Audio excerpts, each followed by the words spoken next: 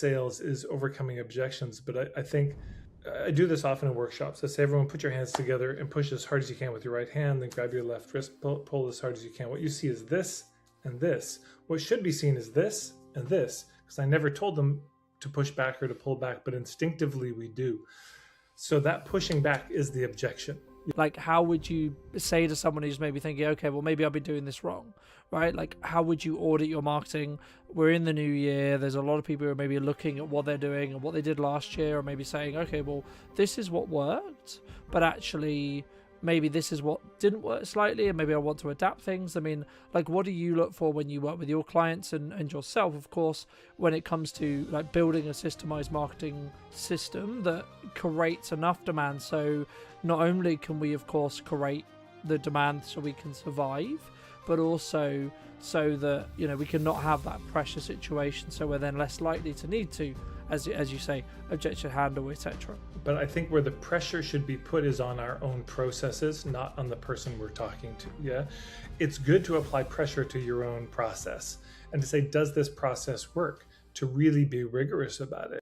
Hello, my friends. Welcome back to a brand new episode of What's Missing in Marketing Today. Today I'm with Tad Hargrave from the opposite side of the world, which is wonderful. Tad and I have known each other for, I would say, probably about 3 or 4 years, and his approach when it comes to marketing is what I would call a breath of fresh air. So hopefully in this half an hour that we're going to be speaking today, I'll be able to share that with you and hopefully get his intakes on what marketing is going to look like in 2026. But Tad, before we start, what do you think is missing in marketing today? I think the biggest thing that's missing in marketing is the ethics piece. I think most people would attest to, give lip service to, a kind of shallow version of ethics. Most marketing copy I see says, well, you know, of teachers says, well, learn how to market without being pushy or sleazy. But I find their tactics still sometimes pushy and sleazy. And when I say ethics, I think the big thing that's missing is a real commitment to getting to the truth of if this is a fit, over the commitment to doing whatever it takes to get the sale. And I see in so much marketing, there's a lot of rationalization for the selfishness of, I'm going to just get the sale, rather than I'm going to see if we can get to the truth of if this is a fit or not. And if it's not a fit, you know, we bless and release. Do you think sometimes I guess what you're like, the level of pushing and a lot of your work you talk about, and building off what you were just discussing about ethics, do you think it comes from a level of scarcity? What if I need this person to say yes? I need, you know, whether it's a cash flow concern or whether it's just, you know, I need to validate my own opinion or view for this person to say yes. Do you think that's why people maybe sometimes come across in that way? It's a good question. You know, why do we push? Well, I mean, I think part of it is just, yeah, we're, of course, we want the sale. We want to make our business work. And I think we've just come to think that that's the best way to get the need met. Let's just say there's a financial need. And we think the best way to get my need met is to push or manipulate. So, of course, this is broader than marketing. This happens in romantic relationships, happens in family and friendships, where we think, well, if I want to get my needs met, I can't ask the other person for consent. I'm just going to have to kind of I'm going to have to get what I want. I'm going to have to use some underhanded, shady tactic. But I actually don't think that's the best way, even selfishly, to get what we want. I think the best way to get what we want is to do the ethical approach. It's, yes, do we need sales? Of course we need sales, but it gets tricky when it's, I need not just I need people to buy, but I need this person to buy. As soon as it gets personal and located on this person, I think that is a kind of scarcity trap. We, you know, are under this spell of, if this person doesn't buy, it all falls apart. You know, if this person doesn't say yes to me romantically, then that's the end of everything. And that puts then a lot of pressure on that person, on that situation, on that sale, for them to say yes, rather than thinking, okay, I need people to buy. So how do I create a system? How do I create a structure that results in enough people buying, rather than how do I come up with strategies and scripts and tactics that will get this specific person I'm talking to at any moment to buy? Do you think it's kind of, in some ways, I mean, like, the thing that jumps to mind to me is the term that would probably be described as objection handling, right? Like this constant pressure of someone's kind of saying no, or they're not ready, or they're not the right fit, or they're not the right fit on price, or whatever it may be, and we need to objection handle that, right? That's kind of, I guess, what's pushed into culture or pushed into sales, or there's a lot of content online talking about that. I mean, what would be your response? Would you say, yeah, that is something you can do, and if so, what maybe is that, or maybe shouldn't we do that, and is there another approach that maybe people are missing? Well, I mean, it's interesting. The whole handling objections, it's worth taking that into sex and dating and see how it lands and sounds. Somebody wants to date you, you don't want to date them, and they start going into this intellectual assault on you of why you're wrong and it's really a good idea when you're just not feeling it at all. Um, yeah, so there can be too much pushiness, but this is the trouble. I think people obsess about, they think the real skill in sales is overcoming objections, but I think I do this often in workshops. I say, everyone put your hands together and push as hard as you can with your right hand, then grab your left wrist, pull as hard as you can. What you see is this and this. What should be seen is this and this, because I never told them to push back or to pull back, but instinctively we do. So that pushing back is the objection. Yeah. So we push them first. They push back with an objection to keep their autonomy. And then the overcoming the objections is then applying more sneakier sideways pressure to still push them. So it gets us locked in this game that nobody wins. Rather than going for overcoming objections, I would submit the best thing to do is to develop the skill and the capacity to identify and diffuse pressure when it comes up. So if you notice that somebody's feeling pressure, you say, hey, can we just time out? My intention here is to see if this is a fit. And if it's not, I might know somebody else who can be a better fit for you. But I just want to get to the truth of if there's a good match here. No pressure either way, no hard feelings if it doesn't work out. Yeah, we're trying to reduce the pressure so we can have a human conversation, not add pressure so we get caught in a pitch. Yeah, absolutely. And I think sometimes, especially maybe when it's the reason why I bring back to the cash flow concern is 'cause I think that's the commonality when it comes to when one would want to apply that pressure.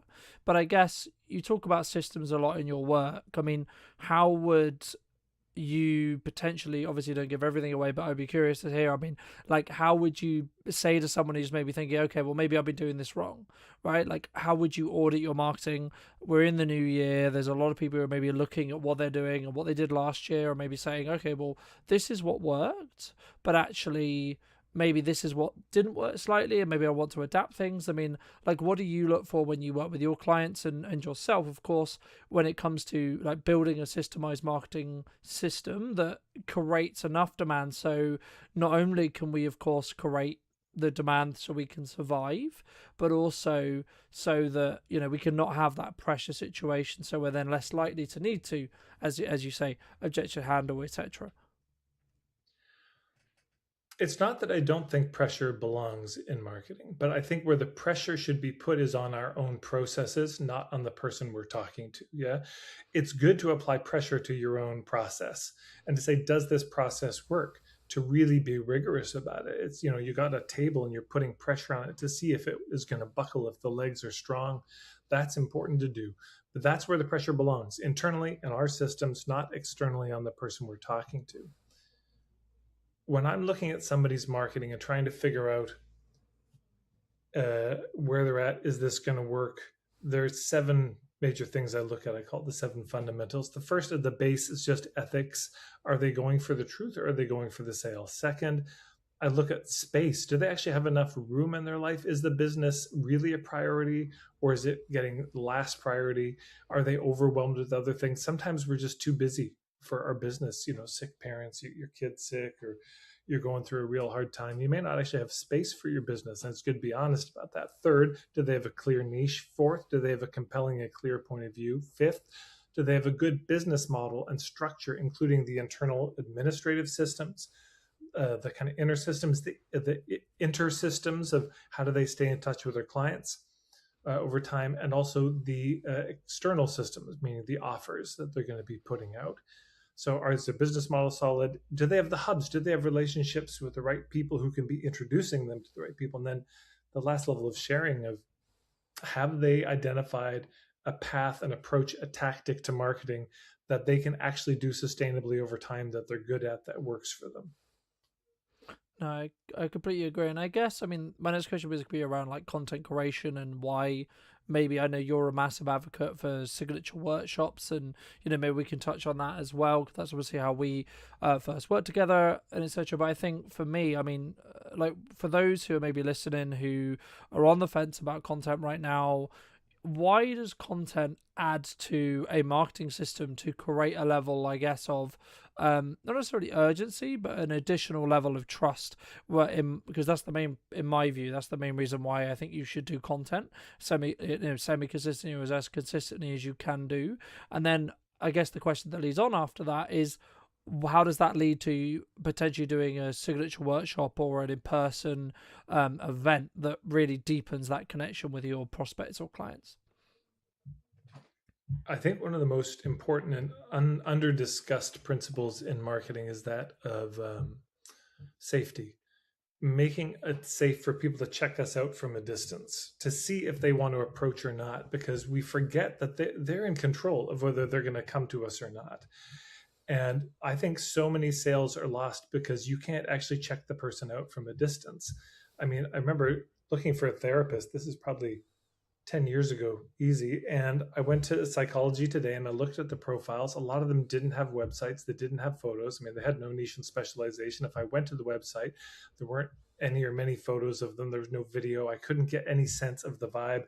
I paid $180 for a session with a therapist. And within 3 seconds of being there, it's like, she's not the one. I could tell from her vibe. It just wasn't there. If I'd seen her in a video for 3 seconds, I would have known. So that's a drag, because she could have had somebody in that chair who would have been thrilled with her, who would have been a long-term client. So she's paying the opportunity cost of not filtering me out. So content, to me, is the long game. Content is a way that people can check you out from a distance. Like in my membership, I always ask people, how did you hear about me? How did you come here? And almost everybody says something like, well, I was following you online for years. So that's important to know. You'll have all these people silently following you, just waiting for the right opportunity, the right price, the right offer, the right moment. And if you weren't staying in touch with them in this way, then you weren't going to get the sale, because all that content builds trust. That's number one. But the second thing I'd say is I would really shift the perspective. I mean, I'm being a little pedantic on the linguistics here, but content versus context. That we can get lost in just, well, how do I put out more and more stuff? But it's good to remember, from their eyes, our clients don't actually want content from us. They don't just want more random stuff. Like, more is better in content. What they're desperate for is context as to, why am I struggling? Why am I having a hard time solving this problem? Why can't I get this result no matter what I try? That's what they want to know. They want context on their own trouble. So if your content gives context, that's great.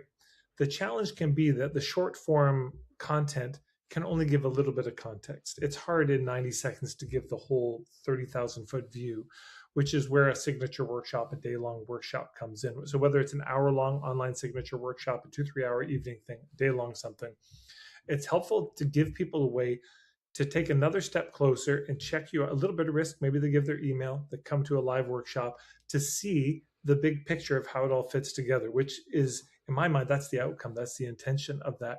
Not that I'm doing the signature workshop to get people to buy. I'm doing the signature workshop to give people enough of a taste so they can figure out on their end if I'm a fit for them or not.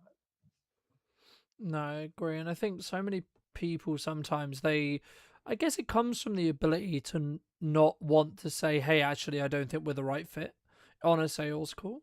Or when that you're working with someone, maybe it's like, actually, hey, I don't think that either maybe we're too expensive for you, or I think we're maybe a bit too overkill for you, or etc.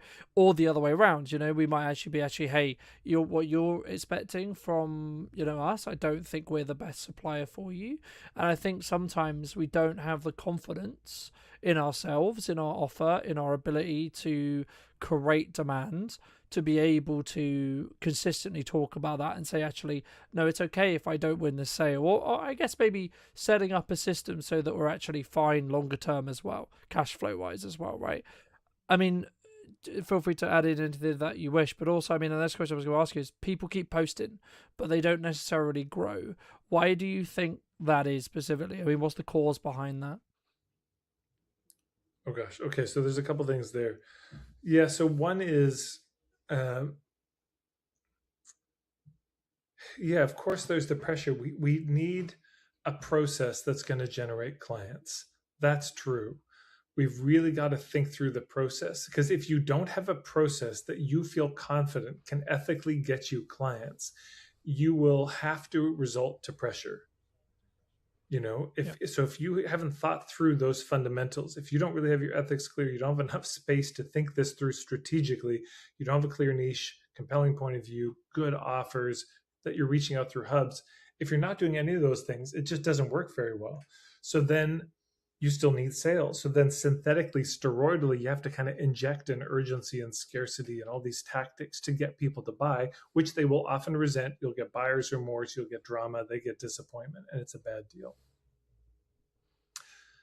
In terms of this question of why do people post but they don't grow, I think part of it is there's an algorithm, you know, and I don't consider myself any kind of expert on social media or what's useful today. Um, but I think part of it is the format that works is not the format we normally do. So I probably actually wouldn't look to my social media as a great example. The kind of format that I'm doing, just talking to the camera, it's okay. It's stable. Every once in a while, one hits big for some reason, but it's that's an okay way to generate content. But there really is a whole formula to generating the kind of content that goes viral that people have put a lot of thought into, around starting with a hook, ending with something satisfying, the use of visuals, editing, text, all that. There is an art form to it that takes a reel that might have gotten 1,000, 2,000 views to like a million or more. And so if your interest is that, there's that. The second thing is that the posting steadily like that is the long game, and I think it's probably changed. I mean, I know a woman who grew Instagram to 2 million just by writing. I don't know if that's on the table anymore. Maybe. But now there's more AI bots. There's so much AI content that people are fighting through, and that really is just content. That's no context for anybody. That's just sheer Mm. distraction, a lot of it. And you know, I think a lot of people are just stepping back from social media in general. So if you want to grow your social media following, part of it is just putting out content that really gives content that's useful. That's kind of the baseline. Second, I think, is you're formatting it and designing it well enough that it's the kind of format that would be shared. But third, I think a lot of the growth on social media doesn't come necessarily just from posting on social media. You're interviewed on a podcast, then you know, you tell them about your link and people find you from that. You do a speaking event, people start following you from that. You email your list maybe once a year, say, hey, if you're not following me on social media, I'm there. Oh, and I didn't know he was there, and they go and follow you. It's going to come from other ways, and also ads. I mean, sometimes people just, you know, do the ads to grow their following. I recommend probably more so focus on growing your email list rather than your social media, because that's the point of the social media anyways, is to drive people to your email list. But I don't know, I'm not a total expert in that, but those are some thoughts. No, I appreciate that. And I think, I mean, there was going to be two questions that jumped to mind. I'm so glad you mentioned email marketing, so I did want to touch on that briefly. But just quickly, I mean, do you think AI is going to be completely transformative in the respect to how a business markets in 2026? Well, with AI, generally, you're not going to find me there. Now, I know I can't avoid using it. I am using it. We're using it right now, probably recording this. The meta ads that I place from time to time, I know AI is being used, but it's not a place you're going to find me generally.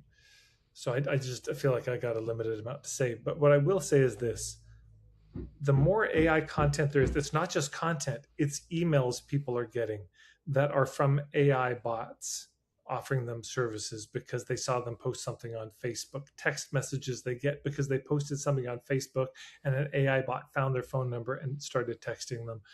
It's the fact that we can't even trust whether the emails the texts, the social media posts we're seeing are coming from real human beings anymore. If this person we're seeing is a person or just an AI video, getting harder and harder to tell. So I think what's going to be happening is an immense erosion of trust, and the things that have always been true about marketing are going to become even more important. Uh, do I trust you? Are you a real person? Um, do I trust you have a good point of view? Did you come recommended by somebody who I trust? That kind of thing. Yeah. I think I think there's a couple of ways you can look at AI in my view, right? I think you could choose to use elements of it, like Riverside has elements of AI in it, Premiere has elements of AI in it, etc. Like there's these workflows that are built throughout the processes. But I mean, I think a lot of the processes as a whole is sometimes like the workflows can be really beneficial. And the other podcast I did today, we were talking about the fact that actually there's been this kind of counterculture around AI, like people pushing back against what is being deemed as AI slop, right, as a whole. And I guess like it's this kind of lazy use of AI, this lazy curation of AI. And I think that if you're going to use AI, it should amplify and work for you, as in amplify what you would already be doing and make you arguably maybe better or more efficient, etc., which means you can maybe do either larger volume or better quality. But the lazier aspects of AI, I think, will eventually get phased out because it isn't going to be accepted by society by the looks of it, from what we can see at the moment. But before we look to wrap up, because I know you've got a dash, but how do people? Firstly, I mean, I guess this is kind of a two-pronged question. Number one, how should people like look to actually build their email list in 2026? And secondly, then what do we do once we have some data that we can then talk to? Should we go in directly for a sale, or is it still going to be that slow and steady burn? Let me add value, let me get you to trust me, and then maybe, in 3 months, 6 months, 12 months, there might be an opportunity for us to work together. Best ways to grow email lists. I mean, there's probably lots, but the two that come to mind. One, I'd say most important, signature workshops. Get in front of people, talk about what you do. There's multiple ways to do it. It could be, hey, if you come to this workshop, you'll be added to my list, but you can unsubscribe whenever you want. Second, I think that's the riskiest one. Then you could say, hey, you'll be added unless you tick this box, as you're signing up, and then you won't be on my list. And I think the most solid in terms of getting the right people on your list is you say, hey, if you want to join my email list, here's my website, go and you can sign up. And then those people are for real. They really want to be on it. But getting in front of people, talking about what you do, sharing, giving them the chance to sign up for your email list. I think that's the main thing. Also, having something that they might want, a kind of opt in. Now, something they may want may be just a newsletter that's on such a niche topic full of such value, they want to be on that newsletter. That's the best. That's the most important. On top of that, then there could be uh, some sort of offer like a starter kit. Hey, here's something, just as a the ethical bribe, as it were. Join my email list and you'll get this thing. But of course, a lot of people will join for that and then bounce. But then the starter kit, that kind of context that you give them, may bring people back over time. And then, of course, there's just ads, doing ads that drive people. Laura Eastburn is a colleague of mine who I recommend. She does incredible work helping people grow their email list with non-transactional offers. So just like, hey, get on my list because we're gonna talk about these things here. Yeah, so that's how I grow the email list, either ads or signature workshops generally, or podcast interviews. I just think those are more passive, and I don't think they work as well as getting in front of a live crowd. Once they're on your email list, I mean, I think a general thing is, so for me with this ethical marketing starter kit, when people sign up for that, there's immediately what we call the handshake offer, where it's like, hey, you're interested in this, so here's an offer. Normally you pay $140 for this, but it's $50. So save $90 on this one-time offer. And it's, for me, I just picked the issue that I knew most of my clients had, which is how do I articulate what I do? So we give them an offer, and then the rest of people join the email list. There's a series of emails they get, which all have a connection to the membership that I have.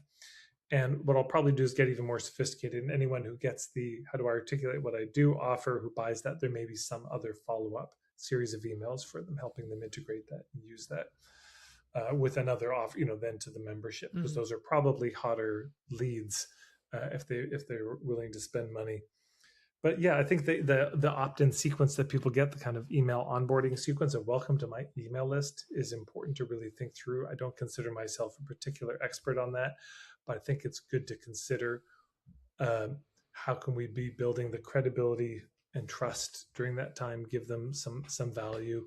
And then that email opt-in series should certainly be clear about what the next steps are, because people could otherwise be on your list for a while, not even realize you had a membership, not realize you had a mentorship program or a school you run or offers you do.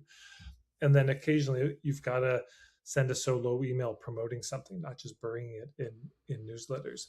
But the main thing is, how do I make this email list amazing? How do I make a great email newsletter that people actually want to read, that's useful for them? That's the most important thing. Fab. And for those who've enjoyed the time we've spent together, Tad, where's best for people to reach out? Where's people to check out what you're doing, maybe join your email list, etc.?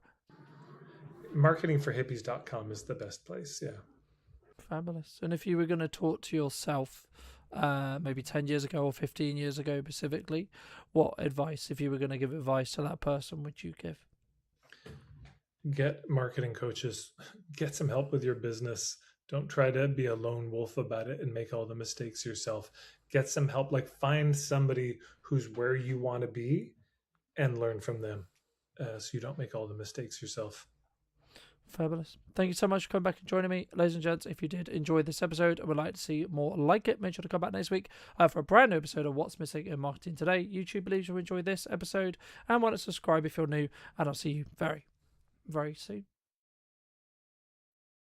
What do you think is missing in marketing today, Connor? I think aggressive patience is missing from marketing today. A lot of people jump from trend to trend. A lot of people jump from thing to thing. You very rarely see people stick it out and target one format, one platform, one approach for 1 year. That is boring, but boring actions tend to produce sexy results. If video is genuinely failing you, I don't think it's necessarily the fault of the video. It might be the structure around it.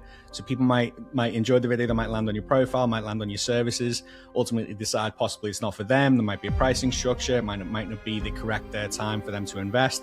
So there could be a multitude of reasons, but I would say consistency on camera, deliberately speaking to your ICP over and over and over again. If you're doing that, and you're not seeing sales, then I would say strongly the video is not the problem. That's fine, that's fair enough. So maybe you haven't been as aggressively patient as I mentioned.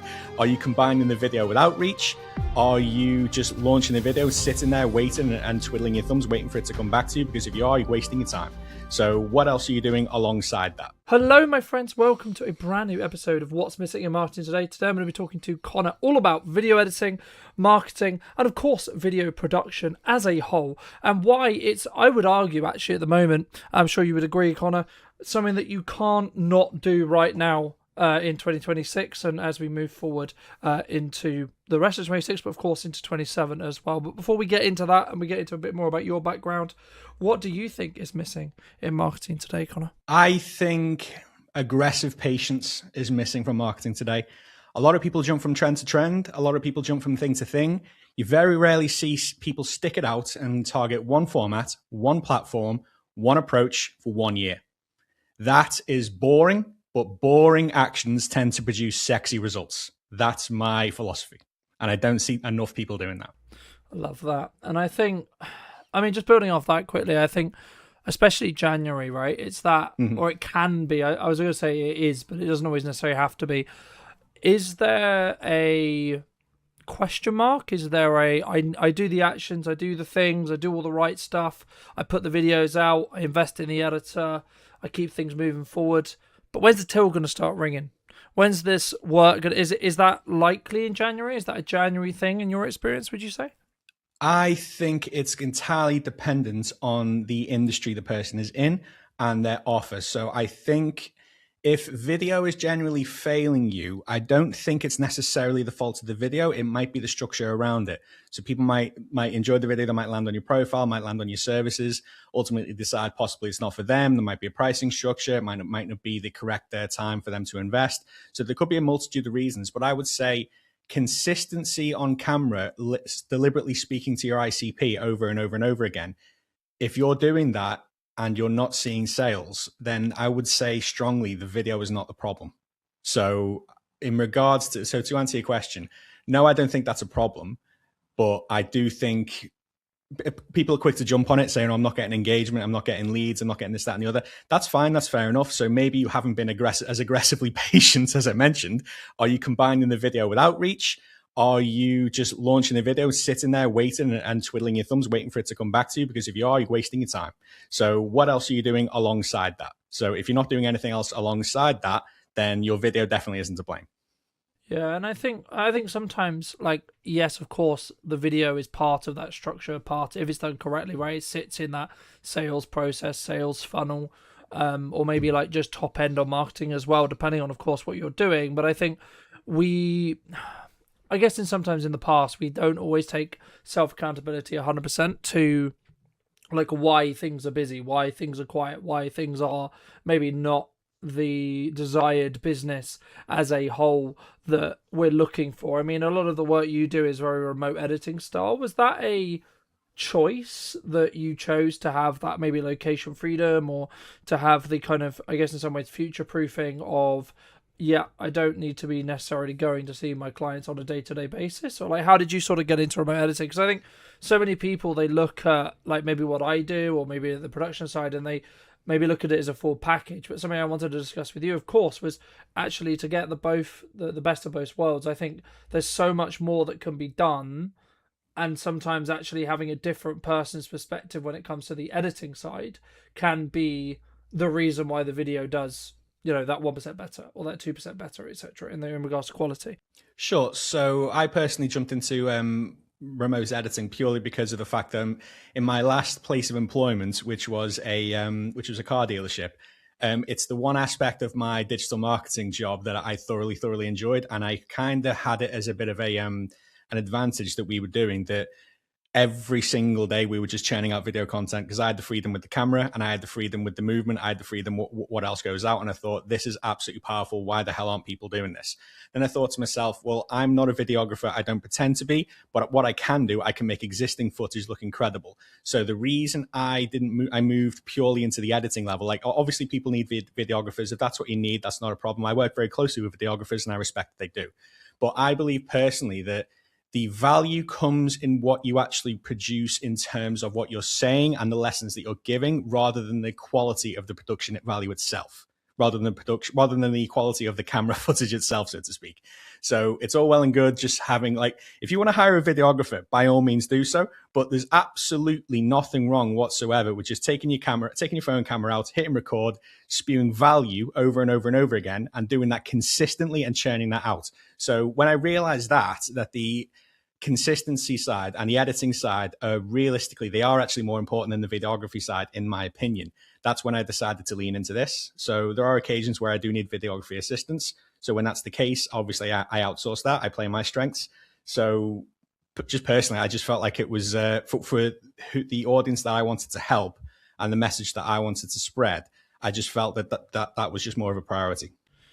I think that's an interesting point, man. I think sometimes we look at maybe like what the Stephen Bartlett's of the world are doing, or the insert large name here are doing, and we maybe don't necessarily consider that. I kind of agree and I kind of don't agree with your point in regards to production, right? But the reason why I think it's different is because it is about the perception you want to give over every time, right? I agree.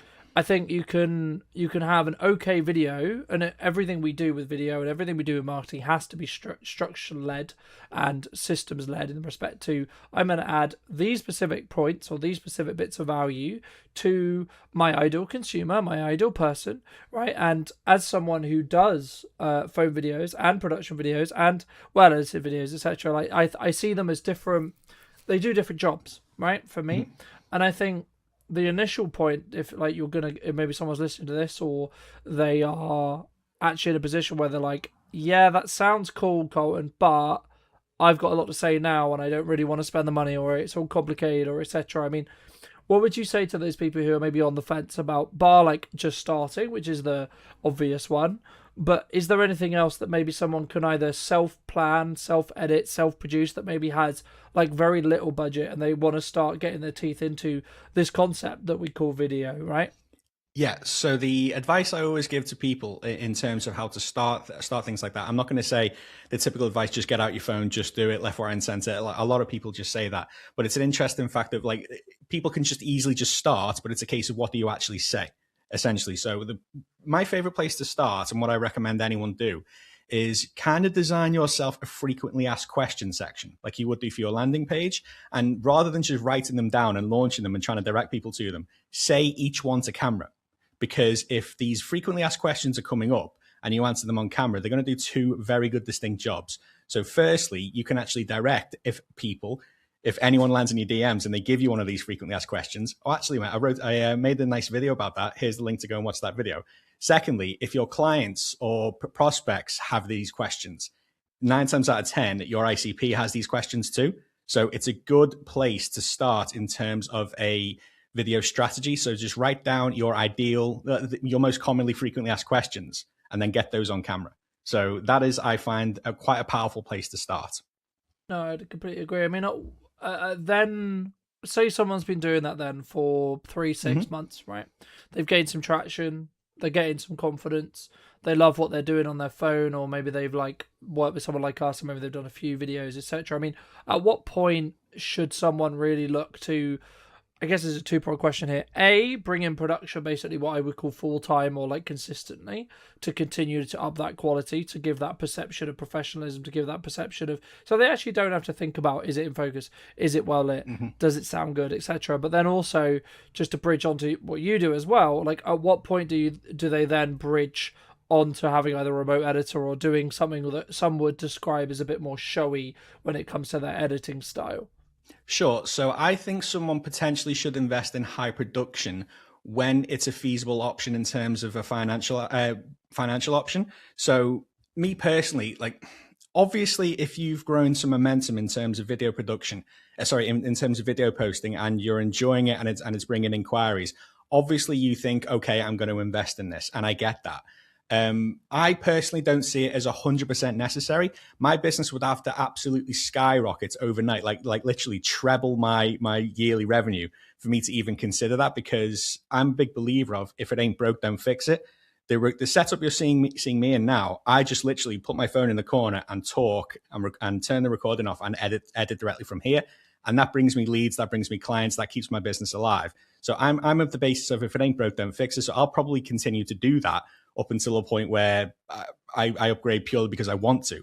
So to answer your question in terms of upgrading content quality, ask yourself these two questions. Firstly, is what you're doing working? And secondly, is it really necessary? So if it isn't really necessary and what you're doing is working, in my opinion, what's the point? So if something's working, why change it? And secondly, to answer your question about when someone should invest in an editor, I think personally is when the financial aspects come to light, but also to the point where if you've got your recording set up and your recording structure down and you're ready and you understand the value and you think, okay, my time is better spent handing this off to an editor, and then I can reinvest that time into actually generating more leads and more business, then is the right time, essentially. Because editing, if you're not a professional editor, well, even for me, I'm a professional editor and it takes up a lot of time. Editing can absolutely chew through your day. So when you're a founder, when you're an expert, when you're a business owner, realistically offloading that process and then reinvesting that time elsewhere probably will return your investment tenfold over time. Absolutely, I think that will. So the time aspect of it, I think we all know as business owners, time is more valuable than money. So when you offload that and it stops chewing through your day, so in the case of anyone who works with me, for example, you record your footage, give it to me. Within 3 weeks, you've got your highly polished content ready to utilize. You can spend that 3 weeks concentrating on your business and maximizing cash flow or whatever it is that you do. So it's that peace of mind, really. So when you're ready to buy peace of mind, essentially, and you feel like, yeah, I can actually offload this, that's the right time to pull the trigger. I think I completely agree, and I think as well, like that would be, and it's, I guess in some ways it's actually down to, as we said at the beginning, kind of around what that business is really Hmm. looking to build. So, you know, a lot of the people we work with is professional services.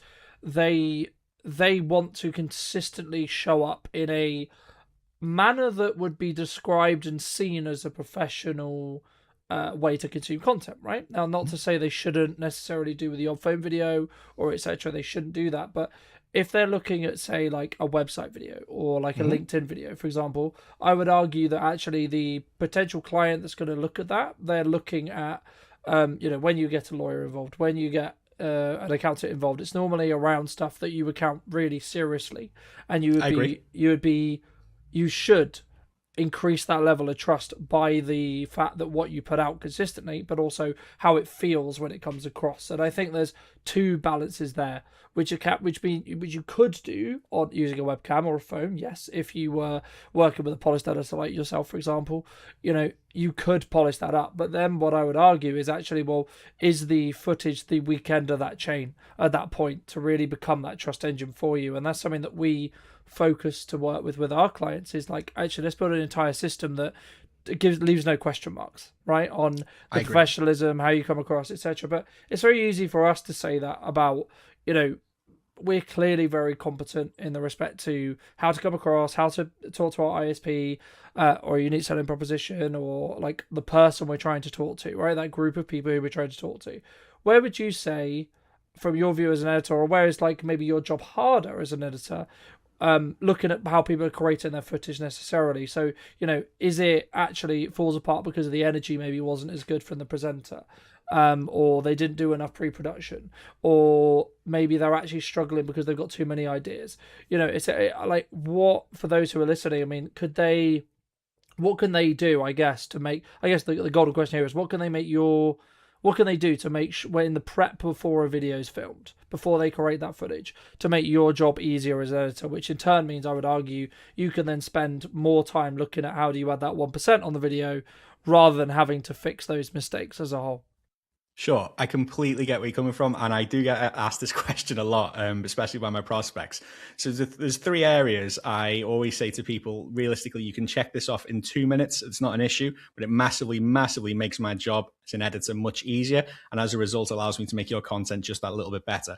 So, firstly, lighting. A lot of people undervalue this, and like the value of a good light setup can seriously affect your content quality, because obviously with low light, pixelation is seen a bit more easily, and relevancy and relevant to that edit, it does actually make my job a lot easier. So if you don't have a ring light or anything like that, a very easy hack: just simply stand in front of the window. It's that simple. Natural light is very, very good. So make sure you have a decent lighting setup. Secondly, I want you to remove as much friction as possible from the setup. So therefore, it actually makes your life easy. And once you enjoy it and your life is easy, it makes my life easier. So what I mean by removing friction is, I want to walk you through that setup just before you actually pull the trigger. So in the case of me, for example, I have my phone set up in the corner, but I always have my phone plugged into my laptop at all times. So whenever I'm finished the recording, as soon as I press stop, it's automatically synchronized into my laptop, and within 5 minutes, it's already ready and uploaded on my Premiere Pro. So if you can reduce the friction between once you finish recording and then getting that content to me, it's going to reduce your mental load massively, I would say. So in order to actually do that, I tend to walk my clients through the process from start to finish before we actually start. So I make sure they have a G Drive set up. Sometimes I'll make sure they have the G Drive app already immediately set up on their phone. So when they're actually done, I can make sure they synchronize it directly to my file without me even asking for it, essentially. So reducing the friction is one of the easiest things we can do. And thirdly, if we can help it, so, and this is dependent on where we're actually placing the footage. So I like to work for LinkedIn and YouTube, but what I will actually ask my clients to do, I will actually ask them to record in landscape. Even if we're going for portrait, I will actually ask them to record in landscape, but I'll make sure they position themselves in the middle third and with plenty of scope above their head, because that serves two purposes. One, I can very easily repurpose that to portrait if I need to without dropping quality. And secondly, it gives me as much versatility as your editor as possible. Because if you record in landscape with enough scope to actually repurpose the portrait, you only have to record once. It's that simple. Because a landscape video, you can add captions and that goes straight on LinkedIn. That footage then can be cropped for portrait. It can also go on LinkedIn, can go on Instagram, go on YouTube, and the obvious one, that can also go on YouTube itself. So I try and reduce friction in that sense by making sure they have good enough lighting, making sure the process is as easy as possible for them, and making sure that they give me as much versatile content as possible so I can cover all grounds, but just by a single 5, 10, 15-minute recording, essentially. So founders like it when you reduce as much friction as possible. So basically I say to a founder, all I need you to do is get in front of the camera 15 to 20 minutes per month, and I can basically cover all grounds for you. So I'm all about reducing friction, and founders love that. Yeah, no, I completely agree, and I think that's one of the reasons why you should bring in a quote unquote pro, right? Like I think we know the systems and the ways that we need to create the content that's going to then perpetually perform. I guess the lead up or the reason why someone would then do it would be, is it just that planning stage in respect to like because I've always been a big advocate, especially this year and the kind of the back end into last year, where I'm spending more time in for my own content, but also for clients as well. I'm spending more time in the pre-production window of time than I'm actually spending when it comes to actually like production time. So when I have that production time in a studio, when I have that production time with that client for the day or etc., depending on what we're doing, there's no question marks on how we're going to utilize our time. Sure. I think for me, I think that's the key, and I think that's what sometimes people don't focus on as a whole. Like, because then your job as an editor, then my job as a production professional is going to be, let's add that. Let's really tune the language. Let's tweak instead of having to maybe problem solve on the day about, oh well, we've got this extra time. What can we use it for, etc. I mean, is it? I guess the question then runs onto that: is it better to have is a quality and quantity balance, right? Because some people was going to say that you should be posting, say, once a week on LinkedIn, for example, or once a week on YouTube, and that should be the best video it possibly could be, right? Others would say actually you should post on the daily or multiple times a day to be able to hit or learn from your audience, your ISP, etc., related to what they really care about. So then you can create maybe the more polished videos, etc., or if you've got that kind of rhythm. But I guess the golden question that maybe someone watching this would be asking would be, how would you say someone should tackle their socials if their objective is going to be they want to be visible and they want to actually make it work for their business? Because it's very easy for us to say, well, you should do X and Y, but everyone's going to ask, well, what's the golden answer then? Should I be daily? Should I be weekly? Should I be monthly? What do you think? I think the sweet spot for video content, especially, so we'll take LinkedIn, for example. I think 3 times a week, at least, should be your golden spot. Because of that, I always we offer 12 videos a month as our package, and for that very good reason. But I find three times a week is the sweet spot, because there's always that debate over quality versus quantity. I believe in quality at quantity. So 3 videos a week gives me enough scope to give you enough attention on that video to make it very high quality, but at the same time enough leverage to not overproduce, so to speak. So I've kind of found that sweet spot. So I think 3 times a week should be your preference. And I don't think, because if I see 7 videos a week from you, if I see a video every single day from you that's relatively basic, yes, you might be getting your message across, but you're kind of limiting yourself in the fact that you might not be standing out as much as anyone else you might see on the platform. But at the same time, if you go super, super, super high quality and you're only posting 1 video a week, you're almost limiting yourself in the scope that you can be seen. So balance is key in this area. So that's why, after thorough research and thorough planning, myself and my wife came up with the prospect of 12 videos per month. Like, we do feel like that's a very good balance. And are they all in terms of short form? Yeah.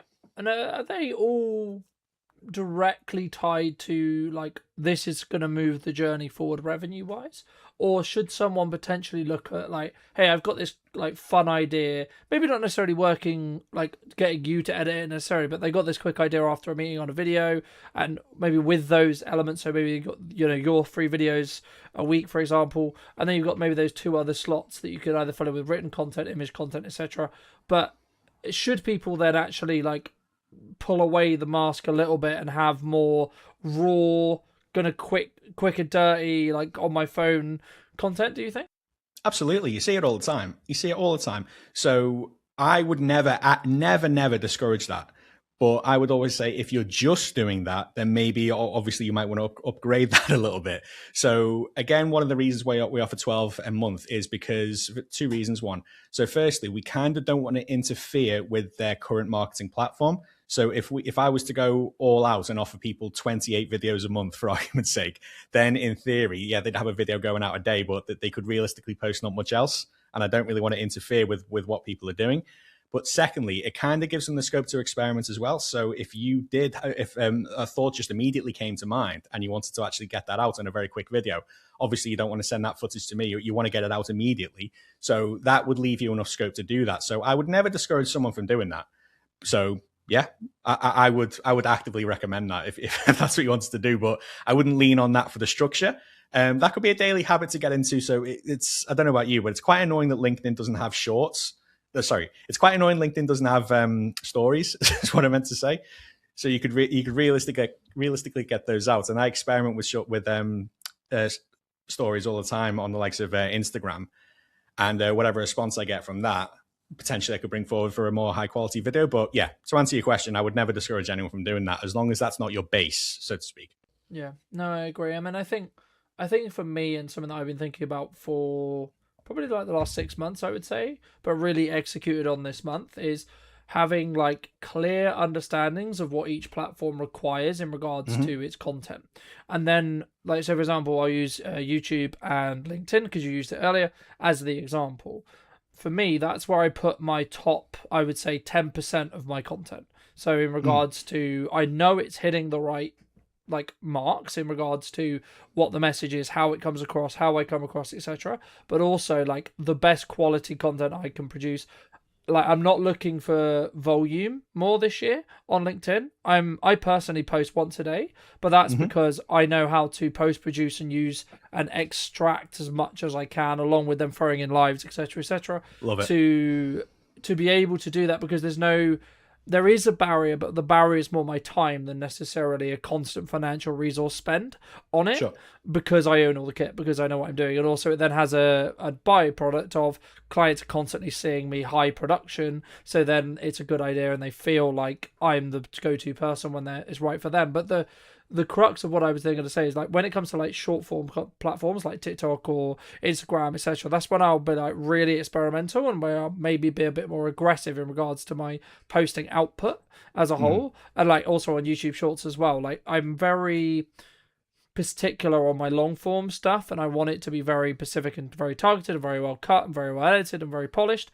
But also but then on the short form stuff, it's like, actually it's only going to have a shelf life of maybe 12 hours, and it's where I get to experiment with language. I get to experiment with, like, look for those outcropper videos. And even if I first film it on my phone, I'm testing language, I'm testing reaction, I'm testing how well did it do when I did it on my phone, because then when I come into a studio day, or I look for a performance video, or I look for like a podcast theme, I can then take those themes that I already know work with my audience and then go, okay, cool, we can now polish those up. So you're not necessarily going to invest time, energy, and resources and editing time and so on potentially dead topics. But it leads on to my next question, which was going to be around, like, you talk a lot about shipping content, right? What would you class posting, or someone who's just recording content, and then versus like shipping content? What's the difference between those two for those who maybe don't know? Okay, that's a very, very interesting question. So I would say that's a very good question, man. If I'm just shipping content, to me, that sounds like there's not too much intent behind it. I'm just showing up for the sake of showing up. Whereas if I'm posting intentionally, like, I don't make a video if it doesn't help my ICP in any way, shape, or form. I have deleted a YouTube channel with about 350 subscribers and about 75 videos on there purely because they don't speak to my ICP anymore. But if I was just shipping content, I would continue to feed that channel left, right, and center. But it doesn't serve me anymore. It's pointless. So I'm starting again completely from scratch with that. But to answer your question, shipping content to me, like it doesn't sound like it's part of a strategy. Whereas if you're posting intentionally, like every single video should realistically serve a purpose, and that purpose as a business owner should be to serve your ICP or to solve a problem for your ICP essentially. So that's what I think the difference is. No, I agree. I mean, I think some things people get wrong at the beginning is I think they maybe jump into execution too soon, right? And that sounds counterintuitive, right? Because surely, yeah, okay, Colin, but surely I want to put stuff out there so that I can make stuff happen and get some inquiries and get some work going and you know, keep the bills paid and so on, right? But yeah, you should. But the thing which people sometimes don't consider is actually, what if what you're saying, yes, it's on brand to you, as in you are the niche in my view, but what if it doesn't respect the prospect's time, the person you're trying to talk to, the person who you're trying to ask for money or a value exchange, which is what we're asking for when we look for money, right? We're looking for a value exchange. Is that potentially adding, inspiring, educating, or etc. when it comes to the content? But I guess the question that comes, and maybe this is about you and your other half's like positioning as a whole, but like when a business is looking at doing marketing as a whole, this is a more general marketing question, and you're looking at maybe positioning, right? Like when you were coming up with your remote offering and you were looking at it, did you do research? How did you go about your positioning? Because I think for me, the more I've been in business and the more I look at what we're doing, the more positioning has come to matter. And actually, that's why I've come to that bit that I talked about earlier with long form stuff, where that's the key, because it's on LinkedIn and because I know it's going to be consumed by a demographic in a certain mood. I need to make sure that content does a job in correspondence to when someone's scrolling at home on TikTok or scrolling on Shorts or scrolling on Instagram. So my positioning will be similar in regards to what I talk about, but it will be positioned in a different way. Just to reiterate the question, I mean, how did you come up with your own positioning? And then maybe after that, how would you recommend people listening to this potentially come up with their own positioning themselves if they're in that process of either tweaking what they're doing or adapting as a whole? Sure. So my positioning, I wanted to come from a position of what am I taking off your plate and how am I making your life easier, rather than trying to sell how good my video editing is. When I was doing initial research on the market of video editing, a lot of the market, and when I say a lot, I mean like 95% of the market, they try and position themselves as one of the best editors you can work with, and they try and sell editing quality. So trying to sell what you're good at as opposed to trying to sell the problems you can solve for your ICP, it's not really a strong approach. And I wish I'd taken that approach from the very, very beginning, because I did make that mistake at the start. But it's only when I was a solopreneur, but it's only when I went into a full-on business with myself and my wife that we actually changed that positioning. And we focused on how do I make these people's lives easier, as opposed to how do I show people how good I am, so to speak, which I think is the wrong thing to do. So identifying what problem you solve as opposed to what benefit you give. Like it might sound similar, but from my experience, it's not. And that's kind of how I position myself in the video editing niche.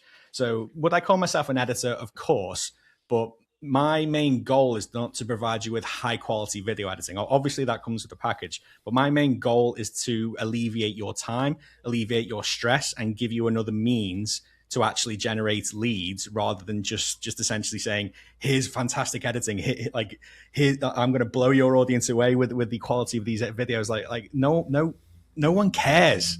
Like, no one cares how good of an editor I am. No one cares of the level of the service you produce. They care about themselves, and they care about what problems that you solve. And the issues surrounding that are almost irrelevant, because you should be, any business really solves a problem. You know, you go to a supermarket because you're hungry. Any business solves a problem. You go to B&Q because your bathroom's falling apart. It's a problem that needs solving. So that's essentially what we positioned ourselves as problem solvers. We need to help you alleviate your time back, so you can spend this on something that's going to keep business rolling in, as opposed to you're bogged down into editing your videos. So that's essentially the position that we came from.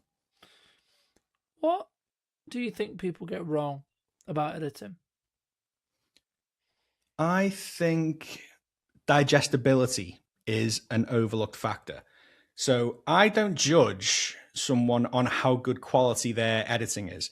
I judge on how well it delivers the information and how well the video actually does its job on either promoting the individual, promoting the service, or just general positioning on the individual as a whole. So there's nothing wrong with producing content that's just captions and cuts. There's nothing wrong with that. You could probably run a 6 or 7 figure business off that.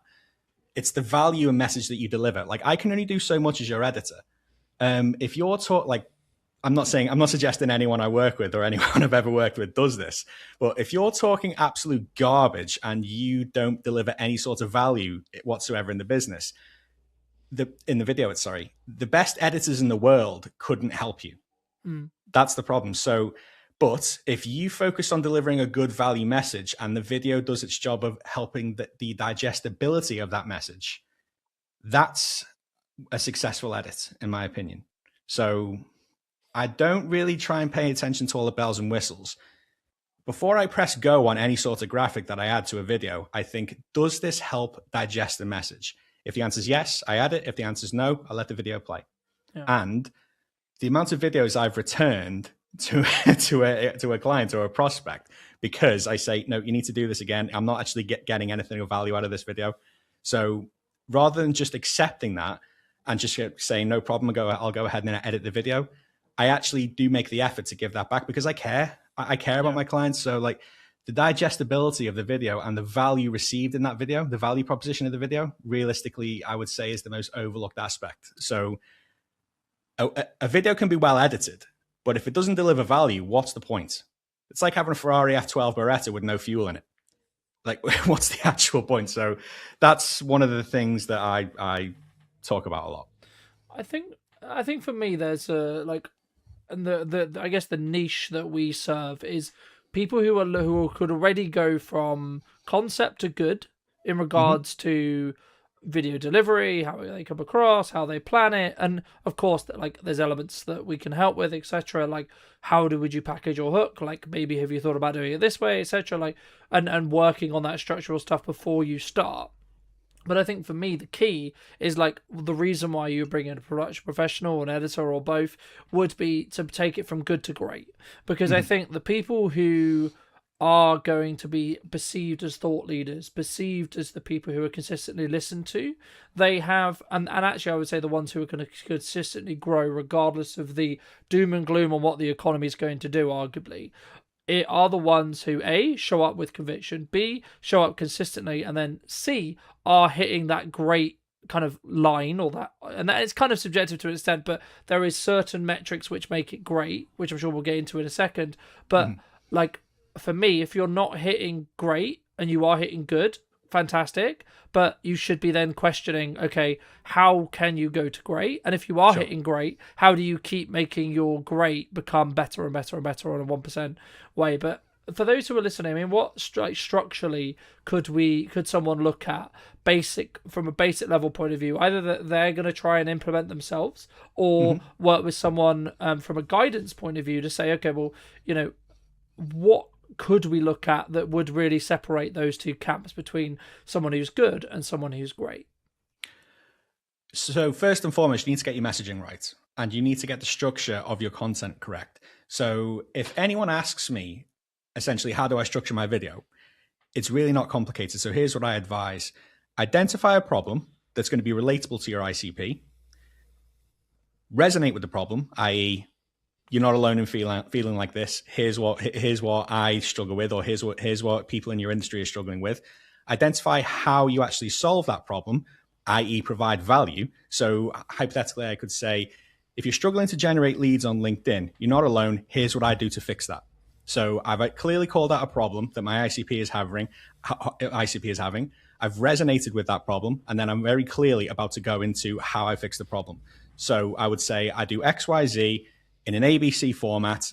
You can do this you can do this quite as easily too. And then essentially I would round it off by saying, remember to do XYZ as well. So kind of extra perceived value during the video. And then I always say, depending on the video itself, if it's short form, I don't tend to close with a call to action. I try and let the caption and the comments do that for me. But if it's YouTube, I tend to interrupt myself, or I recommend the clients interrupt themselves promoting the call to action. So we can touch upon that in a minute. But essentially, that's the structure, the basic structure that I would recommend, and it's really not too difficult to follow. But as a result, it works, and that's what I always recommend. But a lot of the time as well, I try and treat my clients with a bit of respect, because most of the people that I work with, they know what video is doing, they know the value of video, and they've actually been doing it for a long time. They just need to offload it. So I try not to get in the way. I only step in when absolutely necessary. So I'm having to do that less and less and less, because I've raised the caliber of the people that I work with. Majority of the people I work with are founders. And like I said, they already know the value and they already know essentially what they're doing, and I don't get in the way. So, but if they ever need assistance, or if anyone listening ever needs assistance, that is essentially the structure that I follow. So identify the problem, resonate with the problem, offer a solution with the problem, and then add extra value at the end, essentially. So that's the basic structure to follow. So if you're looking to proceed or looking to build on that, that's essentially what I would advise. No, I completely agree. And I think, I think there's kind of two points that I would make here. One would be like, in most cases, the reason why someone would hire a production professional or an editor is the time save. But that does then come with the question of, okay, well, how does AI fit into this? Because there is, I would argue, there is reasons and potential ways to use AI, and then there is other ways where we maybe shouldn't use AI. I'd be curious on your view. I mean, should we be using AI? Is it something that actually, I guess the worst case scenario, like, is going to take all of our jobs, or actually is it just a part, or is it going to become just part of our workflows? Oh, I use AI. I'm not shying away from that, and I'll say that without any shame whatsoever. But do I use AI to edit your videos? No. I use AI to help me identify hooks, help me identify structures, help me identify the captions, and help me generate captions. So I use it to amplify my deliverable, but I never lean on it way too much. So am I afraid that video editing will take... sorry, I'll start that again. Am I afraid that AI will completely take over video editing? No. Can you use AI to actually take over your video editing now? Yes, you can. A lot of people lean on Opus. I would never recommend Opus for one simple reason only. It's crap. It's absolutely crap. You can very easily see an Opus video these days, and I get the fact that you're leaning on you're trying to alleviate time by doing so. I completely get that. If you're going to use Opus, I would use it to identify parts of the video that would actually make a good clip, because it does rank them in terms of virality. So I would lean on AI to actually assist with what you're doing. Don't use AI to actually completely take over the deliverable. That's just wrong, because your client could literally do that themselves. They just yeah. So I use AI. Everyone uses AI, but I use it in a constructive manner. I use it one that's structurally coherent with what we actually do at Precision, and I never ever let AI take over the workflow. There is always a set of eyes on your work. AI just helps accelerate and fine tune the process. So am I afraid AI will take over my process? No. To answer the question. Do you think, I guess, I mean, you say we'll use Ops, but there's other clippers, of course, that are available. I mean, when you say it's crap, like, what makes it crap, right? There's no variety. The cuts are a bit unreliable. There's no... All the subtitles and the caption formats, they all look the same. So yes, you can pump out videos on at mass, at scale, but one of the main reasons to get on video is to actually help people resonate with you and help people trust you and help show your levels of authority. And if you're just leaning on a format that loads of people do to actually do that, you're not showing any individuality whatsoever. That's just so uninspiring, in my opinion. To say it's crap is probably a little bit harsh, but I stand by it. It is. That's just my opinion of it, and I don't say that because I'm threatened by it. I see it as quite lazy. It's not too difficult to actually like it. I understand some people have budgetary restraints and they might not be able to hire an editor just yet, but it's not too difficult to actually self-teach yourself the basics and just get on CapCut or get on Premiere Pro and spend a bit of time actually producing that until you're at the point where you can offload this. So yeah, that's essentially where I stand. I think for me, and as someone who uses clippers, who uses editors, I I personally have a slightly different view. I get where Sure. you come from with it, but like my view is you should be right. It should be and it's kind of what I sort of treat when it comes to the long form LinkedIn conversation I had earlier, which is like your premier, what I call your premier content, your really top of the line, very like the stuff you script, the stuff you put a lot of time and energy into, the stuff that the production is really sways, etc. That should go to an editor. That should have motion graphics on it. That should have really captivating subtitles, etc. But if you have a clip or a set of clips from a podcast that it's maybe something you're testing. Maybe it's maybe you want to find the best clip out of a podcast, or you want to get a starting point if you're doing it, or your editor wants to get a starting point, or both. I think that's where AI can serve. It's not to necessarily replace an editor. I think they do different jobs in the same way. You would use a screwdriver in some respects, you would also use a hammer in other respects, right? I think the premium brands, the ones that are going to, I would argue, attract the attention, which in turn is they attract the right clients for them, for their either unique selling proposition or their ISP, are going to be the ones who use both. Right, because I think if you, and maybe sometimes where the term comes from and where AI slop comes from, or like your very visceral reaction when I talked about clipping and using AI, I think comes from is because it can be leaned into and can be maybe over leveraged in respect to like, oh, I can just replace you with this thing, right? And I think with a mix, I think is the best maybe middle ground. And I think actually either A as a mix or B as a starting point is where the value potentially can be there. And I think you need to understand, like, in some ways you need to rank your content. You need to say, because if you're going to be daily on LinkedIn, in the nicest way possible, you probably haven't got the budget, but I personally don't have the budget at the moment, to be doing 7 weekly, like daily videos that are all A star, A star, sure. A star, A star. I would love to, but the reality is going to be like my constraint is time, the same with everyone, cost, the same with everyone to an extent. But for me, I look at it as a kind of the averages, right? So if I'm doing 7 videos, as long as 4 out of those 7 are A or A star, then actually the average can be, then they can be supported by something that's maybe ops clips or maybe a live stream or maybe a written post, etc. Right? I think once you start looking at your content and your marketing in tiers, especially on socials, and then optimizing for what the platforms want you to do, then you have more of a larger ecosystem that then allows you to create the best of both worlds, right? And that's why I think it's not, and I'm always a bit hesitant when people say, oh, you should do AI or an editor or etc. I think it should be right, within reason. I think, because as I say, I think some things need that human nuance, need that human shape, and others are just like, it kind of goes into that camp of, I've got this idea, let me just, bang, here you go, right? Like when I have an idea for a new video concept, like something that's been working for me this year is doing phone videos to test the tonality, and then I'll potentially film that as a walk-in video on a mirrorless camera. Okay, cool. So I'm up in the production quality, but then I maybe want to add captions on it quickly so it can be consumed better on those platforms. But I'm still in that testing phase with that terminology. So maybe it would be slightly overkill for me to get an editor in to do a really polished version of it. So that's when like AI can play in, or like those other things. But just to move back, I guess, I think as a whole, if you're not doing something consistently, I don't believe you can gain competency in whatever that is. So if it's presenting, if it's coming across on video, which will be the common ones we're going to discuss today. But how do people actually get consistent?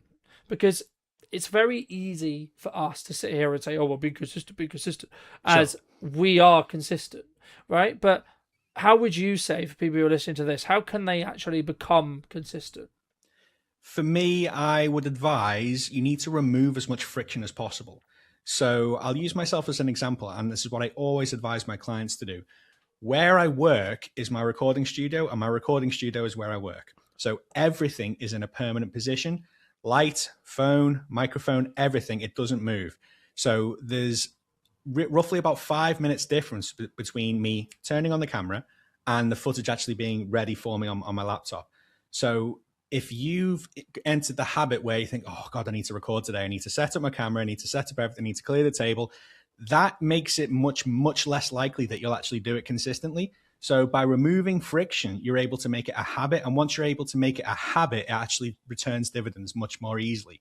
So it's very easy to develop that habit when you remove friction.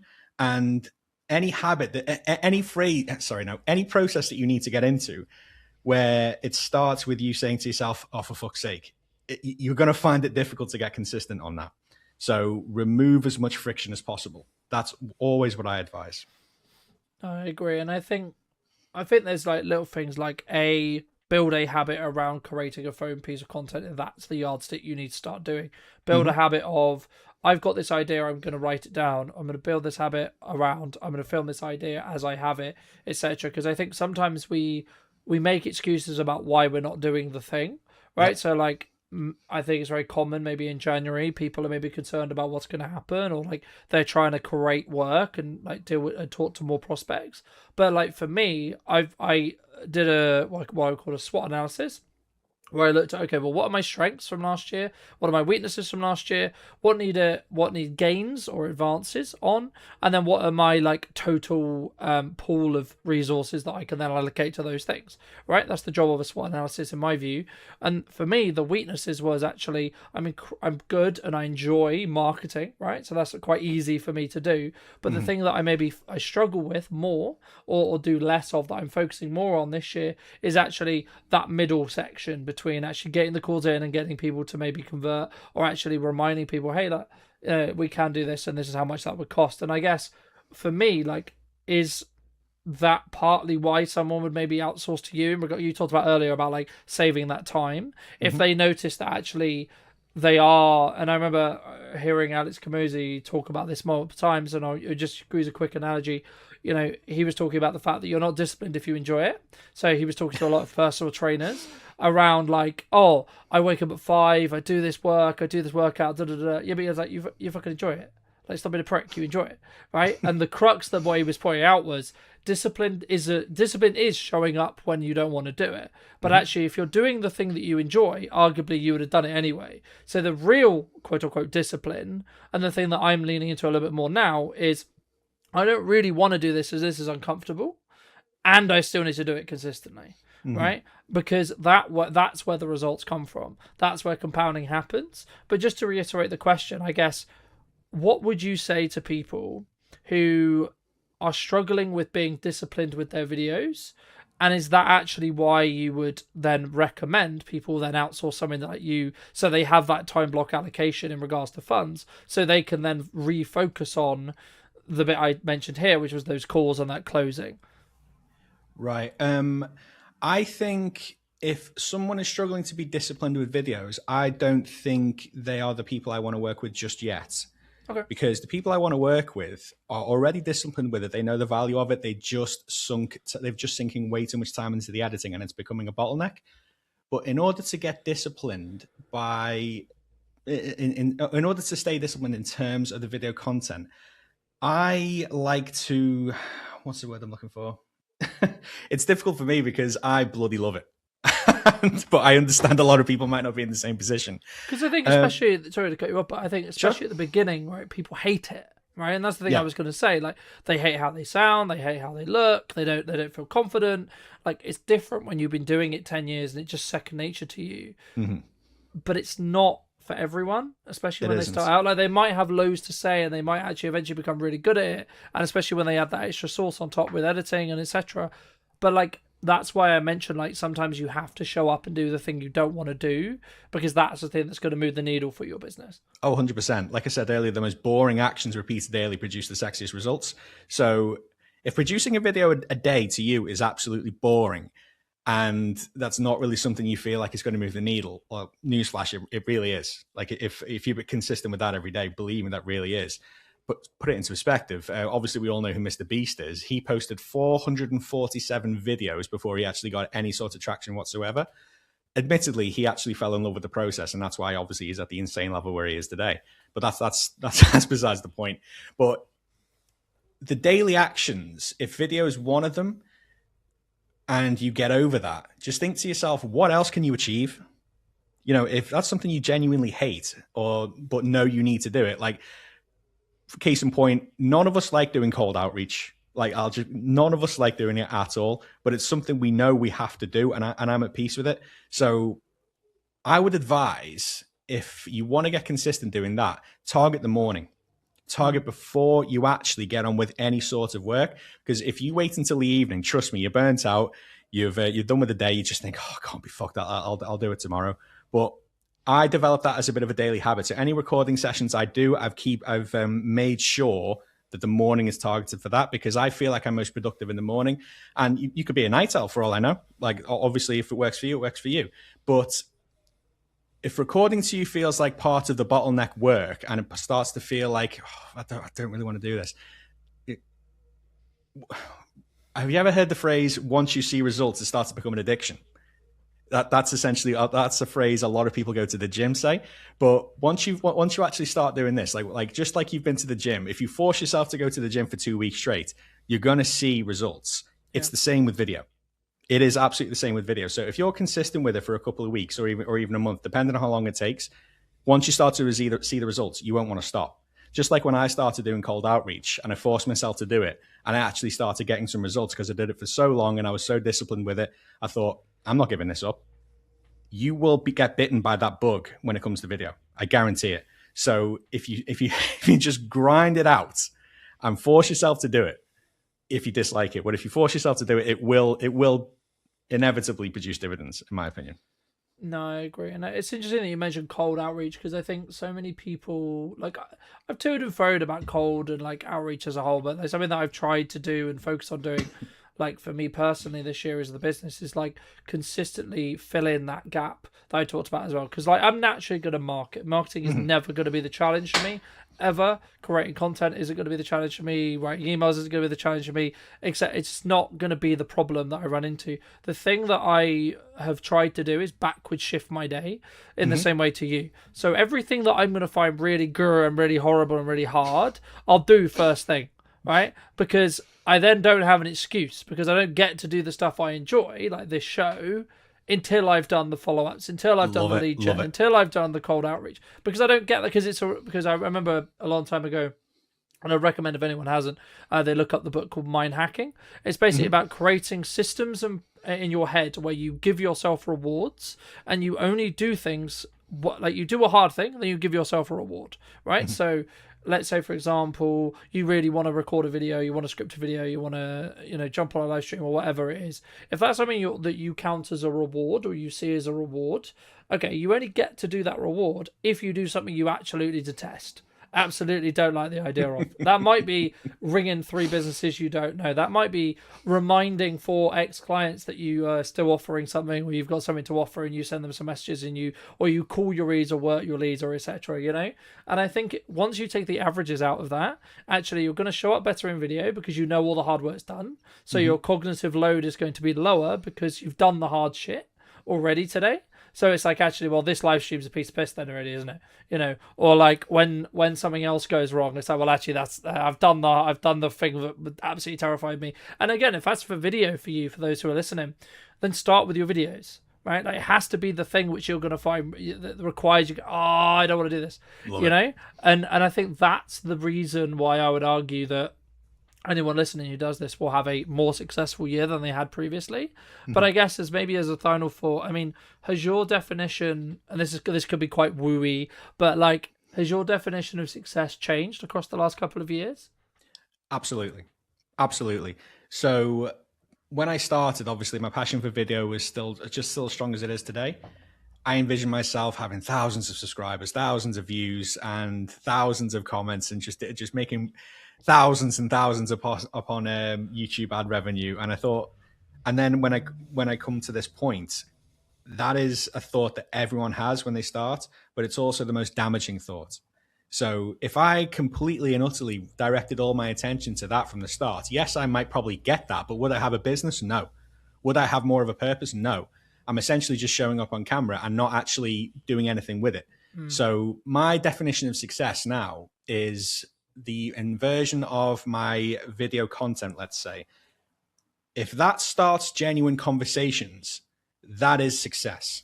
I don't care how many views it gets. I don't care how many levels of likes or comments or shares it gets, as long as it produces something which then I can actually build on. So one thing I've noticed, and this is a huge, huge advantage for starting video content. If anyone listens to this, please take this away. Your video content can become a self-replenishing content loop. So you post a video on XYZ topic, someone comments, you have a little bit of a back and forth in the comments.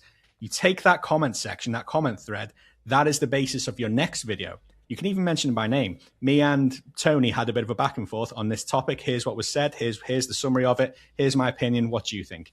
Tony himself is probably going to comment. So nice when I remember this, because how often do you get into a comment thread with someone and then they lift that comment thread and post it on a video and mention you and like, oh my God, I'm in their video. Like that's absolutely insane. And I've started doing that. And as a result, it just gets more and more and more engagement. It kind of compounds like that. So the more actions your video actually produces, the more you can actually build on further videos, essentially. So like I said, it becomes a self-replenishing content loop. And then realistically, if you ride that wave for long enough, I don't think you'd ever have to scratch your head and think what to talk about ever again. So I've only just started doing that, but I found that was incredibly powerful. So that is the metric of success for me. What I produce, has it produced some, what I've produced in terms of video, has it actually returned any sort of meaningful conversation? And if it sparks a meaningful conversation, it can lead anywhere. It can lead to more content. It can lead to a chat in the DMs. It could potentially lead to a sales call. So every video, I just want to reach out to essentially one person. That's all. I don't care how the other video does in terms of engagement. I don't care how it does in comments. And that's what I try and preach to people. So like, I have a lot of people on who I service in terms of YouTube content. And if you looked externally, you'd think I'm terrible at my job.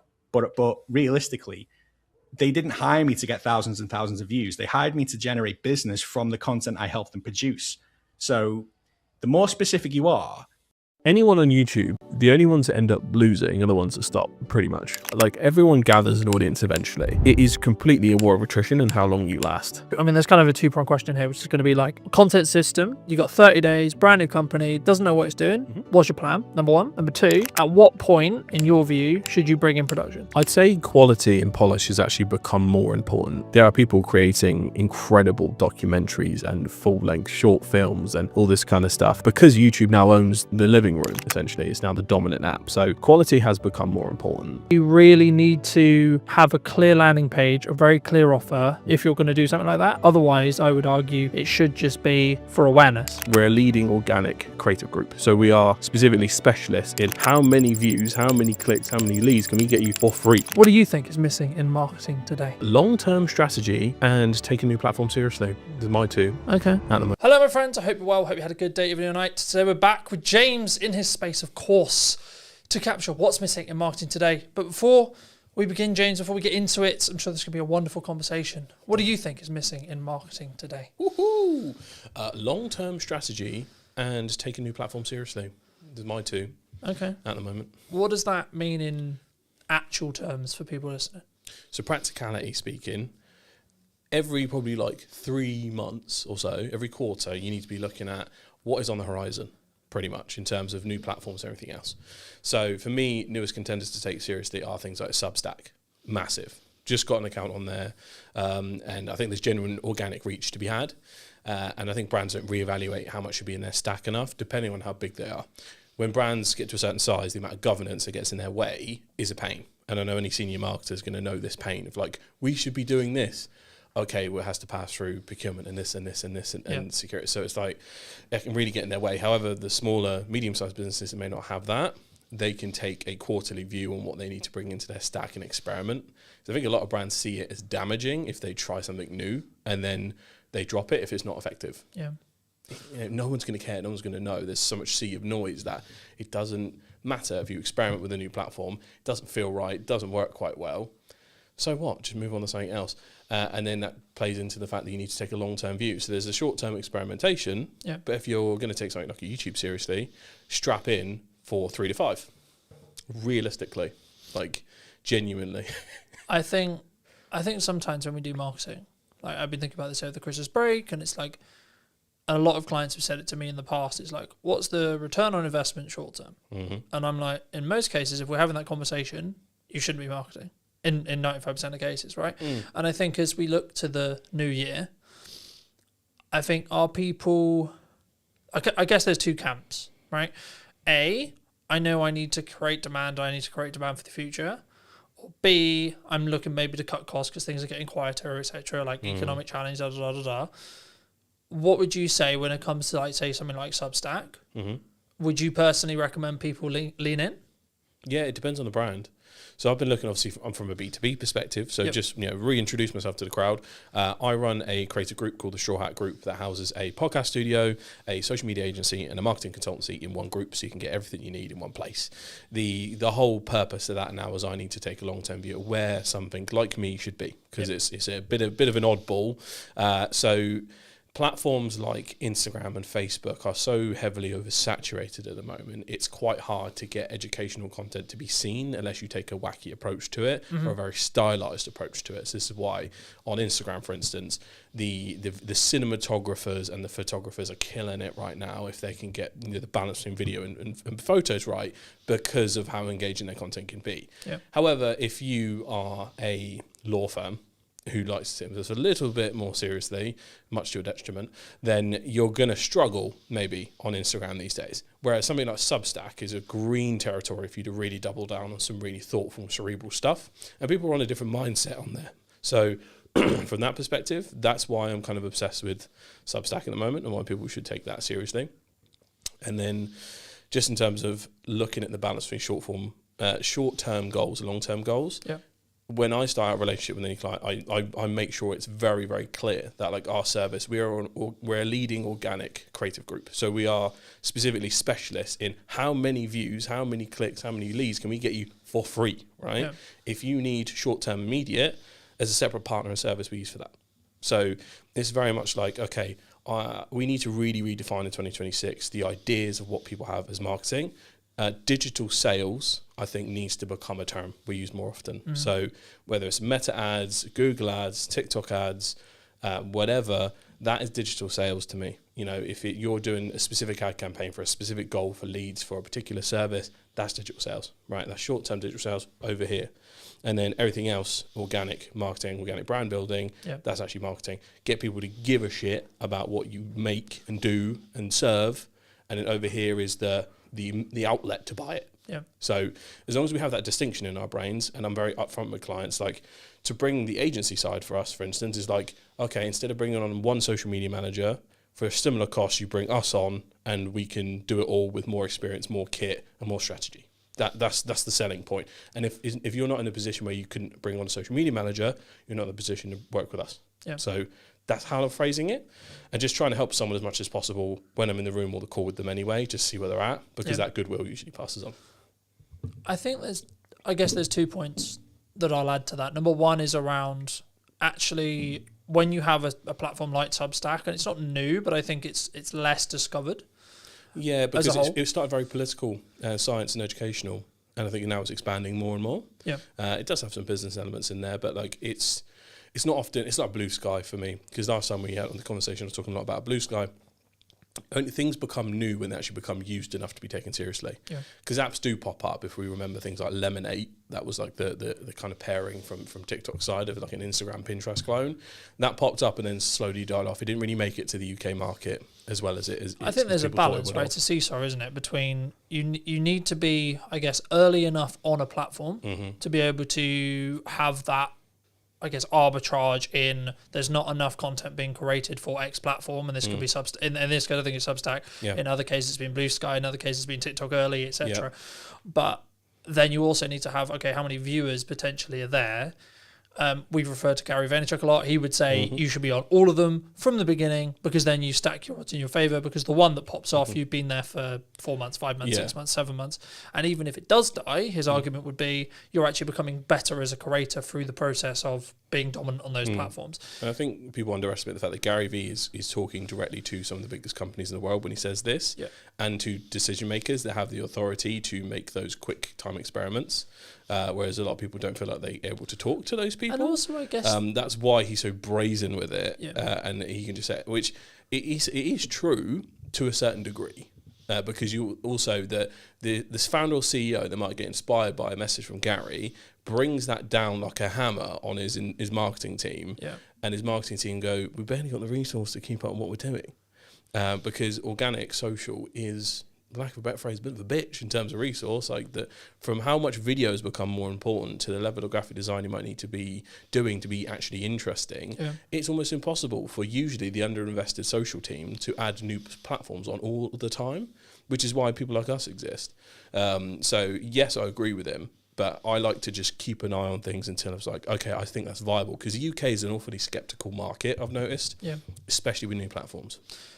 I think that I guess the thing to be aware of when it comes with that, though, is like when you're looking at that size, arguably they have more resource to be able to funnel into the experiment regardless of what goes wrong, because their cash burn or their pot of cash is going to be larger. In turn, means they can do it for longer and they can sort of experiment. And even if it doesn't work, the world doesn't end. Yeah, you know what I mean? Experimental budget, like that's what it's for. And again, Gary has VaynerMedia. People, that is a direct sell for his service to go, here's all these great ideas. Oh, you don't have this. You don't have the resources to implement. Oh, that's convenient. Yeah. Who has two thumbs that can help you with that? This guy.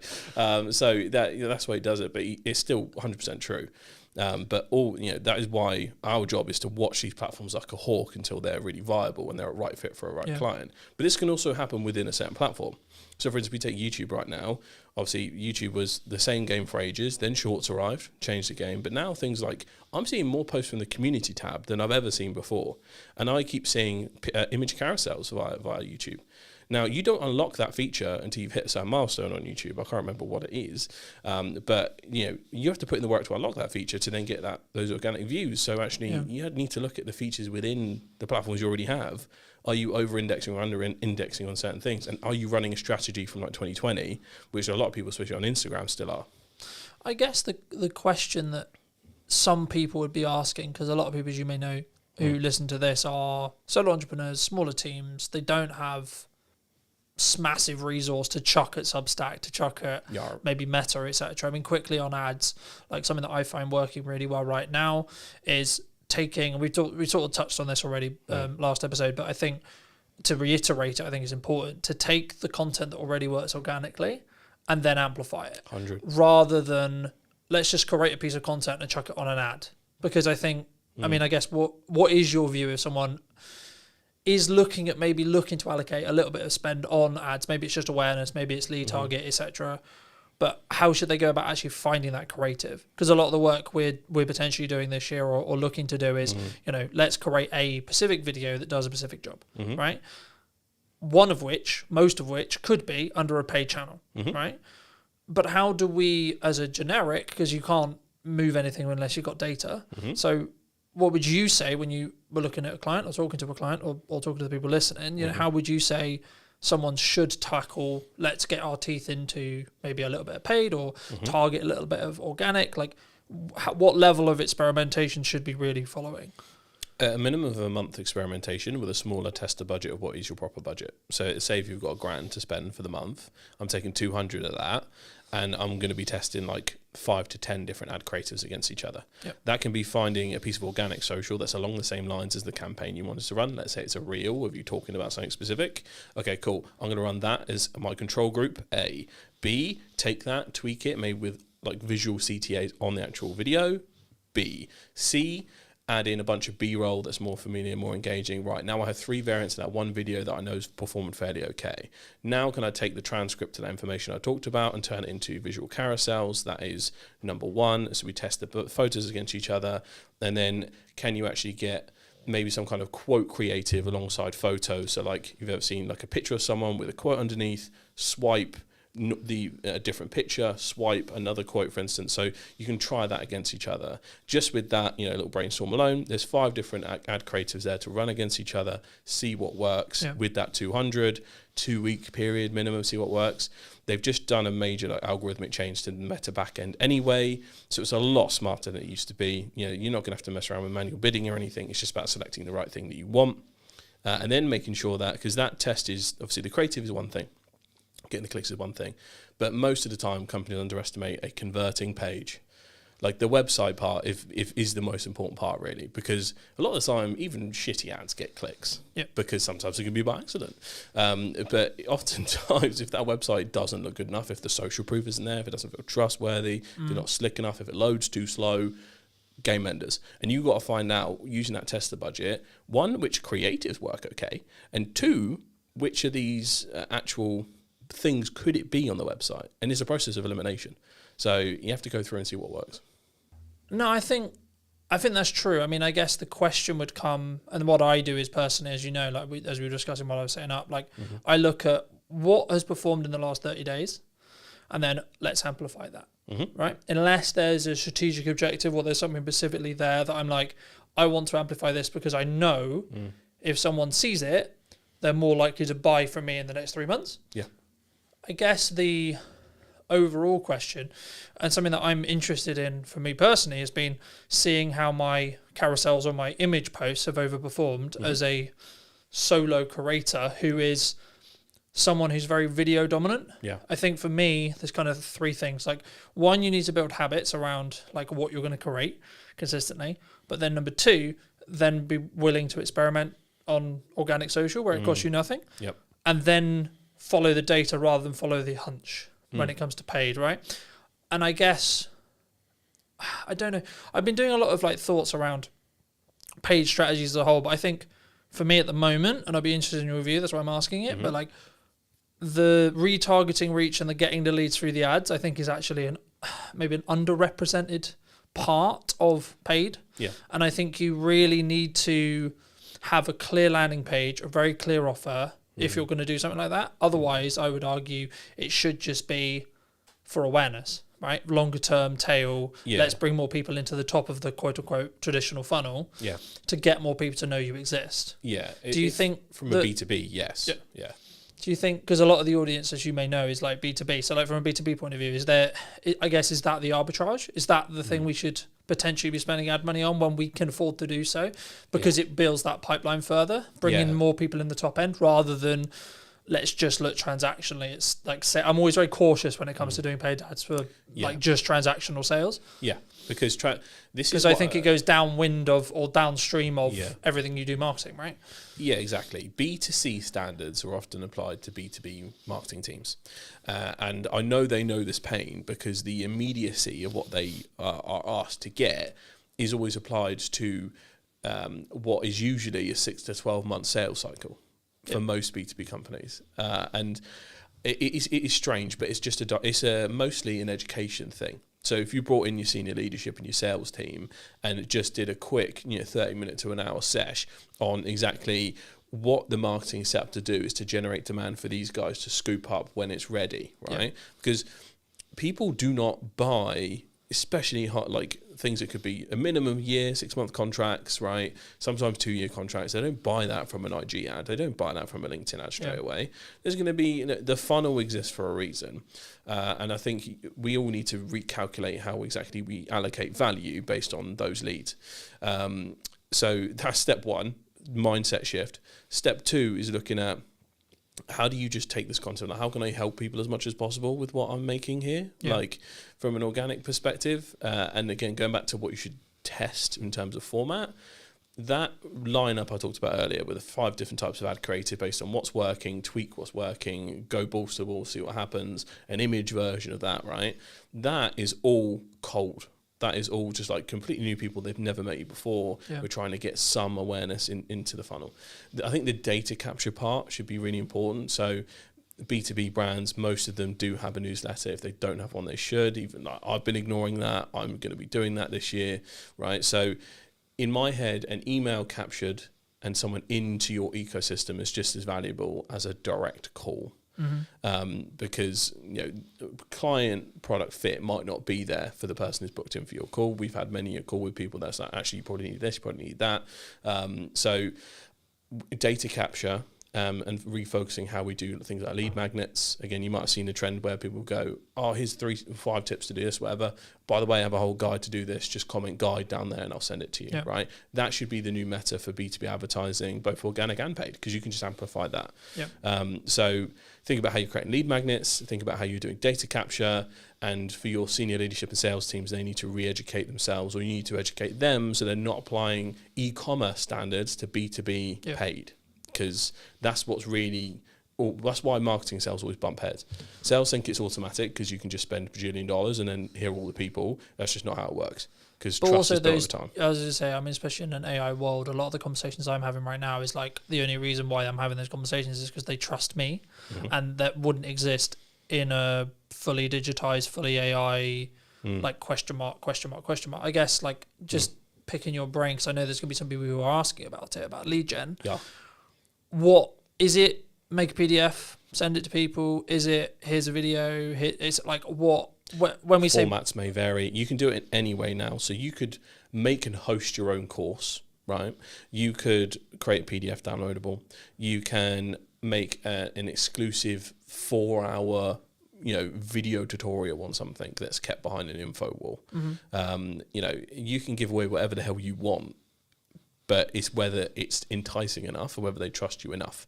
So this is why the overall strategy of how organic and paid play together are almost just the same as how marketing and sales need to align with each other. So, the sales team are there to scoop up everything once they're ready, because no one buys stuff in B2B if they are not ready. You can't, this isn't like a used car salesman conning you into something, which I still think is a stereotype. It just doesn't happen. At least in the UK market. We're far more careful, we're far more skeptical. I don't think it happens at all. I think people, like, this is kind of why I push back on the whole objection handling thing, to an extent. Yes, there is value in doing it, sure. But actually, in a nutshell, if someone doesn't want to buy it, they don't want to buy it. Yeah, I've already bought before I've talked to the salesperson. Your only job for me, if I'm already in a sales call with you, is just don't piss me off. There you go. Just don't get it wrong. Because all the work is done for me beforehand. I'm that type of shopper. There might be someone that's coming into it completely cold. So this depends on if you're resource excess. So you've got a company that's got some money to spend, and they're willing to experiment, and they don't much care, and you've got a decision maker that first time, you can align those stars and get lucky. But that's going to be your 1 in 100. The other 99 are going to scout you out, check you out, see everything beforehand, and then engage when they're ready to actually have a conversation about what it look like. Even if that conversation is cool, I like what this is happening, but it's going to happen in Q3 of this year. So you're going to be waiting that long. So this is the type of game we're in. So again, mindset is super important, and making sure that if you just have done nothing but paid and ignore your organic, you're kind of cooked, because those two need to work in perfect harmony for a true sales funnel to work properly. I agree. And I mean, just building off what we initially discussed when you were talking about what was technically missing, I guess where's then the future when you implement that, right? So you've got the strategy. Is it, let's stay consistent on the channels we know work? Because I think traditionally, especially as marketers, right, like, maybe it's coming to the end of the year and it's like, we've kind of done our sales targets for Christmas and etc. So now we're pulling back on spend, etc. And or things are maybe harder for a business. Like, I think a lot of people are maybe throwing around the idea of should they spend, should they not spend?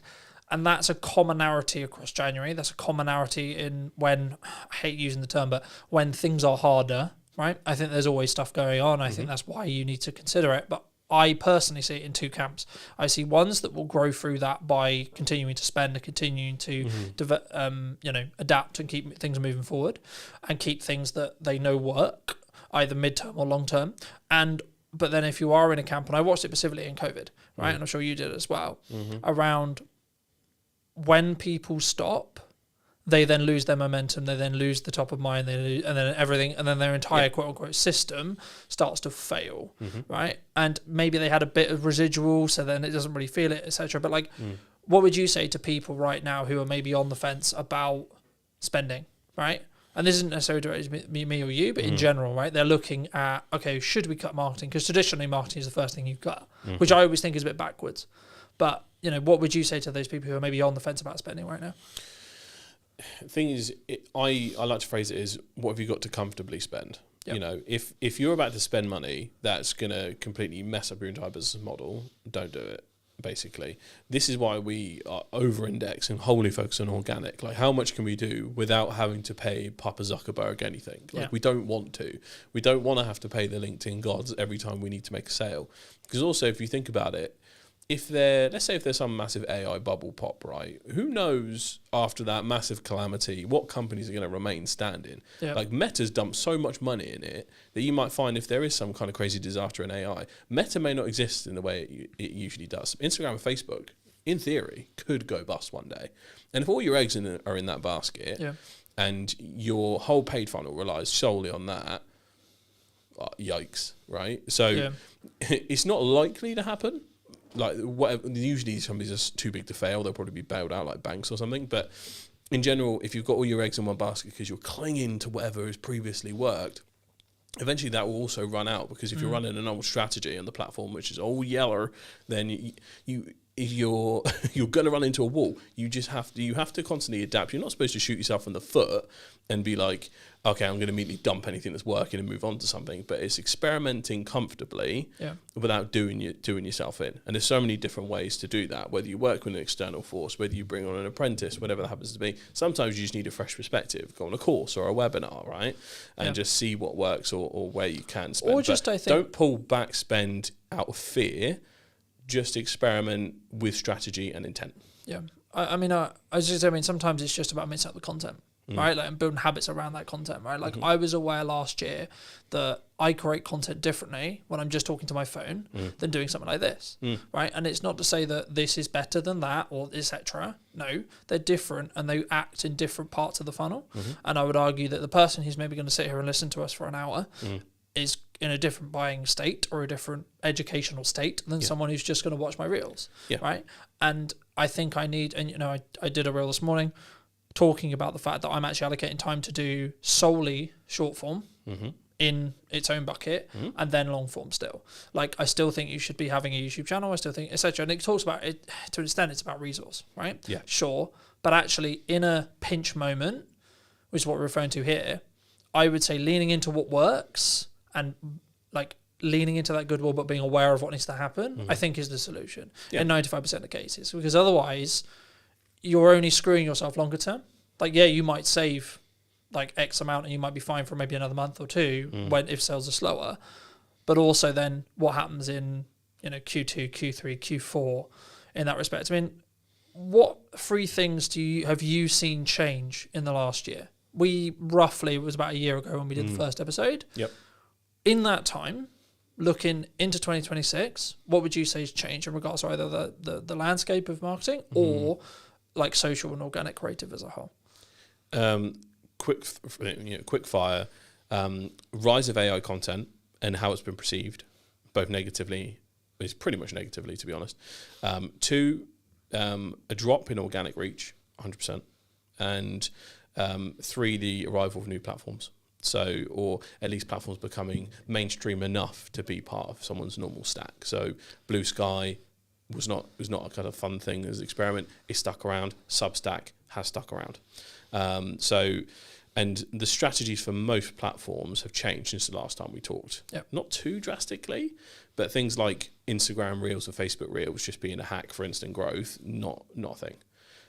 They are now the same level of quality as you have to put the thought in terms of a really well-designed carousel to actually get any reach and hope to be on the explore page. You now have to treat your reels in the same way.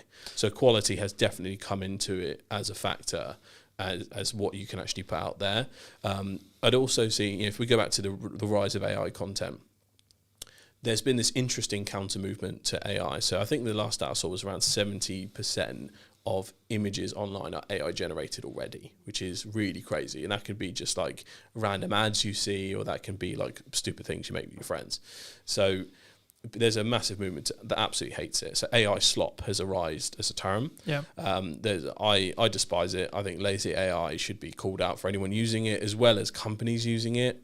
I see a big difference between AI slop and AI assisted content. So if you're using actual tools to help your workflow, that is what it's for, right? But if you're just going around making stupid crap that is just mind melting the internet, stop, don't bother, get out of the way, and your customers will see it that way as well. But is that, just to jump in, I mean, is that brand damaging? Yes. Like now? Yeah. Like, so let's say, for example, someone's listening to this and they are maybe like, I'm going to turn myself into a superhero, or I'm going to do that, etc. Like, is that something that we could experiment with, or should we just be like, no, that's just not, we're not even going to touch that? Cringe. It's cringe. Because when we last spoke, there was a level, I guess, and we were still kind of early. We were impressed by the fact it could do it. AI generated vlogs. Like, I'll use the example we used then, which was like the Yeti vlog on TikTok. Right? Yeah, they were a novelty for 2 weeks. But I don't think it aged very well. No. Is my point. No, right? Thing is, I have real beef with LinkedIn at the moment. LinkedIn is usually 5 years behind any modern culture, and it acts like 2015 Facebook. And the amount of pure cringe I see on LinkedIn does my head in. Sometimes I feel sick even being on the platform, because I'm just like, you have to adapt to how everyone operates on there. Yeah. And it's like a constant fake smile office. It's like, oh, well done, Janet. It was great. And then it's just like, oh, I made myself into a superhero because I'm really good at my service. It's like, it makes me sick, right? So there's just so much boomer activity going on LinkedIn. It makes me violently ill. So there is just it's just a cultural void compared to everything else. And like people, it will catch up. It's just always super late. Always super late. So it does my head in, that place. But yes, it's brand damaging to use AI for random slop. Don't do it. Because also environmental reasons. Yeah. Not to sound like a raging lefty, but the amount of water you use on just generating one image is dumb. Like, it's just not sustainable. So that there's that in it as well. But just use it for actual helpful stuff, because it doesn't move your brand forward at all. Let's flip it the other way then. What's a good use of AI right now? A good use of AI is when it is implemented as practical tools. So AI agents that can help you do stuff. There's so many marketing tools that use it. So Opus Clip, Riverside FM, so many good already existing software companies are using it and adapting it into workflows to make it super simple. So this whole thing can be taken and put into Riverside or Descript, whole transcript there. Now I can change this into a really good Substack article after we finish having our conversation with minimal work and a few tweaks here and there. Yeah. And especially if I've have a Claude account, I've worked on that quite a bit, I can now tweak that with Claude so it sounds a lot more like me. So that is one of the practical outputs of it. If you're just generating cringe images, get in the bin. That's my general take on it. But yeah, it's so many practical uses for it. I guess, does it go in the camp of, and I saw this a lot, and we're filming this early January, so I saw this a lot over the Christmas break, especially like yesterday at the time of filming, where it was like first day working back, and it was like everyone was like, Happy New Year, and I'm just looking at that post going, you had nothing to post, did you?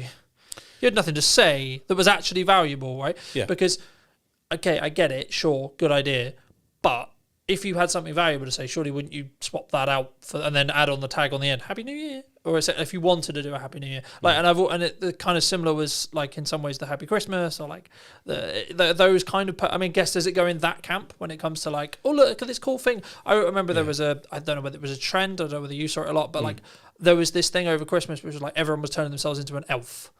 Yeah, right. And yeah, I was just like, like, on the shelf, I was like, stuff, what, or the people that were doing those fake red carpet things where they walk around. Yeah. But it was just like what I always added and go whenever I think about creating a piece of content. Maybe it's just me and it's how I think. But what value am I adding, or what educational value or entertainment value or whatever am I adding to the person who's like potentially going to consume this? If there's nothing tangibly, like I can't think of something, it won't be a post. Yeah, the output is zero, so you might get a couple of likes from the people in the immediate circle, and that's kind of what it's for. I'm a bit of a Grinch when it comes to this, because like I have beef with awareness days. My conspiracy is awareness days in general were made up by social media managers that didn't have anything good to post. Yeah. So National Chair Leg Day. Yeah, all right then. Like, and I kind of treat Christmas and New Year's the same way. Like everyone's jumping on saying Happy New Year. Okay. If you've jumped on and you've done like, here's 20 things that like completely changed how well 2025 went, or how badly it went, and you can adapt to it, actually useful. Yeah. Cool, I'll take that. But most of the time it's just like, wow, what a year. And it's just like, everyone's just doing the same thing. But do people not put it through that filter, do you think? Is that the problem? No, a lot of people treat their LinkedIn like a personal Facebook, which goes back to the point of I find it a cringe culture 99% of the time.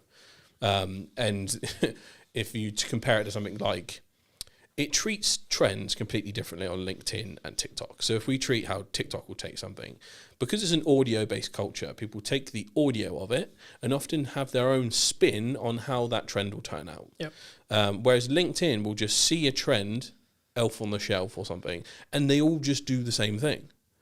Because it's the same as when you had the first time on Facebook where people had like flashing banners or they can make themselves look like a Teletubby, and then everyone was like posting that. Yeah. And it's just like, can you stop being a boomer, please?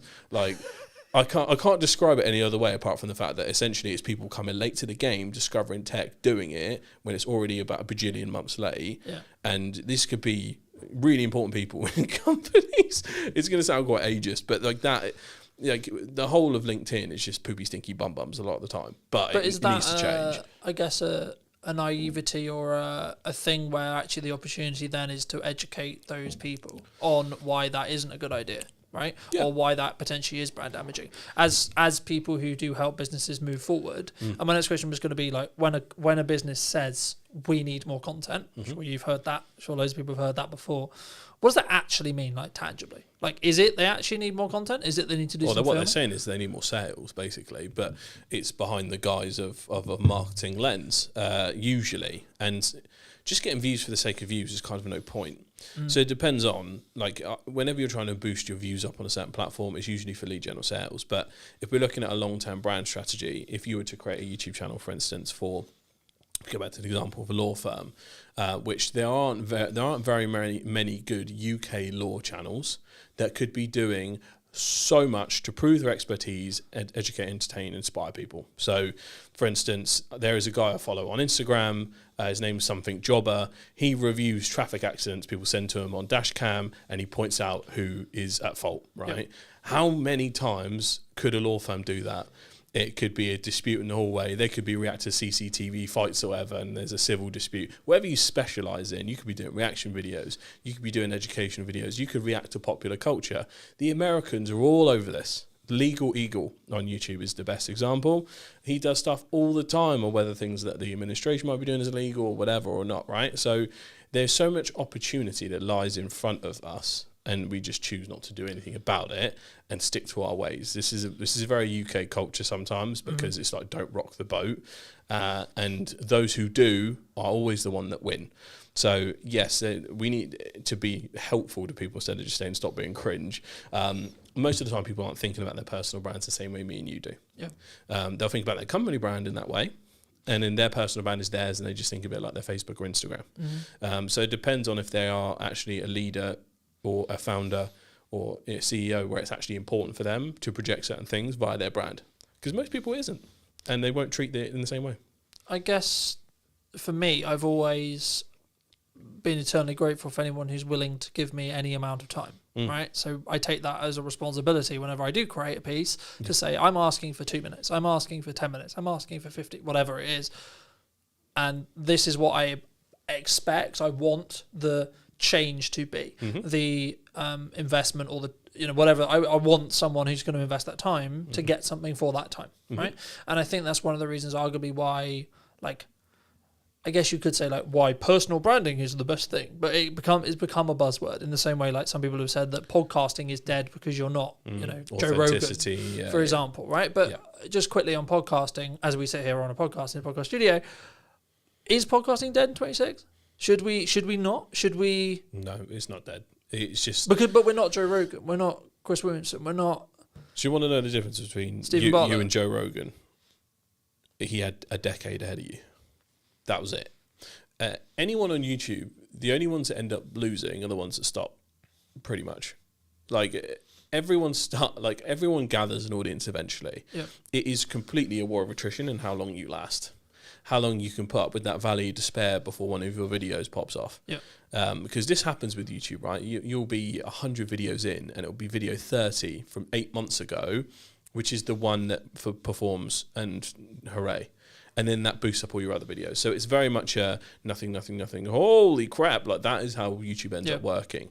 But it's hard to sell as a business case. If you're internal, for instance, like our brand would have a killer YouTube channel. If we did this, and this, and like, okay, cool. How much do we have to invest, and how long is it going to take? Don't know. A lot and infinite time. Yeah, Cool. basically. So I need us to do a thing that could last years, and there's no guarantee And has you'll get infinite a money penny pit, from yeah. it. But this is like going back to the AI tools and how you need to look at marketing in general. We've talked about this before, but having some kind of content engine or mainstay series to power a lot of things is what helps make something like a podcast immediately ROI positive. Yep. So again, if we're looking at the split of things I call the waterfall method, you can have a podcast at the top. That's going to produce you short form clips, easy. Take the transcript of it. That's going to give us a nice couple of carousels, actually. Scroll through. If I pop them in the Canva, make some graphic designs. So that's number 3.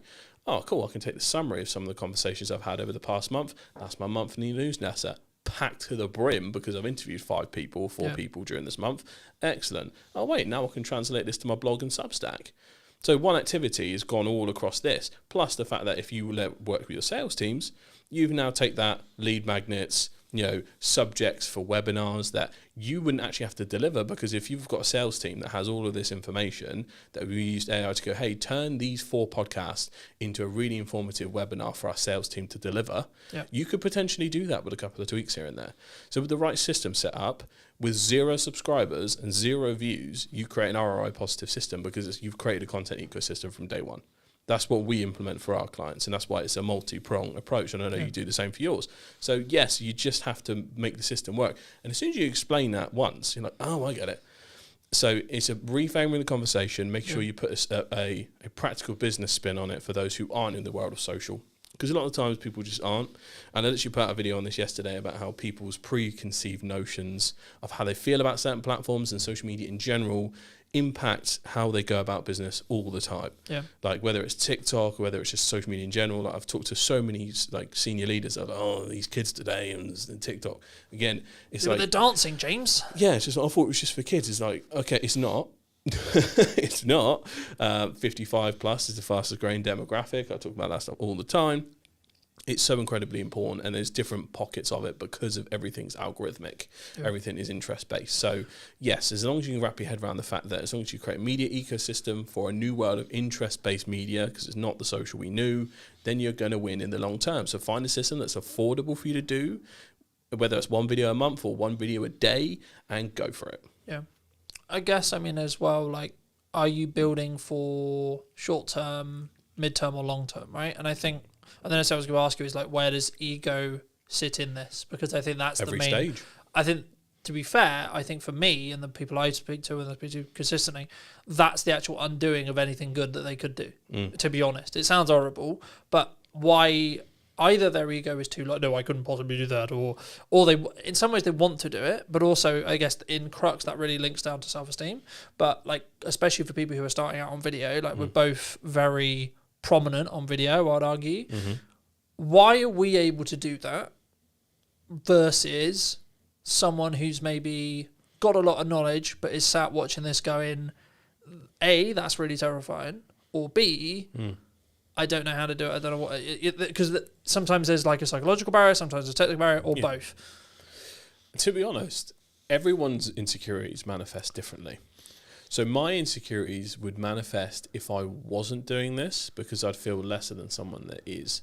And I've got to eat, right? So it's a case of, back when I first started my agency, I used to repeat this phrase to myself over and over again, is that I will do what others will not to succeed. Yep. And it's very hustle grind culture, and it very much was back then. Apologies past me, but like in general, like I was just like, I will get on video, because I was I cannot tell you how petrified I was back then. Because if we put ourselves in the perspective of someone creating a startup, if they've just been in a marketing agency, for instance, which was the case for me, I'd been in like 4 or 5 marketing jobs before that, been in marketing for around 5 years, and then I randomly go, okay, cool, time to start the business. I'd got on Fiverr, I'd gotten enough clients to get me started, wicked, I'm about to start. And I realised I have no method to make sales, I don't know how to get anyone that wasn't just coming to me on Fiverr. I was cooked, and I was like, okay, time to look into something like LinkedIn. And then I realised, oh my God, I'm only connected to all the professionals I've worked with who knew exactly what my skill sets were at that particular time, and your brain goes right back to when you were sat at that desk as a junior next to that person who knew more than you. Yeah. And that judgment, it feels like you're like doing a TikTok dance in front of them in the office How you used to work dare in. you possibly create a video, James? Yeah, and it's because in your brain you're like, I don't know as much as these guys I'm connected with. I know I don't, and they're not posting videos, so why should I? So it's that was I got that a lot, and that actually really hindered my consistency in the beginning. I feel like I'd be in a very different place content-wise if I actually stayed consistent from the moment I started to where I am now. I'd probably be making money from my YouTube channel as a separate income stream, but. Learning those things and learning that it was my personal hang-ups, but then I gained a new one, and it was, oh my god, if I don't start doing this stuff, I'm going to be more ashamed of myself because I didn't do it. So, but that is a turning point you get to when you get to it. It is an unteachable lesson, and I think it's less about people's personal egos about I'm better than this or this is beneath me or something. It's much more about, oh my god, what are other people going to think? How do I feel about? I don't feel like I know enough, because imposter syndrome follows you to the highest level. So I think imposter syndrome comes down to it just as much from a founder level, and then from a company level, there's far more that goes into it. So let's say I have a company of 50 people. I want to make sure that I have a superstar in my marketing team, my sales team, like as a go-to. I need to find 2 people out of 50 that are willing to do content for my brand on my behalf, and then set up the actual system in which they could do so, and see if they're up for changing their own personal brand on LinkedIn, see how they feel, and all of the psychology goes into those 2 individuals. It can be a lot. And like, again, this is why I've had to set up the group itself in terms of how I've done it, because there's actually the consultancy part factors in, because I need to work with leaders to realise that they need to change their ways up here to trickle down here. Now I need to find some superstars from here so I can create a YouTube channel that powers the entire brand. Yeah. So it's like start up here, or actually the problem's in the core, and we go from the core out as long as start doing stupid graphs. But essentially there are multifaceted problems when you're trying to do this at a corporate level. And it can be done easily, because usually there are superstars that do it. So LinkedIn personal branding, luckily, has become more and more important. So when we've worked with like larger finance companies, for instance, we've actually already been able to identify those people already have really good personal brands, and they'd be well up for collaborating with us. Yeah. So we need to over-index with them as superstars. We need those superstars, we need those advocates. And I think foster any brand that has someone posting good personal brand creative in there right now, reward them anyhow you can. Get them in videos, financial rewards. Like, for instance, we've got content performance rewards and client retainment rewards on our side. So if we keep a client and if we get a viral hit, you guys are going to get money from that. So same way as if you participate in 6 months worth of videos, you're going to get a bonus from that. Like, put those things in place, because you need those people to be your superstars. I was say, but is that more of a long-term culture challenge? Yeah. Like, people maybe, I don't know, is it... It will take a couple of people, 1 or 2 people, to lead the way before others start to feel more confident to do so. Okay. Plus, if they see the benefits, they'll want to get involved. But is it purely just, I need to look at the finances and I don't want to give a reward, or I can't Everything give a I'm talking reward? about is for free. As long as you got one of these and an employee that's up for filming, that's all you need. That's what I'm talking about. Even if it is the biggest, you could be like a B2B consultant at the highest level. Yeah. Are they doing content that is long form about how a finance firm can modernize themselves in the modern era? They probably haven't. They probably talked about it and time again on a call. Yeah. Have they sat down and made a quick video on it? That's the kind of stuff that they're missing out big time. But I guess it's I would call it the opportunity cost of not doing it. But I guess for them, it's why should I do that? Why should I spend the time playing devil's advocate? Right? Like, what am I going to benefit? Why am I going to be able to, because I've got to invest time, I've got to invest energy, I've got to put myself out there, I've got to break down these boundaries. But what's the gain? Exactly. Well, this is why I go back to the internal staff have to have an incentive to do or get involved. Yeah. Whether that is obviously career progression, whether that is financial incentive, whether that is, let's say if there's a brand that's actually fairly recognizable but have never really taken a YouTube channel seriously, and you go, okay, employee 1 and employee 2, if you guys are willing to be the main presenter for this YouTube channel, not only will I put like half or all of your hours into being full-time creators for this brand, I will give you a revenue split of when this channel is monetized. Like, you could actually do that. But it takes the leaders with that level of foresight and the sign-off potential to do that, to be able to make those changes, and the willingness to bet on internal teams.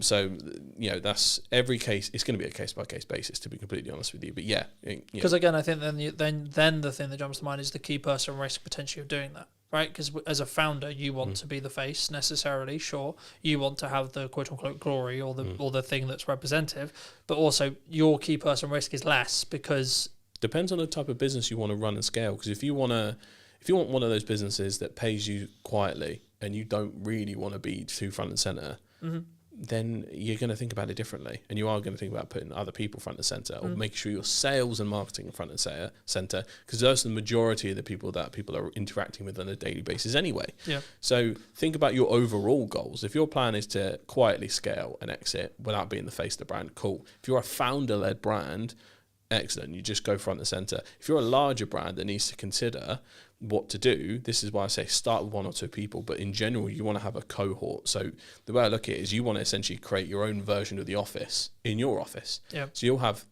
2, 3, 4, 5 recognizable people. So if someone does swap in and out, it's fine, because you can be honest with that journey and say bye to them and everything else. Look at how group YouTube channels do this. Something like Smosh, Rooster Teeth, IGN, they have a constant switch up of different people that come in and out. Yeah.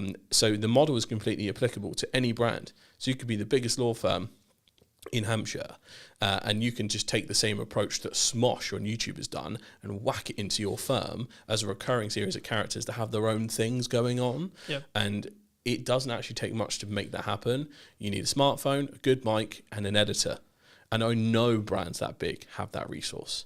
And so that's the thing. It's not even necessarily a risk, because it's your people who know their stuff. Yeah. And it can be done with such low cost if you get it right. But usually it's a strategy thing, because just saying to a brand of a decent size, just use your phone, they won't want to, because they're worried about quality issues and they're worried about how they'll be perceived if everything's done on a smartphone, which is when actually you can then go, well, maybe you should spend a little bit on this. But a comfortable spend, you could do over 1 to 2 years. Yeah. Now then we're talking. I guess then that naturally brings on to the question, which, I mean, there's kind of a 2-pronged question here, which is going to be like, content system, you got 30 days, brand new company, doesn't know what it's doing. What's your plan? Number 1. Number 2, at what point, in your view, should you bring in production? So production cost, production quality, etc. Because we just talked a lot about you should use your phone. But when should you bring in someone like myself to help you up that quality? When should you come to a studio like this to up that quality, to do something that feels more polished, feels more premium? I'd say quality and polish has actually become more important. As we've seen the sea of content progress, more like smartphone heavy content is still really prevalent on platforms like TikTok, but I'm seeing other platforms like Facebook and Instagram and other things, and YouTube Shorts and things actually move to a higher quality standard, especially on the YouTube side. Yeah. YouTube you're going to see massive incremental gains in terms of the quality of creators on there. There are people creating incredible documentaries and full length short films and all this kind of stuff. That is because YouTube now owns the living room. Essentially, it's now the dominant app. So quality has become more important.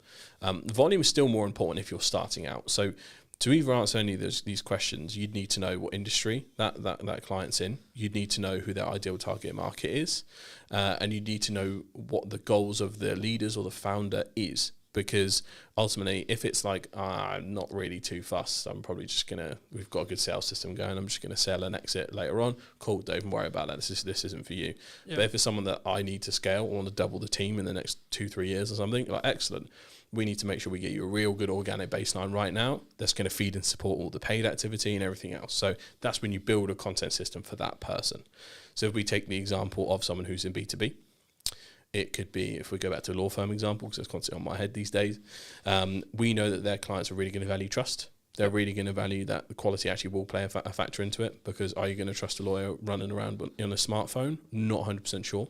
It doesn't mean to say that they can't have any personality. So I think people get authenticity mixed up with shoddy, or just handheld quality. Yep. Like, you can be just as authentic with nice cameras like these as you can with your smartphone. So don't get it twisted. Let lawyers be themselves. Don't, as strange as it sounds, make sure they don't act as loyally as you think they need to. As you can tell by, if we take the example of politics, anytime any politician sounds like a politician, we all hate it. Yep.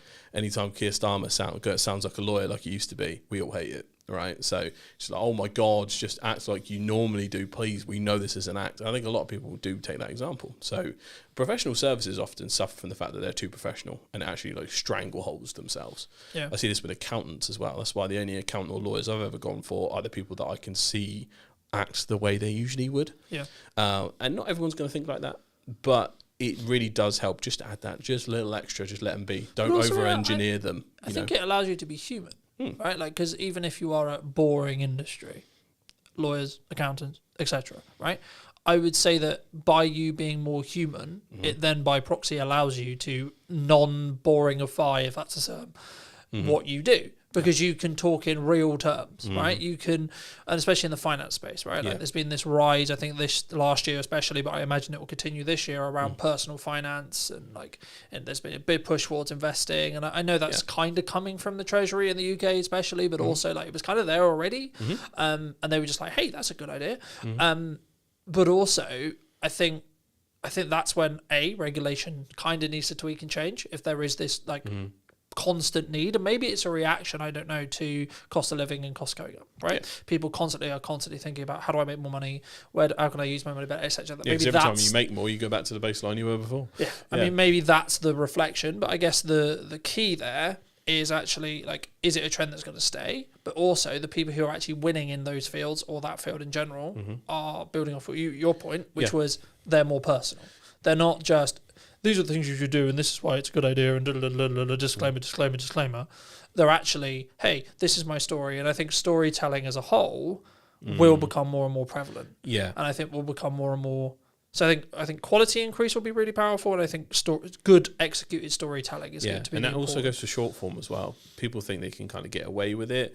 Even the clip you choose from a podcast has to tell the best story it can from the moment you do it, and that's going to go from podcasters who know they're talking in a bite to how do I make this a really nice thing that will end on a nice point. I think people will come through it and so on and so forth. So I think you're 100% right on the storytelling part, because if I'm taking an example, go back to the law firm, if their content ecosystem is the center of it is their YouTube channel, and they do reaction videos for like civil cases, and they do commentary on what might be changing in terms of policy. But if they start each video with, hello, today is this, we will be covering this. You can be like, start with a couple of images. The year is 2026. The US has just invaded Venezuela. Was it legal?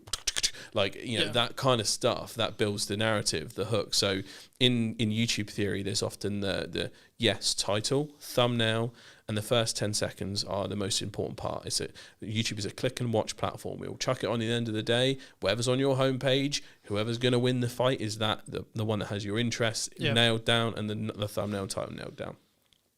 But there's something that happens in that 10 seconds and just after it, which is you have to confirm the click and leave another open loop. So that is, okay, we've got your attention, it's fairly good, and now there's you know what you're going to get out of this video. So that's what the first 10 seconds is for. Now we also open another open loop, which is, and also, does it impact this? Or how does it impact you? That's the open loop that you need to create for them to be intrigued on the rest of the video. So it's all very much fishing and storytelling. That is when it might be harder for internal teams to pull this off with that level of storytelling, unless they have someone who is very familiar with YouTube, knows that strategy, because every video is an opportunity. I think that comes in time, though. It does, I don't think you need to go from, we're going to start doing YouTube videos, to here's the perfect opening sequence that means that it's going to get 20 million views, right? And I think the key is start, get the 1%, and then look how you optimize those things, right? Is there a thumbnail? Could you put money into thumbnail designing, or could you specifically put a member of the team who's on that content team? Right, your only job is to create thumbnails, right? Your only job is to like execute on thumbnails, research thumbnails, look at thumbnails, look at title description, etc. Yeah. I guess as a maybe a final point, what would you say to people who, this is what I would call commonality, right? Where someone is on Instagram or they're on Facebook or etc. and they've got kind of plateauing views, right? Maybe on LinkedIn as well. Like maybe they have a couple of outliers, but most of their stuff is like, I know it's roughly going to get 200 views. I know roughly it's going to get 400 views. I know roughly it's whatever their baseline is.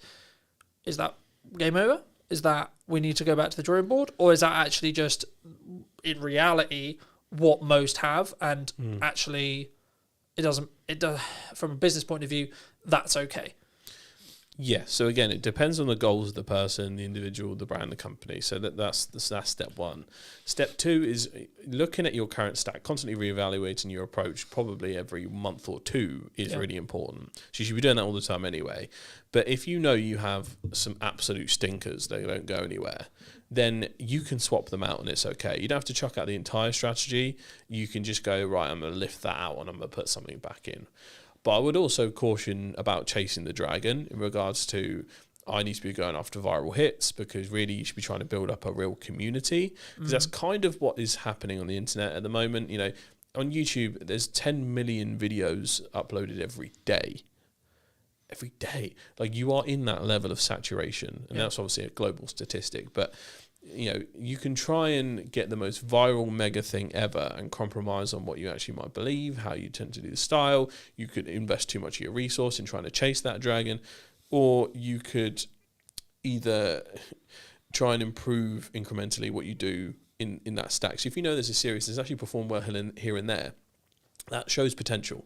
That means I can go, right, how do I tweak the storytelling of this particular short, for instance? So What do you think is missing in marketing today, my friend? For me, I think it's passion. If I had to put a stamp on it, what's the one thing that is missing? I think it's passion. I think personally, for me, you need to know how to create it, at least at a basic level, to then be able to judge any editor that you would then bring in. I think currently we're in a phase, and I personally believe that will hold on for the next 4 years at least, whereby it's not yet replacing creative editors. If you stay in your local area, or you work in your local area, then you'll be limited in regards to income because of the likelihood of the ability to make a fee. A good strategy when it comes to content, if you're trying to become a standout name, is just do the exact opposite of what everyone else is. Hello, my friends. Welcome back to a brand new episode of What's Missing in Marketing Today.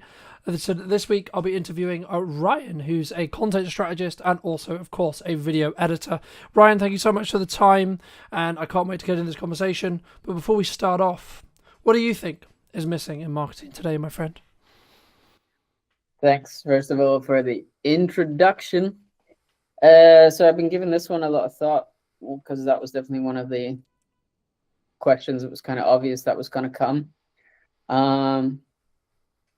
For me, I think it's passion.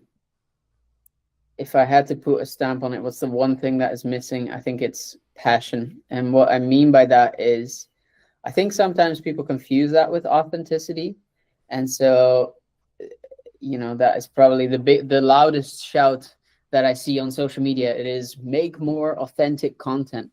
But when you break that down and try and understand what that even means, because often I think people misconstrue that with raw content or unpolished content. But then there's plenty of creators who make fantastic unpolished content, and yet it gets 200 views. And then there's other creators who make extremely polished content, which is as far from authenticity as it could be, and it gets millions of views. So if it was just make authentic content, that wouldn't technically then translate to any views for those creators. And so for me, I think it is passion. And I think that just means people that can tell through body language, through energy, through the things that you say, that you truly care about that thing that you make content. Yeah. No, I agree. And I think sometimes we use, or one could use, a lot of quote buzzwords, right? I know we were discussing before we started about, being authentic. What does that actually mean, right? I'm so glad you mentioned it as passion, because for me, it's about the energy, right? And the demands you put on yourself. I mean, this episode is a clear example. I feel fine. I sound like I'm dying, right? But I said I would create a weekly show, and the schedule has only allowed me to do that because I'm able to consistently create and consistently put out what I believe to be value content. And I think for me, it's more about leading with what you believe to be your North Star, rather than, because something I was going to talk to you about was because some people would say, oh, but what if that video that gets 1 million views, what's it really going to do for me in regards to business, right? Because sometimes we look at it and we go, well, if it's the wrong people, then it maybe won't do anything. I guess, how do you, when you work with your clients, either from a strategic point or looking at edits, how do you balance that, making sure that it is the right views, or the people who, are able to create something that can get good traction and it is going to be the right people, so it will actually move the needle for that business as a whole? Yeah, great question. I think given let's say the client, my predominant client base for who I make content, their approach to content is often in the need of views, right? So I think there's a certain group, especially within like the podcast space, as you know, the goal is to get lots of views, because the views often then generate enough traction for a company to, in essence, sponsor you. I think that's the main business model that a lot of podcast hosts try to stick to, right? There are people that I work with who don't focus on views at all, but also because they don't have sponsors, nor do they want sponsors, and instead pitch their own products. So Daniel Amen is, for example, one of those who has a massive following, and he only pitches either his own supplements, which is Brain MD, or the things that they do with their brain scan. The brain scans at their Amen clinics. And, for them, that delivers way more revenue than if they would do it in such a way that they do it with brand sponsors, because those people are already, that business model is so dependent upon trust that if people are watching the podcast, that time they spend with you, the more they engage with your content, the more they trust grows. So ultimately, it's easier for them to eventually buy when they're then ready to say, okay, I'm ready to figure out how I can improve my brain health. Yeah. And so in terms of what I do with creators in advance, especially when we're in the strategic phase and setting up, I try and ask them, what is the goal? Like, how do you intend to monetize this? And when it is through brand sponsorships, for example, I understand, okay, we've got a different type of content that we need to make. We need to, for example, have way more controversial hooks. We need to have way more baity lines, because usually that drives attention and views, and people get invested. They will feel the need to debate. And when that is gone and it's less there, we can focus more on value-driven videos, which is like in the case of the Amen clinics. Here are 5 things that you could do to improve your brain health today with supplements you have in your kitchen cupboard, so to speak. And then the rest of these like clickbaity hooks are not gone, because they still need to drive a certain amount of traffic, but they certainly become less important. Yeah, no, I completely agree. And I think sometimes the thing that people overlook is the objective, right? The thing that they're striving towards. Because if you're just looking for views, I would argue that's a business model that works for a percentage of people, sure. But if you're looking to build trust or build authority or etc. off the back of your content, then that should, in my opinion at least, come second, because you need to make sure that you're not, I'm trying to think the best way to describe it, but I guess it's twisting stuff to be a little bit too controversial, right? Like, just for the sake of, it will get, because it's a better hook, so it will get better clicks, etc. But then also, like, when you, I guess, acquire that audience or get served to that audience, you're then more likely to be serving it to the wrong audience, because they're going to care about the maybe the drama or etc. In that respect, rather than the transformation that you or I could create for a business. I guess, I mean, you've had those who maybe know you through your content, etc. I mean, you've spoken quite openly on social about how good your year has been, and this is in a context for maybe longer term people who are listening, where there's a lot of people saying the creative industry is very hard right now. Being in video is very difficult, whether that's strategic, whether that's editing, whether that's production, whether that's a combination of the above. How do you look at it from a perspective of maybe what should you do, and or what do you think has allowed you to stand apart when others are maybe struggling? Yeah, great question. I think first point that I'd want to say is I wouldn't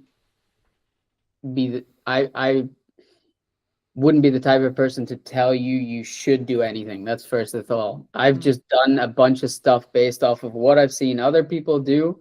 I've taken advice where I felt it was necessary, and I think where I got good is getting advice early on in my career, especially when it comes to content creation, to double down on the things that are driving results.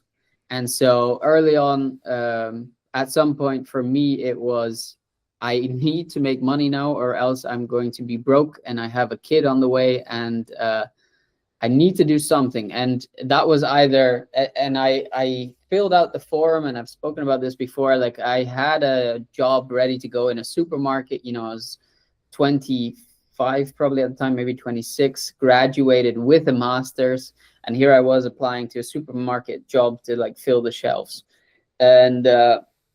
And luckily, literally the same week that I decided to do that, I ended up getting my first client, Joe Bidender, who invested, who basically took me on as a part-time editor.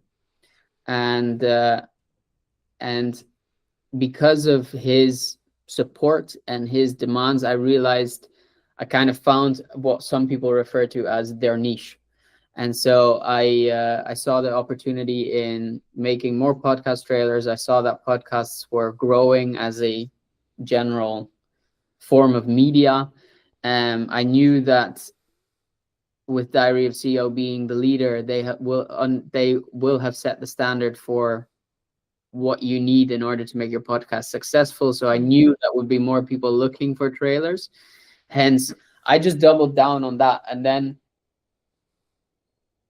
kind of growing up in a hotel in Scotland, I saw in like a luxury 4-star hotel, I saw what it takes to make high quality stuff, the commitment and the dedication to it. And without tooting my own horn too much, because it's definitely what it sounds like at the moment, but like I understood that if I just cared so greatly about this each video, and not focus too much on, is my personal brand growing, am I going on enough podcasts? Like the first 2-3 years, I posted, you can track record this, there was a period in which I was posting every day on my own channels, and then at some point I just stopped because I realized, okay, I need to make money.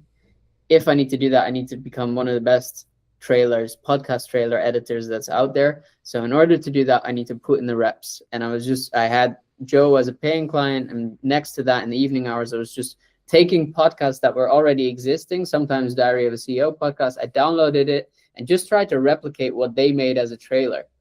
And that kind of ultimately led to this point now whereby, yes, for me, it's been a tremendous year. But if you ask me, what's the hack? Just work 3 years at the thing that that people or the industry or feedback is telling you are great at, and then just produce that, and be willing that if it doesn't pay you out right away, to take that job, right? To take some side hustle, knowing that that is the kind of longer term vision to focus on. No, I completely agree. And I think, for me personally, again, I've had like another incredible year, and I guess the moment where it changed was middle of May, when I decided that my answer to marketing was yes and, right? So yes, you should have a podcast. Yes, you should have trailers. Yes, you should be doing ad value content. Yes, you should be doing live streaming, so on, so on, so on. And I guess the key there is, again, it comes back to that effort point we were touching on at the start, and that passion and the core.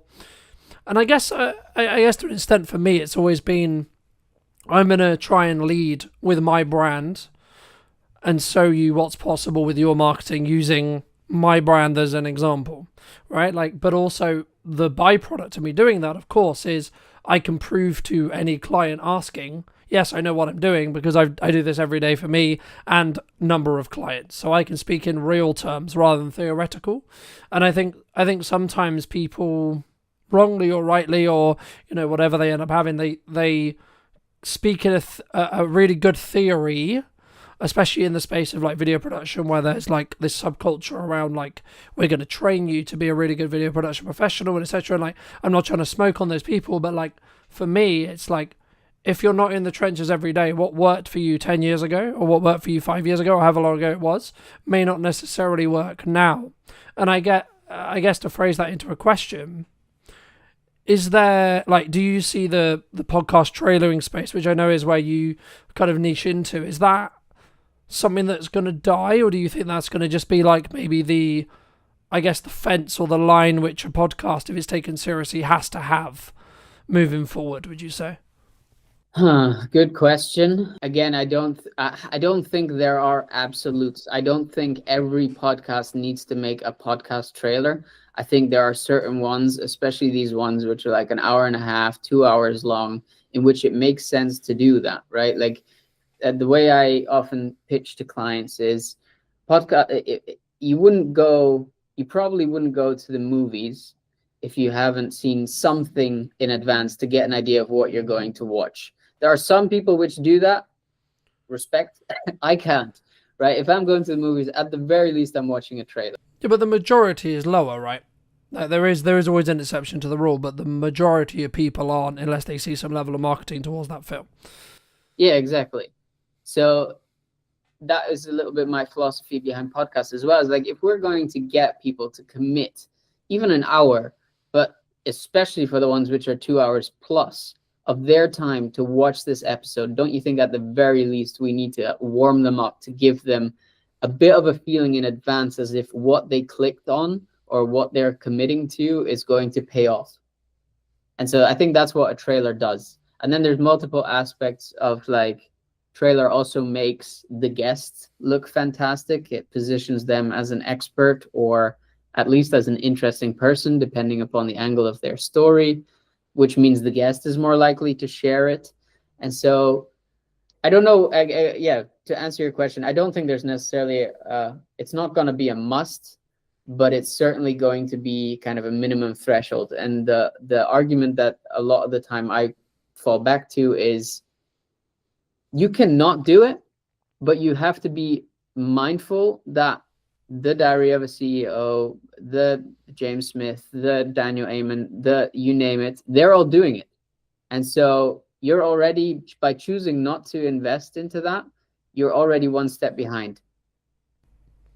No, I agree. And I think as someone who does do trailers, and I'm sure we'll get onto that conversation as well, but I think for me, as we are moving more and more into interest graph based algorithms, and in a world where whether you're service based, as in you're trying to establish an audience, establish rapport, establish trust to then potentially sell to a small number of them, or you're looking for larger numbers to then apply sponsorship and add revenue and etc., whichever model you're looking at, the concept of having a strong hook that then tells YouTube or whatever platform you're on that this is a good piece of content will always benefit you in the long term.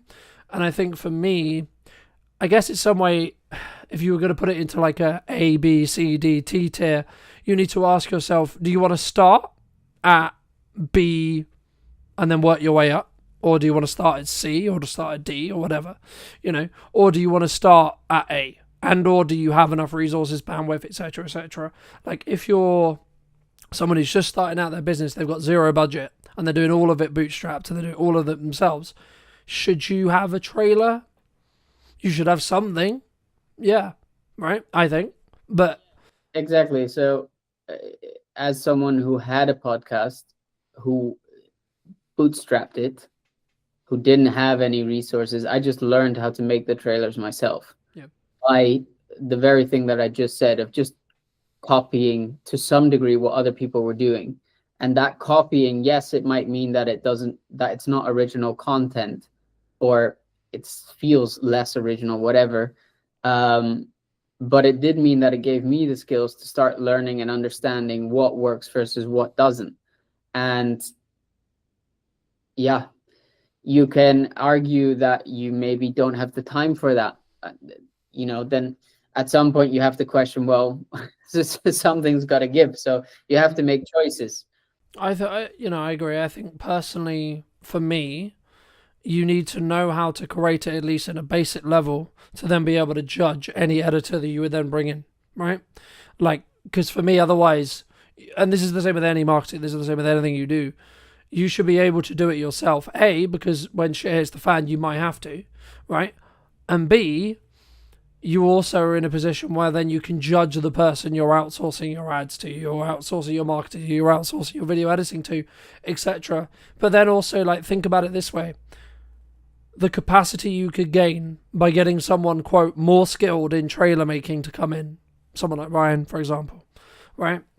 And then that gives you, we were talking before that it takes you like a day, sometimes 2 days to do a trailer. Okay, cool. So you're saying to me that I can get a trailer that's 2 days worth of work for X price. Cool. Okay, so my objective then is to spend that 2 days making more than that price. That's it. That's the only objective in that respect. Unless you're truly passionate and your core is, I want to become, sorry, Ryan, one of your competitors. Right, I would say the better use of someone's time is actually developing their craft, and that could be an adjacent craft like getting better at production, getting better at filming, getting better at marketing, etc. And then you can bring in someone like Ryan or a specialist to then do X, Y, Z. Right, but especially if you're trying to keep consistency. The reason why I live stream the show, but then also then pre-produce it, is so I can have the best of both worlds, and I can just simply have more volume. And I can squeeze each episode a lot more when it comes to the output. Now, it doesn't mean by any means that, by me doing that, I'm necessarily going to have larger views. Is potentially the likelihood is yes, because I've got more content going out around the same topic. But actually, again, it comes back to that overarching strategy and what are you looking to do and how are you looking to do it. But I guess, in the research I did around yourself, it's actually, you said, you aspire to be a Netflix documentary editor, right? I mean, how does that, I guess, there's kind of a two-part question here, which is like, number one, how does that influence your mindset if you haven't already touched on it today? But then number two, I would argue that that's I won't go as far as dying job or dying field, but it's definitely not as, I would say, or harder, you could say, like to get into or like to keep, because that industry is in transition at the moment with a lot of AI and etc. In that respect. I mean, has your views kind of changed as you've had that kind of want and that core, from when you wanted that at the time? Yeah. No, I wouldn't say it has changed. But main reason for that is more so because I tend to be the type of person that really enjoys giving themselves a goal, and until I achieve it, I don't, it doesn't leave my mind, basically. So another example which still haunts me on the daily is that at some point I made it publicly aware that I wanted to write a book. And I wrote chapter 1, but so far I haven't gotten further than that. And that was, again, comes back to like this period in which all of a sudden I needed to make money, and that just became more important. There's definitely still the hunger in me to do that and to finish that, especially now I'm out the other side. Like, the goal at the point was to write about the quarter life crisis. And as I was learning about everything that goes into that, now I'm out the other side and I kind of achieved what the intention of that podcast was. I feel like now I have the insights to write that book. So yeah, anyway, that was sidetracking. I still have the intention to do that. But to answer the question whether or not Netflix editor leaves my mind, even though it's a dying field, not really, because of this like innate drive to be like, okay, I've said I wanted to do that. It's publicly on my LinkedIn. I'm, for example, not getting called out seems hard. Called on it, like that gives me that ambition to keep pushing for that. And I don't doubt from experience that once I achieve that, I will end up finding something else to be a new challenge within that space. In terms of like the aspect of its dying industry, AI and stuff, I I think currently we're in a phase, and I personally believe that will hold on for the next 4 years at least, whereby it's not yet replacing creative editors. So yes, it's making things like, for example, to stick to podcast examples, making a multicam cut. You now have a tool, you can do it within 10-15 minutes. Count in an extra half an hour to go through and check whether it's done it well. A task which used to take 3-4 hours. Yeah. Right? These kind of inefficiencies that were already within production anyway, it's currently replacing them, and that is phenomenal, right? But we're nowhere near yet to the point whereby I can just type into a chat GPT or something similar within the creative space what is in my head, and that it does it well. Like, you have to have a very, very in-depth knowledge of prompt engineering in order to get something good to come out of AI within a creative space. And maybe people who disagree with that and I know talk about whatever. I personally don't think, like, nothing original comes from it. And so I'm not worried about that yet. That being said, I've also talked about it before. That is my intention, to do this for, let's say, the next 5-6 years, and continue building and kind of see how far I get, and around that time look into pivoting to something which is more offline heavy. My partner and I have always talked about setting up a retreat center, and I could imagine at that point we'll end up doing something like that, because I do believe as AI develops, as social media becomes more and more cluttered with AI garbage, I do think there is an element of people wanting to be more in person, because it's the only thing that their eyes will believe, right? They can't believe anything on the internet anymore at some point. And I do think the, like, social validation, these things which are innate human psychological things, that we will default back to those more. And so rather get out while on top than kind of sit it out and then be at risk of staying at that point in a dying industry. Yeah, and I use the word, like, loosely when I say dying, right? Like, I think, like many industries, will pivot, will adapt, will change, and we'll see, because there's a lot of speculation around, like, is AI actually going to get to the point where it can replace you or I or etc., right? Maybe not, right? If you talk to the people who are, quote, making it, of course they're going to be like, yeah, of course they are, right? But in reality, are we going to get there? I don't know. But it kind of, to an extent, I guess it does lead on to my next question, which was going to be, you've been very fortunate to work with, I would argue, some high-performing clients, right, in regard to their clearly successful in the monetary definition of the term, but and or even like health and balance and freedom and etc., right? What would you say makes them either different, or even like maybe some other examples that you've studied yourself, like when it comes to either their work ethic, how they show up, what they do, that I guess has allowed them to rise above the, quote, average in that respect? Yeah, I think for everyone, the main thing that applies is they know one rule to be true, and that is that quantity brings quality.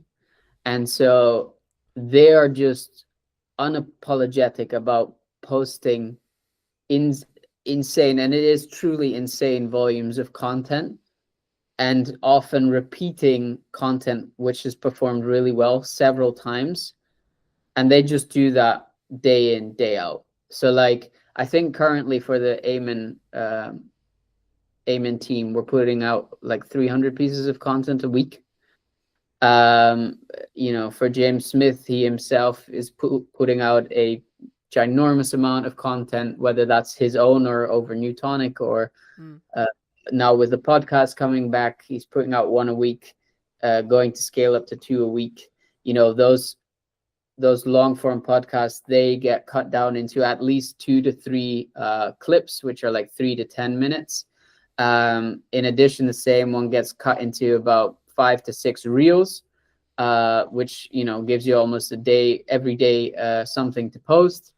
And yeah, think about, if you then, that's currently with 1 episode. If you have 2 per week, you're doubling it. Obviously, the amount of content you have going out, like, And that's what you're competing against, right? That is what, and then people will get annoyed when they put out one post and it gets 3 likes and they're like, oh, let me quit because no one cares. And I had this conversation with a friend of mine a while ago. He's trying to build a surface-based business, and I'm like, he was like, yeah, I've put out 10 posts, and from that I've only got, I think he said, 2 clients. And like, do you realize like the ratio of that is insane? That's actually really good. You put out 10 posts and you've already got 2 clients on a beta product. That's crazy. Yep. Like, just imagine if you 10x the amount of content, or even just like, don't overdo it. Maybe just say, okay, from now on I commit to posting every single day, right? So you got 30 instead of 10. That means you're making 6 new clients a month, right? And this stuff is exponential. So the more you put out, the more it's going to grow. Like, and just kind of putting it out that way towards these people and helping them see, yes, maybe you feel like you were deserving of more. That could be. But I think you just grossly underestimate the amount of volume it takes. Mm. Do you think, I mean, for me, that's where I think people who are learning to leverage AI, learning to leverage creative editors, creative people, and then working hard themselves are the ones who are then going to, quote, win. And I would count myself in that for me personally, but the reason why I say that is because I have always understood that the answer is just work. Right, there is no shortcut, there is no magic, there is no BS. You want X, Y, and Z. You want to times your revenue by X amount. You want to make however much it is. Okay, then you better work infinitely harder than you think it's going to be to hit that mark, whatever your mark is. The same in fitness, the same in podcasting, the same in everything. And the thing that I did wrong, I guess, last year was I wasn't solely focused on, I'm only going to do these pillars only, right? And the reason why I mention it here is because it's talking about that 1% improvement every time that you alluded to when it comes to volume. And the way behind it, for those who may not know, is it comes from, well, many things, but it comes from a pottery study, which is the most used one, which is a semester was cut in half. One was only asked to basically create one pottery item, so I think it was like a pot or etc. And then the other half was given the opportunity to create as many as they possibly could. And the outcome was the ones who created the most learnt the most from the mistakes they were making as they were creating them, which in turn meant they were able to then create the better pot. When if you just had one chance, you're not going to be able to, you're going to go make the chance, make the mistake, but then not be able to learn from it and then fix it in the next term. And that's why, for me, anyone who says, oh, I'm only going to post once a week or I'm only going to post 3 times a week struggles because they don't have that compounding learning. And yes, it is hard work. I get it, right? I do. But since daily posting for the last, I would say 3 or 4 years, it doesn't, I then don't, this is going to sound horrible, I don't care specifically about each post. I simply care about, is it going to get me from point A to point B, right? Whatever that is. I mean, I guess, is there, especially when you were early starting out, was it simply just, I'm going to create a tailor today, I'm then going to create another one tomorrow, I'm then going to create another one the following day, to allow yourself to learn what didn't work? Yeah, so not quite. So just to give people, I suppose, an accurate understanding of just how long I've been doing this. I started as a DJ publicly in 2016, right? So in a couple of weeks, that'll be 10 years ago. And so I wasn't posting at the same intensity that I do these days, but that was like my first taste of social media. I was positioning myself as a local DJ, reaching out to local clubs, making my own music, putting it online, taking press pics, putting that online, making like kind of behind the scenes vlogs. So then I started the side project, which was a let's say a platform for DJs and producers to ultimately give them more exposure, especially for beginning producers. And I posted, I mean, the channels are still up, so you can always check, but I think on that channel we posted 400 videos, which I did for a year and a half. Then came the Quarter Life Crisis, a podcast, which in a year we posted over 400 videos. right? And then that's not including, like, that's just on Instagram. If we include like YouTube and the clips and all that stuff. So like at this point, I've been in the business for 10 years. I've been doing this actively for like 4.5, and just put out so much volume, at least one post a day. And that was just for my own stuff. Let's like, in the past 2 years, if we include client work, we're talking like 2,000, 3,000 videos. You can't tell, like, you're coming around the corner making your 10 videos and you're like, oh, but I don't have the same results Ryan has. Yeah. What do you expect? Like, and so help me, what was your question? I mean, it was more around, I guess, like, is there a struggle around people simply understanding that it's just going to take them time, right? Because like when I started, there is this culture, especially at the moment, which is like instant.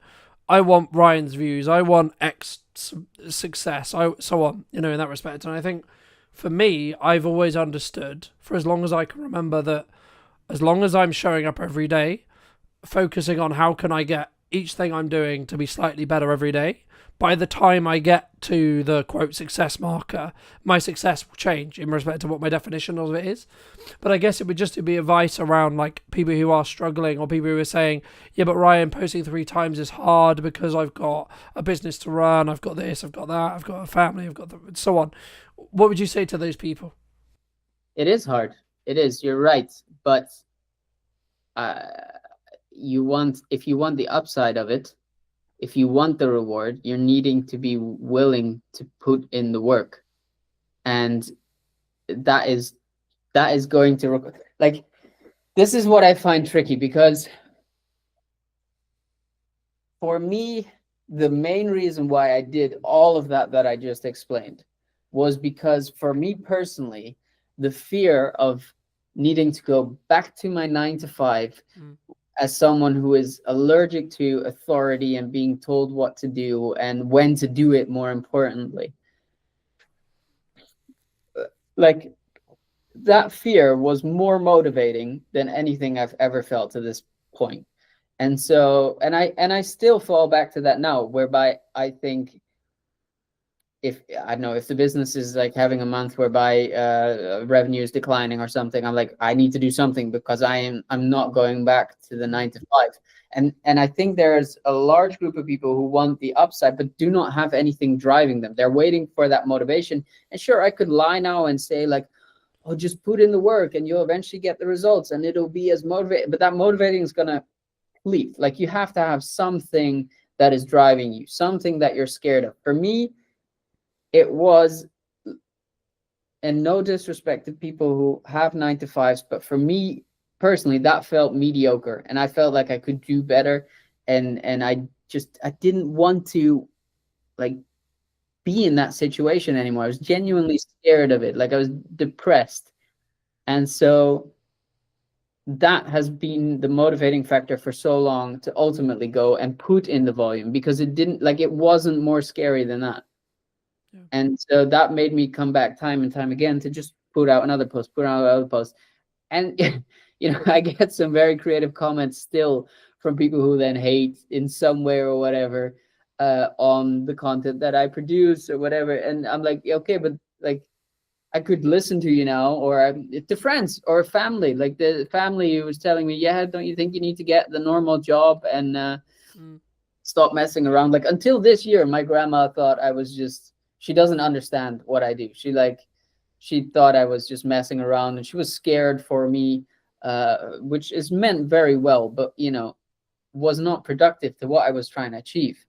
And I saw other people do it, and I knew if they could, to some degree, I can. It doesn't have to be their level of success, but if they managed, I have to be able in some way to get a similar space of success. Like, I think we have a tendency to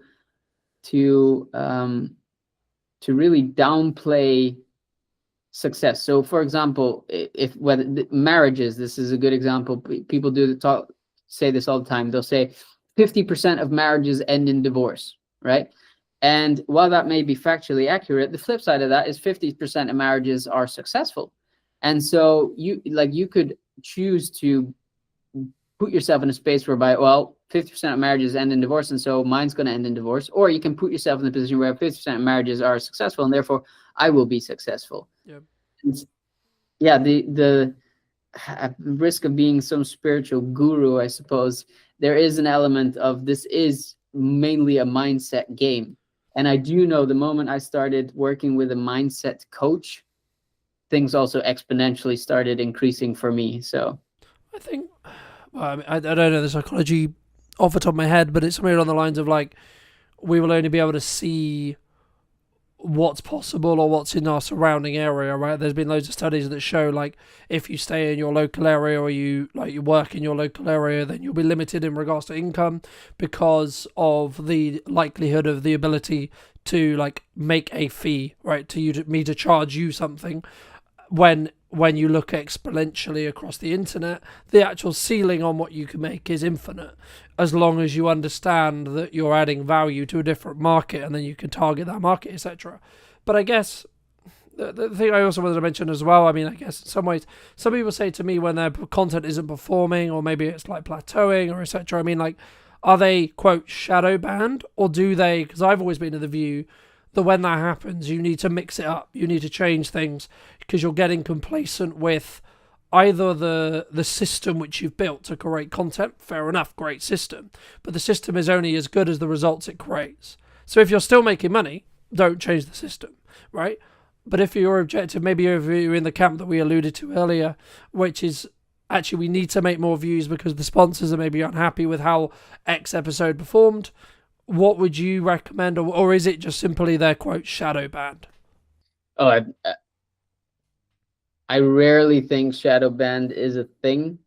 Maybe if you like swear a lot or you break a lot of the community guidelines or you're pushing a lot of like, I don't know, controversial things which don't speak in favor of the social media algorithm, right? Then I could imagine you get shadow bans. But if you don't do that and you're just an, let's say, everyday creator, I think it is indeed. I mean, algorithms do change. We see it on LinkedIn currently. Video was a period whereby you could put any piece of garbage on LinkedIn and it would get insane numbers. And now it's barely doing anything. And so I do think that is in part to an algorithm change, but I wouldn't go as far as saying you're shadow banned. And if anything, if you are in your core a creator, that should be the challenge, right? That should be the challenge for you to say, okay, I got here at some point by trying a bunch of different stuff, right? At some point I found something which worked, and so I doubled down on that and decided to focus on just that and do nothing else anymore. And people like fatigue, people's attention fatigue, and if you're not bringing anything new anymore, at some point they've seen your stuff over and over again, and so it gets boring, right? And so they're looking for new stuff. And so if you are a creator in your core and you find yourself in the position you're talking about, I say a good ratio to stick to, especially in the beginning, is just 50% test content and 50% of what you think personally will most likely do well. And as you grow, you'll see certain videos do better than others, and the ratio kind of adjusts. And so you'll at some point be producing for 75% of the content that always consistently does well. But I still think you should have that 25% of content whereby you're just testing new ideas, new formats, new iterations of stuff. And sometimes it doesn't have to be extensive. Like I produce a weekly show in which I break down how edits are made, right? And so I've been doing this now again for about 2 months. And in the most recent episode that I recorded last week, I decided to add a segment in which I basically give strategic advice when it comes to content. It's like a 1-minute thing in which I basically give a strategic tip of the week. And so that show expands, right? It's gone from just me reviewing 3 videos to my strategic advice plus the 3 videos. And then the week after, I added in a color grade segment. So I take like a scene from Stranger Things and explain these are the color elements that go into creating a scene like Stranger Things. And so the show builds, and I've given myself here with 2 new segments that I can test and see how they do. So I'll put it out on socials as an individual clip. I'll also like ask in the episode what they think, which ultimately creates engagement, causes people to give feedback. And so there's this ratio that I stick to that works very well for me, at least, of continuously developing yourself and figuring out some way to stay fresh. Because otherwise, the alternative is you become boring, and in the end, that's only going to be a downhill spiral from there, right? Yeah, no, I agree. And I think there's kind of 2 points, I guess. A, the Alex Samodi side of it, which is like outlast everyone else who is quote unquote boring, right? So be the longest running podcast in your niche just because you want to be the stubbornness person, right? There's that. Or I would say actually probably it's more and then also adding those other elements in, like those elements you kindly shared about what can we do to make the show unique? What angle can we think about it? Or just think, actually, maybe I'm going to go after the guests who haven't been on shows before. Maybe I'm going to simply go after the people who are, tiny, right? So they would actually really appreciate being asked. And actually you can get more nuance, but maybe they're like seasoned professionals, right? So like they've been in the industry like 50 years, but they're so small in the respect to like they're not like a known marketer or a known name. So when you get an interview with them, it's like this completely brand new perspective. And or you then try and compete with, and I guess it comes back to your our previous point at the very beginning, which was like, what's your your actual reason for doing the content? Is it to make you more money, or is it to get more views, right? So if you're what I believe Stephen Bartlett's now looking to do, which he's like, I want to create the largest podcast in regards to numbers, period.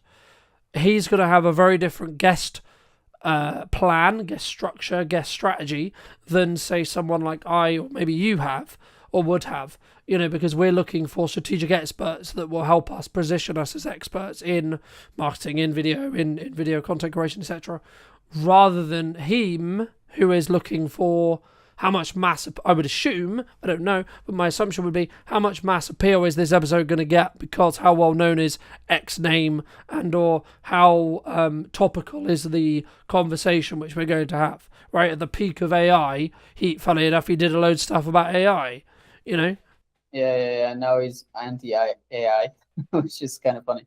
But what I do think the Diary of a CEO team does smartly is, I was lucky enough, I think I started listening at like episode 20, and now they're at like, I think 400 or something like that. So when I started listening, one of the main reasons I started listening was because it was about CEOs, right?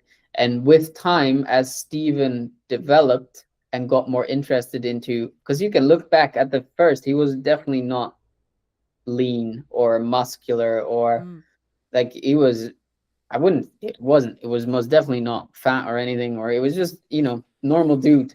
And over time, you can tell with the people he interviewed and the learnings he was taking from them, fitness and health and all of that started becoming way more of an interest to him. And so what he did as a result of that is started speaking to these people who were also interested in health and fitness, etc. And I think he's done it very smartly, whereby he understands there's an element, what you're referencing at is like which people get massive views. So like Michelle Obama, right? That's just naturally going to be a hit. Recently Kevin Hart, that's naturally going to be a hit, right? And then there's the element of all of the like technical experts that he still interviews, which are more in relation to health and fitness. But then there was also someone, I honestly don't remember who, but there was someone more recently that he interviewed, which was relatively unknown. Like at the time, the first time he got Daniel Priestley on, at that point, I think he had like 30,000 followers, which sounds like a lot, but it's really not if you put it into context of the normal average guest of Stephen at that time.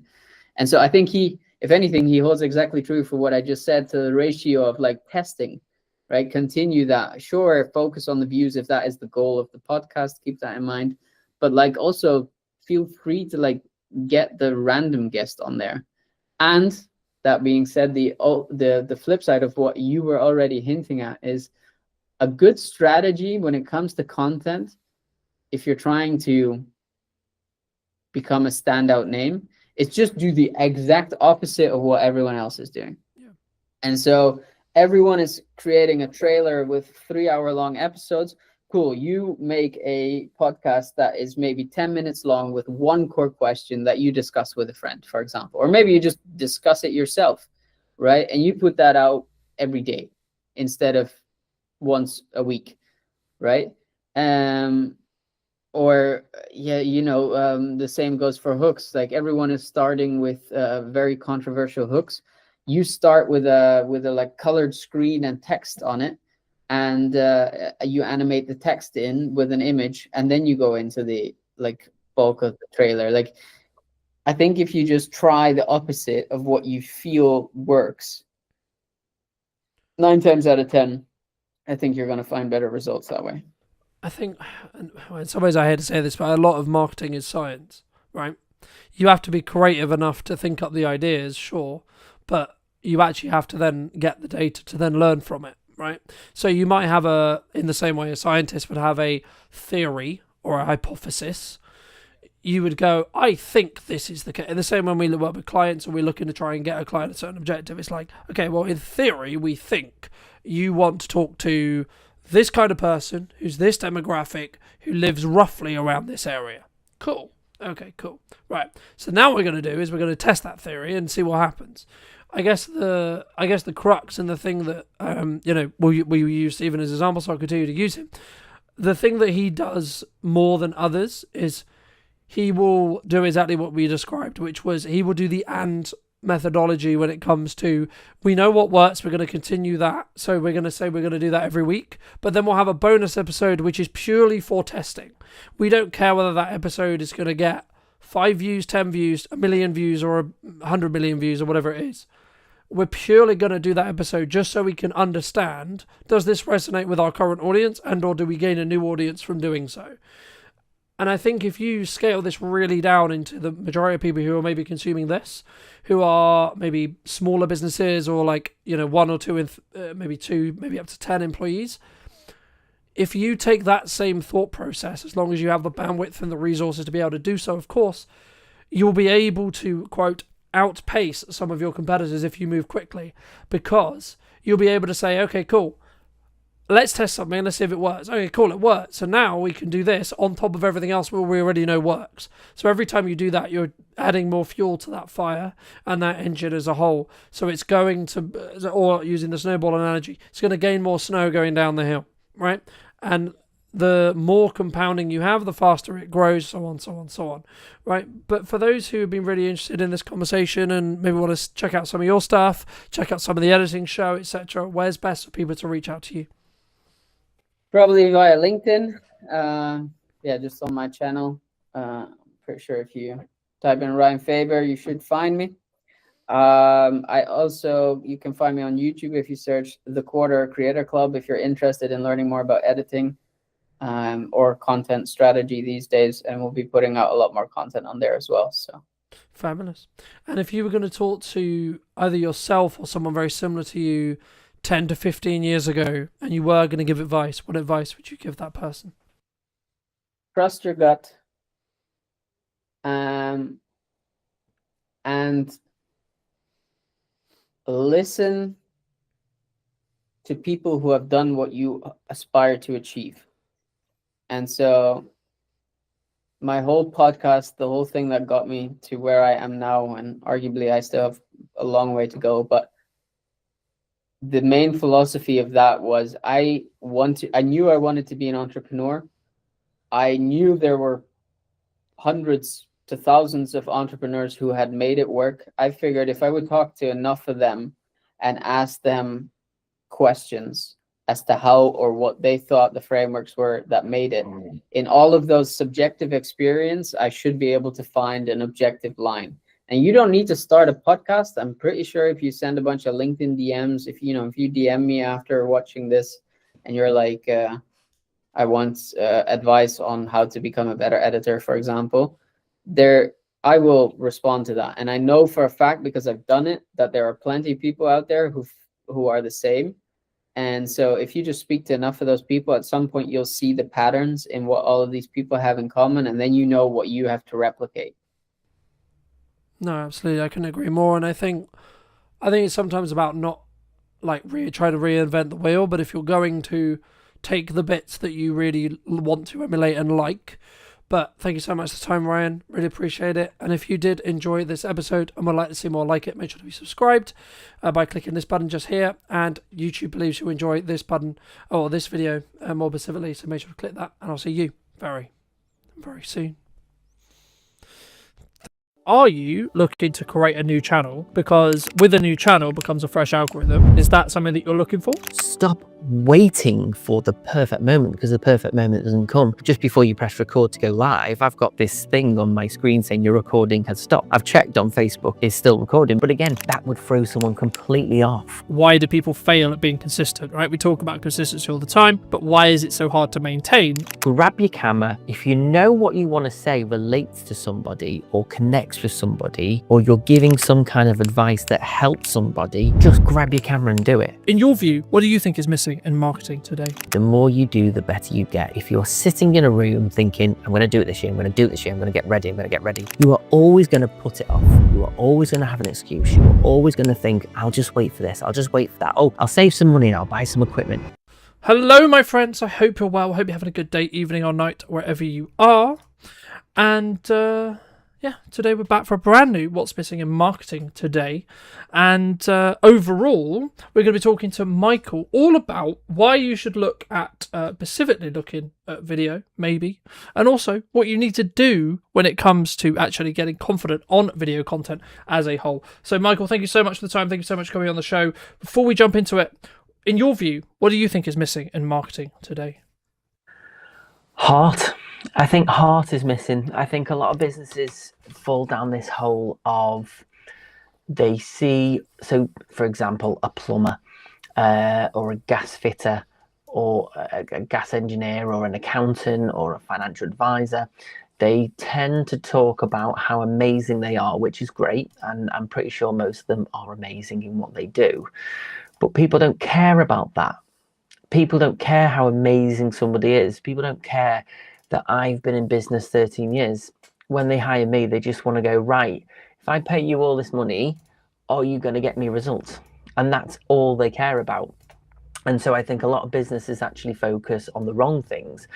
And a lot of businesses focus on all these niche little trending videos where we had last year and the year before, we had all these, those videos where it would be a viral video of someone falling off a bike and then they will roll into shot. All this stuff I'm just so against. Yes, it works to some degree depending on what it is you're talking about. But I feel like a lot of clients who want videos think too much about how they're going to create video rather than thinking about what they're going to talk about. It seems that content seems to be the last thing on their mind. They don't think about what comes out their mouth. They only care about how they want it to look, how they want it to come across. They want fancy cameras, fancy lighting. Everyone wants that Netflix feel, which is great. But if the content is not there, you have nothing, and you spent a lot of money, wasted a lot of time for very poor results. Do you think I guess people run into this is a shiny new thing, we love it, we think it's a great idea, but they maybe don't sit down and do what could be described as pre-production or boring work, right? When it comes to, okay, we're going to do this video, we're going to do this set of videos, we're going to do this advertising campaign, whatever it may be, and what is it actually going to do to move the needle, right? I think for me, something that I'm focusing with my clients this year, but also focusing more on myself, is what specific impact can I make with the videos I make, right? Yes, we can make them look great, sound great, etc., and that you should do that, but it should not be an expense, in my view, to understanding why it's going to move the needle for you, right? And I guess, just to build off that, why do you think people rush into creating content? Like rush into maybe getting you, because I've seen it many, many times, unfortunately, where people, they see it as the new shiny thing. They're like, right, we've got to do it right now, right? Which in some ways would be counterintuitive, because surely us as video people, we want people to do that in the short term to make money, right?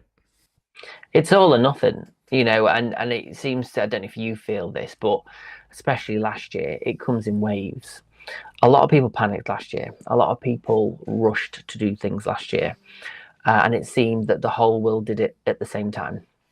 And then we went through periods of very little creativity. The problem with our industry, and I'm sure you will relate to this, is that whenever there is uncertainty, we are the first ones cut. Photographers, they're the first ones cut. Social media output is the first thing cut. And I think, you know, I'm a testament to the time that, you know, I mean, I've celebrated 13 years in business. That's going through Brexit, that's going through lockdown and COVID. And that's because I consistently showed up with social media, and I showed up with storytelling, and showed up with creating content whilst I couldn't leave the house.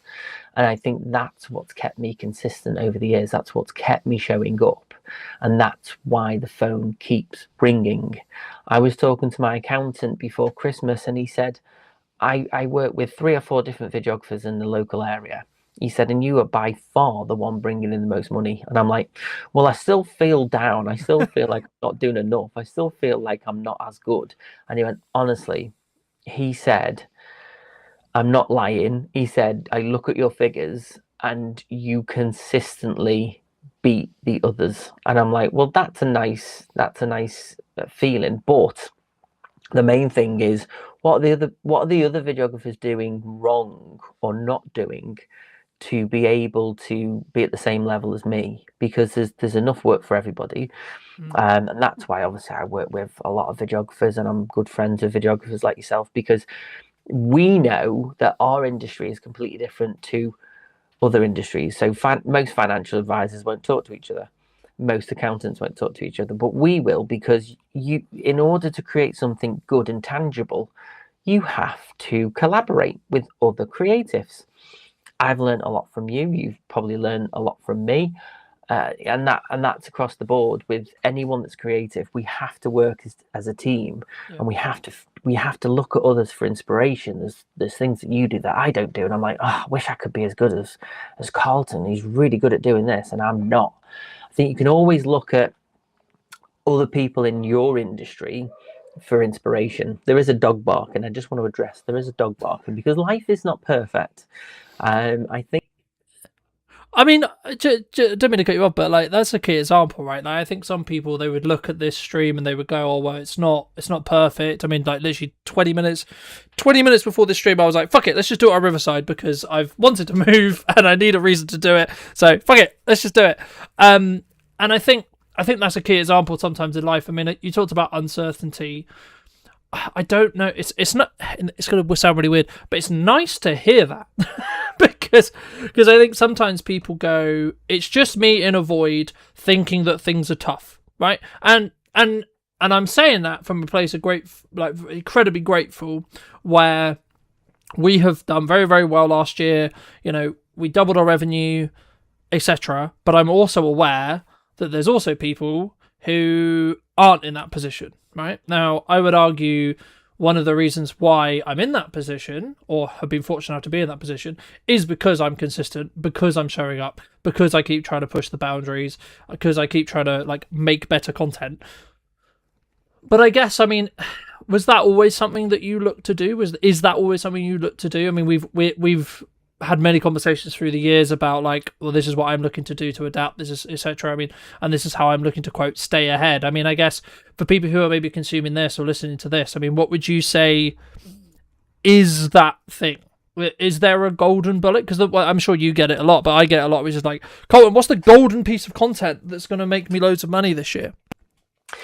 It's a double-edged sword, because for me, I always want to move away from just generic video. I mean, unfortunately, you have to pay the bills, and you have to do certain jobs that you think, oh, this could be so much better if they just do an extra day's filming and listen to me a bit more. And I always have the respect of my client. I always know that my client knows what they want, but sometimes they need me to guide them to where they need to be. when people hire me or when they hire you, they're not just buying the equipment. Yes, the equipment's expensive. Yes, we're constantly buying more equipment, hard drives, computers.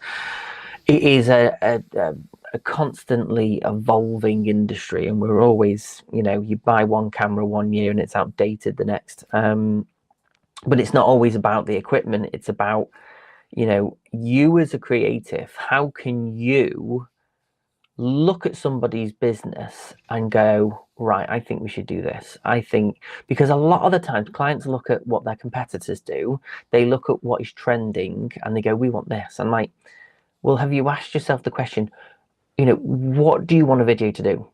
Before I talk about prices, before I talk about what I think they should do, I go, what do you want a video to achieve? You're spending maybe £900, £1,500. What is the outcome? What do you need it to do? And then you work around trying to get to that point where it's going to lead an audience to want to know more. I think a lot of clients, when I do my retainers, we do about 5 to 8 videos, and they're always pushing to do 9 or 10. And I'm like, quality over quantity, because if I do 10 videos, yes, we can achieve that in an hour and it's very intense, but I'd rather you have 2 really good videos than 10 half-hearted videos. And I think people not a lot of people see the value in what we do. We constantly feel like we are explaining the value. Some people get it, some people don't. People want results. And I think people are scared of actually taking a chance with their wallet. I think, they're thinking, oh, this has to make a return. And so our job is to make sure that we close our mouth, we listen to their need, we listen to what they're trying to achieve, and then we as creatives go, right, you've talked about this, you want to achieve this, you want to get here by this point. This is how you should do it. And it might necessarily be, we are consuming content at such an incredible rate these days that even short form content has to be so spot on for people to engage, because every single person on the planet is competing for time. Do you think, my next question was going to be, do you think there's a content problem? Do you think there's an attention problem? But just to add a bit more context around that, I think what you're talking about here is like everyone wants, because everyone understands, right? Like, you put out a load of content, you get more time with people, you build more trust faster, which in turn means you're more likely to win a sale, right? In crux, that's what we're talking about.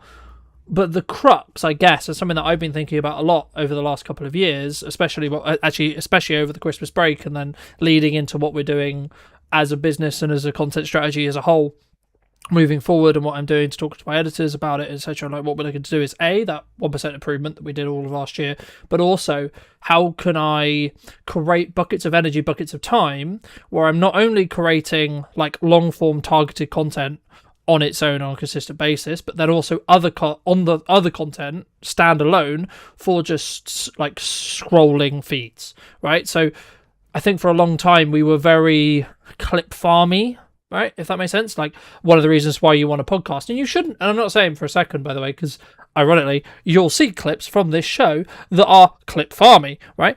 It's not, in my view at least, and something that really worked for me last year was not or, it's an and question, right? So for me, I'm thinking, how can I create standalone short form content that I plan in the same way I plan my long form, but is that worth it in regards to time?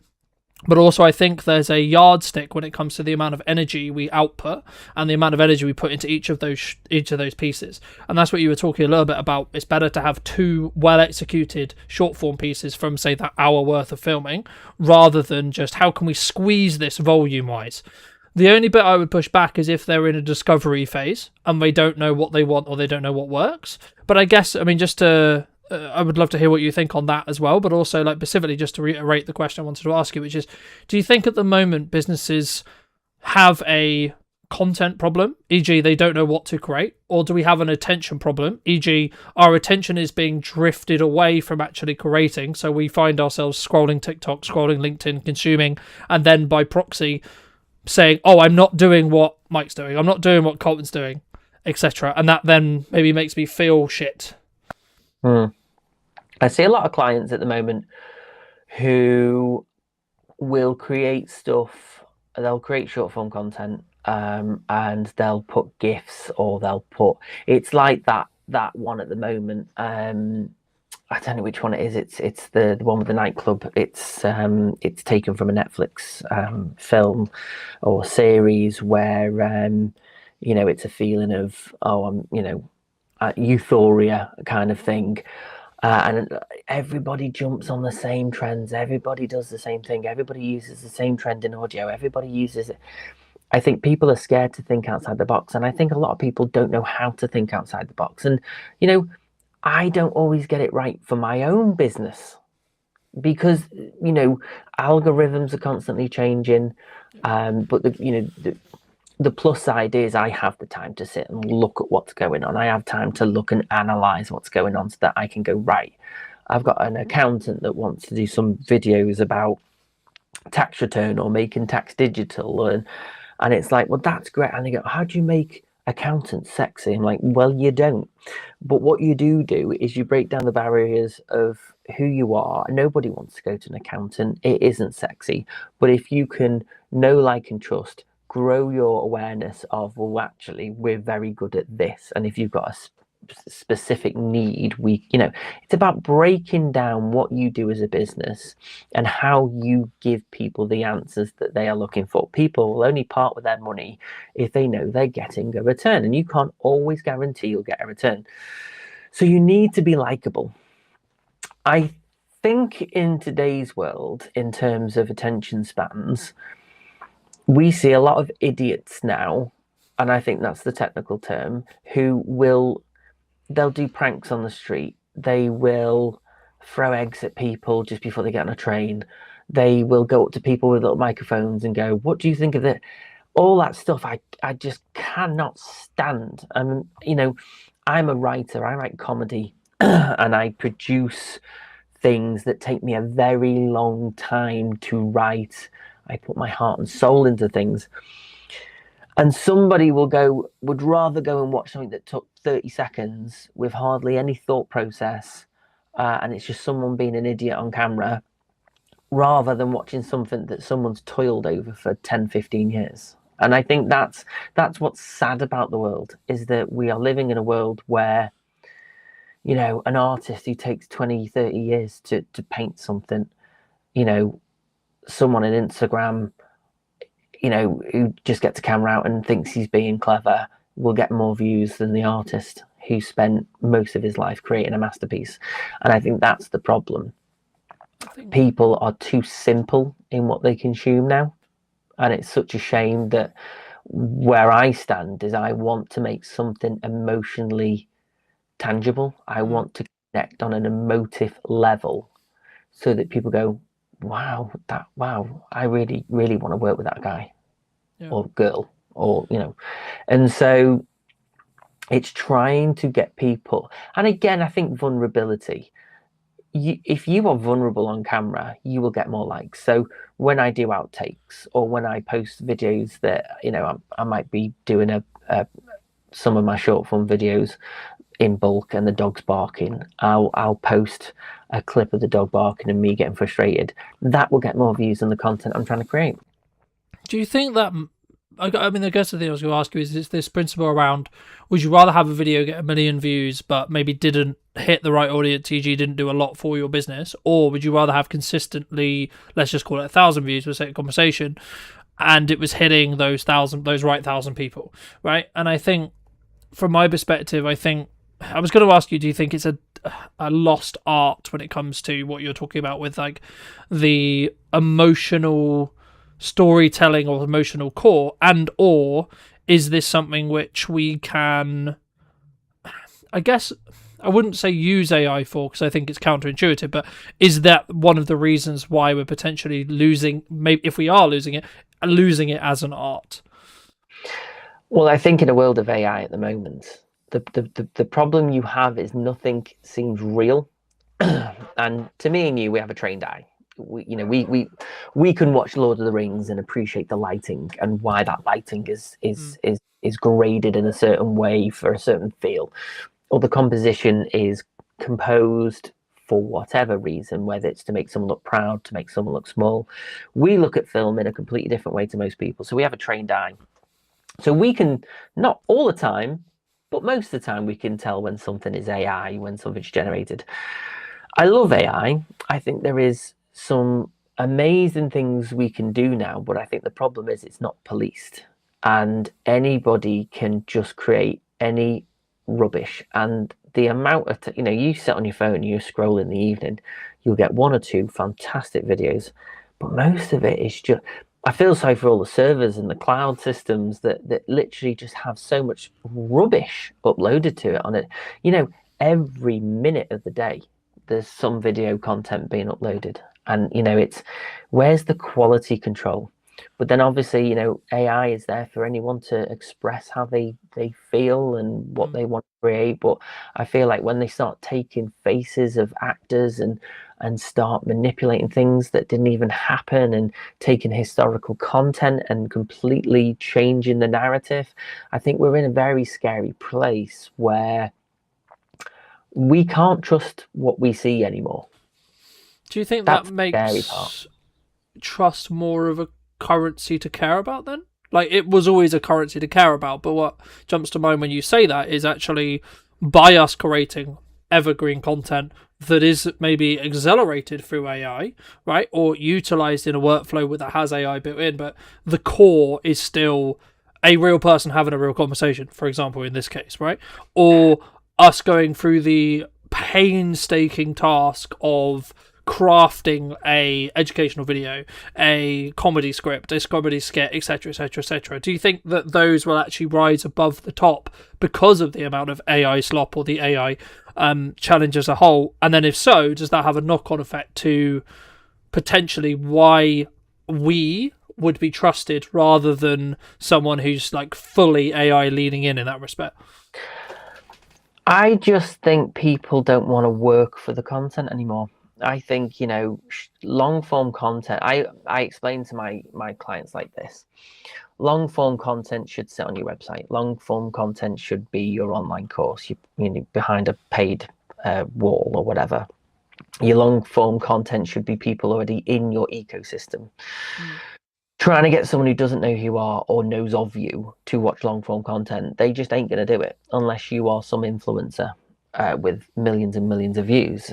And even then, a lot of, because content creators and influencers are constantly chasing the next video, that in itself becomes a full-time job. A lot of clients say to me, "Oh, I want to focus on YouTube this year." I'm like, well, expect at least a year or two before you even start to get your SEO on track. Yeah. Because I had a viral video, because my business started off as a comedy production company back in 2012, and I focused on writing online comedy. This was where the world was completely different in 2012, and I wanted to write comedy. And over the last 13 years, it's become a production company that produces videos for businesses. So obviously, the main reason of creating a business has completely changed today from what it was. But I had a video that got 17 million views and still gets a good 100 per month. But that has actually had a negative effect on my account, because the algorithm's completely different and because the content's completely different. Trying to get an account that's got 10,000 subscribers with over 70 million views on, it's now hard because it's a dead account in a sense. Well, I think from the research I've done on the YouTube algorithm, it thinks your viewer bucket is X when actually your viewer bucket is now Y. Now, I guess my question to you would be, and I think the reason why I asked this is because I think it'd be valuable for those listening, why haven't you / are you looking to create a new channel? Because with a new channel becomes a fresh algorithm, which in turn means if you're creating solely business content or solely like this is why you should use video, etc., and you're targeting A, filmmakers, B, marketers, C-suite, etc., you're targeting that group of people. Surely that would be the solution, or would you, or are you saying, or maybe it's a, I don't know, that's why I'm asking it, right? But is it a world of like you have a level of nostalgia related to that channel and the size of it to say, well, actually I can re-pivot the channel in the respect to the actual YouTube algorithm, or potentially are you thinking about, and my recommendation to you would be actually say that channel's great, and if I ever have any content that's in that bucket that algorithm, the YouTube algorithm already has understood, then I put it there, but actually I'm going to relaunch a different Instagram, a different YouTube channel, etc. for the specific business content. I mean, is that something that you're looking for? I think for me to seriously take YouTube seriously, I think it's a full-time job in itself. I'm out every week filming. How long has it taken me to get on a podcast with you? I'm time poor because I've become a very busy fool. This year is about not saying yes to everyone and sitting down and having coffee for an hour. This year is about being a bit more focused and taking a bit more of my time back. Focusing on what networking groups are working for me and which ones are not. Looking at cutting down my overheads a little bit this year, kind of resetting myself. I don't personally think building a YouTube for me as a videographer is going to lead to me getting local work. Yes, I travel the UK. Yes, I have clients in Turkey. But for me, what do I want YouTube to do for me apart from having an online presence that maybe potentially people might want to jump on my online courses? So yeah, maybe another account for that. I think it's just a case of I do still get views. It is actually on the way up slowly because I post every week now and have been for a couple of months. I am starting to see a difference, but my end goal is not to be completely focused on YouTube doing better for me. It's about consistently showing up. My videos go out at 10 o'clock every Wednesday at a set time so people know exactly where I'm going to be. Because people get into rhythms and routines, and if they know someone's going to be up every week, then they kind of go, right, okay, he'll post again next week, I'll have a look for his videos. I think YouTube, because the problem is clients say to me, oh, we want to grow our YouTube account. I'm like, okay, so what do you want to achieve from that? Again, that's the first question I ask. What do you want to achieve from growing a YouTube account?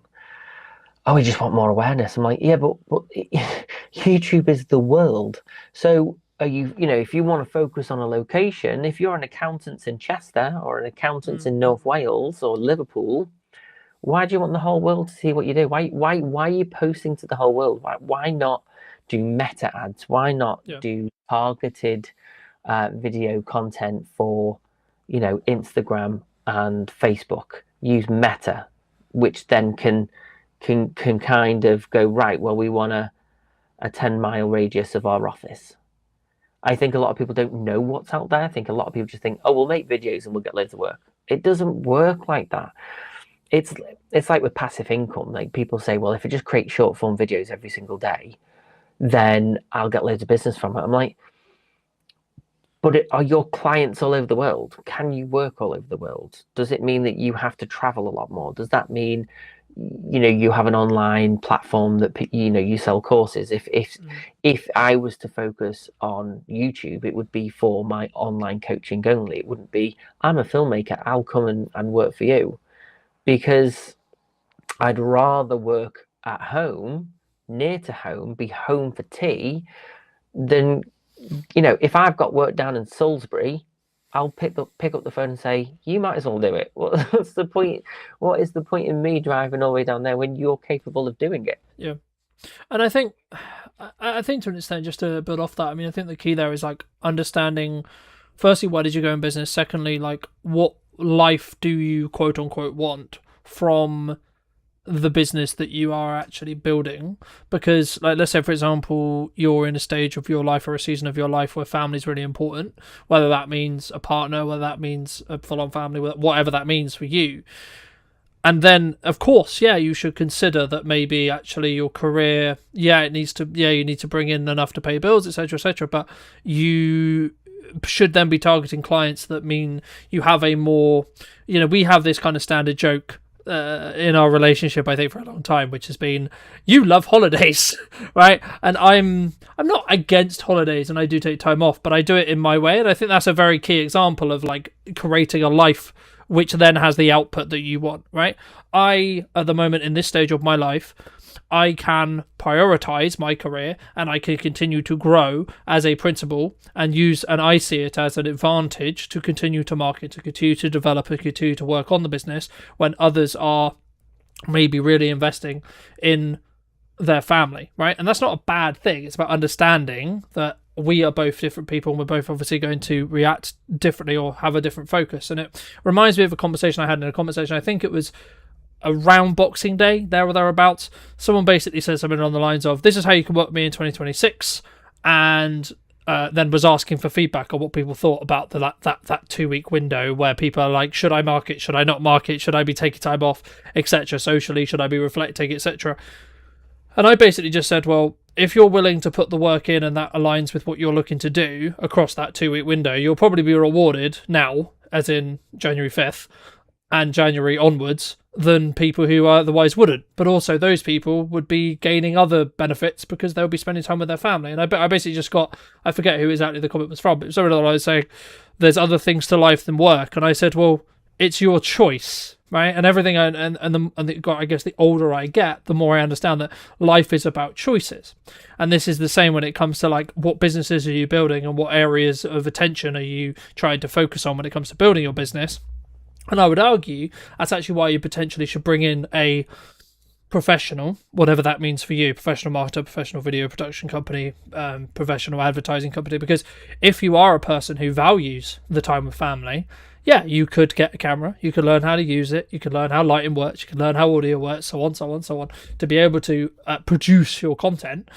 But I would actually argue, if you're not just picking up your phone and talking to it and you don't have that confidence yet, that's where you should start. You shouldn't necessarily bring this overwhelming conversation or this overwhelming like development when it comes to the fear around like talking to camera, looking into a teleprompter, having all these lights, having these microphones, having all this edit, etc. Because the in the years of my own experience, creating my own content, but also working with clients, the energy level that you actually output, how you present, how you come across is going to be the deciding factor in the long term. To phrase it into a question though, how do you work with clients, or what would you say to someone maybe listening to this who's like, yeah, new me, new year, gonna do video, gonna absolutely kill it, it's gonna be incredible, but I'm terrified of looking at my phone? The key thing is this, there are two types of people. There are people who want to create videos for the business and they want to save a bit of money, and that's great, and that's why I'm a video coach, because I thought, well, you know, if you don't want to hire me, I'll teach you and I'll give you pointers, and I've got online courses to help you, because a lot of people want to do it themselves, people, you know, but then I always say to people, so when someone comes and they say, I want some videos doing, but I don't know if I want to do them myself, I don't know if I want you to do it for me, I go, well, what is your job? And they say, for example, I'm a financial advisor. I'm like, right, so have you got time in your diary every week to sit down and record videos, edit them, post them and schedule them? And they go, no. I'm like, well, you either pay me to take that time away from you and to do it for you and to give you an end product, or I teach you how to do it yourself, give you pointers of how you can create it, how you can manage your time. If you've got the time, do it. They get frustrated because they think it's easy. And to agree it's easy, if you know what you're doing, composition is important, lighting is important, sound is important. If you don't get those things right, and most of the time it's sound, if you've got bad sound, people won't watch it. And again, when people think, oh, I'll use ChatGPT, I'll write 10 video ideas for my business, they'll read it out without even knowing what that content means. So they're just wasting their own time. When you hire a videographer, filmmaker, you know, cinematographer, whatever, we don't just come with equipment, we come with an idea, we come with some kind of understanding of our industry for us to guide people in the way to get the results that they need. And that is what people pay us for. They don't pay us for the fancy equipment, although that's the bonus. They pay us for what we can look at their business and go, right, so you're an aesthetics company, you do skincare, you have clients that have problems with their skin, right, let's have a look at what people are doing. 9 times out of 10 people are on TikTok, because it's a younger generation that has these aesthetic companies. I'm not saying everyone's young, but there are a younger generation that get into skin aesthetics, and they are a young, vibrant group of people who go straight to TikTok.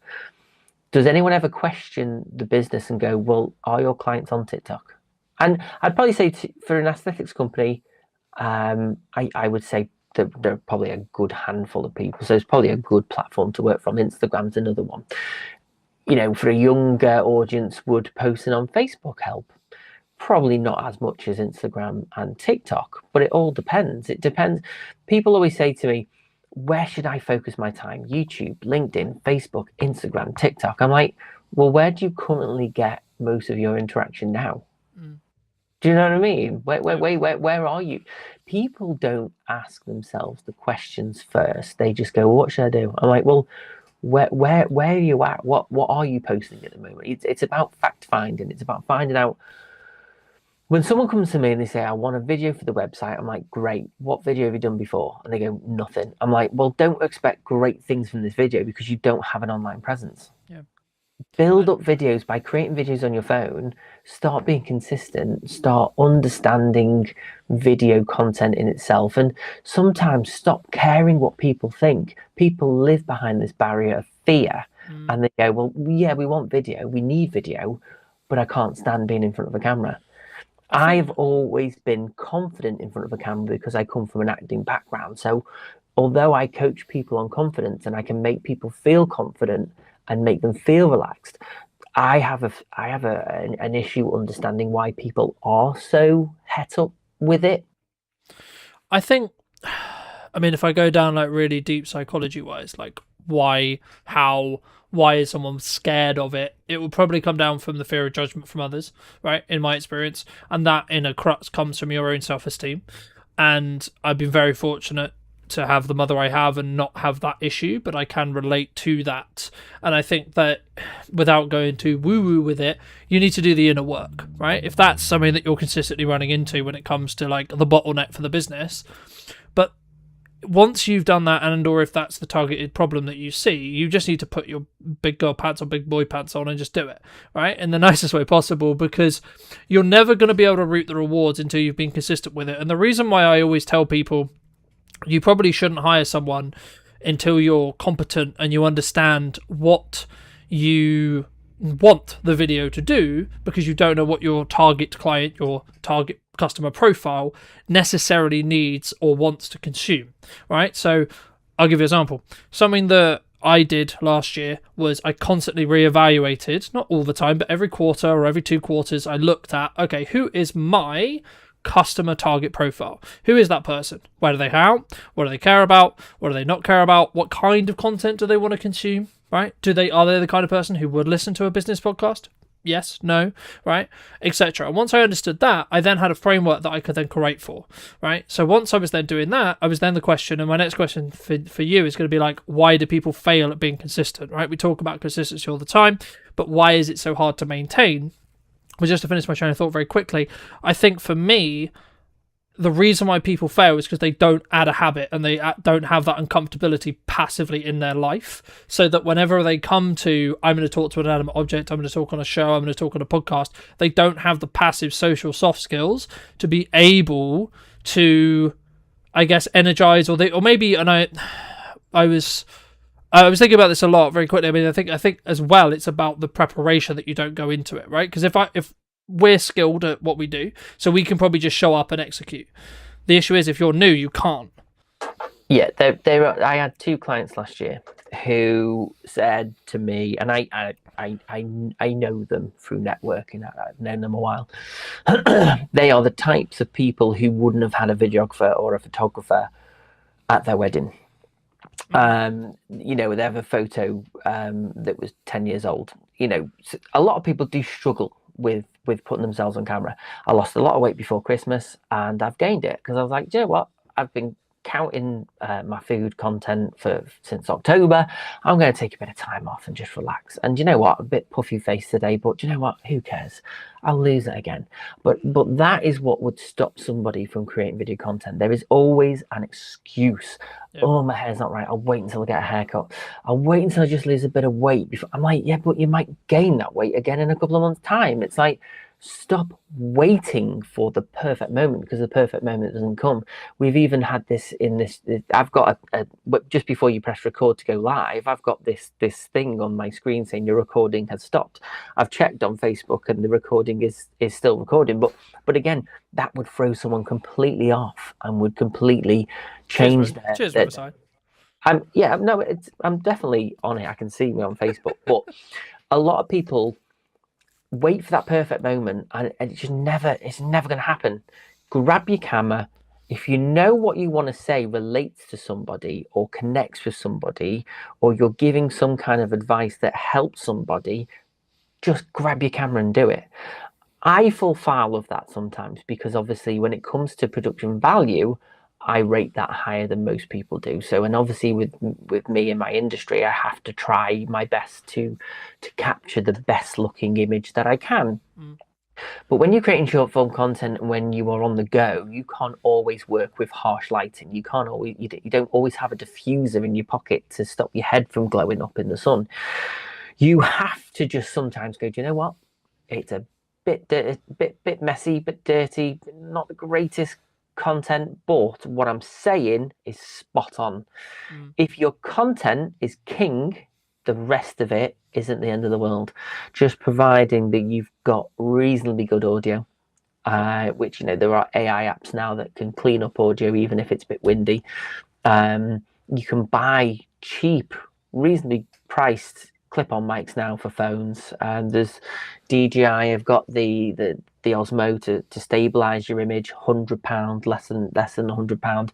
You know, so there is no excuse really. It's just, before you start creating video content, ask yourself, what do I want to achieve this year? What is the story that I am going to tell this year? And how am I going to help my client? Not how amazing am I need to tell the world. How am I going to help my client? A lot of people think inside rather than outside. They think of what they want to talk about, not what their audience wants to hear. Yeah. I had a client before Christmas that sent me a script, and I said, this is great, but you're just talking about yourself and no one cares. Turn it around. How is all of this that is great from your perspective, how does that connect and help somebody else? And a lot of clients think that they're going to try and answer everything in the world in one video. Yep. And I'm like, break it down. Break all these things down into shorter videos. You've got more content then. It's like this long form video we're doing now. Will most people watch 48 minutes? Probably not. If you cut that down and slice it up and put it on multiple platforms and mix them around, so put different ones on different platforms, you are then content rich. Yeah. But you're using a 48-minute interview. Yeah.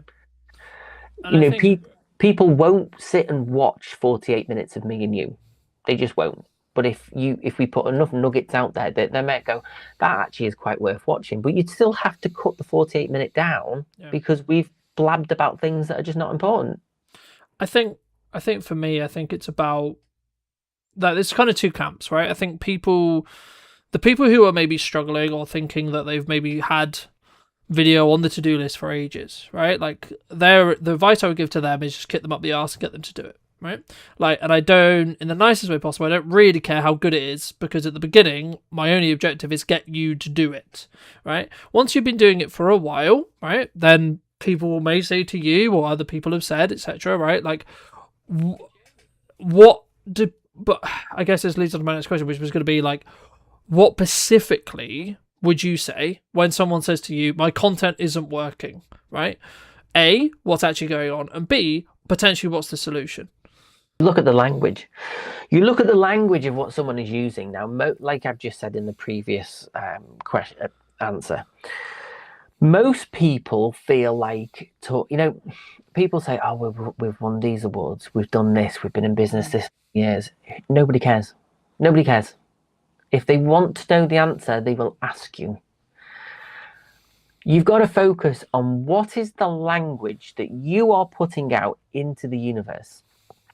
It's simple as like an email, isn't it? It's like you don't put an email saying, I hope you're well. You say, I trust you're well. It's using things. Language is a very important thing. And when you actually do a bit more research into how we use language, and then that rolls into body language and vice versa. Once your videos will always be rubbish when you first start out. It's a fact. There's nothing I can do about that. I can coach you for months and months and months, but the only way you will learn is by doing. Yep. It's by get over yourself. I'm not. My face ain't the most perfect face in the world. I'm a little bit chubbier because of Christmas. Am I saying to you, oh, can we just wait a couple of weeks till I've lost a bit of weight? No. Who cares? The only person that cares about my weight is me. But I think Yeah. I think also like some days we're naturally self-confident, right? Or like we're really high. But you've up, got or to like, move etc., past right? that, though. You've got to move past that. You can't live in a world where you want to have this perfect image of you because it's fake. It is a fake representation of life. It is a fake representation of you. I use social media in a way that, in the past, when I've broken up with girlfriends, I have posted I've broken up with someone. Now, some people go, oh, mate, don't be posting that. I'm like, you can't just show the positive parts of life. You have to, because then when people come back to me and go, oh, where's your girlfriend? Not seen you post about it. Oh, we broke up. Oh, you know what I mean? And I think then people go, oh, he's only posting the good things. And most people do. Most people do just post the good things. If you look at some of the content I've posted today for my weekly content, I've put pictures of me overweight because it's relevant to what I'm talking about or whatever. But you've got to move past this perfection, this idea that life is perfect. None of my videos in 13 years have been perfect. But when I look back at the videos I did a year ago, my lighting has improved. I look back at my videos from 2 years ago, my sound has improved. Video is a journey. The more you do, the better you get. If you're sitting in a room thinking, I'm going to do it this year, I'm going to do it this year, I'm going to get ready, you are always going to put it off. You are always going to have an excuse. You are always going to think, I'll just wait for this, I'll just wait for that. Oh, I'll save some money and I'll buy some equipment. How many people do you know you'll go to do a job for somebody and they'll go, oh, I've got all this equipment, I've got softbox lights, I've got a ring light, I've got a tripod. I'm like, do you use it? No, I haven't sat and learned how to use it yet. I'm like, the amount of people that have equipment in their offices and they just don't use it. It's like, because they thought it was a good idea. They realized it's not just Mike or Carlton turn up to the office one day and press record on a camera and go home laughing to the bank because they've just charged someone 1,500 quid. They don't see the 7 o'clock start right through to 10 o'clock because you've peaked a bit of color and you're just trying to mask it, and you've got to also stop being a perfectionist as well, because I use AI to clean up my audio because that saves me 4 hours. But that 4 hours means I can research plugins, I can research how to get a better grade on something, I can research in that moment, right, audio's done, I'm going to spend an hour or two just tweaking this color a bit more because I've got my time back. I think people don't want to pay you to sit there for 4 hours cleaning audio. If you can use AI to get it cut down quicker, to get it back into the project, if you can quickly grade and make it look reasonably good, because our level of understanding of perfectionism is completely different. An example of non-perfection. There we go. I know, you just disappeared, and I thought I was going to disappear first. Am I back? I don't know. You're Who knows? back. You were back. I think maybe your camera's burning, getting a bit hot, because mine does that after a while. But it's true, though. It's true. I think people live in this world. I'll just keep talking and filling while you're. I'll tell you what. Let me sort my camera out, and then here you go. It's Mike's show now. The top 5 tips that you can do while I fit this for everyone listening. Top 5 tips. So right, let's think off the top of my head. The first tip would be to stop caring what people think. You have to stop waiting for perfect to happen, because perfect is not going to happen. Number 2, you need to be consistent. If you are going to be creating videos for 2026, just be consistent. Think about what you're going to say before you go out and film it. Number 3, I think we're on. I would say look at your language. Think about the language that you are using. Think about how you are writing your content and how you are projecting that out, because there is a lot of value in using the right kind of terminology when creating content. So don't talk about yourself. Talk about how you help people, how what you do makes a difference in somebody's life, how, you know, somebody spending money with you in your business will lead to a result, because people don't care about how long you've been doing it. They don't care how good you are. They just want to know, will this person do this job, and will this person who I've paid get the results that I want? 4, be authentic. Just be your natural self. Stop trying to be somebody that you're not. Stop trying to be polished. We are living in a world of AI where everything is fake. Everything is not real. So to get that human connection, the ums, the ahs, the slight pauses, I leave some of them into my videos because that emotionally connects people to a human. Those little tiny those small imperfections that we have as humans is what AI probably can replicate to a degree, and probably will in the next 2-3 years. But we are constantly trying to strip away our humanity, our idiosyncrasies, if that's the word. I don't know. I think again, like, I had a 5th one, but I can't think of it. I'll come back to the 5th I'll one. add it onto the end of the AI one, because I think it's true, and I think that so many people, they look for, maybe we're looking at AI and we're looking at, okay, well, this can replace X time, right? But then we don't think about how we utilize the other time, right? So let's say, for example, I'm using Autopod to edit this podcast, and it means that I can save the 2 hours it would have probably taken me to manually cut it. Okay, cool. But the thing that some people think about is, how can I save the 2 hours? Instead of how can I still use the same amount of time in the podcast, but how can I add that extra time in, not on grunt work, so to speak, e.g. cutting backwards and forwards between myself and Michael, but how can I tweak the grade? How can I tweak the audio? How can I make it flow better? Do I rewatch it? Do I add maybe some motion graphics? Do I add maybe some B-roll, etc.? And I think for me, that's the 1% I was referring to a little bit earlier. And I think that once you understand that, then you can look to, because it's kind of counterintuitive, right? Because we want to keep making stuff better and better and better, yes, but not to get in our way, right? So I'd rather execute imperfect action than then getting to a position where, because then you can add value, right? Then you can move the needle, because then you know what that 1% is really going to matter and how it works, because then you're not worrying about the skill of presenting, the skill of how do we do a podcast, how do we come across, etc. But you mentioned trend jacking at the beginning, and I think I have kind of 2 opinions, which is like, if you have the bandwidth to do it, then yeah, potentially you could create a load of content, but it shouldn't ever replace your evergreen content. I guess for people who are maybe consuming this or thinking about this, about the postman's finally come, and the problem you have is it's the quality over quantity. Just because other people are doing things doesn't mean you should too. Yes, you might get loads of views, but does posting content of trending videos of people falling off bikes and then you sliding in as a presenter, does that actually mean, oh, he must be a great plumber, he must be an accountant, I want to hire him because this video was good? No, people forget about it. And that's the problem. People forget about it. They see it and go, oh, that was funny. They forget about it. They don't follow. They don't like. There's nothing tangible there. There's nothing real there. It's just people trying to stand out by copying everybody else. Yeah, I think it's about using it sparingly, though, right? Like, you can use the hook of that. But the problem is, people look at these things and go, right, everyone's doing this, we'll do that. Do they actually think, well, what is our brand? What is our vision? What is it that what is our mission statement?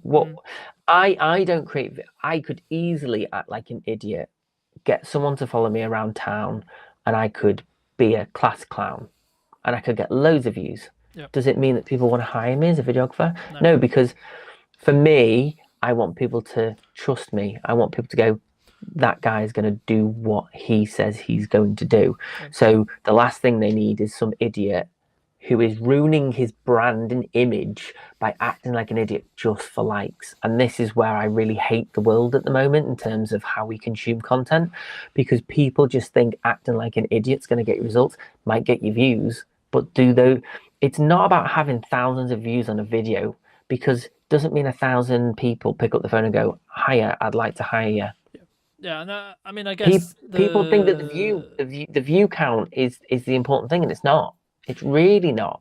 Well, it's about whether you're doing it in the entertainment bucket or whether you're doing it in the brand building bucket. And as long as and that's kind of where I'm in two minds when it comes to trend jacking, because I agree with you, right? Like, if it's going to be brand damaging, no, absolutely you shouldn't do it, right? I would much rather have consistently 200 views, 300 views, 400 views, 5,000 views, whatever it is, whatever your standard line is. And it was all building to consistency, reminding people that I exist, how I show up, etc. Right? A. B. The thing to consider, though, is how can you potentially see something? And this is why I think every single person should have a level of, I'm going to curate, like, mostly you should be in the curate side of the content window, but potentially you should have a small window of time when it comes to, this is how we're going to look at what's happening online, right? Not to say that you should necessarily copy or use the inspiration every time. It's so that you have an awareness of what's going on.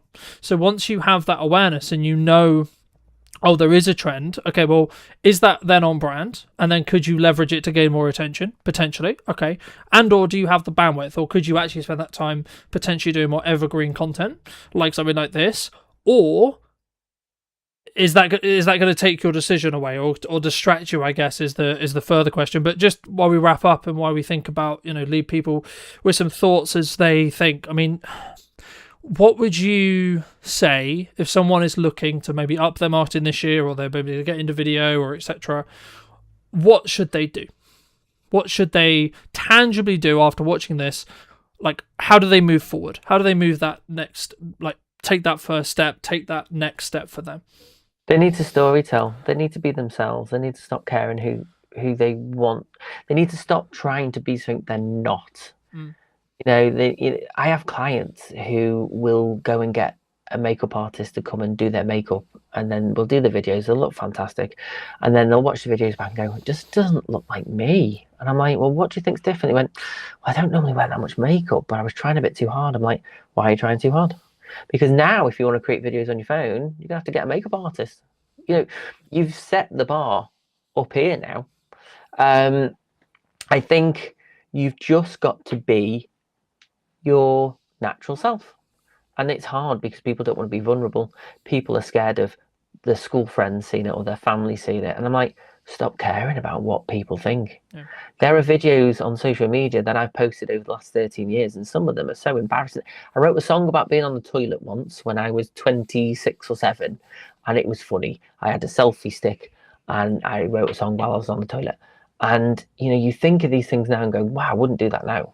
But it's there, it's up there. And some of my friends in my camp van group, they seem to get it out when we're all drunk and go, oh, well, there's Michael acting like an idiot.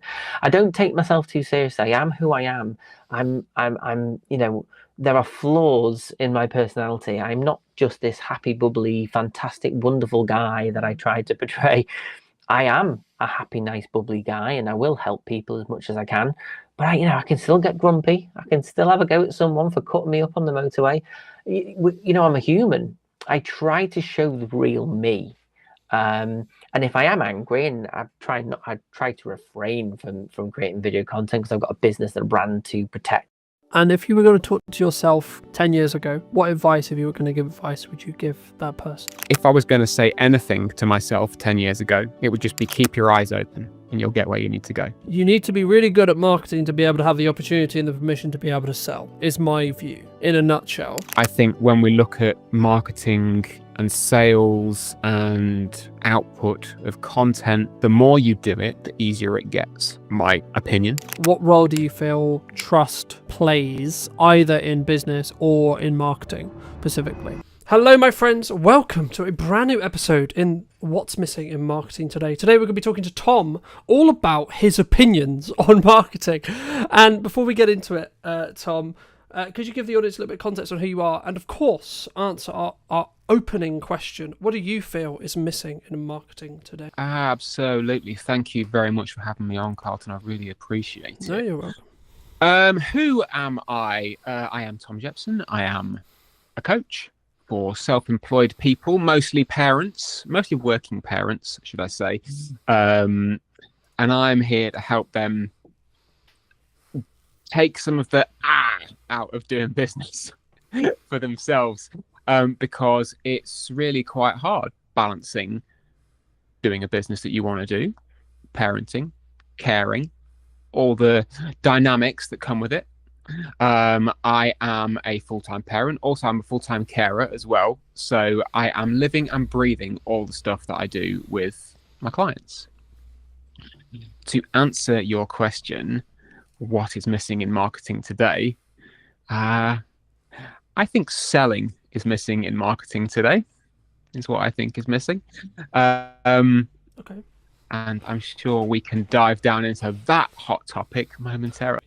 I mean, just to build off that, my personal view, I personally think they're separate, right? I think they are mutually exclusive. You can't have one without the other, right? But you need to be really good at marketing to be able to have the opportunity and the permission to be able to sell, is my view, right? In a nutshell. Why do you think then, let me build off the question, why do you think specifically then it is missing in marketing then? Like, what do you, like when you say that, is it not sales driven in respect to like sometimes we don't do call to actions or we don't have that quote ask, or is it because I would argue you shouldn't be direct selling, or would you disagree? So this is a very big topic, and I know we could go for hours just on this one point. So to give some context, I have a daily newsletter.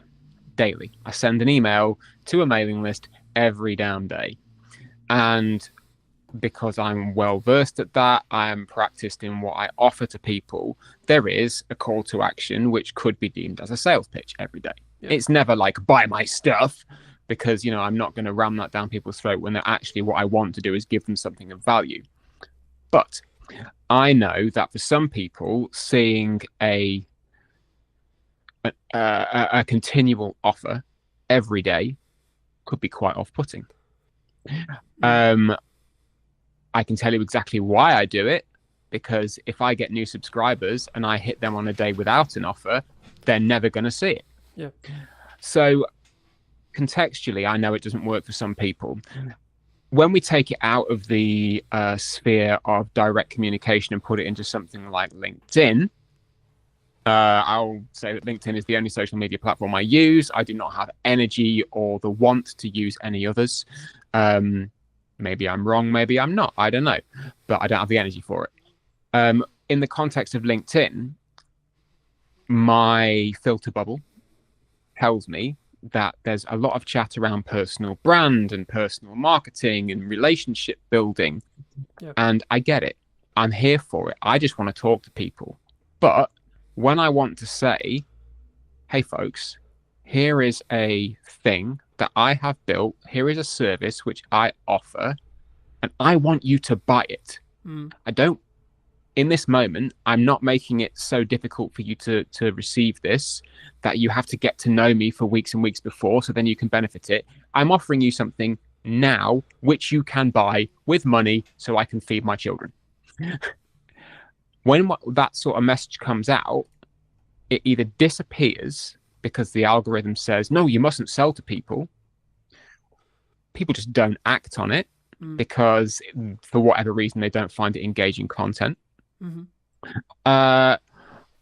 Or any other reason that you could possibly want for that thing disappearing. But I think there's just this almost acceptance that it's not, I'm going to use the word acceptable. I know it's a big word to use. I'm going to say that it's accepted that it's not acceptable to sell in that way. And honestly, when you mix that into the marketing that we do with our content posts and our emails and our podcasts and all of that jazz, if we don't feel that we are able to do that one thing Mm. and have it be effective, how are we ever going to be able to run a business? I think, I mean, there's a lot I could pull out of there, but I think the unique perspective for me is there's a lot of conversation, especially at the moment, around people are concerned about the up and coming budget at the time of streaming, etc. Right? Like, people are concerned about like what's going to happen at Christmas and like where things are and etc. And I'm in a very fortunate position where like this month is manic, this month is crazy, but I'm still building the time to have this live stream, have this broadcast, have this conversation with you, because I think it's important to obviously add value and continue that process of constant development, constant growth, but also I'm always aware that I need to bank content whenever I can. And the key, I guess, to build off your previous point about sales is, I guess, to most people who may be listening to this, you need to ask yourself, from my view at least, where you are in business. And if you are in a position where you need to make money and you need to generate cash flow, then absolutely you should be pushing more sales. And there's nothing, I don't believe, wrong with that, because that might be the reason why you're in business next year, right? Now, in a world where you don't need that and you could be perceived, or one could perceive you as quote unquote being greedy just to make revenue for the sake of revenue, not implying that's what you're doing, but some could imply that, right? I think then you can look at it and go, okay, well, when do you want this quote cash out from what you're doing now, right? Is it in a week, a month, a year?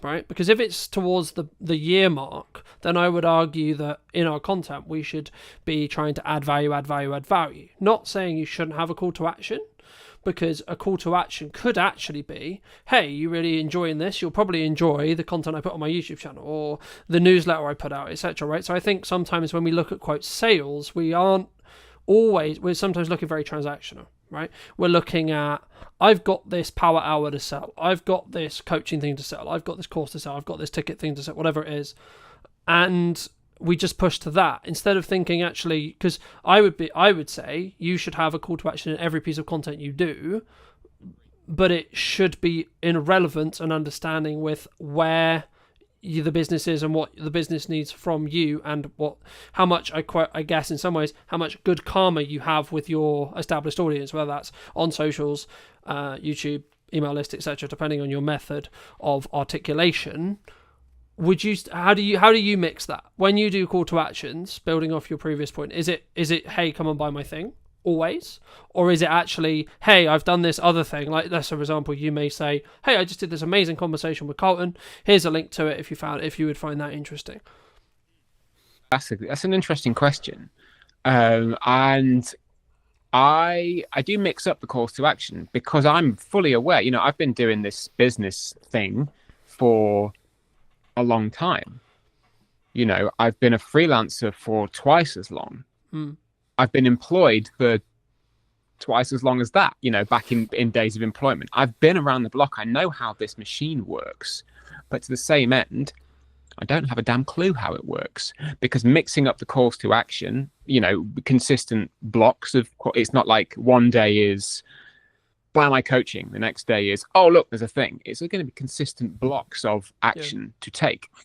So yeah, I do mix it up. But to the same degree, it always comes back to the same thing of, this is the core thing that I offer. This is how I want to engage with you and how I would like you to engage with me, regardless of whatever medium, method or action we get there. If I'm posting on LinkedIn, chances are the call to action will either be connect with me here or sign up to the newsletter. Mm-hmm.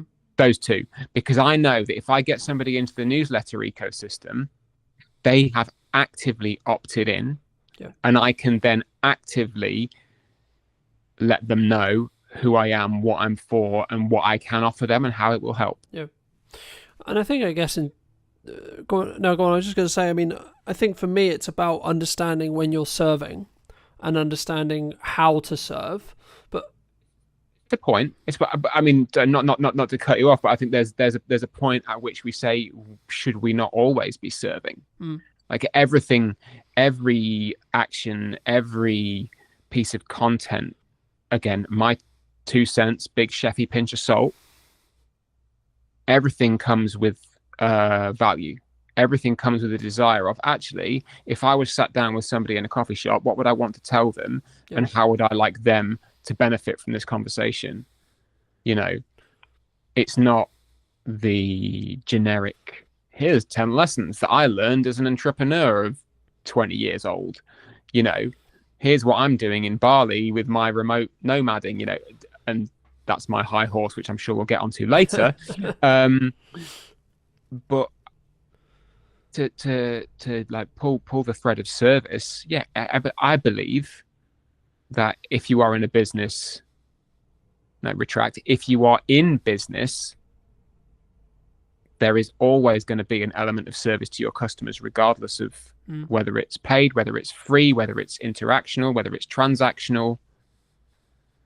You know, put something out there, because that then is the marketing, and then you can direct the sale.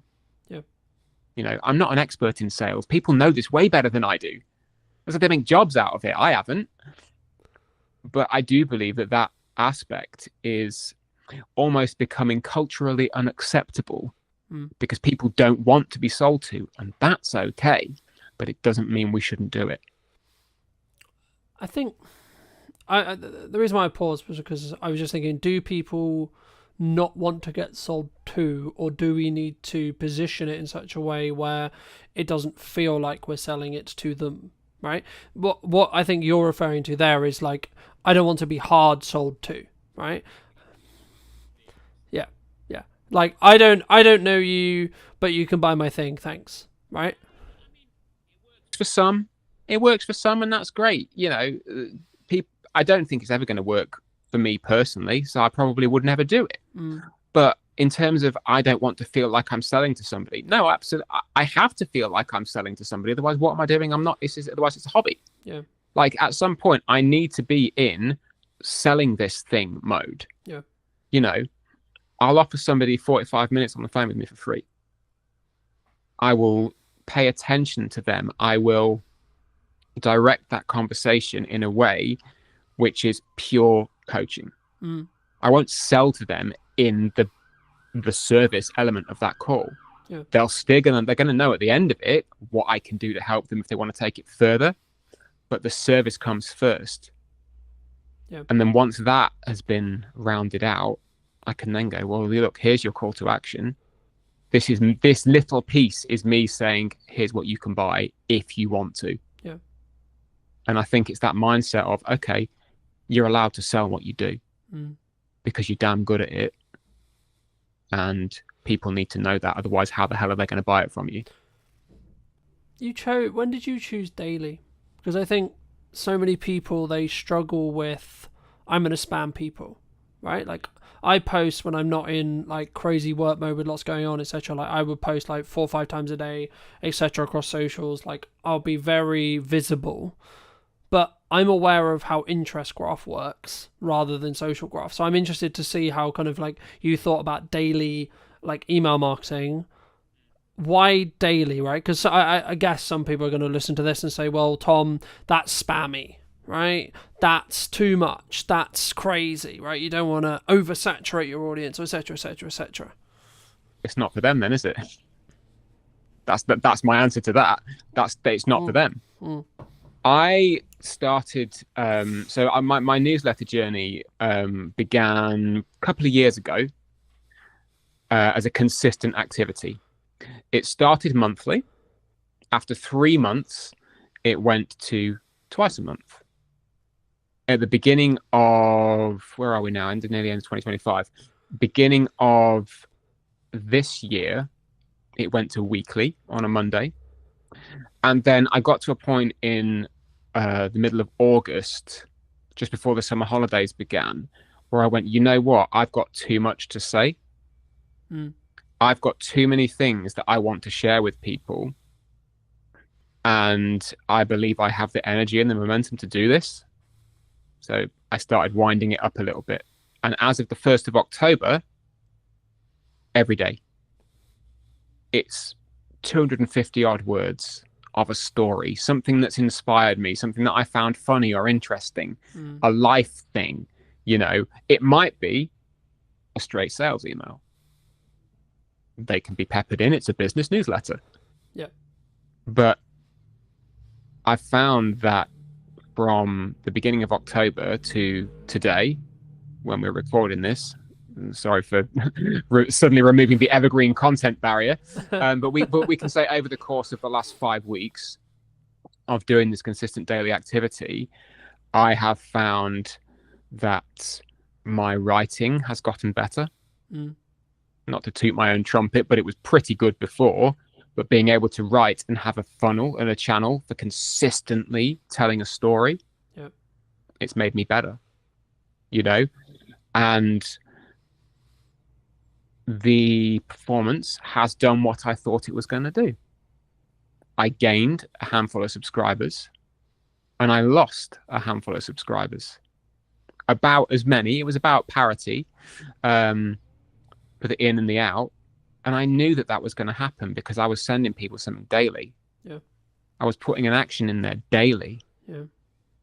So, like, having it in the last 5 weeks and actually going, you know what, this experiment's worth doing and this is worth following. Yeah.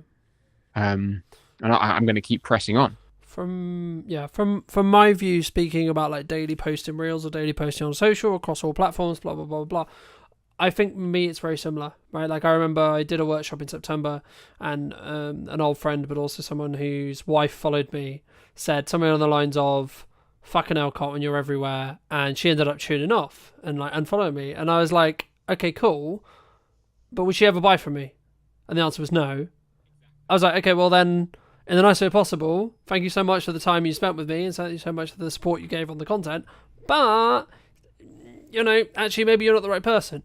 And I think that's the key. And I think sometimes, like, I could quote a million people, but the crux of like any marketing is just a shit ton of work in a window of time to get a result, right? The work as a whole is probably going to be the same whether you do it across 6 months. Like if you want the result, you can do it across 6 months and get the results in 6 months, or you can do it across 2 weeks and get the results in 2 weeks. But you have to have the same amount of like output than you would have in that 6 months in that 2 weeks. And that is going to annoy some people. That is going to quote, oh, fuck's sake, Tom, you're there again, right? Oh, fuck's sake, etc. But like also, the just to pick apart a little bit what you said, the key, I think, for the person listening who's maybe considering something like this, whether this is daily posting on YouTube, daily posting shorts, daily posting Instagrams, writing an email, whatever it may be, writing a blog, etc. For me, it's, can you make that 1% improvement? Right? Because what you're talking about there, the reason why you're getting better is because, and you may not feel it, right, at the time. It's only in hindsight when you look back. But if you go, like, if I look at where the podcast was and arguably, like, why is what's missing in marketing today, quote, successful or, quote, doing well? Actually, it's because I've 1%ed it every episode since June. Right, by the time this pre-recorded version of this episode I expect comes out, it will probably be 5 to 7, maybe 20 times better than as it sits today. Right? Why is that? Because every episode I'm functioning and I'm saying, and it comes with practice. Right? Like anything. Right? You can't expect to be in great shape if you don't work out every day. Right? In my opinion. Right? You can do 3 days a week if you want. That's up to you.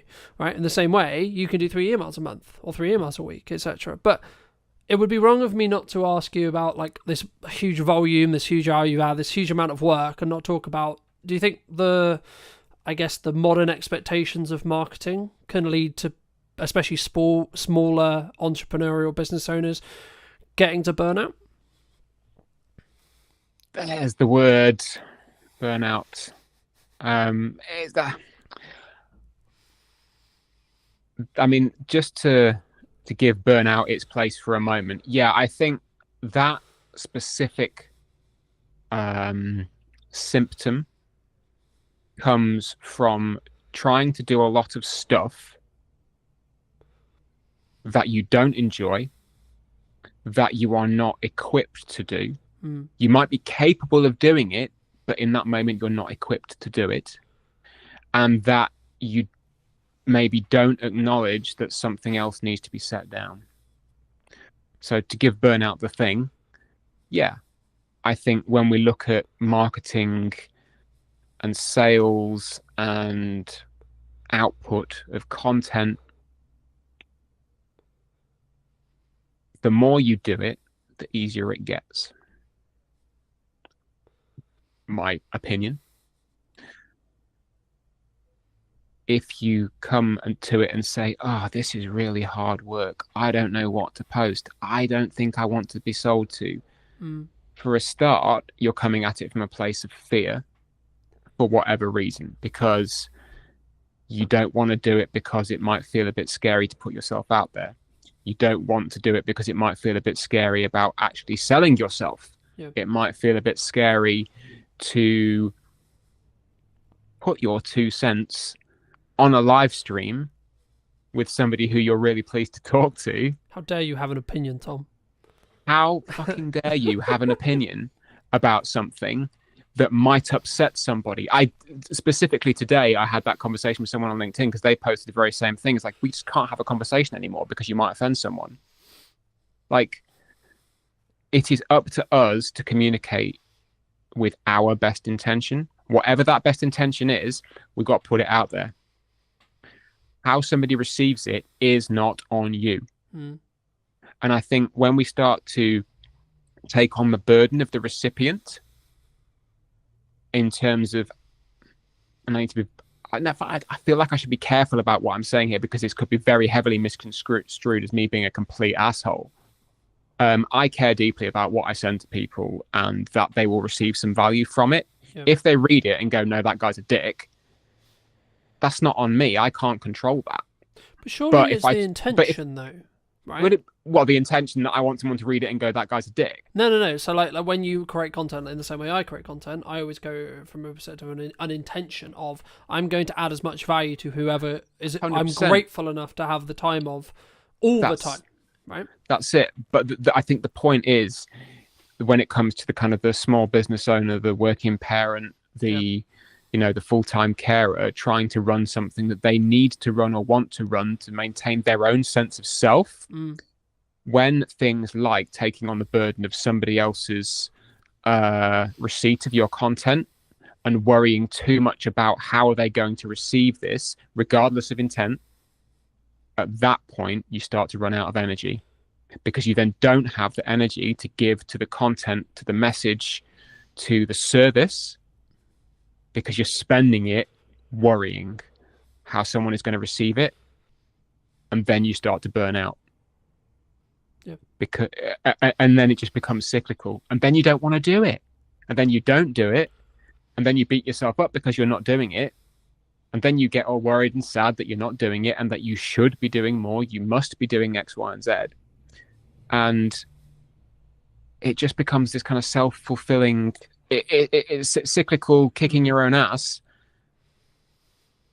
because realistically you're worrying about something that is so far outside of your control, it's worth working through it to let that go.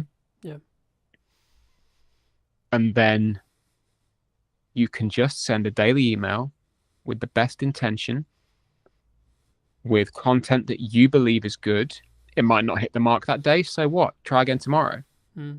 But you can do it without worrying that somebody's going to tune out, because as you said before, if they tune out, it's probably not for them, and that's okay. The same goes with daily posting. I mean, I try to post daily on LinkedIn. Presence, makes me a bit sad sometimes. But as you take away that fear of, am I going to get cancelled? Is this message going to miss the mark? Is this any other thing? Chances are, worst that's going to happen, no one's going to see it. And if they do, they're going to have some other thing happen, right? Like I can't remember exactly, he said to me, but a client many years ago said 95% of the things that you do and you worry about, no one's going to give a shit about because they've got 15 other things to worry about that aren't you or anything to do with you, right? We're very internal creatures in that respect, It's almost like being a little over empathetic. And again, not being a dick, caring about how other people are is incredibly important. It's the crux of my business. It's the crux of me as a human being. I care about how other people are. I was gonna say you could arguably care, but I also like. So I'll give you an example. I care about how your business is, right? I care about how everyone's business is, even if they're a competitor of mine. However, it's still none of my bloody business how their business is, right? Whether it's going well, whether it's not, whether it's whatever, whichever end of this spectrum we're talking about, right? Whether they're doing incredibly well, incredibly successful, and they have record-breaking months, or the opposite end of the spectrum, they're about to go bankrupt and they're actually like swimming in miles and miles and miles of debt. Okay, right. I can care and I can empathize as a human to a human and a business owner to a business owner. But the reality is it's still got nothing to do with me. Right? The only things I should focus on is me, my business, and what I'm doing. And staying in my lane and moving myself forward. Do you agree? I like the awareness. I'm very much attuned to being aware of what is going on around. Because then you know, if you see a strategic opportunity to make a move, you can make a move. Yeah. You know, you see a gap in this is how the best products come out. You see a gap in the market, you fill it. Yeah. You know, but as you say, how somebody is doing day to day, if they are not publicly putting it out there on the line, telling their story all the time, because they want it to be seen. Mm. And I mean, like, not a curated version. I mean, the whole 9, just open book stuff. Then no, you're absolutely right. It's none of your business. You can be interested and you can still care. Every person that I know on a personal level, I care about how they're doing, how their work is, how life is, you know, how the family are, how much detail they give to me is up to them. Because some stuff just ain't my damn business. Yeah. But understanding that they're at least there, being empathetic to that is good. But you know, to circle back around to the over empathizing, as you say, when you get to the point of actually that's not your damn business, then you can stop. You can go, all right, I've used my energy to this point. I can put it back into marketing myself. I can put it back into selling myself. I can put it back into serving other people who are actually on my doorstep waiting to be served. Yeah. I think it's knowing where and how to channel that energy to build the right boundary and really to keep yourself safe. Do you think business owners struggle to give or set boundaries, either with clients, with colleagues, with friends, with marketing, with themselves, with family, with friends? Yes. I'll elaborate on that. Well, there we go. No, there's the answer. And if so, why? No, that's a really good. Is it? Sorry, that was a veiled attempt at humor. Yes, absolutely, I do. I mean, everyone does because they're creatures of service. You know. Does it come from that? If I don't say yes to this job, there's not going to be another one coming thing. Do you think, in some case, like in that specific nuance? It's part of it, yeah. I mean, I've been reworking a workshop that I ran eons ago, all about saying no to things, which is, you know, coming down the pipe at some point. Hopefully, by the time the published version of this comes out, people will actually see it and it'll be live. But I think that because prioritization is hard. Separating yourself from your work is hard. Separating you from the public version of you can be kind of hard. Separating different facets of work and life is hard. Just establishing boundaries and maintaining them is hard. Like being able to go, you know what? I'm stopping work at 3. And I'm not going to answer my emails till tomorrow morning because it's family time now. You still get the little itch, you know? Sat down, scrolling on TV, like while the TV's on, you get an email pings and you go, oh, I'm just going to answer that now. You could just not because nothing's going to happen. But it's maintaining that boundary because you get that little itch of if I don't do it now, somebody else might get there first, or I might forget. I might be busy.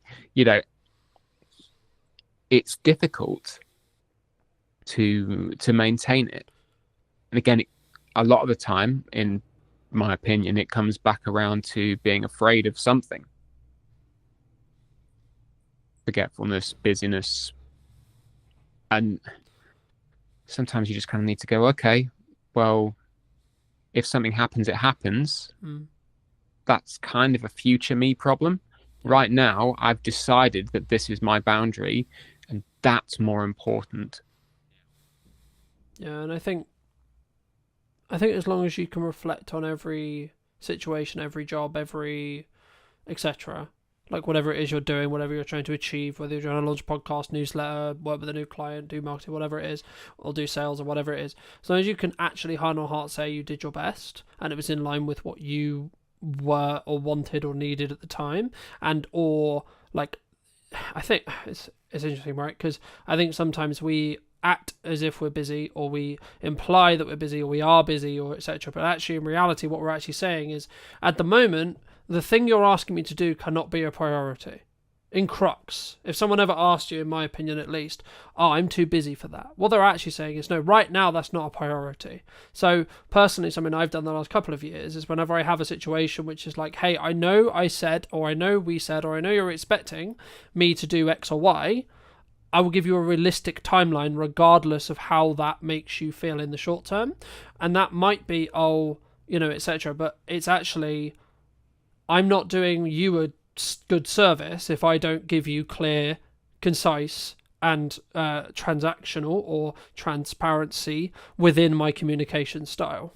Because the reason why someone would get upset or pissed off is because you said, Tom, you would get me that thing a week ago, 2 weeks pass, 3 weeks pass, and then it slipped through the gap, right? Look, I'm not saying mistakes don't happen, but if you said to me, let's say we were working together, and you said, hey, it's going to be like 3 weeks, I'm like, okay, cool. But then I'm not expecting it next week. I'm expecting it in 3 weeks, I mean, that's almost kind of a side point, isn't it, really? That's just being good at what you do and doing what you say you were going to do. Yeah. But do you think we struggle sometimes? Because, like, especially when we win, like, the client, right? The client of my dreams, or the project of my dreams, or the money of my dreams, or the project is amazing because it pays me X, or it's actually a great opportunity, etc. We have this, like, want to, I'll do it tomorrow. Oh, it's done tomorrow. I'm going to go out on a limb here, and I'm going to say that if a client, for example, would expect you to bend over backwards and not maintain your boundaries and your working practices as a self-employed business owner, they are not the client of your dreams. End of. Do you think that can change over time?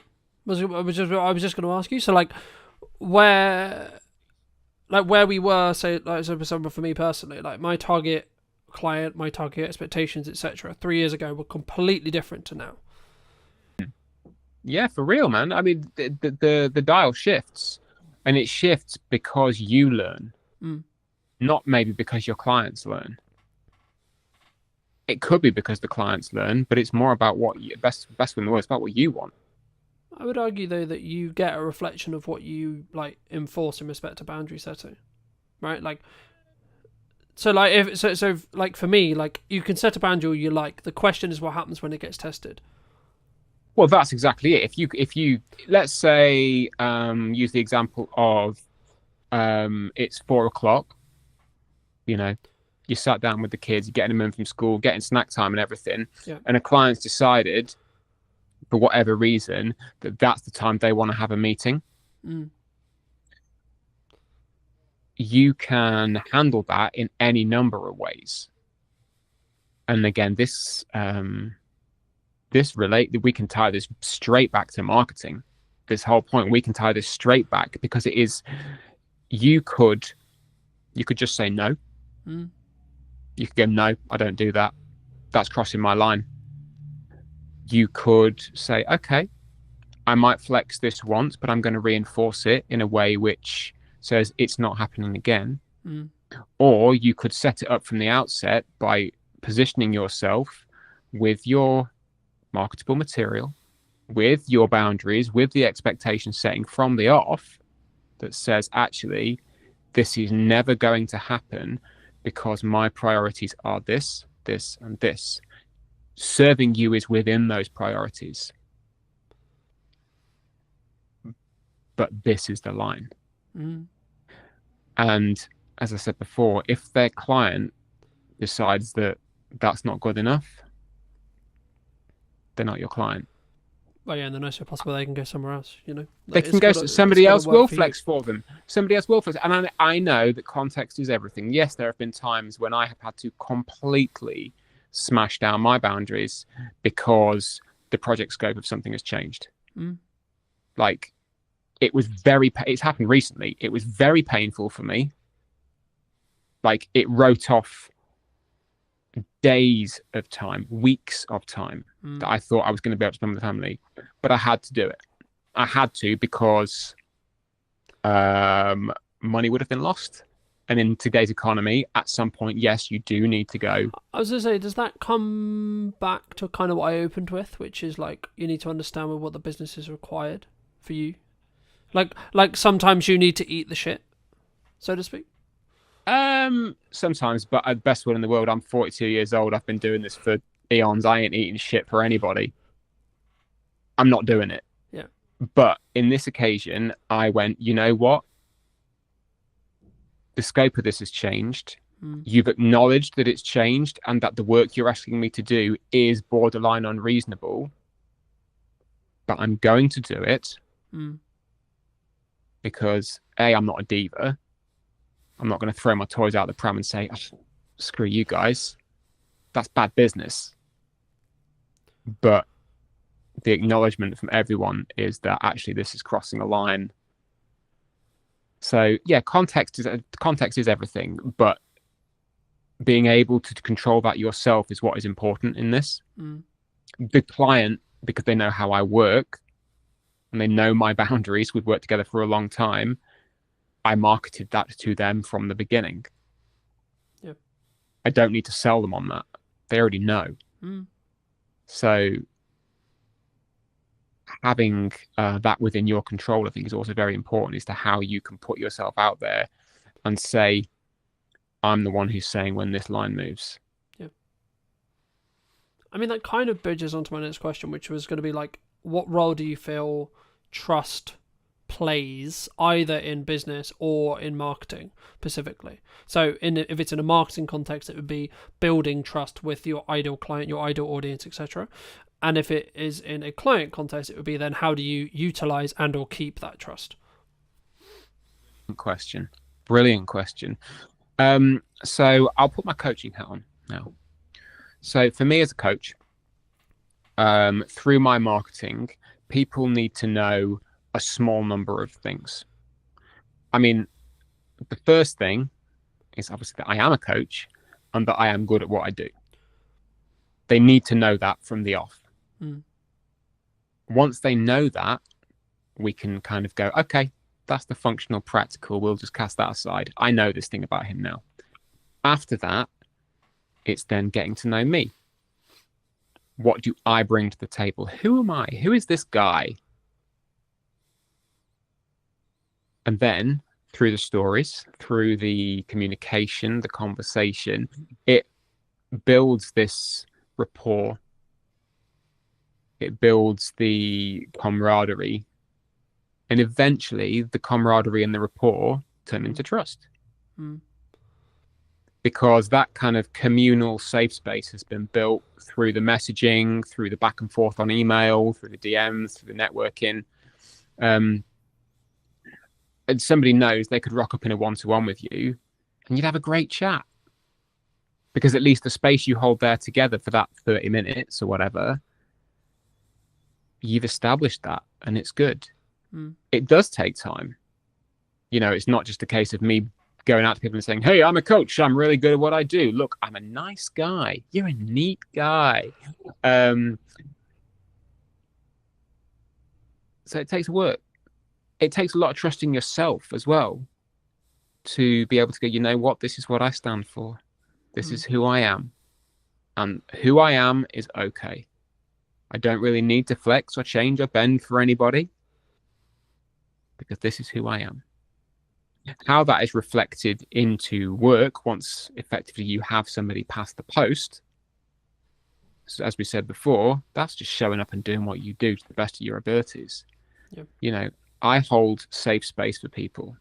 When we get into a coaching call, effectively this little oblong window, that is our safe space and our boundary. Nobody else is getting in there. Nobody else is hearing what's going on in that space. And I have to reinforce that explicitly. It's not a kind of an unknown, oh, is this safe space? Is this something that people are going to know? It's like, no, I will state it up top. This is what you can trust and expect from this interaction. And the kind of the same goes for the precursor with one-to-ones and emails and everything as well. This is a safe space. I'm not going to go and, publish the ins and outs of a social call I have with somebody on LinkedIn. It might inspire something. Yeah. But it's the trust is never broken in that way of like, I'm going to take exactly what you've said and name you. I think it's different, right? Like, again, it's context, right? Like, being inspired by a action or showing a behind the scenes process, like, for example, for me, like, people ask me all the time, so how do clients feel about the behind the scenes process? Well, like, me sharing production, me sharing how I do it, etc., right? Like, a lot of people, the honest answer is actually they like it. They like that extra exposure. They like seeing it from my point of view. But it's just part of my sales journey, right? It's something that I have a conversation with very early on, and I establish very quickly what kind of project is this, right? Is this going to be a collaborative project where we both win?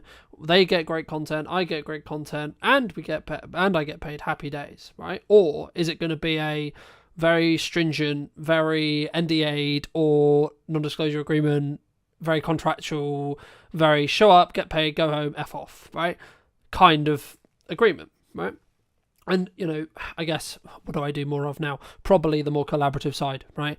Just the nature of the business, etc. Cool. But that's also, and again, I had a reality this morning, which was the same, which was like, actually the old of me would have been like, this annoys them, but the person I am now is like, no, that's just not me anymore. And obviously I won't go into detail on that specific thing, but it leads on to my next question really nicely, which is like, how do you either help people, or maybe someone listening to this, if they're looking at their marketing or etc., and maybe they want to move into that next stage, whatever that is for them, that next season, whether it's we have a 9 to 5, we're looking to do our own thing, gain our own freedom, gain etc., and all the benefits that come with, but also all the stresses, of course, that come with working for ourselves, or we've been working for ourselves for 3 years, 2 years, 1 year, whatever, and we're looking to scale up. We're looking to do that scary, we're going to up our prices, change our value perception. What would you say to those people who are, as I say, kind of, I think there's two camps potentially who are listening. A, in a 9 to 5 who are looking to make the jump, or B, maybe they've been doing it, they built good momentum, but they're kind of like, if I up my prices, I'm going to lose on my clients. I mean, that's a very specific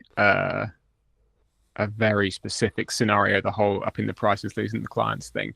And it comes up more often than you'd think. Broad strokes, I would always ask the question, who are you now? And then, who would you like to be? And then, who now can help you become who you'd like to be?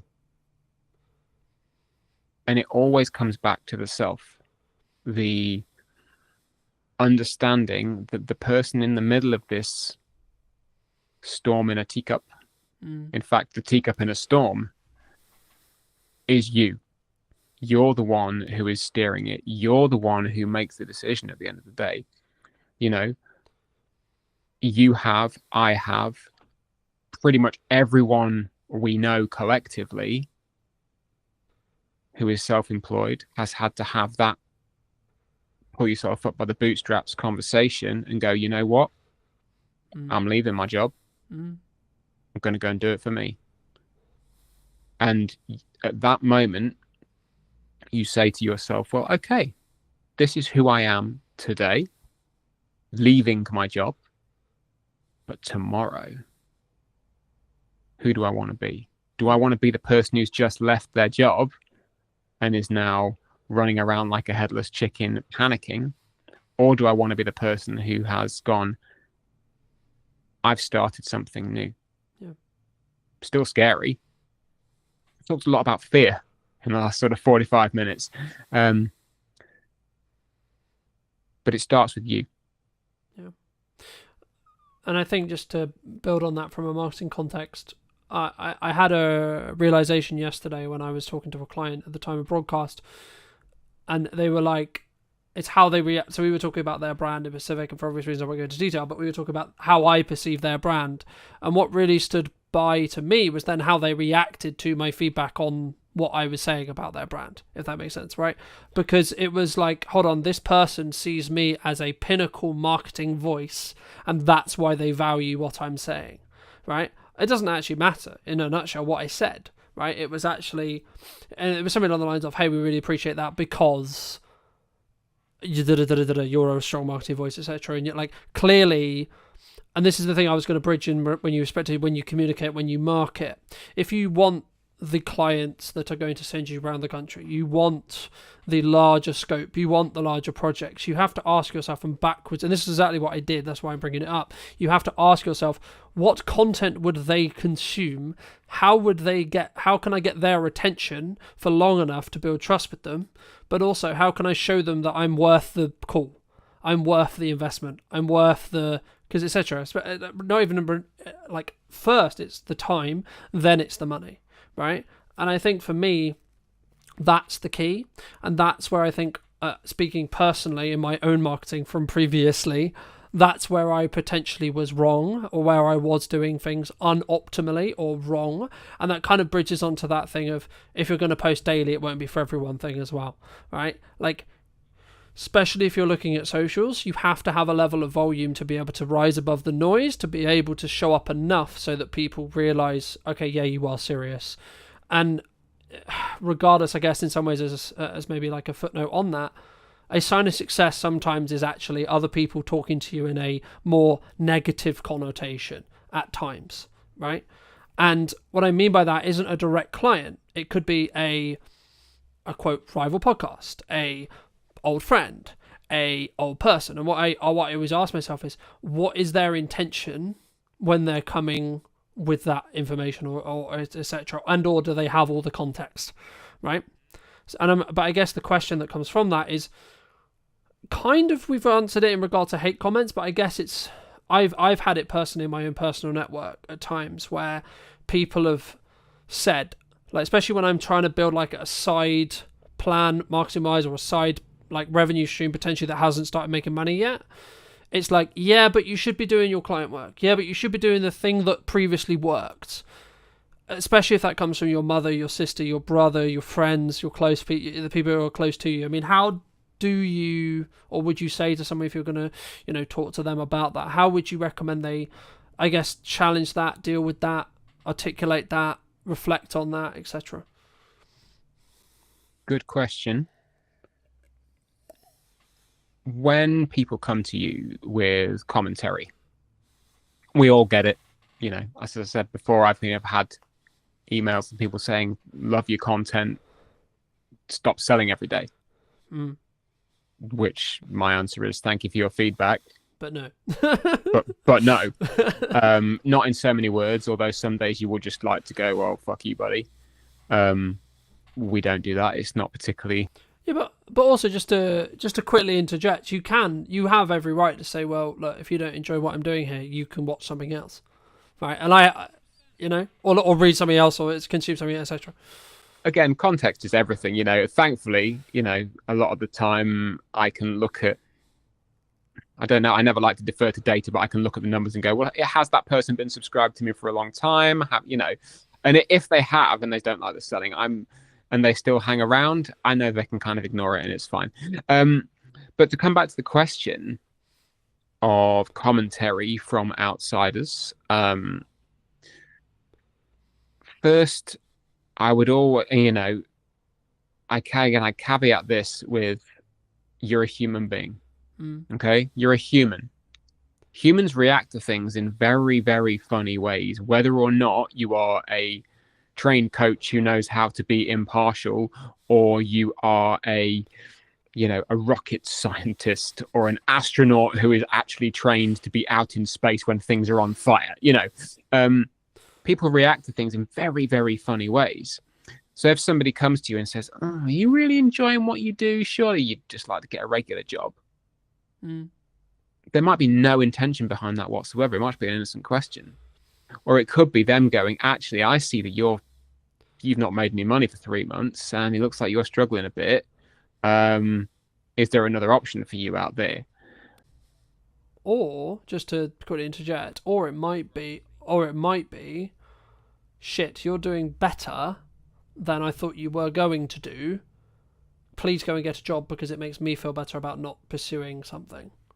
I mean, personally, I've never experienced that. If it was ever to happen, brill, because obviously somebody is seeing a margin of success and they're then envious, what have you, But again, as we said before, how you receive what you're putting out into the world kind of ain't on you. Yeah. Or how someone else received it, should I say. But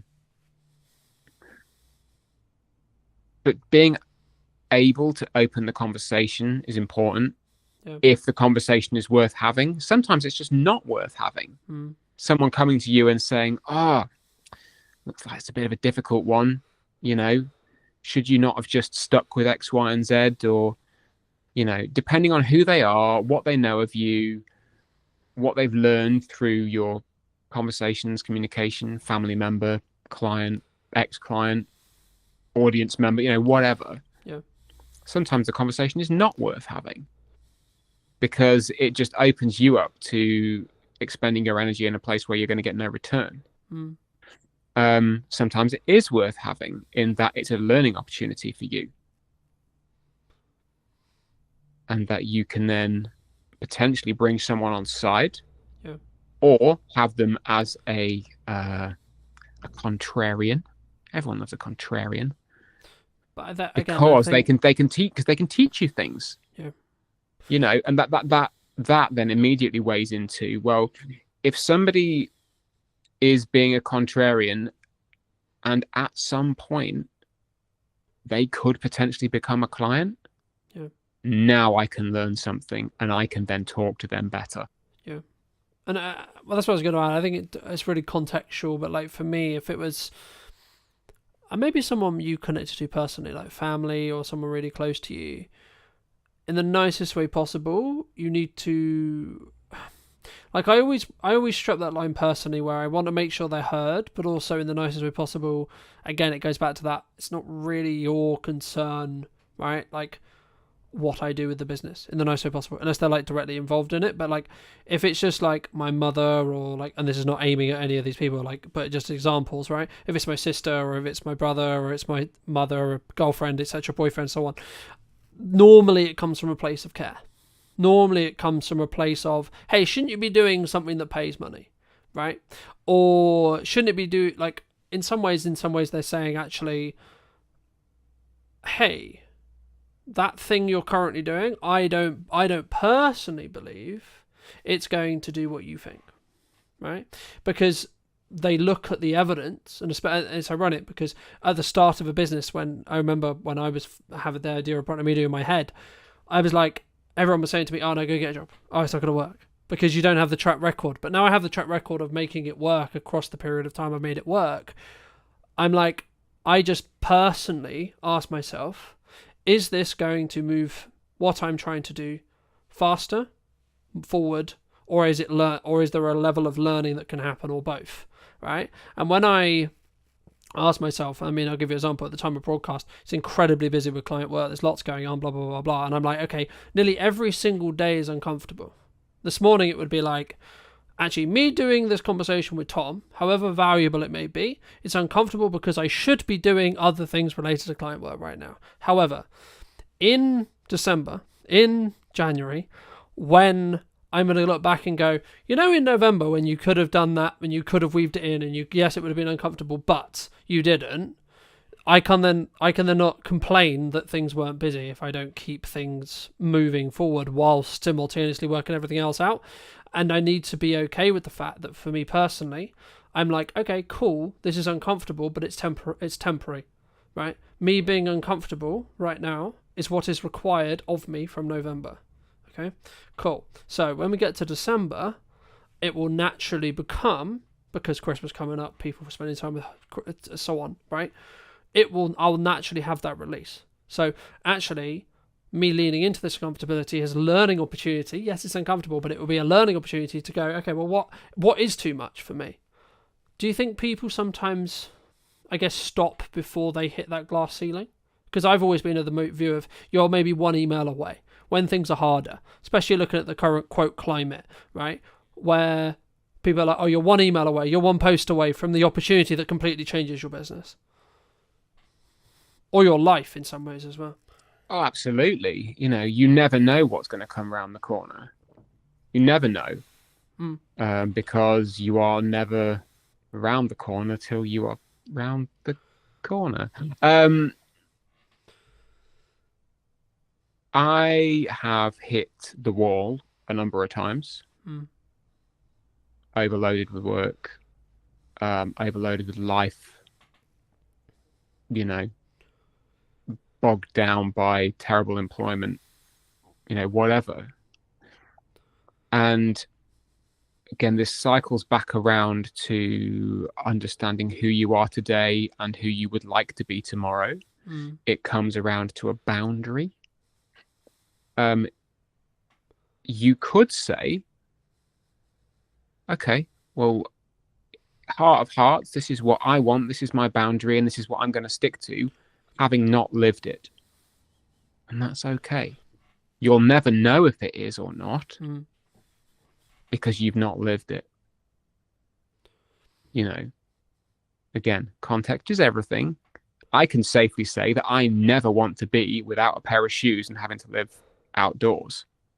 I've never done that, but I'm pretty sure I can say that I never want that to happen, Yeah.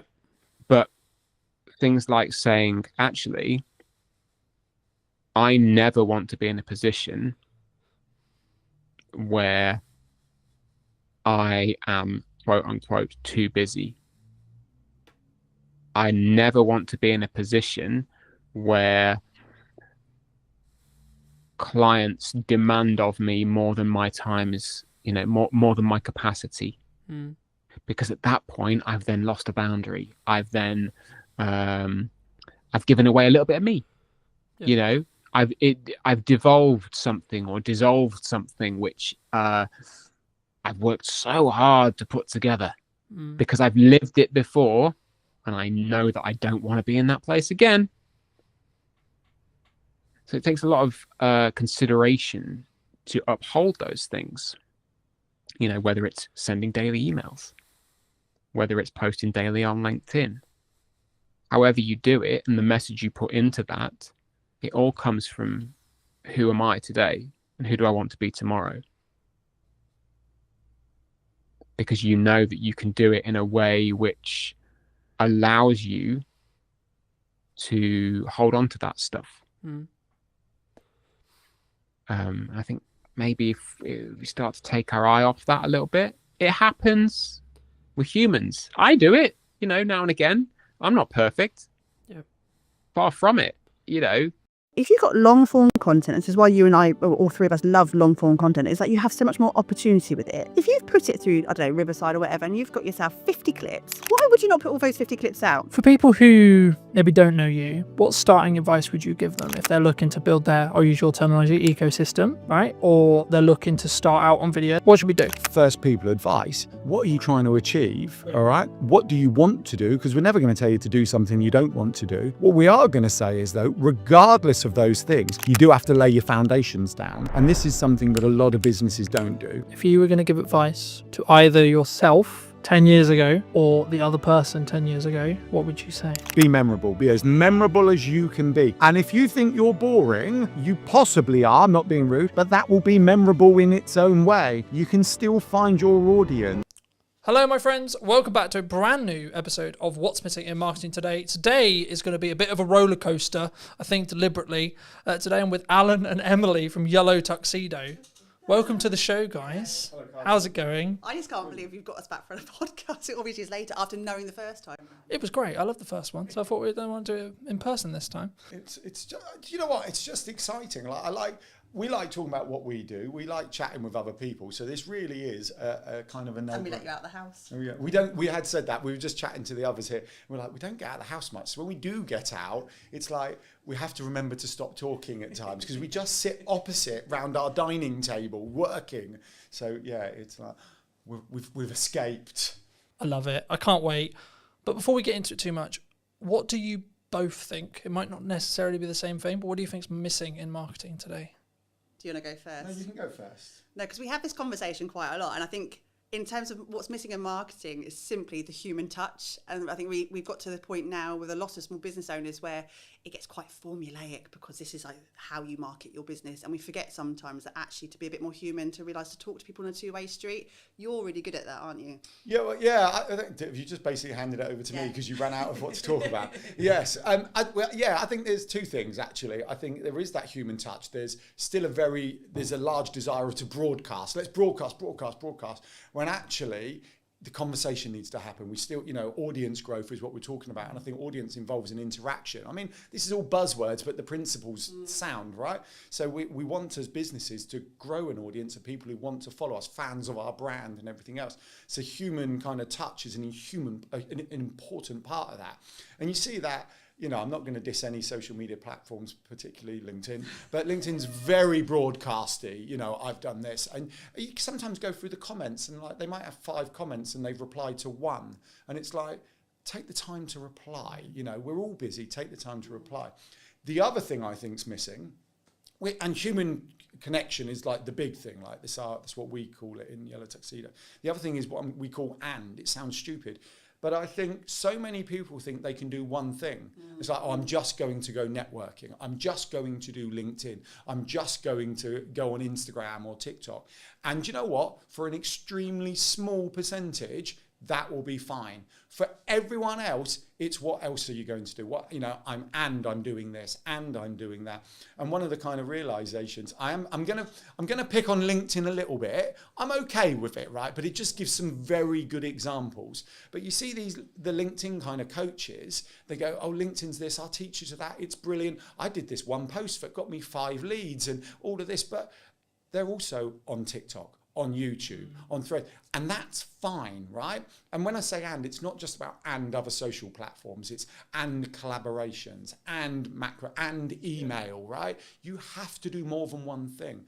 And now, I won't mention names, but we were chatting to an owner of a networking group where I'm really gutted, I can't remember the numbers, right? But they said quite a large amount of people had left recently. And of that amount who had left, a large percentage had left because their business had closed, right?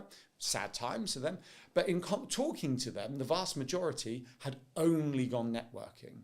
There was no, I nearly said online ecosystem, but I got punched under the leg because it was like straight in with our jargon. But there was nothing else for the people they were connecting with to explore. And in this very modern world where we jump from platform to platform, we consume email, even WhatsApp, right? We've got a WhatsApp group off of the Funpreneurs Big Day Out this year, in June, but people are still chatting from that day. And we all work in different ways. So we have to accept that people work in different ways. Yeah, I think that's really important because when I pivoted in May, as you may have seen the post, and I was doing certain things, like when we first met, really, really well. I was doing lots of things, but I was doing them really badly, right? And then through lots of things, I pulled back on loads of stuff. I was like, right, what do I actually want to spend a lot of my time doing? What do I think is actually best suited to the business? And what can I personally do to give the best, right? Yeah. To give my best. Anyway, fast forward to 2025 May, I basically then decided it's going to be yes and strategy. So as long as I can continue the consistency and everything that I'm sure we're going to get into and do it well, it will be yes and. Yes and a live stream, yes and a podcast, yes and content, yes and reviews, yes and an unboxing, etc. And the key that I found was that's why I'm now successful. That's why I'm now busy, right? Yeah. It's not just a binary, oh, someone saw me at a networking meeting and that's why, right? I personally only do content now, but that's just because of just the nature of the business time and leveraging. It's efficient for you. It's efficient. It's totally efficient. That's why I love the fact when you said we're going live in this one today. I mean, absolutely. Why would you not? And if you can get past the confidence of being live on camera, you do that when you're talking to your customers directly. You don't go, sorry, can we just record this and send you this to you? You know, you would have that conversation. You'd have that in a shop. You'd have that in an office. So doing it as a live stream is so efficient. You get people who are watching live now, hopefully, lots of you. Thank you. Mum. Hi, hi, Mum. Can't even get onto an internet, let alone. That is true. But you do. But then you've got the content after that. Then you're going to slice and dice it and do what you do best. Why would you not be efficient like that? It makes total sense. People asked me the other day, they were like, why do you just not live stream it? And I was like, well, I want my source. I want to add, I want to have the trailers on the front end. I want to be able to multi-cut it. I want to, etc. I want to be able to either utilize AI or do my own clips, etc. And I think you can, like building off our original point at the beginning, I think you can do all of it, right? When should someone not though? Because we're talking as season pros, right? We're people who know we can do content quickly, right? We can distribute quickly. We can articulate quickly. We can articulate well. We know what we're doing. That isn't everyone. No, it's not everyone. It's not at all. Not everyone wants the same thing either, which is just as that's a important. huge thing. Is that do you need to? Do you want to? Those two big directors there, but also. You're right. We are in the marketing sphere. You are in the market. It's just for the record. We're online visibility specialists, of course. We're not marketing. And that's a very big thing. And we don't use the dirty word. Marketing's a thing, right? We're not that because we don't want to be in someone else's business and to get to under. We want to help you be more efficient, and that's a massive thing for us: is efficiency and time and space to be able to do the things you want to do. When it comes to a muggle. I know that's a question you asked before. As a muggle, not everyone's got all of those skill sets. I completely understand that. But also, what are you trying to achieve with it? Where are you trying to get to with it? We need to obviously show best practice of what you could do and how far you could stretch content. Because obviously, if we can do that, we can help teach that as well. And we can show, like, we are doing this and we've reaped all of these rewards from doing X, Y, Z. When it comes to, I don't know, a forest bathing instructor or an artist or a plumber, they're not always going to have that skill set. But it doesn't always matter. I think we always show best, and I put a post on LinkedIn just yesterday, and all the marketers in the world are going, Emily, shut up. But in terms of email marketing, so I have a client I work with on a regular basis. It's a great story, isn't it? No, I was thinking about the marketers all DMing you, but they didn't actually happen. This is best practice for email marketing. Yeah. But he's been sending out a news that we worked on a strategy back in the spring, and we worked on a strategy, and he's been creating it, and he's doing it for himself, because we're very much about doing it for yourself if you can. And then about a week ago, he realised that all of his subject lines for the last 6 months had main newsletter, and he hadn't changed. He didn't know how to change his subject line, and then he was beating himself up about the fact that I haven't thought about the strategy behind my subject lines, and I haven't thought about how to get them in the hook and what the hook should be and how long it should be and all the things that we kind of over process in our heads.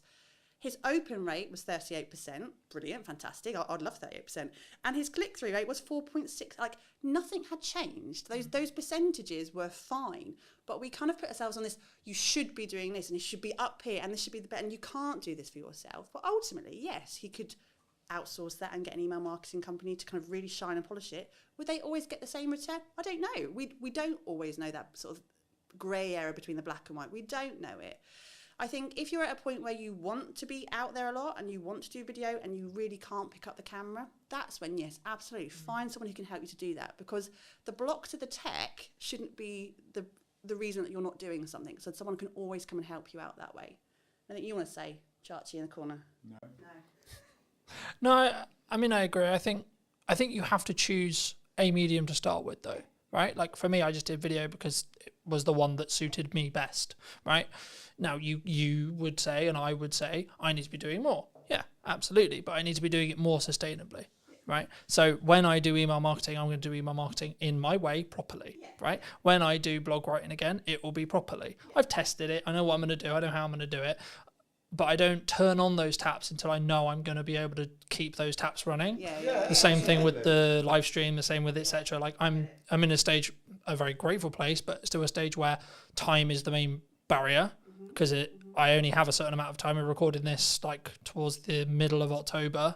This won't be out until December, the pre-recorded version, and that's simply because the only way I can be consistent is by doing it. When I have a window of time to record some shows, I record some shows, and then I bank them and so on. For people who maybe don't know you, what starting advice would you give them if they're looking to build their, I'll use your terminology, ecosystem, right? Or they're looking to start out on video, they're looking to start out with blog writing, etc. How?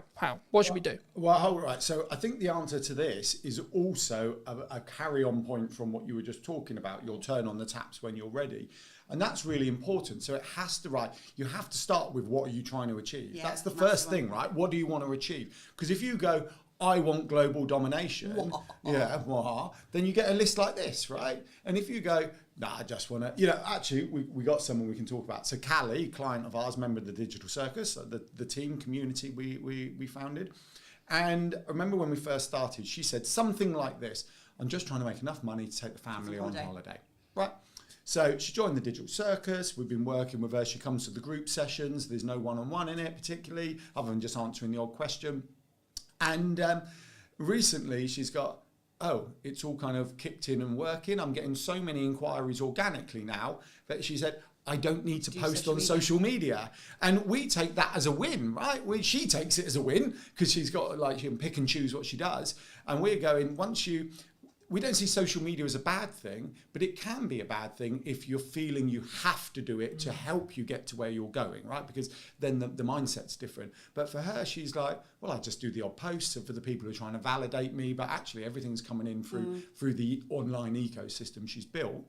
And that's really good. So going back to first people advice, what are you trying to achieve, all right? What do you want to do? Because we're never going to tell you to do something you don't want to do. What we are going to say is, though, regardless of those things, you do have to lay your foundations down. And this is something that a lot of businesses don't do. And the foundations are as simple as making sure your website's working for you. Because if we hear again, I paid someone $1,000 to build my website, but it doesn't do anything, we go, why is it doing nothing? You do. You don't. You say, why is it doing nothing? Why? It should be bringing you in kind of visitors into your audience, into your ecosystem. And then it's going to build it out from that. How are you going to nurture your audience? You've got to choose something. So it could be like social media. I recommend email. So an off-platform audience is always better than an algorithmic platform. And email is so powerful because they want to be there. They give you permission to email them and there's no algorithm, right? Or even what you could do a WhatsApp group if you only want a small client base, so keep in touch with them. And then you build it out from there. So that's what you do. You align it to your goals, start with the website and build out. And the simplest thing of your website is imagining it like your shop, right? Like Tesco's and everything else. The way we explain... Or other supermarkets are available. Other supermarkets are available. We can talk about Aldi in a minute. We like that as well. They've got a good example to bring up. But think about your ecosystems, and what you're doing is building your Tesco's. And then this inner circle is like your kind of club card customers, right? And then the outer circle of this ecosystem is all of the Tesco's advertising, branding, touch points and everything else, which we would call virtual doors into your ecosystem. You're just building it out like that. But the second you put something online that's not connected up, not optimized, not leading back into your it's just a wasted opportunity. It's just a standalone post doing nothing, or a standalone directory entry or whatever, just not really connecting up. So make sure it's connected up. Start slow, align it to you. And know where you're trying to get to and how people are going to find you. The biggest thing. We talk a lot about keyword strategy with that kind of more SEO hat on, and I think so many people haven't even done that work to start off with. Like, what do you want to be known for, and how is someone going to find you? And I think when we talk about Google quite a lot of the time, it's just one huge bookshelf, right? It's one big library. It's a really clever robot, but it's not a mind reader. And I think if you don't know what you want to be known for, how is Google ever going to know what you're known for as well? It's such a good analogy. If you think of Google as a library, okay, so you've built your website, you've written a book, not literally, metaphorically written a book, right, your website. Well, lots of people are writing books. I know, that's why. And it's like, what a lot of people do is, I've got my website, open the door to the library, Google, and throw it in and walk out. Yeah. Right? How the heck do you find that? Whereas what you need to do is almost anchor it down within the library, tell Google what space it needs to go on, so then people can find it. And then what happens is this unbelievable thing, Google will show it to people who are looking for it. Wow, like that, it's like, it's there, it's all there. Is that all going to change though? With AI?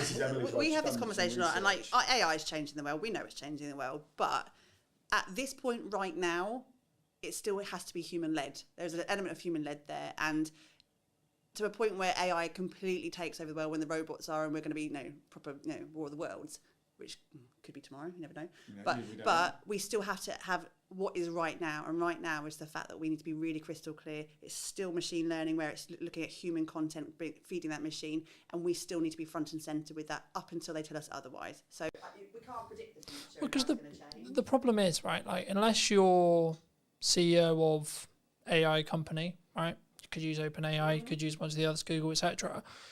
You may know the future, yeah, but you haven't built it yet. You don't know it 100% is going to happen. So we might just be in a world like everyone's going, well, what happens when when I can plug as much video as I've got into me, and then I've got an AI version of me that looks as identical, has the same nuance, everything. But that might never come, ever. It might, sure, and you should be planning in some ways with your head and go. Crystal ball out, everybody. Isn't this like 3D TVs? They said 3Ds were coming, they came, and then they disappeared. And then they disappeared, yeah. Yeah, because it didn't actually. I think. Sorry. No, I say in terms of what AI especially on from the Google platform is right now, is that if you're looking for a short, sharp answer, absolutely front and center will be the AI generated answer, and it will give you that. It'll still give you the links to play. If someone's looking for an in-depth conversation, or they still need to have that human at the other end of that website to interact with, they're looking for a videographer, they're looking for a plumber, they're still going to have to get to that website at some point, and they're still going to want to interact with you, and they're still going to want to ask you questions and look at your FAQs and all of the things that we should be doing anyway. That's not going to change even if AI takes over the world, because they still need to talk to a human at the end of that transaction. It's different intention, isn't it? Asking AI to write you a blog is very different to going, I'm looking for a plumber, I'm looking for an online visibility specialist, I'm looking for... people looking for online visibility specialists. And the other thing, I think there's a huge opportunity for... We touch on lots of things in our model, but we can talk a bit about SEO and email marketing, content marketing, but SEO in this one. So if you don't optimize it, how does it get found? In our library analogy, it can't, or it can, but it will take a lot longer. The other thing is I saw a fascinating post about AI shopping, which, to be honest, I hadn't quite explored until I read this post. And it was like the opportunity for the small businesses from AI shopping, because the AI is using different search terms. So when you go local glasses to me or something like that, rather than it going glasses, it's going best glasses for 2025 in Hampshire and things like that. So it's using broader search terms, which is the world of the small business, because the big businesses own all the short tail keywords. Our small businesses, we want the long tail, because we get a narrower audience who will be more engaged because we're answering their search query. Whereas, supermarket, going back to supermarkets, will be owned by a supermarket, right? So a small supermarket won't own that, but a supermarket specialising in local produce in Hampshire, best in 2025, all of a sudden AI is liking that. So there's a huge opportunity by ensuring you're there for when AI is looking for these answers. Yeah, that AI shopping was new to me. I found it quite interesting. Do you think marketing's too complicated for solo people now? We make it complicated. Business is complicated. It's so much bloody noise, isn't it? This is right, and this is why we started our business, is the fact that it's a really noisy space. And my LinkedIn or Instagram or Facebook or TikTok now is filled to the brim of adverts for marketeers who are telling you what you should be doing, or buy this here. And I don't bloody well know. I don't know. It's too much. And if you are a muggle type person who's not really into marketing, it can feel really overwhelming. It can. I get overwhelmed, and I know what we should be doing. I feel it oppressive is what I've been saying. Yeah. It's like if you're a business owner, a small solopreneur, freelancery type business, I feel that the kind of narrative and noise is like an oppressive cloud of you should be doing this. Yeah. And you've got, people like, I'm trying to think of big business, Alex Hormozy, Gary Vee, the big influencers going, you need to do this. You've got coaches on LinkedIn going, you need to do this. You've got marketeers telling you to do this. Yep. We're telling you to do something. And it's like, which one do you listen to? Because some are similar, some are not. It's like, it is. And I think it really is simple. You can extrapolate as much as you want. You can be really simplified. You can do everything like we were talking about earlier. You can do all of the things. No one can tell you you're wrong to do that. That's why I always get quite frustrated when you hear the influencers just do one thing and do this. Well, that's fine if it works for you, but you may want to do more. And in fact, fill your boots, crack on, do you. And I think what's missing these days is that we're so focused on the structure of marketing that we forget the creativity of marketing. And like, I look at our social, not ours, we look at other people's social media, and it's like really transactional. Small business world is, I have a thing to sell, buy my thing, I'm going to target my ideal client, talk to my ideal client, and hopefully you buy my thing. But you look at the big brands, like we were talking about Aldi before, weren't we? Or any other big, they're so creative and fun and not taking themselves seriously, or just connecting with you on that human level. They don't overthink the fact that they haven't done 5 LinkedIn posts this week and done this over there and sent that email. They don't do that. So we need to actually look at those bigger brands and go, how can we make our life simpler, show up the way we want to show up, and stop worrying about the fact that, TikTok's done this new algorithm change this week, and that's done over there, and that person's telling me to do this, and I should do this. Like, breathe. just breathe and do you. Done's better than perfect any day of the week. Well, that example of the email Exactly son, he got it out ultimately. The message in his email was brilliant. He still got people clicking through in that email. Yes, he could have been shiny with a really profound, opening statement. I got really excited on our email. So we send a weekly newsletter on a Thursday. It's a kind of, we share some thoughts on kind of the business world and what we do, with some hints and tips and some other and community news and blah blah blah. It goes out. And I started adjusting the subject line, and I noticed the open rate went up by 10%. I'm like, Emily, I've worked out how to increase a 10% open rate. You hadn't. No, I hadn't. And so the next week I followed the same formula, 10% increase, next week 10%, week after 10%, and then week after, same thing, no, back down to normal. So I was like, well, hold on, what's going on here? Look, the 6 weeks that it had gone up with the 6 week summer holidays. So we'd increased the 10%, So the point is, the subject line did nothing, but the summer holidays, people were sitting there reading our email who were usually rushing around. And it's like, that's fantastic. But there's me thinking I was really clever, securing the best kind of subject lines ever, taking ours up from about 38 to 48, when the reality was, it was just the summer holidays, which is good. I think people, they don't, because sometimes people use it as an excuse, right? I'm slow because it's Christmas. I'm slow because it's the summer. I'm slow because da da da da da. But then I have a conversation with someone, and I'll just use MySpace as an example. So I have a conversation with a videographer. They'll be like, I haven't had any jobs in, things are really slow. Da da da. I was like, okay, but when did you last show your work? When did you last write a blog? When did you last make a YouTube video? When did you last make a passion project? So on, so on, so on, so on. And I guess there's a level of a self-accountability that you need to have yourself. So like for me, regardless how busy I am, Brunton Media will be the top paying client in respect to my output, because I know, unfortunately, right or wrong, some clients will still work with me. Other clients will choose to go different ways, go different paths, whatever. So I need to make sure there's a bloodline constantly refilling that pipeline. And even though now, as the time we record this, I'm basically not looking for any more work to a 25 at all. Not really at all. But grateful place to be. But I still should be having the marketing turned on so that when we hit 26, I'm busy still. Right? It's not going to be magic. It's not going to just appear. And I guess that leads into a question of like, is it just doing those things and building those reps that you like, I'm going to commit to doing video because I love video, I love etc. Or I'm just going to do email, etc. And do we sometimes get dragged away from shiny things? Like, oh, shorts are really strong right now and I need a podcast and everyone's got a podcast and then people are doing live streaming and da-da-da-da-da. And that's the conversation we have so often with our clients, especially clients within Digital Circus as well, is that there is no magic bullet, right? There is no, but what you do need to do. There isn't a magic bullet, realistic. I know we've said and we've said human connection. It's doing the bloody work. It's just working hard, right? And like you can we're all adults, well, majority of us are adults. A lot of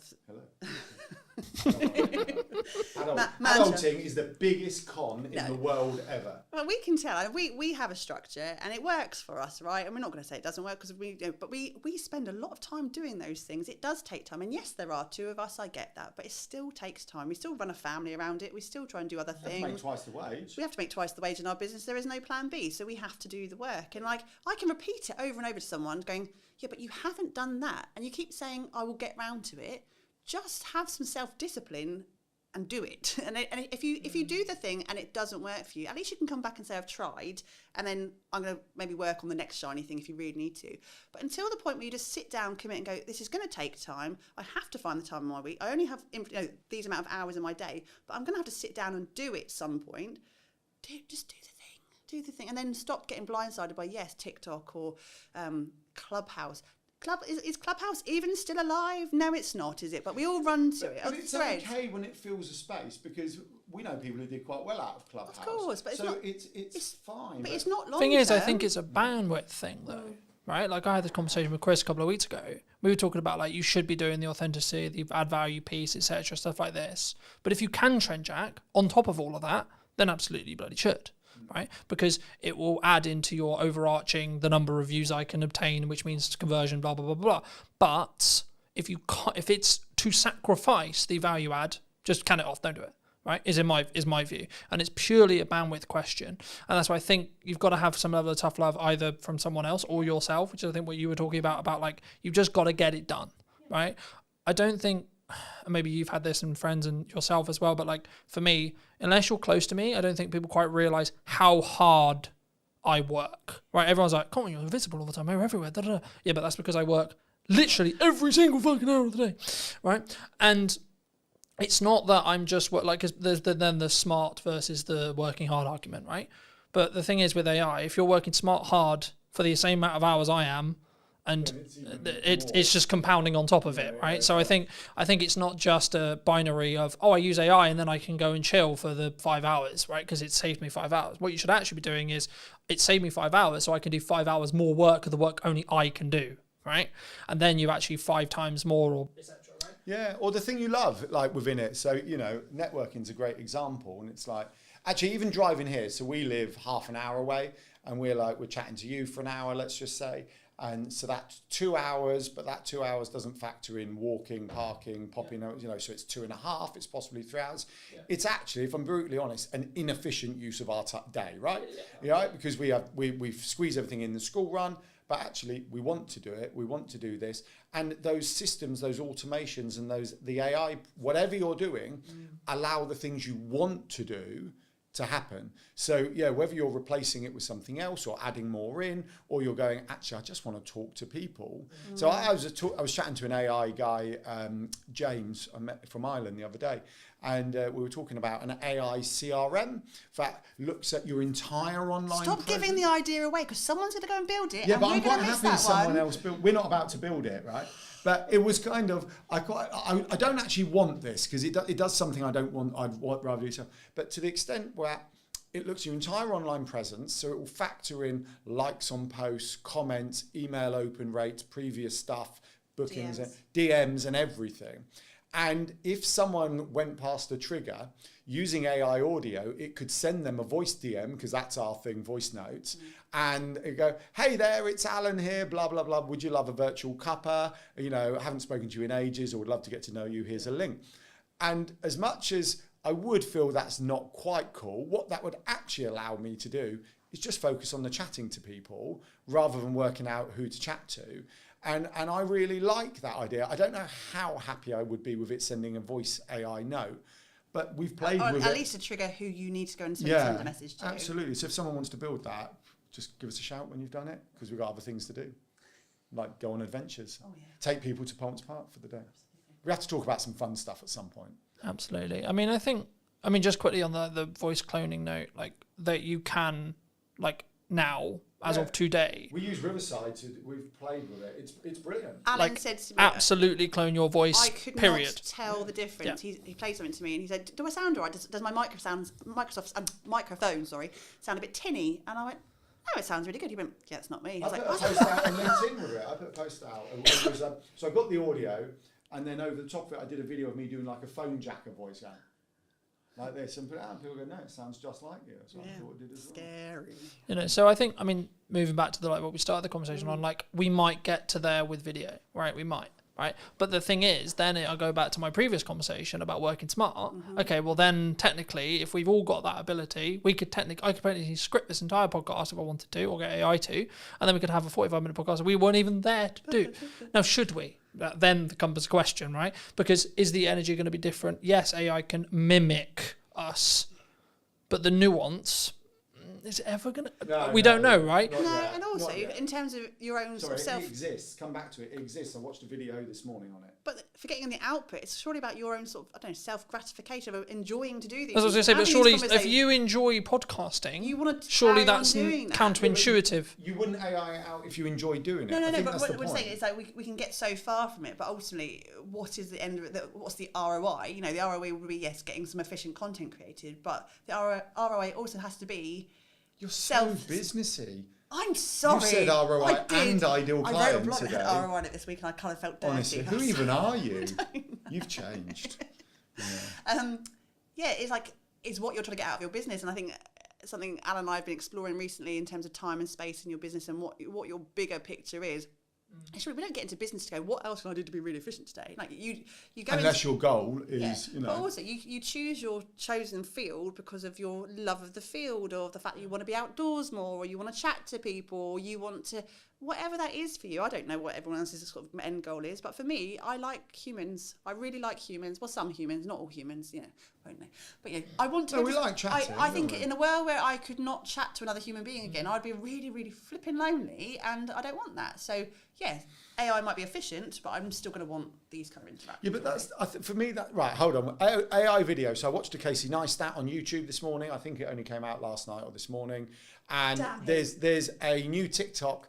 I think it's called Saru or Sura or something like that by OpenAI. When you start it up, you scan your face like this, and then you go video of me 1930s James Bond style thing, and then you get an AI video of you. And he did a whole video of it, and he was talking about it's cool, but it's slop, and he explained why. And he said I'm not anti it actually, but so go and watch that. That's worthwhile. So it does exist. Whether it exists for 1 hour long form, I don't know, but that'd be interesting to see. It's how you take that and use it, isn't it? It's like if you're taking the piss out of yourself, absolutely. That's a great example of being able to use that kind of filterage type thing. We've had filters on your phones for bloody years. It's just not using that as gold for your business, and that's not expecting that's going to be the magic bullet. I think there was also, there's lots of trends that me and James talked about for ages. James Gale, whose space we're sat in, but like for me, we talk about like there's a monkey vlogging and like stupid shit like that. There's this is actually really creative, and this is actually part of the creativity process, right? Yeah. And that doesn't take away from like me AI and myself. And I think actually, are we ever going to get to a world where we're completely AI? Probably not. I don't think society will accept it, to be honest. Are we going to be? Will we have the tech to do it? Sure, probably, yeah. I just feel like we're going to be, you know that Disney film WALL-E, when actually they're in a spaceship, there's big fat blimps just going around because they haven't. That's how I feel. We're probably never going to get to, but maybe. Our kids can tell us. We won't know. What's the other thing I was going to say? You're not the interviewer, by the way. No, I know. It was just following on the points. But the AI thing, I think, it's there for the things that aren't in your zone of genius or you don't want to do. And I think that's no different to outsourcing, right? Mm-hmm. People outsource their social media because they can't get their head around it, don't know what to do, don't know how to do it. Or just have no interest in doing it. Or don't have any interest. But they understand they need it for the business, right? Yeah. They want the visibility. They understand that opportunities will come if they're on it. Yeah. But the idea of them doing it is like, no. Especially as, going back to, like, whatever your goal is probably the most important thing, with your why and everything else. And if you've got, Emily mentioned forest bathing, we've got a client who's a forest bathing instructor. She wants to go forest bathing, right? That's what she wants to do. She wants to take people forest bathing. Does she want to sit there doing short form, blog, SEO? Probably not. No. So why would you not utilise what is about to do it? Now, we always say to a certain extent you should still input, because actually if you truly outsource your social media, it's never going to be you. It's never going to be you, right? It's really difficult to get it right. And actually, AI would probably be more you than outsourcing it to an individual, right? A human being, which is... Especially if you become skilled at training AI, yes. right? Which is the important element, right? Yeah. A lot of commonalities is people open ChatGPT, Perplexity, Gemini, whatever you're using, and go, write me a social media post for X business, right? And then they're like, why does it sound robotic? Why does it sound weird? Because what they're not doing is saying, here's stuff I've written, here's what I've said, here's my terminology, here's the words I use, here's the word I don't use, etc. And then once you do that, it's like, well, it actually will be pretty close. You should tweak it and you should read it and you should adapt it, right?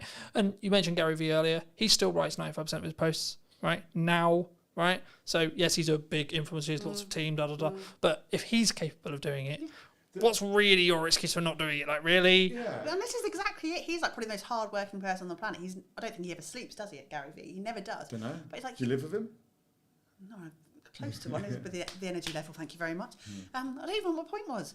Oh no, it's like, yeah, there is no excuse. And if you want it bad enough, you bloody well just do it. Thing is, I think he does, because he talks about sleep all the time. He says, I get 8 hours, but that doesn't matter. The 16 hours I'm awake is what matters. That's what is mattering with it, right? exactly. His output within the 16 hours is so efficient and so well done that he can outperform.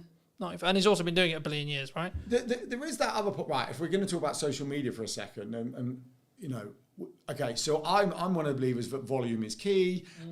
Actually, I'm okay with vanity metrics. I think they're an indicator. So if you've got one like and you've got 1,000 likes, I think it's fair to say that there's a potential that your 1,000 like account may bring you in more kind of inquiries. Could, right? Probably will, could. Depends on how engaged that one person is. I know, because someone will prove me wrong. You are right.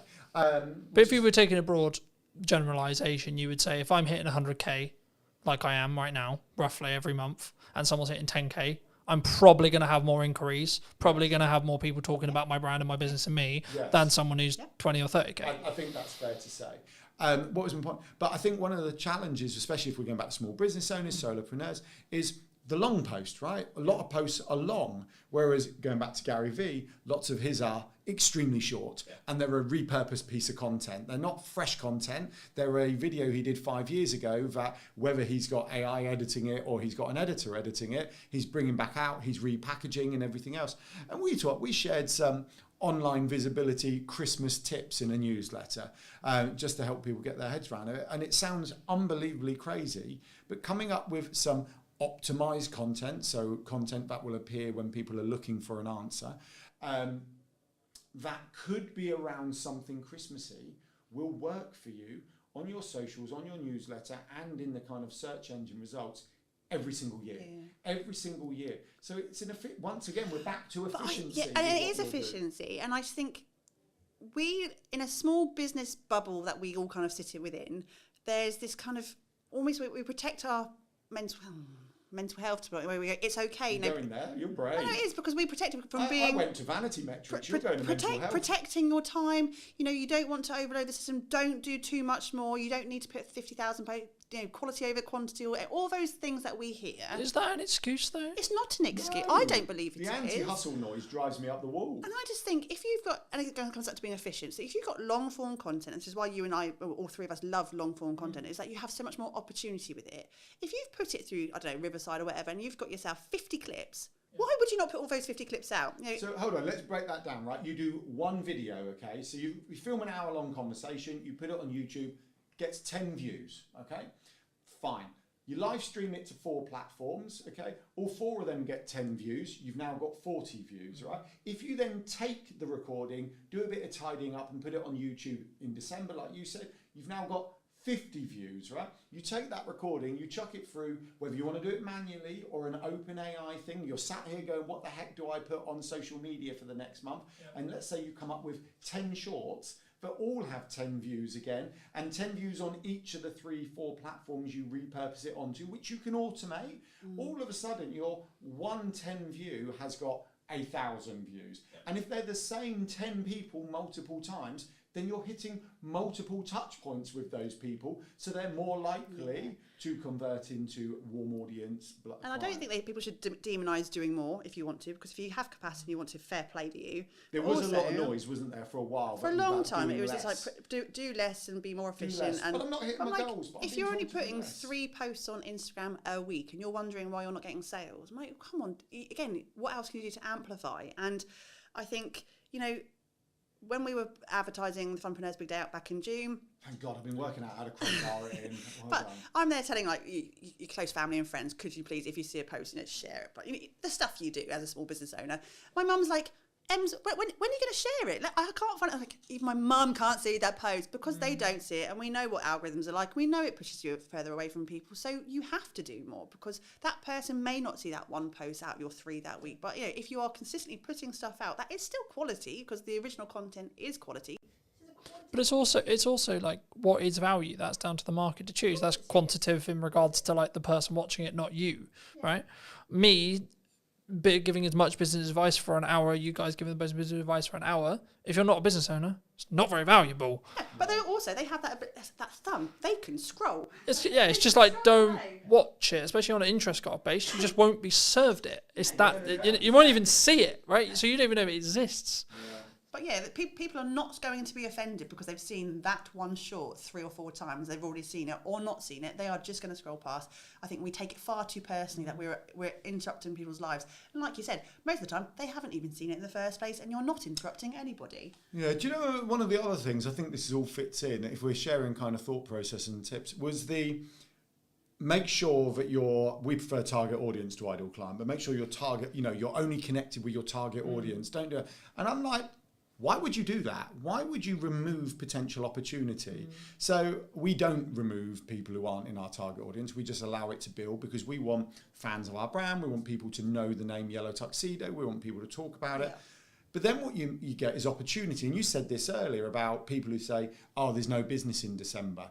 Rather than saying there's no business in December, why don't you go, what could I sell this December? Because people are definitely spending money in December, right? They may be spending on something else. And let's use forest bathing. Nicola, hi Nicola. She'll be watching. She'll be fine with this. Let's use forest bathing Nicola again, right? Nicola takes people forest bathing. That's what she do. I don't know if Nicola would say this, but absolutely I could imagine she could go, December's not as busy for me, right? Because people are partying or whatever.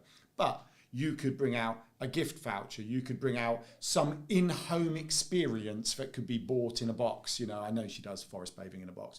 There are other opportunities. A range of waterproof jackets Nicola could bring out that would be brilliant for the winter because she goes forest bathing if she wanted to.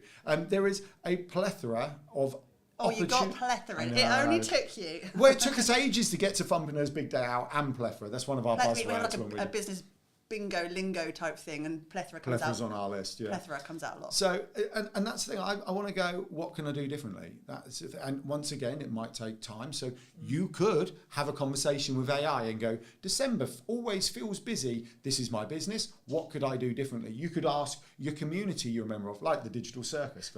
We've had Decembers where we've thought we were going to be quiet. They have been our busiest months, haven't they? Yeah. Well, you used to say December's quiet, and I used to say, can you stop saying that? Because there's no logic for December's being quiet.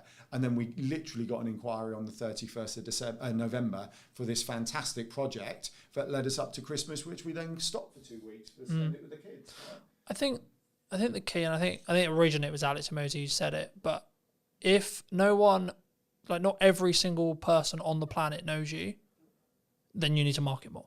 Yeah, right? I do agree. Like, simple as that. And I keep having multiple points whenever I do a podcast, whenever I do an event, etc., where like, I think someone said it in the event I did in September. I forget who exactly it was, but it doesn't matter. The point still stands, which is like, well, actually, you're marketing too much. Someone said, I'm marketing too much. I said, okay. But then someone literally within the same room said, in the second after that, they said, yeah, but not every single person in the world knows Colton, therefore no, then he hasn't. Because the thing is, yes, I may not want work as of today's live stream, necessarily, okay? If the right project comes in and I can make it work, cool, yes, sure. But as I said earlier, I will want work in January, February, March, April, so on. And the thing that people don't understand or don't think about sometimes when they do marketing is you need to front load it by 3 months for it to then work. Because it takes time for people to firstly see the content, then go, actually, hold on, do I even want to, what does this person sell? What the fuck? Like, who, what, do I even like this person? And then once they're there. It takes a long time to go from, It's also some people are, really slow burn. We had a speaking gig 2 years ago now, when we were in Bournemouth, a speaking gig 2 years ago from someone who had been, she'd known us from our previous business, which was in the events industry. That was back in 2012. She'd been following us. She's one of those lurker type people who had never interacted with us, had never liked or commented but we weren't connected on any platforms. But she'd gone, I see everything you're doing. I really want you on my stage. Will you be there? And like, that was a 10-year burn, man. Like it was a really long, but you can't, work out when those opportunities are going to be. But you could have stopped 2 years. You could have stopped 2 years ago, and it wouldn't have. You wouldn't have, quote, hit the glass ceiling with it. Yeah. Totally right. Going back to the Alex Hormozy talking about, does everyone in the world know? Look, we have to go, right. We are huge advocates on aligning it to your goal and business on your terms, right? So some people are not going to want everyone in the world to know who they are. But there was this other one I quite liked, another quote from an influencer who basically said, if you are not full up, market harder. if you are full up, increase your prices. And I just feel we all get caught up in the noise, get caught up in the narrative, get caught up in all of this. And I think there are some someone once asked us, we were talking about our online visibility model, and they went, how much time a week would you spend in this, doing this? And we went, as much spare time as we have, because that we are putting into our business. Because if we're not doing that, then we should only not be doing that because we're full up, or we're at the capacity we are choosing to be at. And when we're at the capacity we're choosing to be at, then we're going on holiday. We're going to the park with the kids. We're going on adventures because this is our, that's what we want to do. So, but that's your decision to make, right? That's your life choice. And that's why it irritates me when people go, I don't have the work-life balance I want, right? It's like, well, especially if you're an entrepreneur, it really irritates me because I'm just like, then take on less work and be okay with making less money. Adjust what you do, change your business plan if you need to, come up with a slightly higher ticket item, potentially, right? That might help with that. I mean, there's a reason we're not in Barbados just yet. No, of course not. Yeah, but do you want to be on Barbados? Do you want to be? I'm not going to say no if someone buys me a flight ticket. Okay, no, I don't want to. You know we don't. We don't want to, but we've designed it, and we talk about, it's again so buzzwordy, we talk about what life-work blend, and it's going to be very much incorporated our lifestyle, and we can't, we don't have capacity to be 1,000% all the time. We can't, we'd burn out. But we do get the time with our kids. We do get to spend time together. Alan and I work together as best friends and partners, lovers, all that. That's really, I know. We've chosen that. However, if we want to be more, we have the tools, we have the knowledge. We could really scale it up if we wanted to, but we choose at this point to hold back a little bit. But when we want to be, we will be in Barbados. Yeah. Well, what we have done, we've integrated. So we're evolving Yellow Tuxedo a little bit as well. So not only do we show people how to do online visibility, which really is about them having efficiency, simplicity, time and space. So when they are marketing hard, it's actually working harder for them. It helps it become more efficient. So rather than throwing higher leverage, but the other thing we're bringing online is back to this kind of whole time and space and efficiency. We're bringing on some events, right? So we do the Funpreneurs Big Day Out, which is about solopreneurs, freelancers getting together. It's kind of a day focused on fun to get out of your business. But what you actually get when you focus on fun is stronger relationships, stronger connection, creative thought processes. You get so much more when you're not focusing on those things and you're focusing on over here. And I sort of was chatting to someone recently about who they'd come to the Funpreneurs Big Day Out this year. We'd never really met them before. They were completely cold. They just came and I'm brilliant, winning. And I said, oh, how was it? She said, oh yeah, I sent some business over to such and such recently. And I said, oh, that's cool. She said, well, if I'm not honest, she said, once you've screamed next to each other on a roller coaster, your kind of trust level goes up monumentally with them. So it was easy for me to do. And that's complete, contrast to delivering an elevator pitch around a table. And we're looking, Emily's got a retreat coming online in March. Not online, it's not coming online. It's already not online, there. It's in person. 2/3 full up, so be quick if you want to go to March on Emily's retreat. Look at you crowbarring. No. I'm crowbarring it all in, Emily. We're putting a trip to Morocco together. We're taking people up Pen y Fan because actually our love is adventures. We've always seen business as an adventure. So then it's like, well, actually, let's bring the more literal adventures in for the people who want them. And I think that's coming full circle. Full circle. You are. Did you? I'm sorry. You're such a coach. But it's about going back to the online ecosystem and getting your online affairs in order and having those foundations in place. It makes your life simpler. Once you've got that in place, you can go to Morocco, right? But you need to stop whinging when it's not working because you're not taking that time to build what's going to lift you up. And you have to put that effort in. And it comes right back to... Sorry. We can't... we could do it for you if you want to. But, you have to... Kids do need shoes. do need shoes. And it's Christmas coming up. We need to buy presents. No one's going to do it for you. You have to put up your big pants, like Gail Tong would say, put up your big pants and just do the thing. Even if it was really awkward, even if you don't like the camera, if you're doing content, even if you don't like pressing buttons because you're worried you're going to break the tech, go and either find someone to support you doing those things or just get over yourself and do it. Well, really. Ricky's Ricky Locke, long-term friend of Yellow Tuxedo, member of the Digital Circus. He's a great one. I was catching up with him this week. We're just kind of hanging out, chatting. And he's evolving his business. He's been doing it 5-6 years. He was a wedding and events magician, still is, but he's evolving into confidence speaking around the world. He's done a TED Talk recently. And he basically said, it's difficult to deliver this because it was basically telling us what we taught him was brilliant. But he basically said the years hanging out and kind of proactively building his ecosystem have allowed for him to evolve his business now in the direction he wants. Because what he's seeing is, you know, on a random blog post that he optimized 3 years ago, he's getting 3 inquiries a month just off that one blog post as an example, on top of everything else, because he's done he's done and some collaborative stuff and some social media over the years and completely built ecosystem. It all has its place. As people need those multiple touch points, they get to watch a video, listen to a podcast, read an email, do X, Y, Z. So his conversion rate's gone up, his inquiry rates have gone up. He's over here doing his TED talk, becoming a confidence coach, working with, I can't remember the other team, he's CEO of the Confidence Club. How could I forget that? And all this other stuff. It's the direction he wants to evolve to. But his magician stuff, his wedding stuff, is just ticking over nicely for him. But I think the equity you gain by being visible and being on marketing, you know what will work in the market because you've got feedback from yesterday, right? So I can tell you what the best performing reel of this week is because I look at it, because I put them out and I see the views. But also, in a time, I think Gary Vaynerchuk said this mostly, like in a time when things become harder, right? Economically, either like where you are or just your own business because of XYZ, are you willing to put the extra work in to make sure that that is not the case, right? It would be wrong of me to not look at the market right now and say, I understand that people are finding it difficult, right? I get that, sure. Okay, but then my question is, how do we fix that problem? Not, people are struggling. I was having a conversation with my partner yesterday, and I was like, people, like, because I think on the news it said, like, people are worried about their job security. And this sounds horrible to say, but I was like, are they? And it's not that I don't understand. Problem, you watch the news, just don't watch the news. Well, there you go. I guess the crux though is I was like, I'm so engrossed in my world, and I'm so engrossed with quote how well I'm doing and what I've got going on, that it kind of took me. I was like, shit, fuck, really? You know, because I was like empathetically, I'm like, shit, that's really bad, and like I wouldn't want anyone to feel that way. But like for me, I'm that. Then also, if that is you in that position, and you are listening to this, and that is you in that position, what are you doing as a backup plan? Are you online, etc.? Like, don't talk about, like, if you're at a company and they've made very clear to you, don't talk about the company. Here's an idea: don't talk about the company.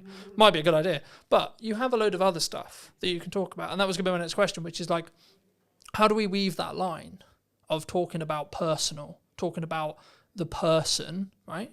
Colton, Emily, etc., and then the business, and it's still being quote authentic. Buzzword.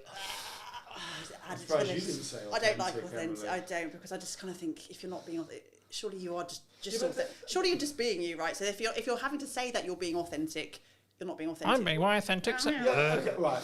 So I'm going to be devil's advocate here. So let's be honest. Some people don't find everything simple and easy, right? Clearly, we are happy being ourselves, sitting around the table, chatting, right? Fine. Others may not find that. But what happens with all these things is, like the anti-hustle culture, like the be authentic thing, they all have their place for the right people. Yeah. But I was speaking to someone the other day, and she was like, what's she into? I've forgotten. She was really interesting, actually. So she's a nutritionist. Alan does more one-to-ones than I do. I know, I just love chatting. So she's a nutritionist, and she went, well, I was going to be like a perimenopausal, I can't remember whether she said coach, but for the sake of this, I'll just say coach, right? Help me with it. But she said there was so much noise about perimenopause at the time. But I've got to be very careful here, right? But she said, You're very brave mentioning that. No, I know. I'm so nervous. But she said, I didn't want to do it. And I find that in this world, that there's peaks and troughs of noise. And for the vast majority of us, the answer is just crack on, be yourself, be a bit more efficient, make some more noise, right? Be a bit more visible. Well, lean in and then do it longer, I would say. If truly, like, so I want to talk about marketing, I want to talk about video, I want to talk about doing, okay, I'm doing it for 10 years. That's my sprint. My sprint is 10 years. Let's see if you can keep up, right? There's lots of other people who are doing it, sure. But have you been doing it as long as I have? Probably not. No. Yeah. Well, it's like The Rock always says, be the hardest worker in the room, doesn't it? Yeah. But then once again, that does have to align with your goals. And exactly. And we have quite a few clients who are, what's the polite phrase? They're older than us. And more mature clients. I think the term is on the way down, or on the wind down. On the wind. Some aren't. Some are hungry. We have a whole host of clients that we work with who are in their latter stages of their career life, who are not slowing down. They've got, and actually they're the best workers we have in terms of taking ownership and doing it. They've been through the career ladder. They've done things. They've maybe changed complete direction. They've maybe got to their. They understand working hard. They understand as well. work ethic. It's an amazing thing to have because they've done that their entire lives. And then it's all like that final sprint to retirement or not retirement, because loads of people don't even want to retire.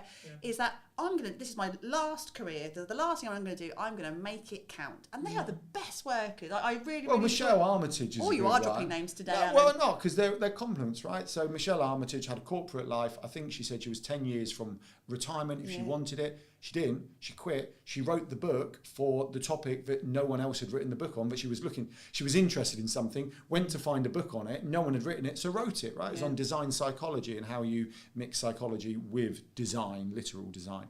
And so she wrote the book, and now she talks about that. She's bringing that into business. But I love that. She could have just done that last 10 years, but went, no, I want more out of my life than this. And I respect that. So. We, going back to your question about sort of bringing that person into the business, I think a lot of us spend too much time comparing ourselves to what other people in our industries are doing and what we should be doing, and then that whole transactional thing comes back out to it. Like, I don't know if anyone's seen any of our social media reads, and if you're watching live, some of you who are watching us would probably know this. Hello? The conversation about the bears. The bears, right? And this is a great example. I don't know if Carlton, you've seen our video on bears. I'll be honest, I haven't. Okay, so. I'm now going to go and watch the conversation so about we bears. had one in the summer, one of those giant Costco teddy bears. You know, they're like the massive ones, bigger than Alan. And I was like, oh, crap. Thank you very much. Well, Joseph won one at a fair. Our youngest child won one at a fair. And then we went to another fair about a month ago, and our middle child was a bit upset, and he accidentally won. I think they felt sorry for him and gave him another giant bear. So we have two of these damn massive things, and we haven't got the biggest house. We're not in a mansion. We're not in Barbados yet. We've already said that. And then a couple of weeks ago, another giant bear anonymously arrived on our doorstep. Just someone brought, and we were like, what the fuck? What are we going to do with these massive things? And that became, again, it was a light-hearted bit of banter.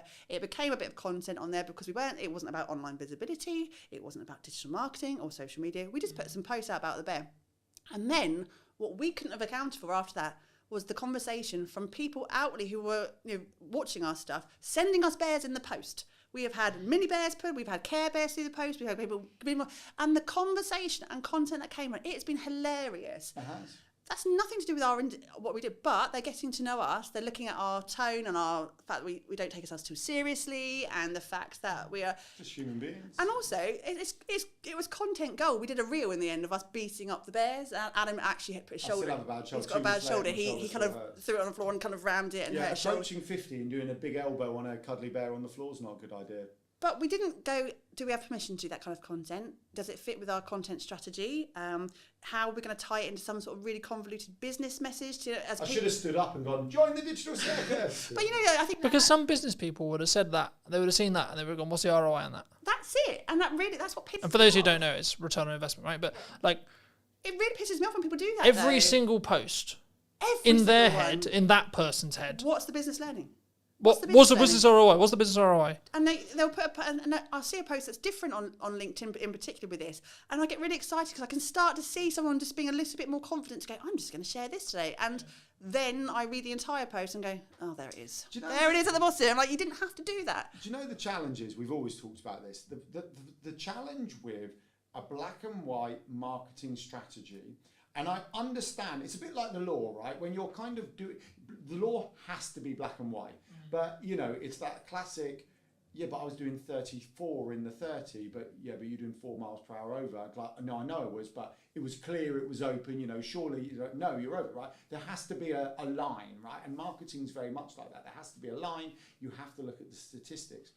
But sometimes what's ignored is we're all humans, right? When you're telling your story, it's not about you. If you are sharing something that you've been through or you're going through, it's self-indulgent unless you're doing it for the people you're speaking to. You work with, I would say, a lot of thought experts, a lot of people who have a story to tell. Why do you think so many people struggle to A, tell their story, or B, actually help that story connect to an audience? Because people don't value their own stories. The number of people that say to me, but I don't have a story, who'd be interested in my story? What do you think is specifically missing in marketing today? What's missing in marketing today? I don't know. I was thinking about this, and maybe there's an element of trust, I think. I think, of course, we don't know, AI changes every day, etc. But I think as it stands right now, the time of broadcast, the time of recording, I don't think it will ever replace a human in the concept of strategy, strategic thinking, etc. Hello, my friends. Welcome to a brand new episode of What is Missing in Marketing Today. Hope you're well. And today we're going to be talking to Jackie. And Jackie helps people with, I guess, is it more speaking confidence, and is it like actually understanding like how to get a story? Just to start there. Yeah, it's all about that. But before we get into, I mean, obviously speaking and I think content as well, I mean, what do you think is specifically missing in marketing today? Well, firstly, I have to say I'm not a marketing expert, but I help people apparently market themselves effectively with their voices. Yeah. What's missing in marketing today? I don't know. I was thinking about this, and maybe there's an element of trust, I think, and that is off the back of AI. Nothing against AI. I love it. I absolutely do love AI. But I think people are just a little bit wary of what it is they're watching, because I think there's quite a lot of disinformation and lots of people trying to be somebody that they're not in order to impress. And I think we as consumers are getting a little bit wise to that. So I think there's an element of trust that's missing. Do you think, because a lot of people talk about AI, they say that maybe we're all going to be out of jobs, or maybe it's going to replace. I mean, specifically AI has seemed to be targeting the creative sector as a whole, right? Maybe by proxy or maybe by accident. But would you say that is true? Are we all about to lose our jobs, and we're all, the universal income argument is necessarily going to happen, or is it more actually in the middle ground? I think we'll adapt, as we have with every other piece of technology that's come along. I think what is different with AI at the moment, as you say, it suddenly us creatives are thinking, oh, we didn't understand that somebody could possibly take away. I mean, we're all creative as human beings. Every single human being is creative. But if that's your job, if you're a writer or an artist or a singer, songwriter, whatever, there suddenly is something that could take away that element of creativity, your IP, your intellectual property, and I don't think that's actually happened before. So I think in terms of being creative, I think maybe there is something to worry about. But otherwise, robots have been doing jobs for ages. When computers were invented, we all thought that was going to be the end, that we'd never have a job again. But I think we adapt, and I think AI will be similar. I think there's kind of two camps right now for me personally, right? From the people I speak to and the people I connect with on a regular basis, there's kind of the ones who are using it to become more efficient, and they're utilizing it, and maybe they are using it for research, and they're using it to help them write, and etc. And we can, I'm sure, go into a bit more use cases. But then there's also the other camp, which is like, no, I'm not going to touch it. And my worry with those people is I have a feeling they might, because they're not in using it and they don't understand it, and they're not even at least playing with it, their concern, well, my concern for them would be they might get left behind, right? And they might be in a position where actually maybe they're missing opportunities because they could be more efficient with AI, but also actually their idea of what is a job, so their idea of a camera operator, their idea of an editor, etc., might cease to be as valuable to a client or a market, an end consumer, because they haven't understood that AI can actually replace certain elements of that. I think, of course, we don't know, AI changes every day, etc. But I think as it stands right now, the time of broadcast, the time of recording, I don't think it will ever replace a human in the concept of strategy, strategic thinking, etc. From what we've seen, right? As an editor, yeah. As a support, as a junior, sure.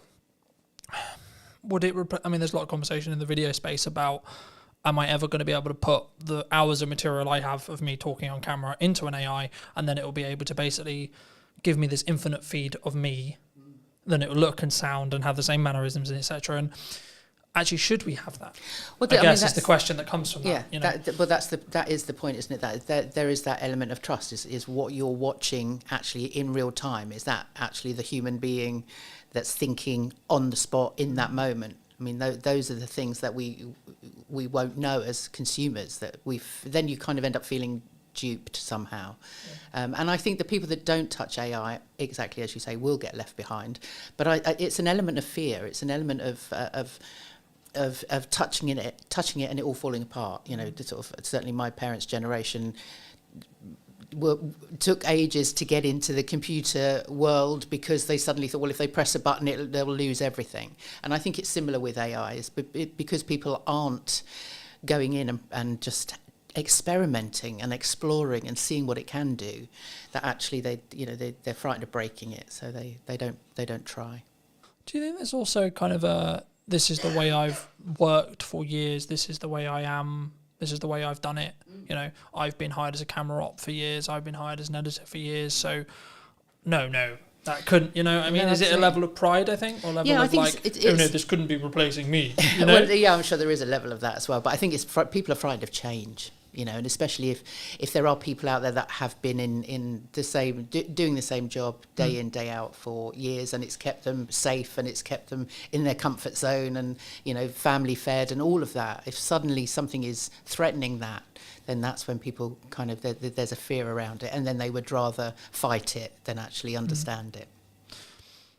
You work with, I would say, a lot of thought experts, a lot of people who have maybe experience or a story to tell, perhaps. I mean, why do you think so many people struggle to A, tell their story, or B, actually help that story connect to an audience, would you say? Because people don't value their own stories. They don't. The number of people that say to me, but I don't have a story, who'd be interested in my story? But the part of my job that I absolutely love is going, okay, well, let's see. Let's start unpicking what it is that makes you you. And once you start getting underneath what they think they should be, that you suddenly then find these amazing stories. And then one of the very first questions I always ask when I'm working with clients, no matter who they are, what experience they've had, you know, the age, gender, whatever, you know, culture, whatever, it's, you know, what were you playing when you were 9 years old? What were you doing when you were a child? What lit you up then? And usually I find that whatever that is that they were playing in the playground, you know, whatever they, you know, for me it was grabbing everybody and, right, we're going to put on a play, let's, you know, and I'd write it and direct it and star in it, obviously. And then we'd play it, perform it to the class at the end of the week. So that was what I was doing, and that I can see that progression in me from that moment. And I think everybody has an element of that, no matter what they're doing, even if it is a sort of a day in, day out kind of job that they've done forever. There's a reason that they get up in the morning. And usually, especially with thought leaders, thought experts, subject experts, they are expert in that area because there's something in there that lights them up. There's something in there that they're passionate about. And you can follow that story. But they don't value it until they speak it out loud to someone like me, that I can then go, now that's interesting, and I can see that I can then join the dots, and, you know, and then I start drawing out the stories. And so then when they get in front of an audience and start sharing their story, they can relate it back directly to what it is that they're doing and why it's important to the people that they're speaking to. Do you think, because a lot of the conversation I have, especially with like accountants, lawyers, etc., right, quite dry businesses perhaps, they go, well, yeah, but my day-to-day and my story is really boring. Yeah, but what I do is actually really boring and really dry and really just, I look at spreadsheets, I look at law, I look at etc. Is their story boring, or is there elements maybe they're not seeing? Do they feel that other people find their jobs boring, so therefore they're, you know, but I would say nobody works in a business like that for 20 years. Nobody spends all those years getting qualified to do something that they're bored with. And so I think that's a cover. I think they say to other people, "No, I have a boring job. You know, Oh no, don't talk about listen me to me. because Yeah, it's don't boring. listen. It's boring. You know, I just look at spreadsheets." But inside, there's going, "I look at spreadsheets. So, you know, I'm so excited. I look at spreadsheets. That's what lights me up." And so there's a reason for that. And I always love to get to, you know, what is that? What is it that makes you get up and do that every day? And there's always a story. Always a story. Do you think we sometimes, does it come from that I don't want people to look at me like, I've never really personally struggled with this, but I know many people do, which is the like self-promotion, especially as a business owner or an entrepreneur. You know, we try and put ourselves out there a lot and say, well, that's what we should be doing in my view. But, you know, it's the reason why I get the opportunities that I get. It's the reason why, quote, I'm as successful as I am, etc. But like, is there a hurdle there? Do people just like, oh no, it's a very British thing, right? It's very, oh no, I couldn't possibly put myself out there. Yeah. Do you think that's why? Yeah, that's why we have a deflection of like, oh no, I just have a boring job and I look at spreadsheets. You know, is that because maybe it's deflection to say, well, that's why I'm not doing it? Yeah, a lot of people don't like blowing their own trumpet, do they? I certainly don't. But there's something in people's people. You know, you can be an introvert, and there are obviously, you know, introverts and extroverts and people that are somewhere in between. But generally, the introverts are the people that don't necessarily socially want to sort of get out there and connect and be in loud spaces and all of that. But actually, they still have a story to tell, and they still have a reason for promoting their business and promoting what it is that they do. So I think it's not so much about them sort of getting out of their comfort zone, but just taking baby steps. What is it that they can do that will just take them a little bit further forward? And find a story or something that they can tell, even if they just start with a camera and just talking to a camera, just in little, you know, and talking to family and friends and just starting to explain what it is that they do to other people. I mean, I have so many people say to me, my sister, constantly, "Oh, I don't really know what you do." It's like, well, let me explain. And everybody has that opportunity to explain what they do to somebody else. Just get used to doing it, you know, and you will discover it's not until you start speaking your story out loud that you get feedback from other people. And that's really useful. Back when I started Power to Speak 4 years ago, I made the conscious decision to get feedback on what were my superpowers, what other people thought were the great things that, you know, what was I really good at, but also what am I really bad at? Where could I improve?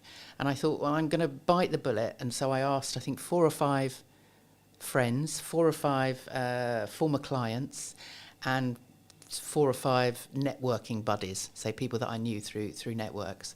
And so I had about 15 different versions come back to me. What do I do really well? What do I, you know, where can I improve? And I was amazed at that. And I don't think it is quite a brave and vulnerable thing to do, because you don't know what you're going to get back. But I wanted them to be as honest as possible.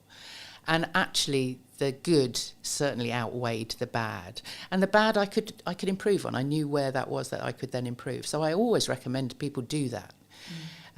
Because sharing your story is a vulnerable thing to do. And that's why people don't want to do it, because they're frightened of being laughed at or being told they're stupid or they're not good enough or whatever that, you know, whatever that imposter voice is saying to them. But actually, once you start speaking out loud and actually asking for feedback, you'd be surprised. And a lot of the words, you know, there was a theme of sort of different words that were being used by different people that I could then hold on to for social media and for my blogs, and it just built my confidence around sort of stepping into different, whether it was a networking event or, you know, meeting people or approaching potential clients. You know, I had then the confidence because I'd had that feedback. It reminds me, and I forget where this story originated, so if it's a bit fluffy, I apologise, but I remember someone said to me, I think it was in a networking room or it was a business friend or etc., it doesn't matter, and they said, well, ask around people who your network is and ask, when you think of me or when you think of my brand or my business, what do you think of, right? So we'll do the exercise here really quickly. I mean, when you think of me and my brand and what I'm doing, what do you think of? I always think of that hat. You always it's gone. The hat's gone.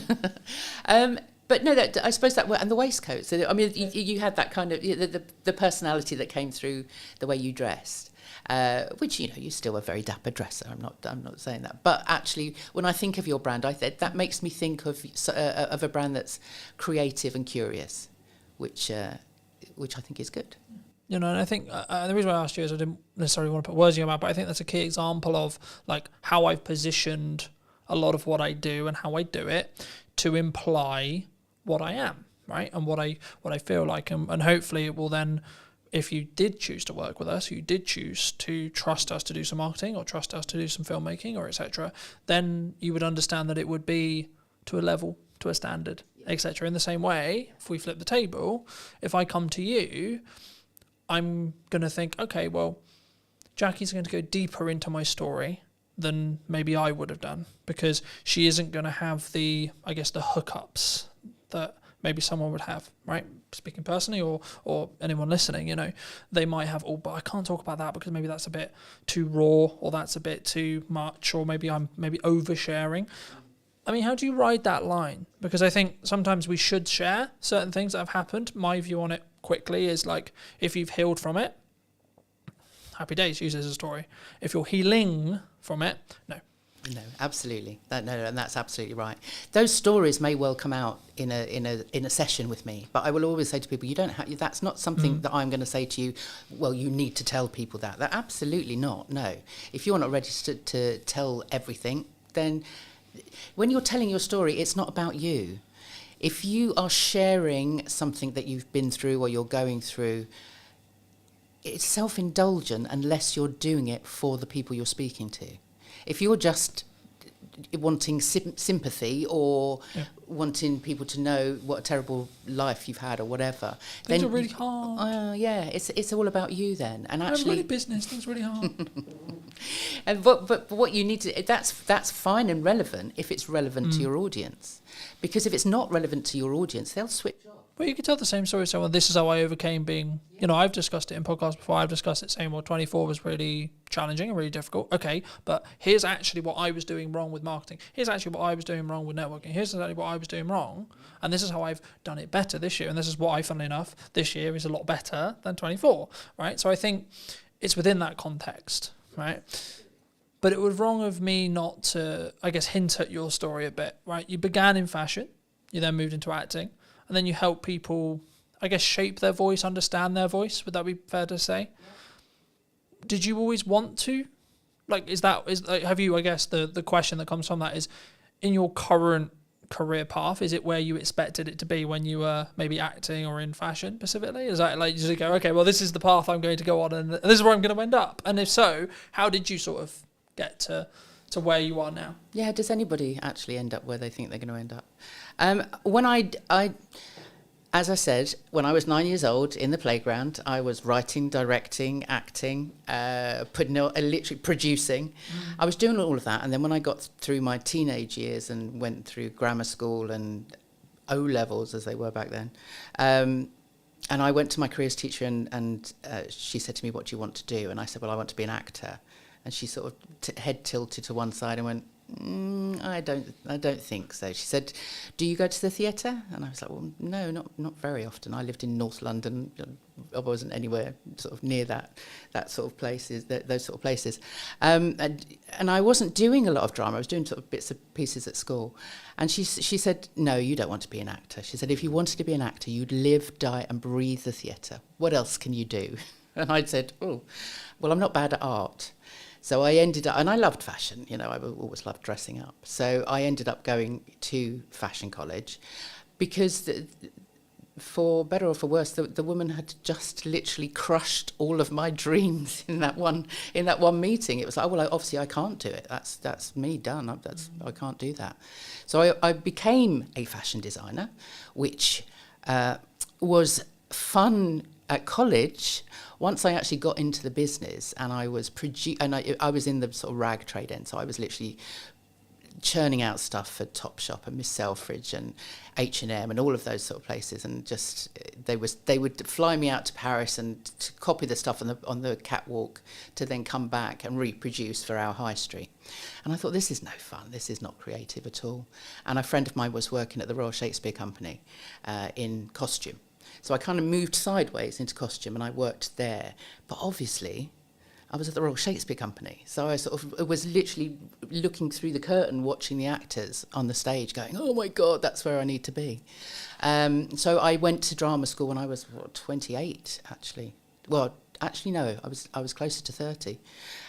So I went off to drama school then, came out and did the Fringe. I did Edinburgh Fringe and all of those things, London Fringe, did a couple of bits and pieces, went off to auditions, did some acting, but actually to subsidise that, I got into teaching.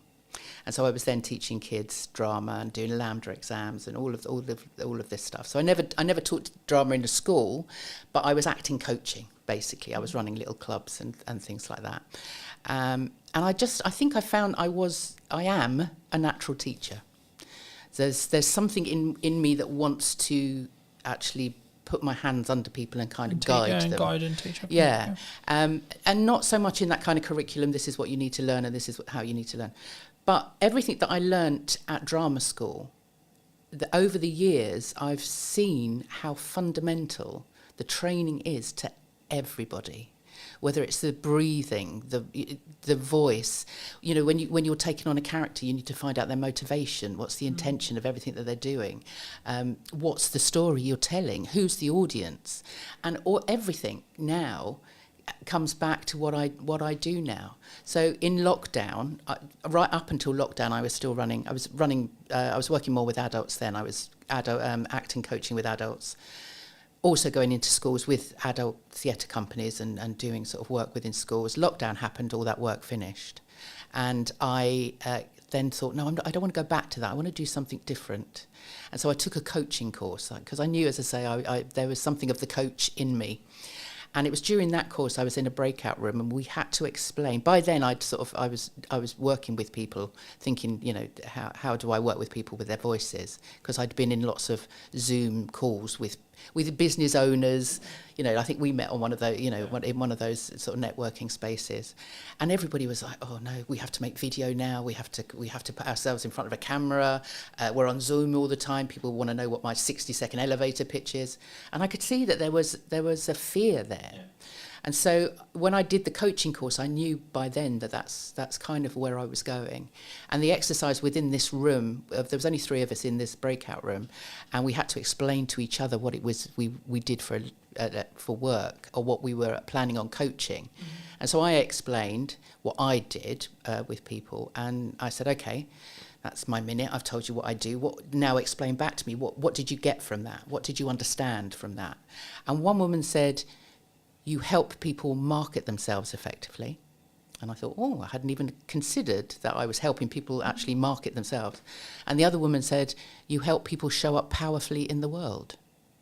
And I thought, I like that.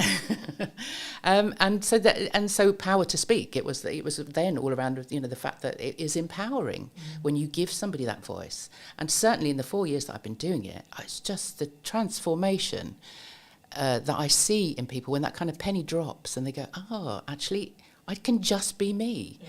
They take ownership of all of those stories and all of those experiences. And when they show up with that courage, then the confidence and the excitement of actually sharing that comes from there. It jumped to mind while you were speaking, so I think I'll mention it, but I remember watching a YouTube video a while ago that said, during COVID, when there was a lot of money floating around, working in the arts seemed to be just the thing, right? There was a lot of filmmakers, there were a lot of marketers, a lot of speaking engagements, etc. But I think the thing that sometimes people misunderstand or misthink about sometimes is actually being in the arts, whatever your definition of that is a privilege, right? Working for yourself is a privilege. And I think for me, having the work-life balance is a privilege, right? Like, and I can go a bit deeper into like privilege, right? We live in this a part of the world where I don't have to worry about a bomb landing on my house. I have clean drinking water, etc., etc. I can go down that road as well, of course. But I think for me, it's really important to establish when you are in a privileged position to be able to upgrade your kit, to be able to invest in the business, to be able to first come at it from a point of view of saying, I am in a privileged position and I am grateful for the privileged position I'm in. I guess the question that comes from that, though, is in marketing, in when people speak, in when they come across, maybe they don't mean to do it, but do they sometimes come over, not maybe at the start or maybe in their own way, but maybe they don't come over with that level of understanding, that level of privilege first, or maybe they should someone lead with that level of understanding that level of privilege first, or being grateful for the opportunities that they have? Oh, that is deep. because I think sometimes I'll use the word entitled. I paused because I didn't know what word to use, but I think the best way to describe it is some people can be very entitled. I'm entitled to people watching this. I'm not entitled to anyone watching anything I do. I hope they do, and I hope they take value from it. But that's actually down to the quality and the value that I add, which is subjective upon the audience, not me.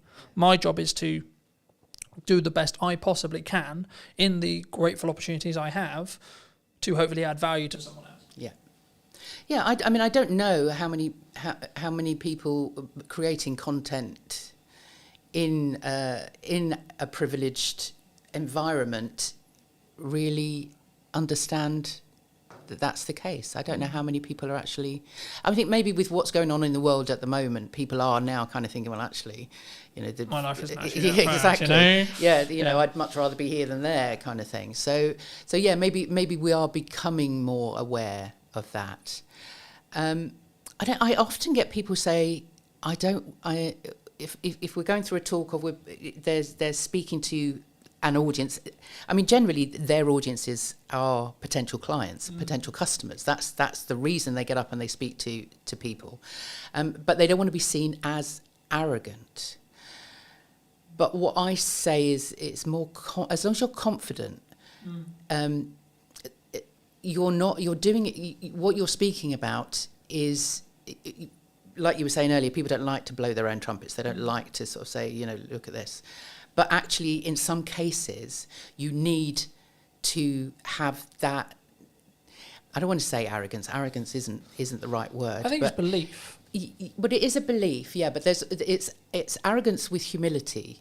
Has this kind of it's the confidence to know that what you're sharing is of benefit, is of value. To know that the experiences that you've had and the accolades, awards, whatever it is that you're sharing, it's not. You're not showing off. You're actually saying, look, this makes me credible. This means, and hey, I worked for it. Yes, yeah. You can trust me. I have the discipline to get myself to the. I am running a 5-day. I have done for the last 2 or 3 years now, a 5-day acting course for stunt performers. Okay. So stunt trainees, people that want to get onto the British Stunt Register, and actually. On day one, they come in and they're very, very nervous, as they would be, because they don't want to be actors. They want to throw themselves off buildings and get into fights with superheroes. That's kind of why they want to do it. But they have to act. They're on set. They have to be able to act. So on day one, on the Monday, they come in and they're very, very nervous. They're like, oh, but these guys are athletes. Guys and girls, they've been through the Olympics. They've done, these are like proper gold medalists. Some of them in all sorts, gymnastics, horse riding, all of that stuff. But ask them to speak and tell you what they've done, they don't want to do it. So on the Monday morning, it's like,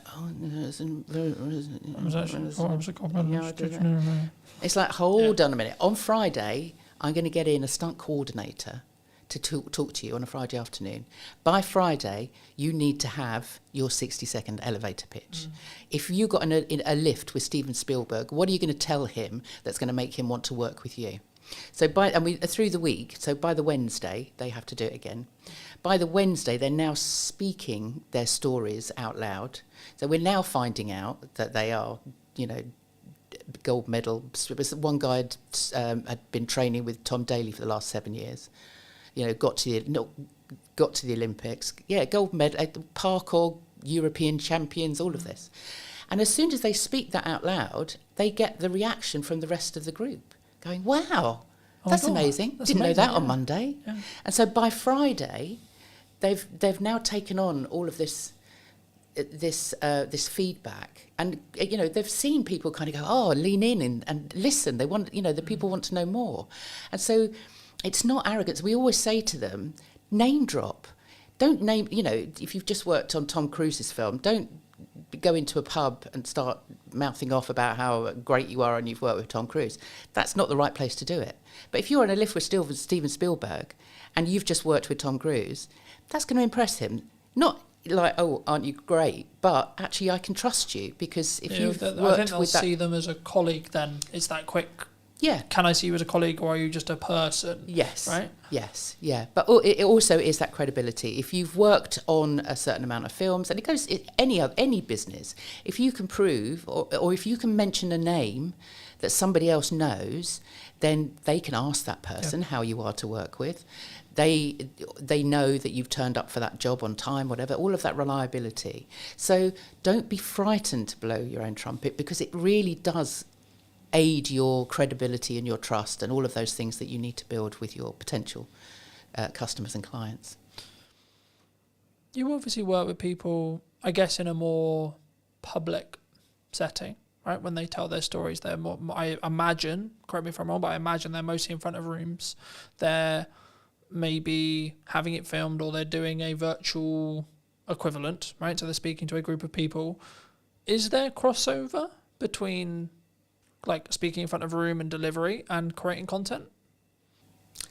It's all content, isn't it? I mean, it whatever you write. I mean, this is the other thing with the process that I go through with my clients, is that it might be that they'll come to me because they've got a 15-minute talk that they're giving in a room somewhere, or on a conference stage or whatever, and it might be about personal branding. It might be about software design. Whatever it might be. But we'll still go through that process. I'll still ask them what they do when they were 9 years old, and every story that comes out is relevant, and even if it sort of gets thrown over the shoulder and like, we won't use that yet, they've owned it. Once it's they've said it out loud to me and I've written it down on a piece of paper, it's there in black and white. You've owned this story now. This is yours. And so by the end of the process, they might only have 15 minutes for that particular presentation, but they've done all of that work. That means that they can then create content from it. Yeah. So then they've got a blog, they've got a story to tell, they can get on video and make some videos, they can do a Zoom webinar or whatever. They now have all of that content. So there is a crossover. I think there's a way of using both. Because the reason why I asked that question is because when I started doing public speaking, whether that was through a Zoom or as part of a conference or as part of like my own events, I was like, yeah, I'm gonna ace this, right? Been on video 10 years, piss, right? Like been on podcasting forever, etc., etc. Then I had this moment, I was like, shit, hold on, this is different, right? This is not the same. This is like real people, and they have real reactions, and they like, if a joke doesn't land, I will have the feedback instantly. And I think that's why I think sometimes there's this, like, I think they're more adjacent skills, but I think for me, I think you should develop both, right? Because I think there's obviously byproducts of what happens across, but when does it go wrong? Do people focus too much on perfectionism, would you say? Because I'm speaking as a content person who helps people with content a lot. Everyone's like, I'm not going to do that. I'm only going to overthink it. Can't do that. I don't have the podcast. Don't have this because it's not perfect, right? I don't have the perfect live stream. I don't have the perfect camera setup. I don't have the perfect microphone. So should I still do it? Yeah. Oh, yeah.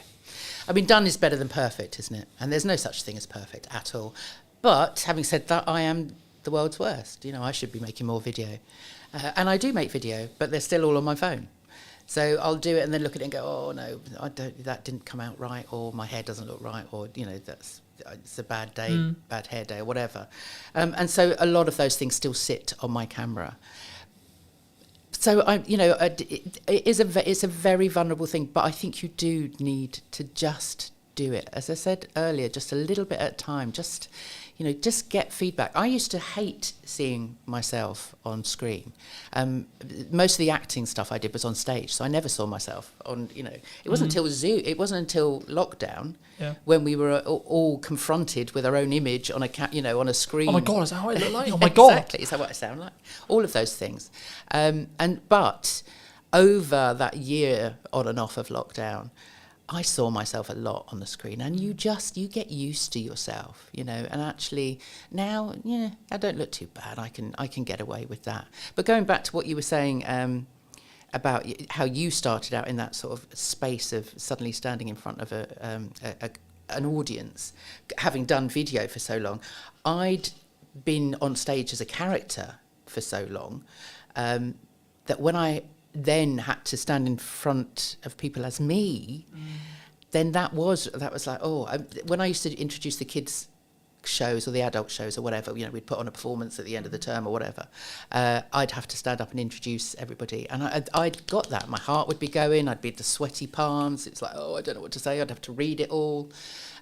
But over the years, and especially now, when I started Power to Speak, I thought, well, now I'm going to have to walk the walk. I'm going to have to talk the talk. So I have now pushed myself to do as many podcasts as I can and get onto stage if I can, put together talks for myself, just so that I can say to people, look, I've been there, I've done it. Yeah. And so it just takes practice. It just means that you see so many people, I think, end up procrastinating over what it is that they're going to say because they don't think they're going to be good enough. They think they're going to be judged. That they're going to bore people with their story, and so they don't practice.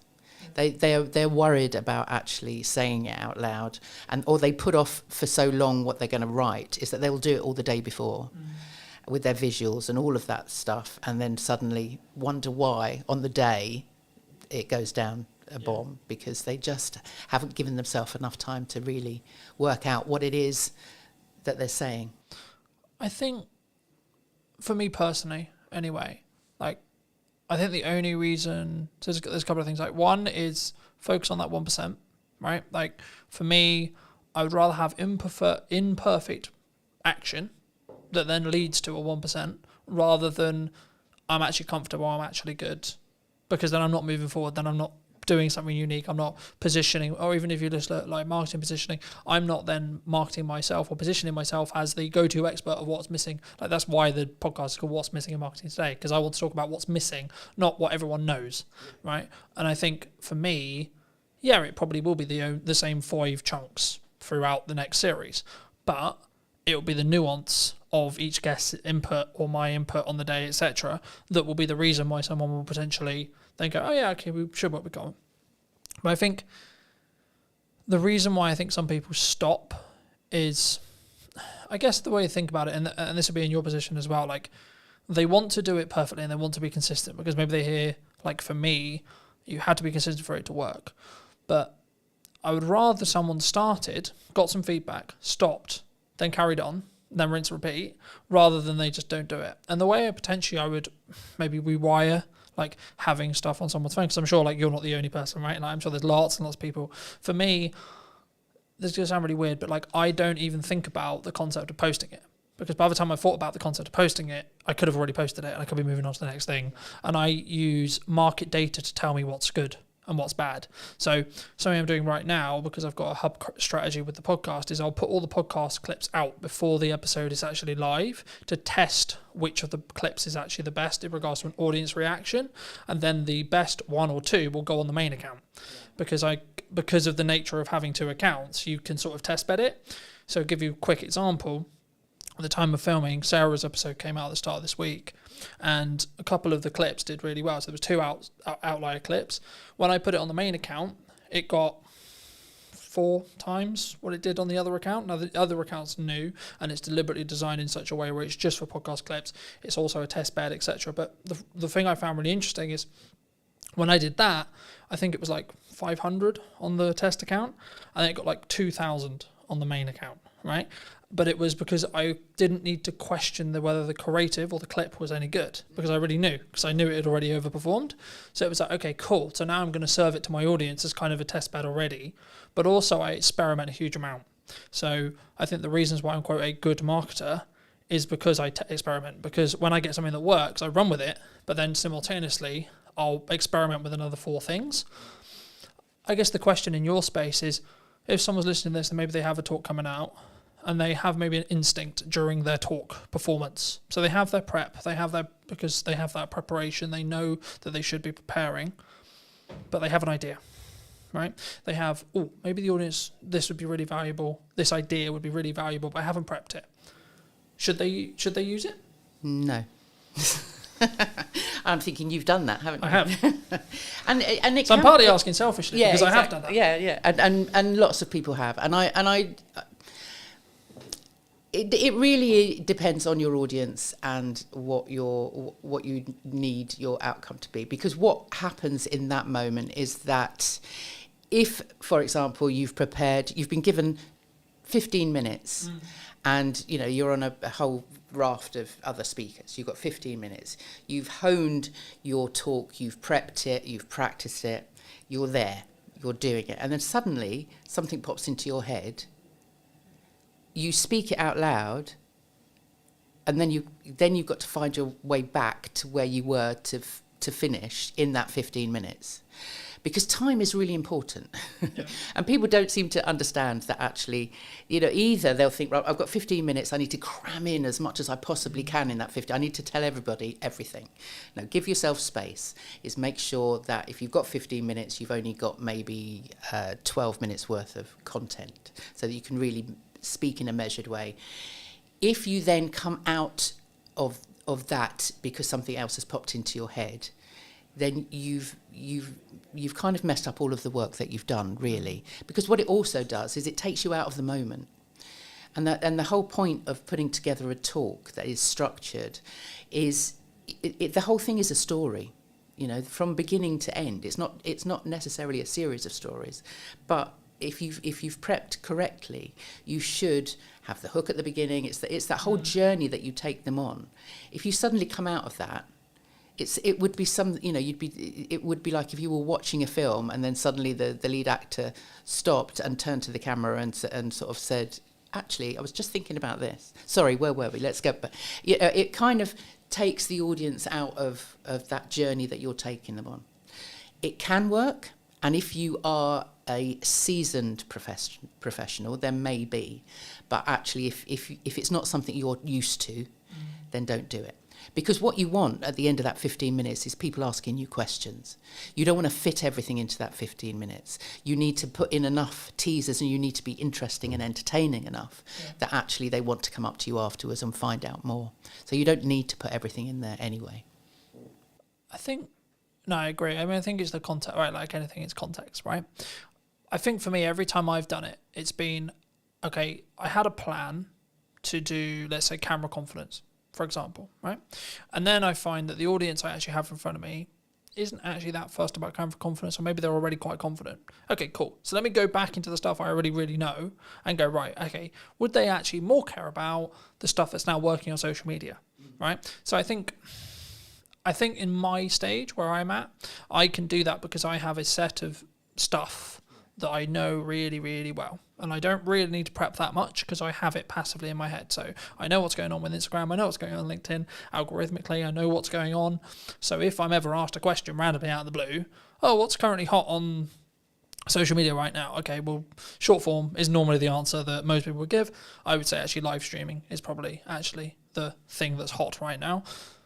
And the reason is it's counter AI, right? So bridging back to the start of our conversation about AI, it's actually anti-AI, because for AI to be live, it's nearly impossible as of today, right? I'm not saying it's not going to be, it might become but from my understanding of the technology, from what I've played with, it's nearly impossible for a live stream with people on it to be AI'd, from what I know. And that's one of the reasons why I think it's the unique thing to do, because also it takes a lot of confidence, it takes a lot of planning, it takes a lot of prep, but also it could be the reason why you're found, because it's a different algorithm than the video, than the shorts, than the reels, etc. But do people come to you confidently when they look to speak? Or if they don't, how would you recommend they become confident? Is it just simply that prep, you just do it over and over and over Yeah, again? not well. I mean, just coming back quickly onto your point about you in that space.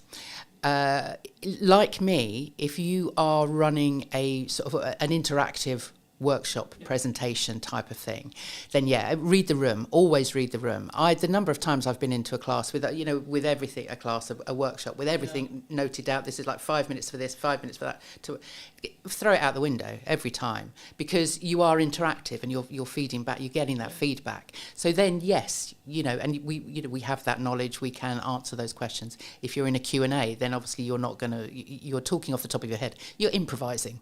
Absolutely. And that's fine in those situations, absolutely. But if you have a structure, if you are a keynote or part of a speaking presentation, you've got a certain amount of minutes, you want to make an impression, stick to what you've planned. Is that style, though? Do you think people, because I really love improv. Oh, yeah, no, improv is improv. If I ever can, I'll do improv. I will always say, memorize to improvise. Yeah. And improv is I'm an actor. It's one of it's one of my favourite things. And the number of business people that I get improving in one of my sessions, because I run a monthly speaker club, and it's a big part of that. And people are uncomfortable with it, and I understand that. But actually, it is a big part of just getting people to understand that it's not about reading a script. It's not about learning a script. It's about telling stories. It's about, if you've got data even to put in there, nobody's going to remember your data, but they will remember how you made them feel with that story. That Maya Angelou quote, which is fabulous. So improv is great, and if you have been doing speaking as long as you obviously have, then maybe yes, but that's because all of that is memorized. Yeah. It's second nature to you. And so people don't come to me confident. No, they don't ever come to me confident. That's the whole point. And I think even the most confident, outwardly confident people, when they get into a room and we start sort of digging down, it's like they everybody has those voices in their head that tell them they're not good enough, nobody's going to listen to them. So it is all about, I like to say that I get people comfortable and confident with what they're about to say. And that comes from really it's a self-awareness. Confidence comes from within. And in fact, the word confidence comes from the Latin confidere, con being with, fidere being trust. So confidence actually means with trust. And that trust has to come from you. I was going to say, it's that. So that I trust in my ability to be able to do the thing, whatever the thing may be. In this case, it's speaking, but it could be driving, it could be backflipping, it could be etc. So it's a self-awareness. It's an inner confidence because you are self-aware of your own being, your own stories. Once you've taken ownership of everything, all of those experiences, then it's easy to share them with other people. Because you've dealt with them yourself. Fab. For those who've enjoyed this conversation, who maybe want to see what you're doing and see some of your content, see some of your older content perhaps, where's best for people to reach out to you? Well, saying that, because we had a conversation earlier, I podcast myself for a good few years.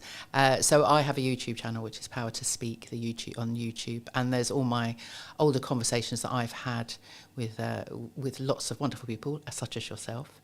And I did a speaking about speaking live for a while, so they're all on there. They were the half-hour live streams. So yeah, I'd love people to go back and have a look. They can find those also on Podbean and Apple and wherever they want to find them. Otherwise, the website, powertospeak.co.uk, all my stuff is on there. You can sign up to my newsletter, which goes out every couple of weeks, with lots of tips, techniques and stories of my life. And otherwise I'm on LinkedIn. Come and find me on LinkedIn. It's kind of where I live. Fab. If you were going to speak to yourself 10 years ago, and if you were going to give advice to that person, what advice would you give them? Oh God, what was I doing 10 years ago? Somewhere in the middle of acting in fashion, I'm sure. Well, no, that was a bit longer ago than that. But thank you for that, Carlton. No, I don't think. I think 10 years ago I was working I was working in arts development. So I was running workshops. I was teaching drama. So what would I have said to myself? You can do this. You can actually become your own boss. You can build a business around helping other people. And I do. That sounds really cheesy, but actually, what I do, I love what I do, and it's because I actually can see people taking that next step. And I think I don't think I ever envisaged myself 10 years ago with that ability. And maybe that goes back to that breakout room and just having somebody say to me, you get people to show up powerfully in the world. And I would never have known that 10 years ago, but that's not advice I would give to myself, but I'm very glad it's happened. Thank you so much for coming on. You're welcome. Thank you for having me. And if you did enjoy this episode and would like to see more like it, make sure to be subscribed to the channel. YouTube thinks you enjoyed this episode, so why not check that out? And I'll see you very, very soon. The only reason why it's consistent is because I'm being consistent with the output. I'm constantly looking at, okay, how can I up the quality? How can I do something different? I often just encourage people to use what they've got and start showing up and start posting video content with that strategy in mind and continue to, test and change and see what works. What do you think is missing in marketing today? I think there's a lot of distractions from different things that come up. So I think sticking to a strategy and being consistent in that regard, rather than jumping on this latest craze and hype and all that kind of thing, is definitely a trend I see happening. I'm focused on a very few set of pillars to get work now, right? From a marketing point of view. Paid ads, content creation, and testing my creative to then using paid ads. That's basically roughly what I'm doing. Hello, my friends. Welcome to a brand new episode of This Week in Marketing Today. And what is missing in marketing today, more specifically, today we're talking to Andy. He is someone who does a lot of video strategy. He's a filmmaker and also, of course, an agency owner. Andy, thank you so much for coming onto the show. Thank you so much for joining me today. And before we start off, before we get into your story a little bit, I mean, what do you think is missing in marketing today? I think there's a lot of distractions from different things that come up. So I think sticking to a strategy and being consistent in that regard, rather than jumping on this latest craze and hype and all that kind of thing, is definitely a trend I see happening.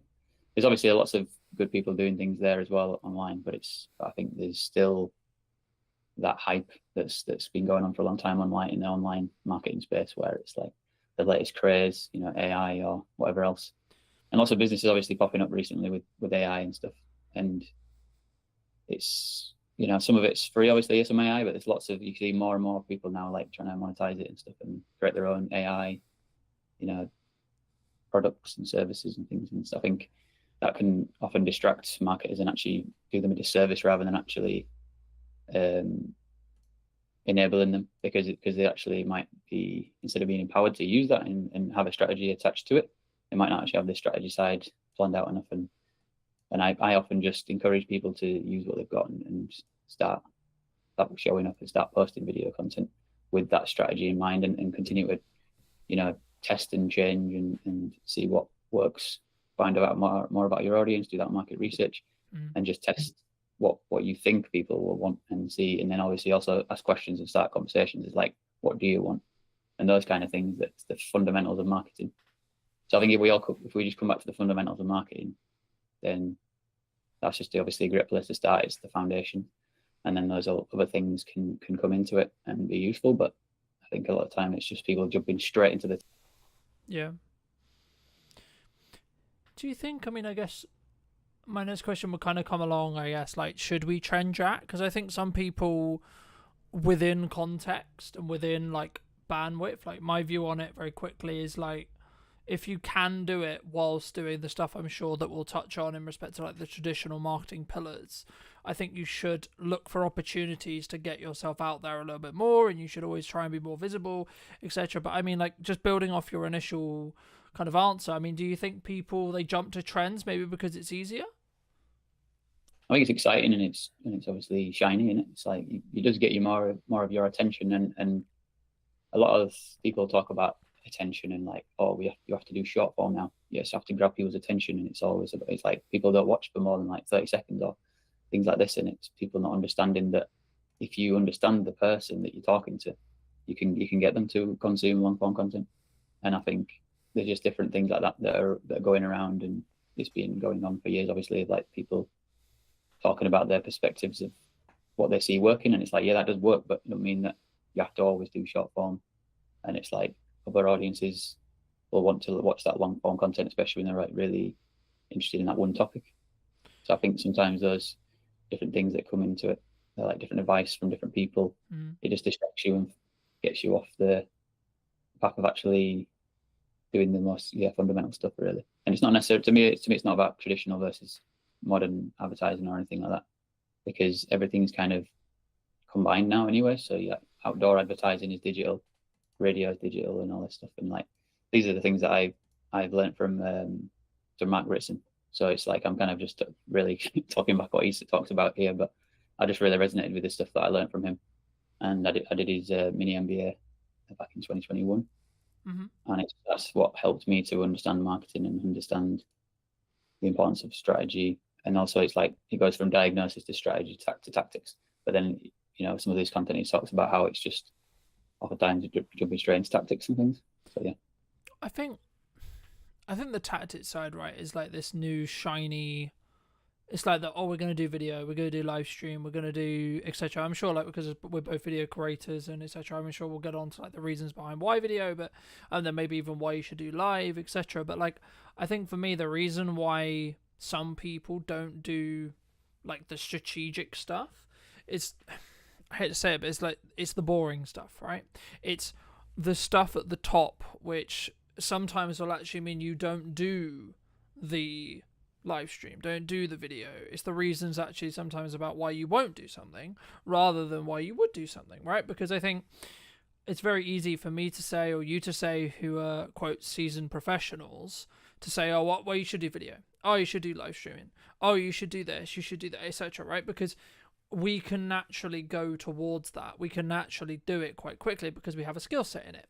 But if you're looking at it from a very basic level, I guess the question that comes from that is like, well, firstly, how would someone get started, like from a strategic point of view? Like, why market? Like, in a really nutshell, really basic way. Like, why does someone, and what does that actually mean? Like, for maybe someone who's maybe on the fence and like, okay, well, what does marketing actually mean? Like, at a basic level, from your perspective.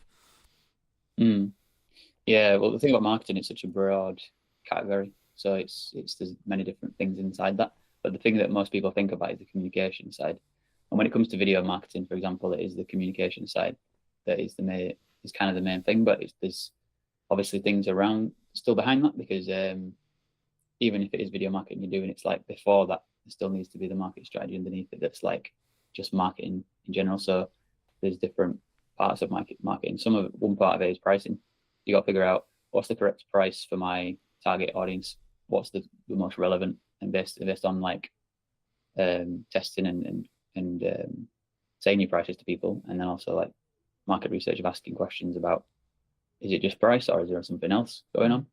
And that's kind of sales as well, but it's like sales and marketing kind of, you know, go back and forth from each other really. But then the price and the objection handling and different things like that, that's stuff that's fundamental marketing again, but going back to that, which then once you understand that and you're doing your pitches or you're doing your call to action and your video content, then you've done that work. You might say it might be more boring work, but it's actually the most impactful and powerful work. So if you can recontextualize it in your mind rather than it being boring, think about how it's impactful, because we all want our businesses to thrive. So then if you're passionate about building a business, remember that is a thing that you do actually enjoy, because you'll get something out of it, and you want to be in the process of building a company and growing it. So like if you just remember yourself that you're growing and building that company, I think that's the passion and the excitement that'll remind you that it's not actually a boring task I'm doing, because there's context to it and motivation to do it.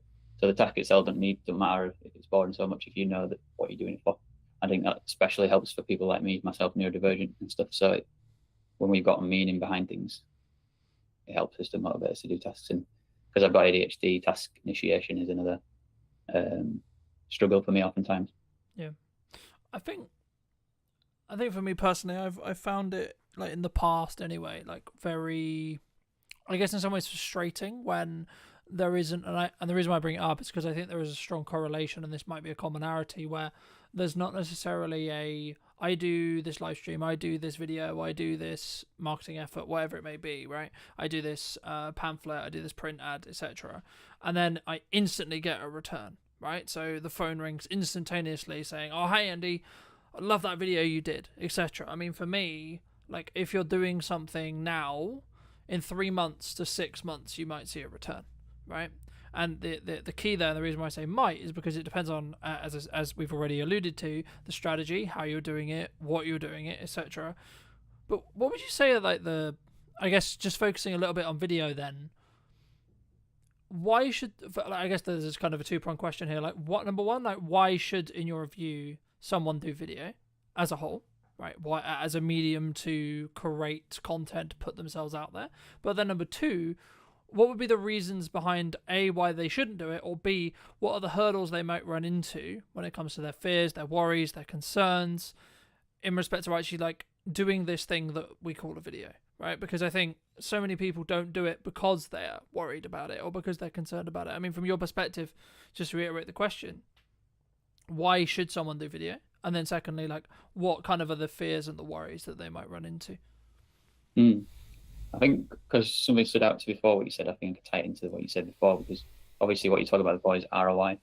So any marketing thing we're doing, obviously ROI is often a motivator to do marketing, but then that's a short-term, that's usually a short-term thing, return on investment, but then it's like something like a sales activation, or where you do a discount, or you just got like a campaign that's like short-term and you're trying to like get people to buy that particular product. And then there's also long term, which is the brand building. So there's those two sort of objectives, like categories of like, we've got objectives in building that brand and long term value, and then we've got the short term of like just getting this product sold. If we've got loads of a particular product to sell, for example, it's like a physical thing that we want to get that sold, then we can obviously, one strategy is to do discount, but that's kind of like the last option you should really consider, because you want to think about what's relevant to the audience. Like we were saying before with pricing, if you set the pricing originally, then you'll know that it's the right price and you can just keep it at that price and keep just pushing it. And then this brand building side is more emotional and more what it feels like of the brand and what you stand for, values and all that stuff. And that needs to be a message that's communicated over time, and a story that people understand who you are and what it feels like to experience that brand, on either in the marketing or in the product itself. So I think those things are important, whatever marketing you're doing. But then if you were using video, there's some of the benefits are that if you're a person like talking on camera like we're doing, it's like it can humanize the content rather than just text on a screen. Personality can obviously come through text as well, but it's like, I feel like it feels obviously more real. It's like a simulation almost of like real life. So I think that's one of the benefits of video content, and aligning that with the marketing stuff, with either focusing on sales or sales activation or brand building. Yeah. Usually a combination of the two is the best approach. And then just to tie.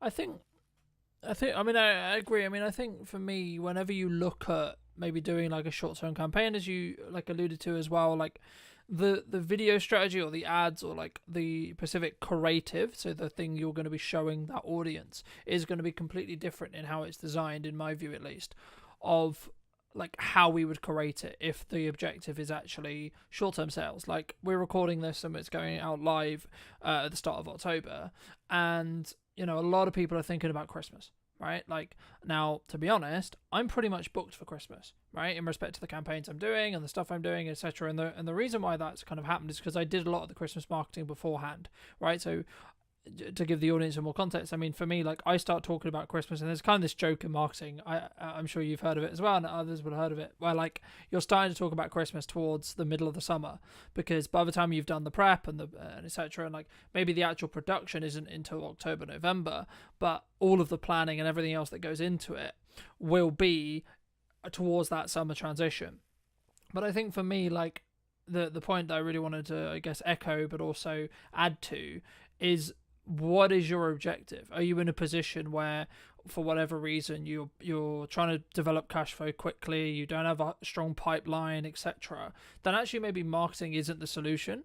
And that for that specific case, I think for me, in that case, it should be more cold outreach. It should be reaching out to your, creating an ideal offer, creating a glance time offer, that kind of thing, and more looking at that, because that will have a shorter return window in respect to the amount of cash that can be generated and collected by a business for work done. So let's say, for example, I'm in a cash flow crunch, and I'll go, okay, so I'm going to do a video, promotional video deal, for example, for X price. Cool. And then I'm going to go to like 150 people within my network and say, hey, would you like this thing? Right. And if it's kind of more a binary yes or no. But for me, the role, and this is why I think sometimes people get things wrong when it comes to marketing, is because like they don't see them as separate tasks, right? You've got to do marketing to get people to the point of sale. And I think for me, like, the overarching perspective when it comes to video itself is it humanizes, as you say, of course, but it also allows people to get to know you and build that parasocial relationship faster than like us. Like there's kind of obviously there's two ways, and it's about the depth of connection, right? So you meet the person, you have meetings with the person, you go to networking, etc., which will lead into my next question, or you consume their content and you build that parasocial relationship. But a way of building a parasocial relationship is by having one-to-many, e.g. a video, e.g. piece of marketing that can help nurture, can help build trust, know, like, and trust through your audience to allow you to then, so I'm going to spend time with you talking today, but actually this is going to sit online and it's going to potentially be a multiple set of touch points or multiple sets of clients. And then that's not even before you then start pulling out the, the smaller chunks, etc. But for people who are maybe listening to this who are like, okay, cool, I'm going to start doing video. How should we start? Should we just jump in? Should we just record a quick video on our phone and post it? Like, what do you think? It all starts with diagnosis, basically. So, like I mentioned before, so you can diagnose where you're at, where the business is at, like what are the challenges you're facing currently and all that kind of stuff, and like get a bit of a map.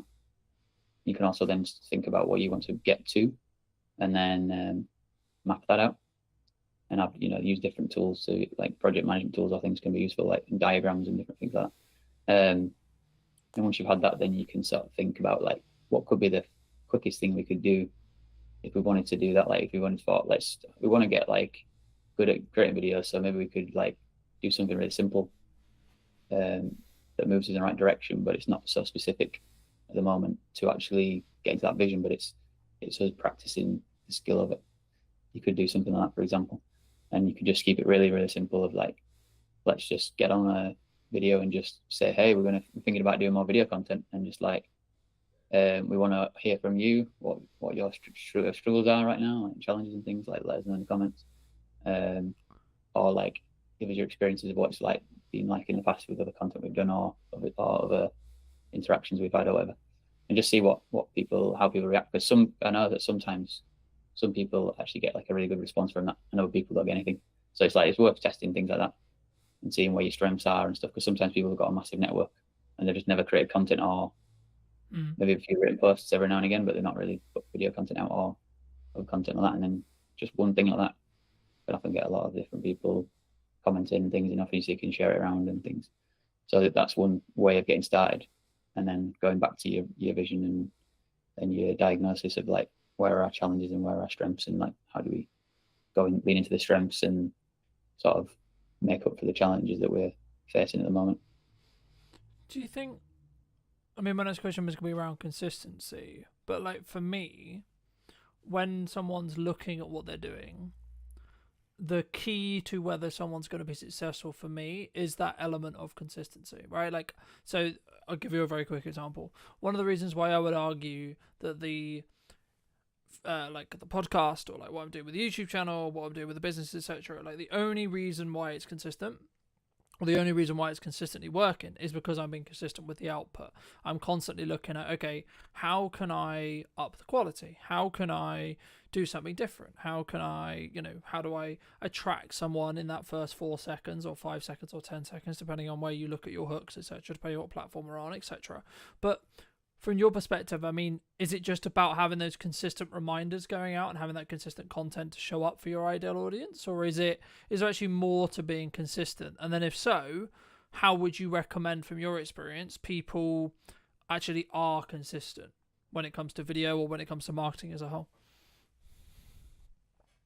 One thing I was thinking about when you were talking about something else earlier was like about, you mentioned about like getting your personality across, and I think that's a big benefit of video. And if you've been to like a networking event, which I've been going to quite a lot recently, and like connecting with people, connect with somebody, and then they see your content after they've met you in real life, I think it's a powerful combination. And it's and just having that going out there, even if it's nothing to do with your business, I think it's still a powerful tool to use so people get used to you and feel comfortable with you. It's like building that trust. But it's I think, even though I've talked about strategy and things like that, I've also recently been thinking less about it as well. And I've actually been, and I think partly it might be to do with being neurodivergent, because I always like seem to find it natural to break rules and to test new things that people don't expect.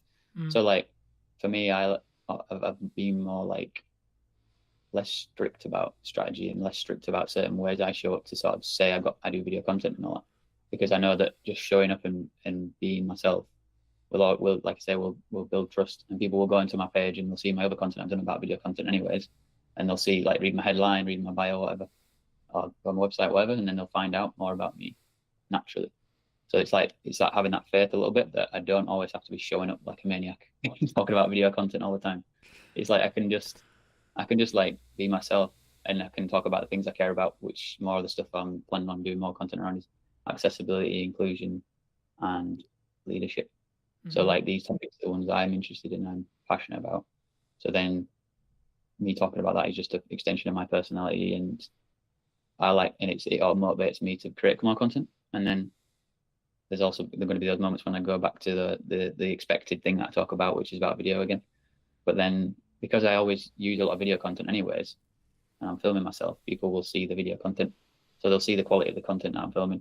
And that's already showcasing my skills at the same time as me showing my personality. And I think for me as a video person, that's one thing I often remind myself about. So I don't need to stress myself out to think I need to be giving these video tips like everyone else does, or I need to do this, or like showing up in a certain way and like strategically positioning myself in a certain way. Like I'm still working on that, and that comes with time, I think, a little bit to refine things. But it's like I don't have to be too obsessed with that. And like I say, I like to break the rules and just test new things. I think, the things I'll just pull out of that I completely agree with. I think sometimes when we look to either do video, we look to do content, it has to be in this model of like loads of people online, Gary Vaynerchuk, etc. Like people who I follow a lot, like they're constantly talk about add value, right? But I get where they're coming from, and yes, you should, right? Is the answer, but the caveat is, actually, if you're looking for long-term sustainability and long-term growth, and it's kind of a cliche now, but people do buy from people, right? So when I'm looking for a supplier, when I'm looking for whatever it may be, I'm looking for a position where I can get to know the person behind the brand, right? Yes, I need to know that you're a good, in your case or my case, yes, I need to know you're a good videographer. Yes, I need to understand that you're good at X, Y, Z. Sure. So personally, yes, you should have some of that content out there. Yes, you should be sharing your knowledge. Yes, you should be sharing. But I think for me, it comes back to, and this is something I touched on last week with Chris, it's just about bandwidth, right? We discussed at the beginning a little bit about trend jacking, and this is where I think you can really have that kind of creative spark and kind of that creative element. But we did mention at the beginning about, like, everyone wants to talk about AI, everyone's looking to use AI. I mean, are you personally using AI? If so, like, how? But also, should we? Like, why do you think it's such a big talking point online at the moment? Yeah, like initially I was thinking to myself that I don't use it much, and now I'm thinking I do, because it's integrated now into a lot of things we use. So I think everyone uses it now to some extent, without realizing. Like AI is obviously built into search engines now. It's built into video editing software like DaVinci Resolve that I use. So it's like I do use it, but I don't really use it in much of an intentional way of like using one specific tool and like in that kind of way. But yeah, it's become a part of my workflow. Like definitely some useful features in DaVinci Resolve, like move background removal of noise and things like that. Do you think it can go too far? Do you think people can use it too much? Be a tool that's used for this, for like I say, go back to the strategy and really, because I think you mentioned earlier, like sometimes it's about what you don't do in your strategy, and you just think of, like, as long as I'm clear of what I'm not doing, it'll become clearer what I will do, because it's like I have less options and the choice overload is reduced, and you become more clear, you have more clarity, and you're like, I'm not going to do that or that or that or that. Yeah. And especially if you're thinking like as a default perspective, not to jump on hypes and just think about your strategy, then you're going to be like more grounded and be like, what's going to be best for the strategy? Yeah. And then you make that decision. And then if it is one of the hype things, you can go, okay, I can use that and test that out as part of it. But it's not like a crutch. Mm. I think you have to experiment in marketing. Like that's the first thing I would say, and then the second thing though would be everything I put through that I'm thinking of doing, spending money on a trip, whatever it is, a piece of gear, so on, right? Or even nowadays, to be honest, looking at some client jobs and looking at some projects that I'm like maybe asked to consult on, or asked to help with, or asked to produce, or whatever. And I think, is this gonna make my boat go faster? Is this money worth the time, energy, resources? A. B. Is the client the right fit?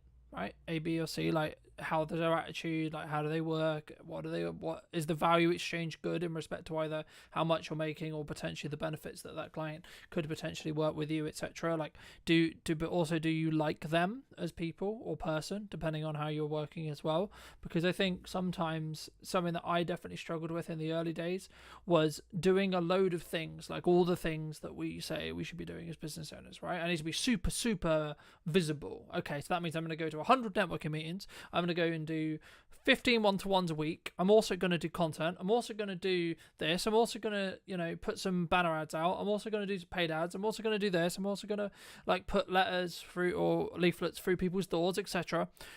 But the issue is, actually what ends up happening in my experience is you end up doing nearly all of those things badly. Instead, what you should do is you should say, okay, well, firstly, how do I want to spend my time? What's a good use of me as a founder, me as a leader, etc., spending my time? Okay, so for me personally, me being in content, I will never be able to outsource. Everything else about the content I can outsource. How it's edited, how it's SEO'd, when it's posted, all those things I can outsource.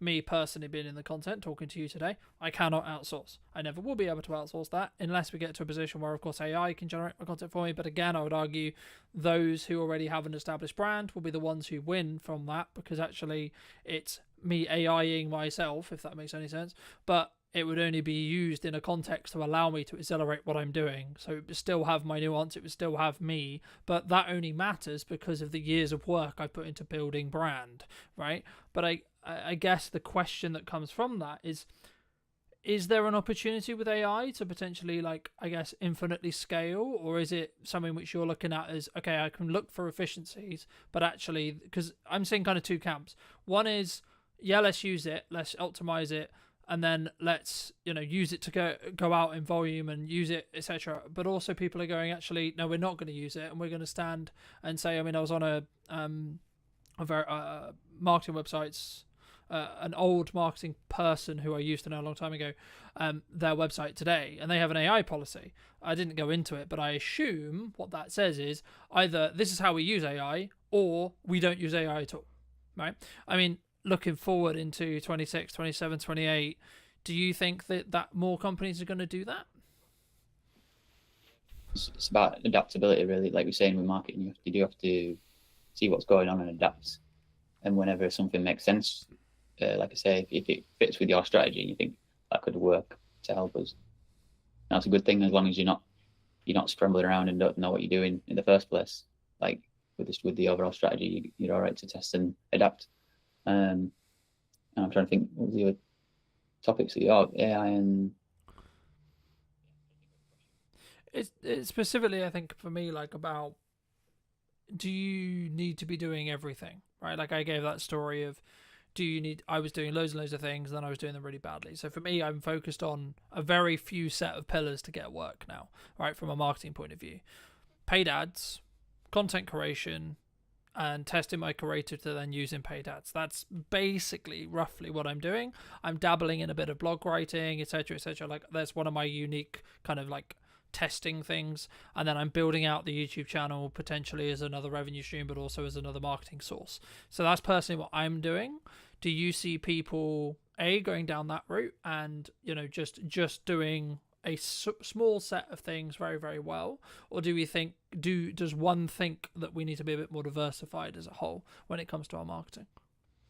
I think it's more the first version, but also thinking about with your company, Brunton Media, it's your name, but at the same time, I think your content could be still not featuring you because it's a business. And I think that's the way I look at my content is in the future, I want to get other people involved and it be a team effort. And I do enjoy doing it, but I don't feel like it has to be always me on camera. And as I go forward, I want to do more collaborations with different people. I'm going to be like putting more events together and things like that. That's definitely a part of my journey going forwards in the vision of what I've been putting together. And different communities I want to target and create those movements together in a way that gives back, and then also do where to get my name out there and promote myself. I think it's a good thing when you can find ways to do both those things together. You're having a positive impact and you feel satisfied by the interactions with people, networking and being creative together and things, collaborating. But then you're also obviously putting your name out in the brand building side of things.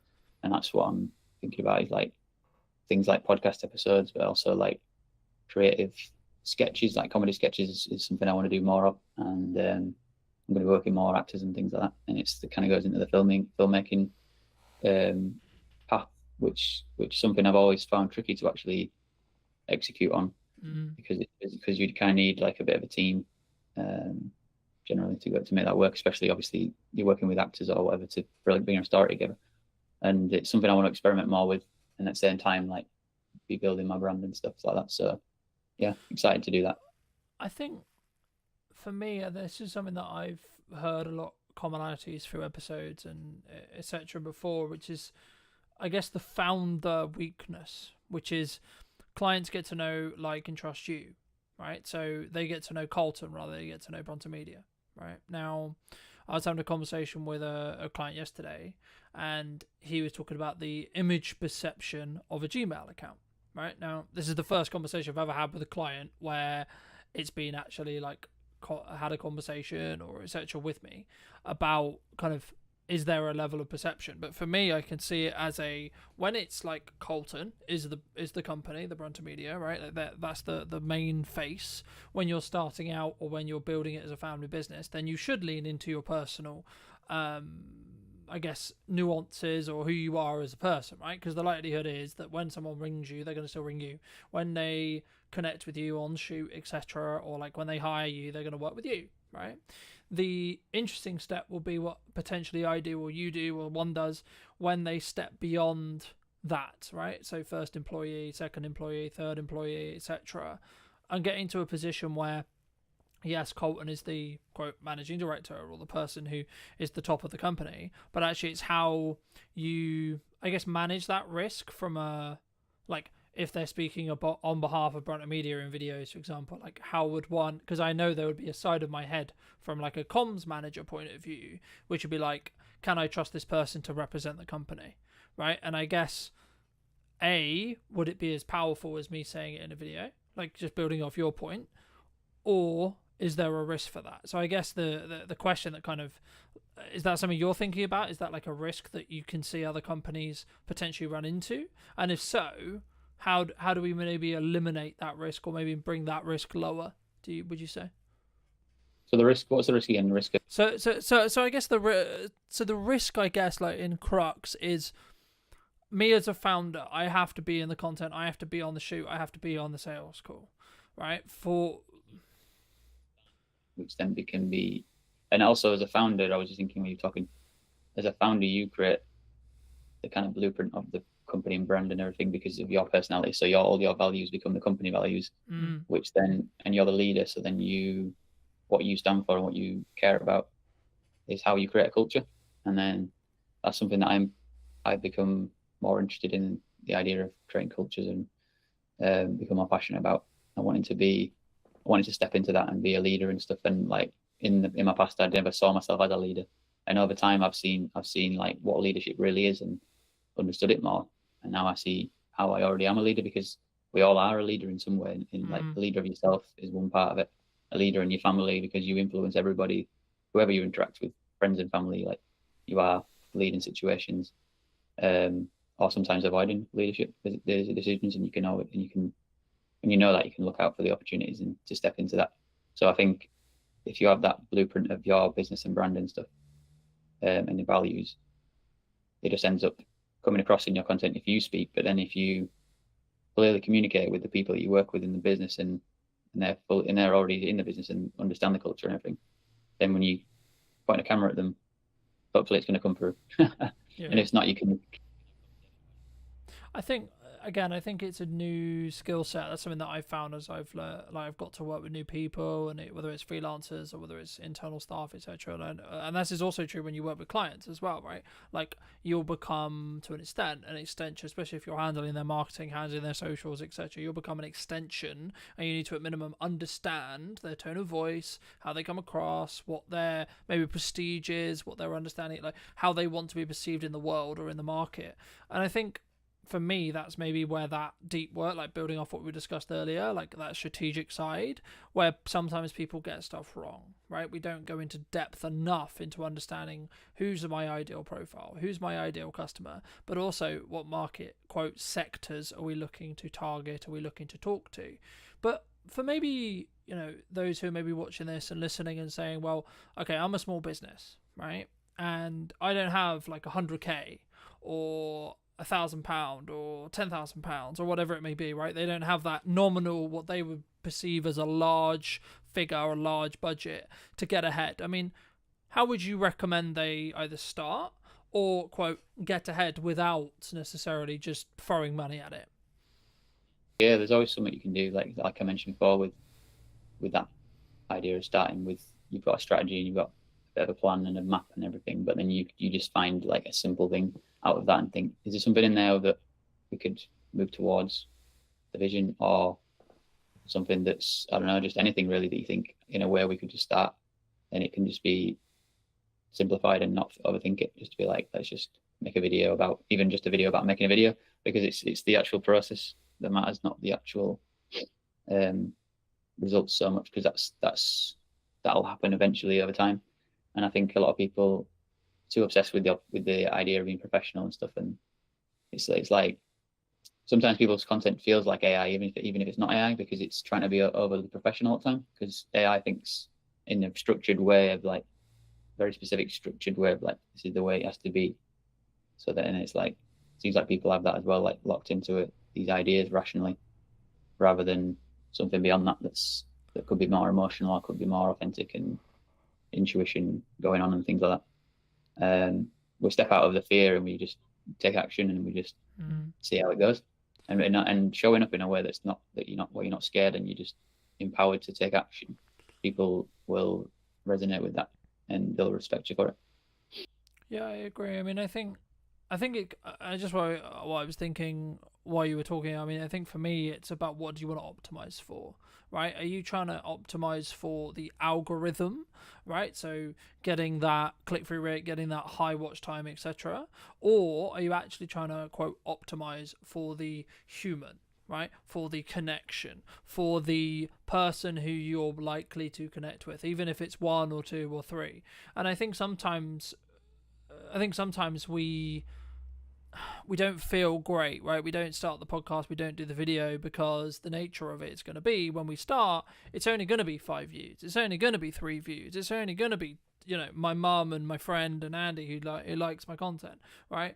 But actually, in reality, if I kept going for 2 years, I kept going for 3 years, number one, I'm going to get better every single time, I would hope, through time, but also is going to slowly build momentum, right? Those 3s will become 5, those 5s will become 10s, those 10s will become 100, then thousands, and so on, right? If you're consistent, in my view, right?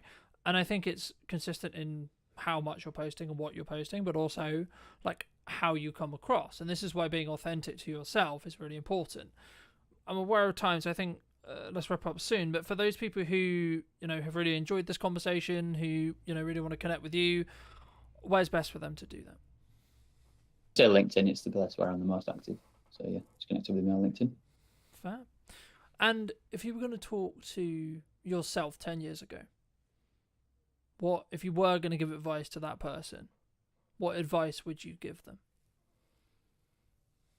Well, I think the biggest advice would be to get diagnosed for ADHD, because I didn't know that back then. That I had ADHD, so that's the biggest impact that's been on my life, is to understand my ADHD. Yeah, and then in terms of business and things like that, I think learning about the fundamentals of marketing earlier on would have been a big help. And then also like about the time things you talk about, like put your energy into things that are specific about what your strengths are, putting time into that, and then finding like support systems around other things to get help with. Like I'm working with the VA now, so like if I'd have started working with the VA earlier on, I know I would have been able to accelerate growth, eat quicker, and become more effective with my time and energy. And I also don't think of time, and I don't think of it as time anymore. I think of it as just energy. So I just think like, what energy do I have in this moment, this present moment, and use that based on what I want to get, what I want to achieve and stuff like that, and what are the priorities and different things like that. So I'm like thinking of, sometimes I'm just thinking of like, even like when I'm out and I'm at a networking event, I'm thinking, should I take longer and get a bus? Or should I just get a taxi and get back?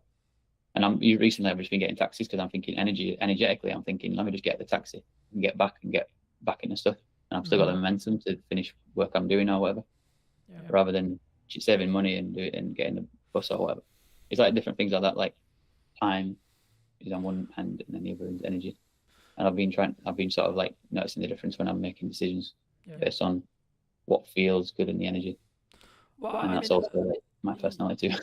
Yeah, it's just as a final thought. I mean, for those who've got this far, I mean, thank you obviously for listening. But like something that really stood out to me from what you were saying, that also agrees with like someone else who I really respect business wise.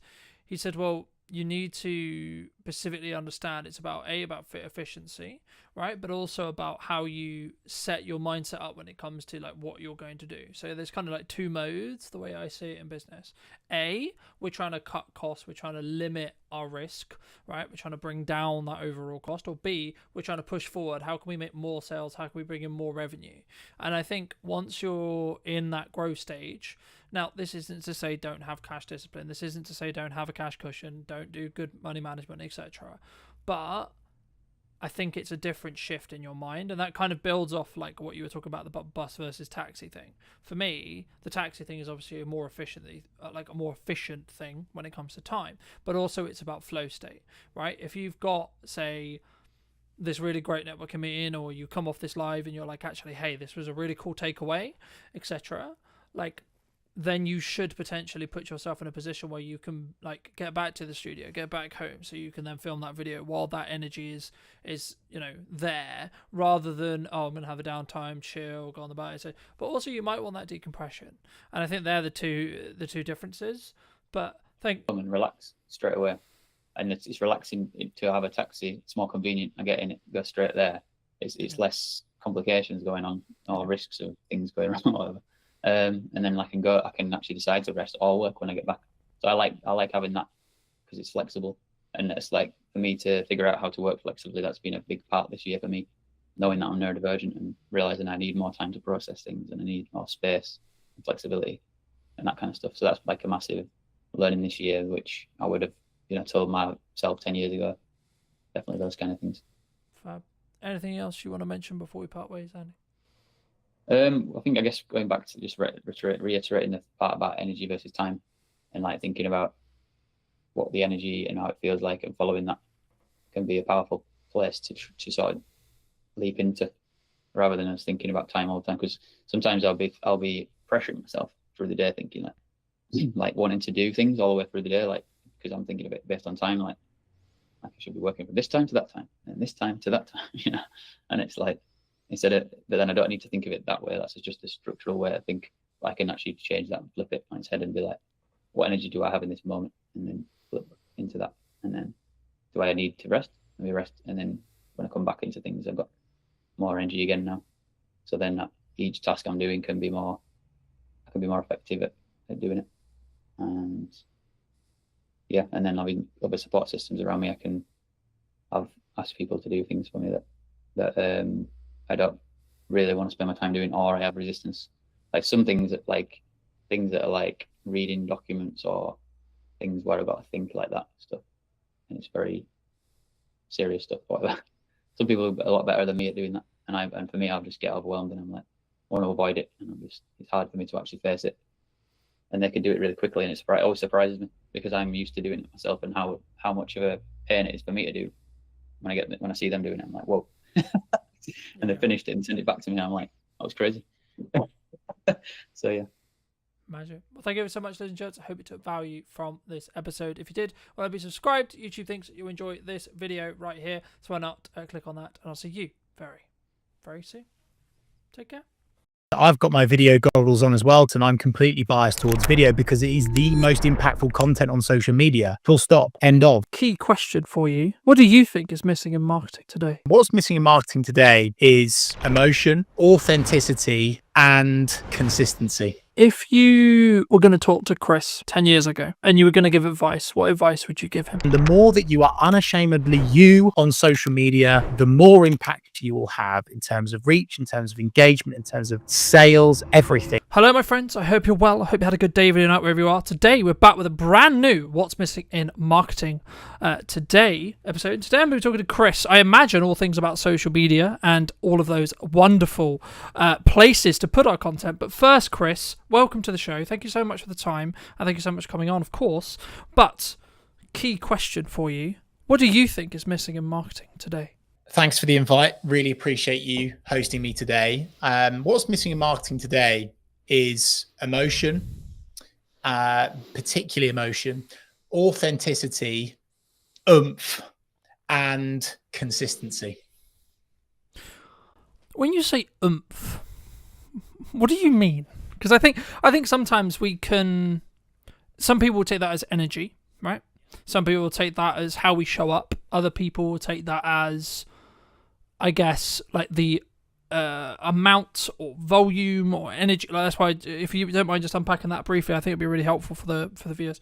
Yeah, absolutely. No problem at all, Carlton. I think by oomph, I do mean energy. I mean true commitment to the cause. I think for far too long on social, people have seen it as a tick box and not this kind of ongoing personal or business brand commitment. And if you are truly giving it your full oomph, your full energy, your full commitment, you will get so much more out of it. I'm so aware of the fact that might be perceived as fluffy, but I think, in fact, I don't think I know that people can see right through cold, corporate, boring, emotionless content. And so it's so important, and it's critical actually now that the content that you're sharing, you give it your all, you give it your full oomph. So that's what I mean.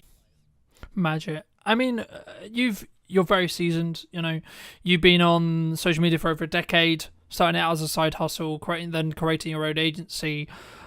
What was the turning point that you thought, actually, hold on, this could actually legitimately be the career of my dreams, so to speak? I became addicted. I became obsessed with the platforms, the algorithm, the opportunity, particularly because really with social media, you can honestly go anywhere and get into any audience and reach any person anywhere. Like how incredibly remarkable is that? And I think when I first started on social, I was gaining traction really quickly, and I was connecting with people in places that I could never dream of. And of course, most people that tune into this podcast will understand the 6 degrees of separation, right? And I think that process is sped up so much more because of the power of social. And so I am just obsessed by it, and I'm excited by it. And I just truly believe that anyone can create impact for themselves or their business through organic social media. And the opportunity of that is bigger and better than any opportunity in the history of the internet, in my humble opinion. Do you think people don't do it because they're worried about what if someone sees me? What if Gary, Sally, my mum, my friends from high school, etc., etc. Like, is that why people don't do it? Definitely, Carlton. I think a huge amount of work needs to be done in terms of self-discovery and your why and your own self-psychology and having a coach. So many people come to me, Carlton, they say, yes, Chris, let's do social media. Let's get going. I want to do this. I want to go there. I want to achieve this. I want to achieve that for myself or my business. And on paper, that sounds amazing. But often comes the stumbling block of getting themselves out there, seeing themselves on camera, being okay with how they sound, understanding how to, have some confidence in your conviction, and being okay with people judging you. And that's something that is really, really tough for so many people. And I actually think is a great place to start this conversation with Carlton, because before you get into all of the technical, geeky social media strategy, tech platform, algorithm stuff, content creation, how are you showing up? How confident in your conviction are you? Are you okay with people judging you? Are you not okay with people judging you? Are you way too tuned into the vanity metrics? Oh, this post only got 2 likes, therefore I'm never going to do it ever again. So there's a lot of mental work that has to go into it, Carlton. And also, again, that's not a tick box. It's not a one and done. It's a continuous thing. And the unsexy truth about social, and certainly becoming successful on social media, whether that be for your business or your personal brand, you are going to get people that criticize you. You are going to get people that disagree with you. You are going to get people that leave you snidey comments. But with that growth comes huge opportunity, both financial and just general impact in whichever way you perceive that to be for yourself or your business. No, I mean, I completely agree. And I mean, I think, but I'm also aware when saying that, though, that we come from a place of privilege because of the years we've been doing it for. If someone's listening to this and they're maybe concerned about, okay, I've got my first hate comment, what do I do? First of all, pause. I think so many people just jump into it, Carlton. They'll get a bad comment and they'll react emotionally immediately. Hold the line, folks. Calm down, breathe. First step. Second step is linked to that is make sure it's okay to just sleep on it. If someone leaves you a comment like that, just sleep on it, come back to it the next day. Okay, this is all quite starter pack stuff. But where I think people then make the mistake is when they go back to that comment, they will react perhaps in a passive aggressive way, but perhaps they will hard disagree with that person. But the thing that's always worked for me, both personally and professionally, given what I do in the media world as well, is that I always respond with empathy, with kindness. And I understand that the reason why that person is leaving a comment on your business page, on your personal page, they're going through some stuff right now. Okay. So coming at it from a genuine place of empathy and killing them with kindness. And from a business side of things, it's an opportunity for you to show off your exceptional customer service skills by going back to that angry, frustrated customer or someone within your network or your audience with genuine kindness and empathy and care. And it can only help your brand, and understanding that actually, if you respond to that comment, it's going to help your post perform better and stay in the feed for longer anyway, right? So there's a whole lot of stuff on that, and I could go deeper into that, Carlton, but that's what I'd say to begin with is sleep on it. Kill that person with kindness, right? And don't make any harsh, strong statements and react emotionally. Just create some space, have some digital downtime.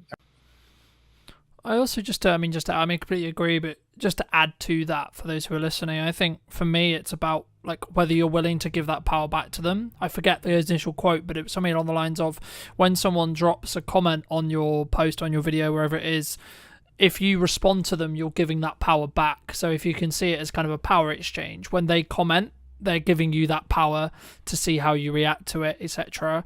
And if sometimes you don't need to comment. back. Sometimes you don't need to necessarily engage in that conversation if you don't feel it will necessarily be, I guess, mutually beneficial for the conversation, or like you're not. Like, there's a balance, I think, between building community and building real relationships with people, and then also having people who are just there to maybe stoke the fire, maybe get a little bit controversial, etc. You know, they're there for maybe rage bait, right? But you've had a lot of experience with, you know, managing other accounts and working with other accounts, etc. And, you know, in my notes here, I've got, you know, you've managed over 250 accounts, which is across multiple industries, which is a big thing to say, right? Is there like a specific lesson or a specific like thing that you've noticed in that process that's like, this really works? Or is it very specifically industry based? Is it very specific timing based, would you say? In terms of content, in terms of responding to criticism, what do you mean? In terms of, I guess the question comes is like what because then it's like maybe someone's listening to this and go, well, why is everyone on social media, right? Like, we want it to work for our business, okay? But some people have said to me, you need a niche, right? You need to niche down and do just content about X, okay? But at the moment, and this is a video I have up and coming, I'm going to talk about a hub strategy very quickly. You have a core Instagram, same is true in every platform, but core YouTube channel, core Instagram that you put your flagship content onto. Then you have spear or supporting accounts. So I have one for this podcast, I have one for my aerial work, etc. And they all then get invited as collaborators whenever there's a main post principle. But for me, like, you can niche, but because we're an interest-based graph now rather than social-based graph, in 95% of the case, I think LinkedIn's the only exception. Correct me if I'm wrong.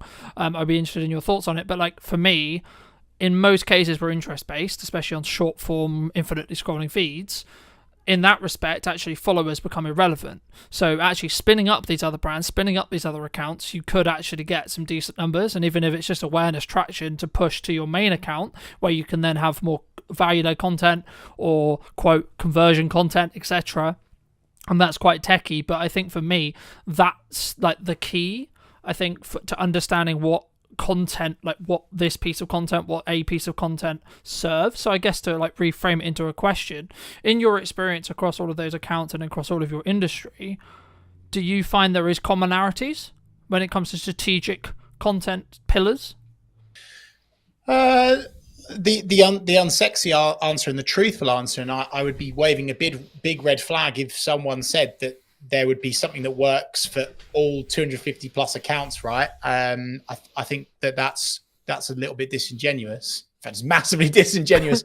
And the reason why, Carlton, is on social media, there are thousands of variables, thousands. And we're talking like the algorithm, we're talking about the type of content, the headline used, the question, the value, the audience, the timing, the media. I could go on and on and on and on and on and on and on, right? And so I think what I always like to do with our clients is, to begin with, you have to understand who you're talking to, the audience, right? There's no point getting going and serving up content that's not going to convert because you don't understand who your audience are, right? So that's the first step. Who are your audience? Who are your people? And then the second thing, and maybe the thing that could apply to the majority of those, is having this kind of mindset and oversight and umbrella, if you like, of serving and not selling. I think that's really important. Of course, there's times in content where you would add in a call to action or, you know, send someone somewhere to do something. We have to do that to make money, right? But having that mindset of serving, not selling, across a board of whether it's a business account, a personal account, small, medium, large organizations, that's something that I would say works for the majority of those accounts. Of course, execution of perfection, consistently turning up, not getting bogged down in this kind of perfectionism mindset. I think people have this misconception with social, Carlton, that the perfect social media post exists. And I'm holding my head because it just it happens all the time. And someone's like, "Oh, well, that wasn't that good, or that didn't work." Yeah, but my feed looks beautiful, Chris. And we're now away from that, right? And I think, you know, and I'm so happy, Carlton, that you have the understanding around, you know, interest-based content and followers being almost not applicable now. Like, they look good, they make you look more credible, but ultimately, if you are leaving a consistent digital footprint, I'll call it, across a variety of platforms where your audience are hanging out, using keywords within your copy that people can hang on to and find you via, that is where the impact comes with social. I think across the board, some other things in terms of actual, you've mentioned, I think they're content pillars, Carlton. I always like to add in storytelling. Tell a story, because people can connect with that. Brands don't do that enough. Make sure that at some stage you are telling someone to do something. If not, they will not do anything. Okay, so that's important to add in. Social proof is always good. So adding in, again, like what's worked, why has it worked, someone else talking about how good you are rather than you. I call it weeing everywhere, which is quite cruel. We do this, we're the best of that, we are number one, weeing everywhere. People are weeing everywhere all the time. Stop weeing everywhere, okay? And make it more your, and really address the reader. So that was quite rambly, Carlton, but I hope that answers that question. It's quite hard to give you a specific answer, but hopefully that. No, absolutely, it definitely does. I mean, I'm going to be quite biased, right? Because I've done video for like coming on 15 years and commercially for like 8 and 9, but I have noticed a trend across like either people wanting to do it or the platforms wanting you to create video, right? And I think, is that just the natural, like, it's the closest thing we have to me meeting you, me watching a video with you, building that parasocial relationship? Or from your perspective, I mean, is there like other reasons or other things why someone should consider video as a format, and or why they maybe shouldn't? Yeah, I think, I've got my video goggles on as well, Carlton. I'm completely biased towards video because it is the most impactful content on social media. Full stop. End of. We could finish this podcast on that note, right? If there's one thing that people do today, film a video, even if it's a selfie shot, iPhone style, that's fine. Do that over a static. You'll see more engagement, reach more people, have more impact. I come from a commercial sales background. Really, I've always done social, but I that's kind of like where I've really made a dent. And when you show up on camera, Carlton, it is so good for demonstrating expertise. It accelerates relevancy, relatability, trust, because it feels real. And in this AI bot, cold corporate fake world that we seem to be drifting into, it is more important and more impactful than ever before to jump on video. So this isn't just me saying do video because it gets you more engagement, it helps you reach more people. It's, well, actually, even if you only had a LinkedIn network of 4 people and you showed up on video, it would definitely be more impactful than just normal static stuff, right? Because of a sales piece versus an algorithm piece, if you like. So for sure, I'm a huge advocate of video of all shapes and sizes. I think there's a place for long form, definitely. I certainly think there's a place for short form. I think overall, though, Carlton, people are hugely overthinking it. They're getting bogged down in the tech, and they're not working with someone like yourself in terms of the tech setup, so they can just get going and talk about the stuff that they're good at and that they know about. And I just want people to get into this mindset of execution over perfection, and relatability, being real, even if you're walking down the street. And I know it's brave and it makes you look a bit silly, but even if you're walking down the street and you're just sharing a few words about your day with your camera and you're posting that as your content, that's a good enough start. It really. Yeah, no, I'd completely agree. And very quick story. I've been a professional videographer for, as I say, like nearly 10 years. I do a couple of phone videos every now and again, and I'm almost willing to bet, I haven't checked yesterday's one, but nearly every single phone video, I think, it's really bad for me to say, but I think it over-indexes in respect to views for, like, on Instagram especially, but even on LinkedIn and other places as well. Like, I've noticed there is a algorithmic boost for phone content if it's executed well, right? Granted, right? And in the one that I'm specifically thinking about, I did tell a very cohesive story. I did give a very specific setup and then a very good resolution, but that was because I'm in the process of creating good content consistently and doing those reps. So whether I'm filming it on a camera, and the reason why I mention it here is because I think some people, they look at like what I'm doing with like the trailers and it looks good and it sounds good and I've got professional mics all the time and then I'm flying a drone and they're doing all this stuff, but it's like I don't have that, so I can't do it, right? I don't have the microphone. I don't, but you do have a phone, right? And I think if you just, it's more of a psychology thing. That's why I love to talk about the psychology behind video, because for me, it's the main barrier for someone not wanting to or not being willing to put themselves out there, because actually you find about some insecurities, and it's actually a really strong self-belief and self-esteem and self-growth perspective yourself doing video, which is a kind of a byproduct of actually all the business benefits that we've already kind of alluded to. But I think for me, I mean, if you were going to, and I know when I come on your show, I went into depth on like the psychology, but from your perspective with your experience, I mean, what, outside of doing it, what would you say to someone who's like either maybe looking to start doing their first post, tipping their toe in, or they maybe want to start on video? Like, what would you say to those people? Talk about something that you're genuinely passionate about. Don't overscript. Don't write everything down. Be okay with buts, and maybes.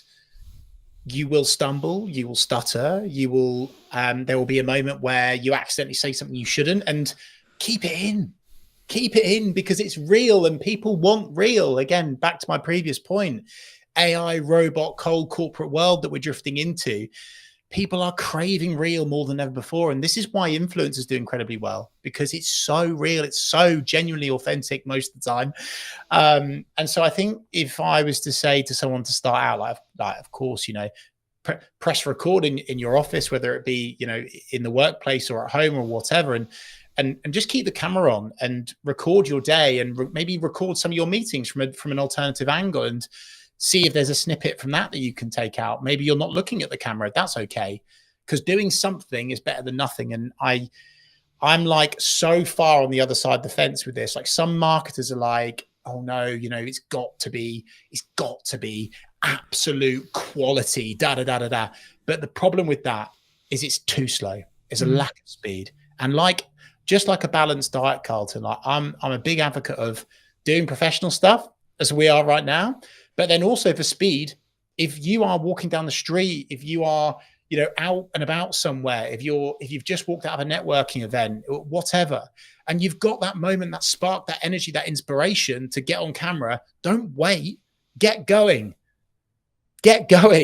I just think so many people are overthinking it, Carlton, which is quite basic starter pack advice, but they absolutely are. I'll tell you a quick story on this. One of my consultancy clients, I was going through this process with her. We were running through various static. We'd established our top line strategy. We had images, we had graphics, we had design, we had some polished video. And I was saying, hey, look, Cassandra, I think we should really shift more towards this kind of real, relatable portrait, selfie shot style content. And she sent me a couple of videos. One was her at home, and one was her at the beach. And the one of her at the beach, you could barely hear her, to be honest with you. Like, you could hear what she was saying, obviously, but it was quite hard to hear. However, when she shared that one, you use that word over-indexed, it was so real. The wind was in the background. You could hear the waves. And most people, they wouldn't have used it. They would have gone, it's too difficult to hear me, I won't share that. Whereas actually I would say, if there's a car in the background beeping, if there's an animal, if there's a bird tweeting, if someone walks in, you know, like it's like the classic BBC Reader where the kid walks in, right? Like, use that, you know. I just think so many people are overthinking everything, and it's I mean, maybe it's a wider societal, deeper issue, right, around our own self-image. I think it's getting worse because of social. That's maybe like the dark side of it. But if you can just be okay with who you are and unashamedly sharing who you are with the world, then you will reach so many more people and be able to spread your message and create more impact. Something that I understood a handful of years ago when I did a video talking about marketing funnels was actually the job of a marketing funnel is to basically repel or exclude a certain sector of people, right? The wrong certain people. Because I think when we look at marketing, we go, I'm trying to attract the right people, right? But we don't always look at the other side of it, which is that repel adoption side. But something which I've found really interesting as I've grown and I've developed is like I'm talking to more business owners who are getting busier and busier with the operations of a business and etc. etc. And that's probably one of the reasons why they, to be honest, they bring me in, because they want the professional content, they want the feel, they want the sound, but they don't want to have to worry about what lens are we shooting on, what light are we using, what microphone are we, so on, right? But for some business owners who say they don't have time for social media, they don't have time for content creation, what would you say to them? I would say, like anything, it's whether you truly want to commit to it or not. I would say that it's more attainable than ever before to work with a genuine specialist that isn't going to charge you, you know, through the roof like a large generalist agency that doesn't specialize in. And you, as long as you go through an appropriate in-depth onboarding consultancy strategy agreement process, if you like, and you're able to define exactly what you want to achieve, where you want to go, how you want to do it, your tone of voice, then you could outsource it. But I also truly believe, Carlton, with the tools and technology that are at our disposal today, I've got a lot of concerns around AI, right? But then also I am an advocate of using AI in terms of ideation, in terms of building out content pillars, headlines. There's so many things that we can get from it. So it's easier than ever before to get consistent on social, whether you do it yourself through tools, through techniques, learn techniques, or you outsource it. You know, you don't, I think there is this kind of there's this real thought with most people that it's like this huge unattainable expense to work with a specialist on your social now, but that's certainly not the case in my humble opinion anyway. So again, not maybe a one and done answer there, but an honest answer, which is that you can absolutely commit to it, whether it's yourself or whether it's through a. I think for me, my answer would be like leverage, right? Like it's what are you leveraging? How are you leveraging your time, assets, resources, etc.? Like you could, using like what I did for a long time, hire someone to follow you around with a video camera and document rather than create in a Gary Vaynerchuk style, and or actually, like as you've already mentioned to it earlier, record what you're saying in a meeting. And this does one of two things. A, it gives you infinite content opportunities, especially if you're going to use things like ops clips to do the editing for you, because you're only doing it for short form. But also, it actually means you're going to show up better for that person in the meeting, because you're not going to spend time talking about how's the weather, how is the dog, etc. You're going to go, okay, how tangibly can I add value to you, right? How can I tangibly add value in that hour? Because A, you're creating content from it, so you want to add kind of generalized information, and you want to create the most valuable content you can. But also, I've found personally, people take more value from the meeting because you are kind of in that performance mode, I guess you could say, right? But this does kind of link in, I guess, and it'd be wrong of me not to ask you around, you know, you've been very fortunate to speak on stages, you've been fortunate to, I believe, correct me if I'm wrong, but like run your own radio show on the BBC and co-host it and etc. I mean, like, for people who are maybe listening to this and that's maybe like an avenue of their business, so maybe they have a speaking opportunity or they have been invited on the radio, but they're not sure, well, like, what's it going to do for my business? And like, why should I? And like, do you see that as important for you personally? Brought that up, Carlton, because it links with your response to my last answer, right? Which is that if you're going to do public speaking, or you have a media appearance, or you're guest writing, or you're doing something like what we're doing now, okay, the reason why I'm committing to this is, of course, not just to share my expertise and my experience and help serve, not sell, really just help people reach new audiences. It's getting content as well. And you've mentioned Gary Vaynerchuk, huge advocate, very grateful to have met him a couple of times now, a really real massive inspiration for me. And one of the things that he talks about is content pyramids. And many people just, and it again links back to your having the time bit, Carlton, they don't realize that us doing this, what is it now, half an hour, 45 minutes, we'll do maybe an hour today together. This will give me content for weeks. I could pull out of it a long form video. I could pull out of it multiple blogs. I could pull out of it, I mean, with your help, especially Carlton, so many short form video snippets, right? That I could run evergreen on my personal or business account for maybe the rest of this year, for goodness sake, right? And it's a massive frustration of mine, actually, Carlton, as well, because when people get these opportunities, public speaking, media, podcast, etc., they don't maximize the opportunity and they don't use it to their advantage. So they do it, they reshare it, and that's it. And it just kind of dies or fizzles out. And they don't realize that actually, by doing this today, I'm getting loads of content that I can use over and over and over again. And that is an incredibly useful trick that so many business people are well, not just business people, all people are missing out on the opportunity from. And of course, by me doing this appearance with you, it's going to highlight me as the expert, the person of expertise.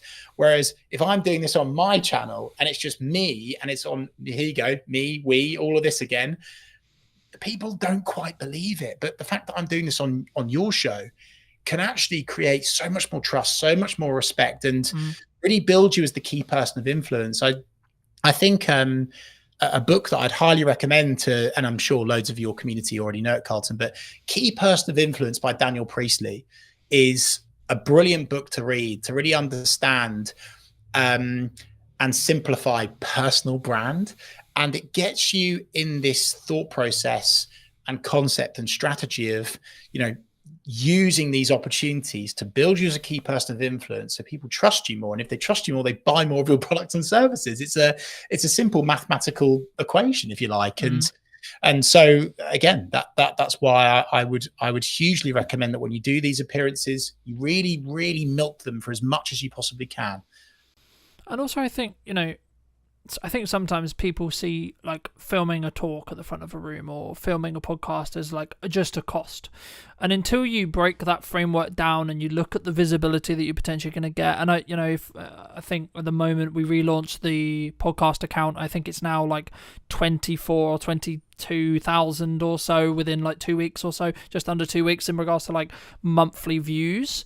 Now, yes, we're using a strategy which involves a level of volume to create that, right? Each reel is maybe only getting 300 or so views at the time of filming, sure, but the point is, how many people, even if we take 1%, okay, that's close to 2,000 people that potentially could convert in my business within the next 3 months, right? And that's just on Instagram alone. You then add the potential revenue opportunities that come from having a monetized YouTube channel and etc., and like building side revenue, especially if you're in what I would call a up down business, so like you're very project by project based.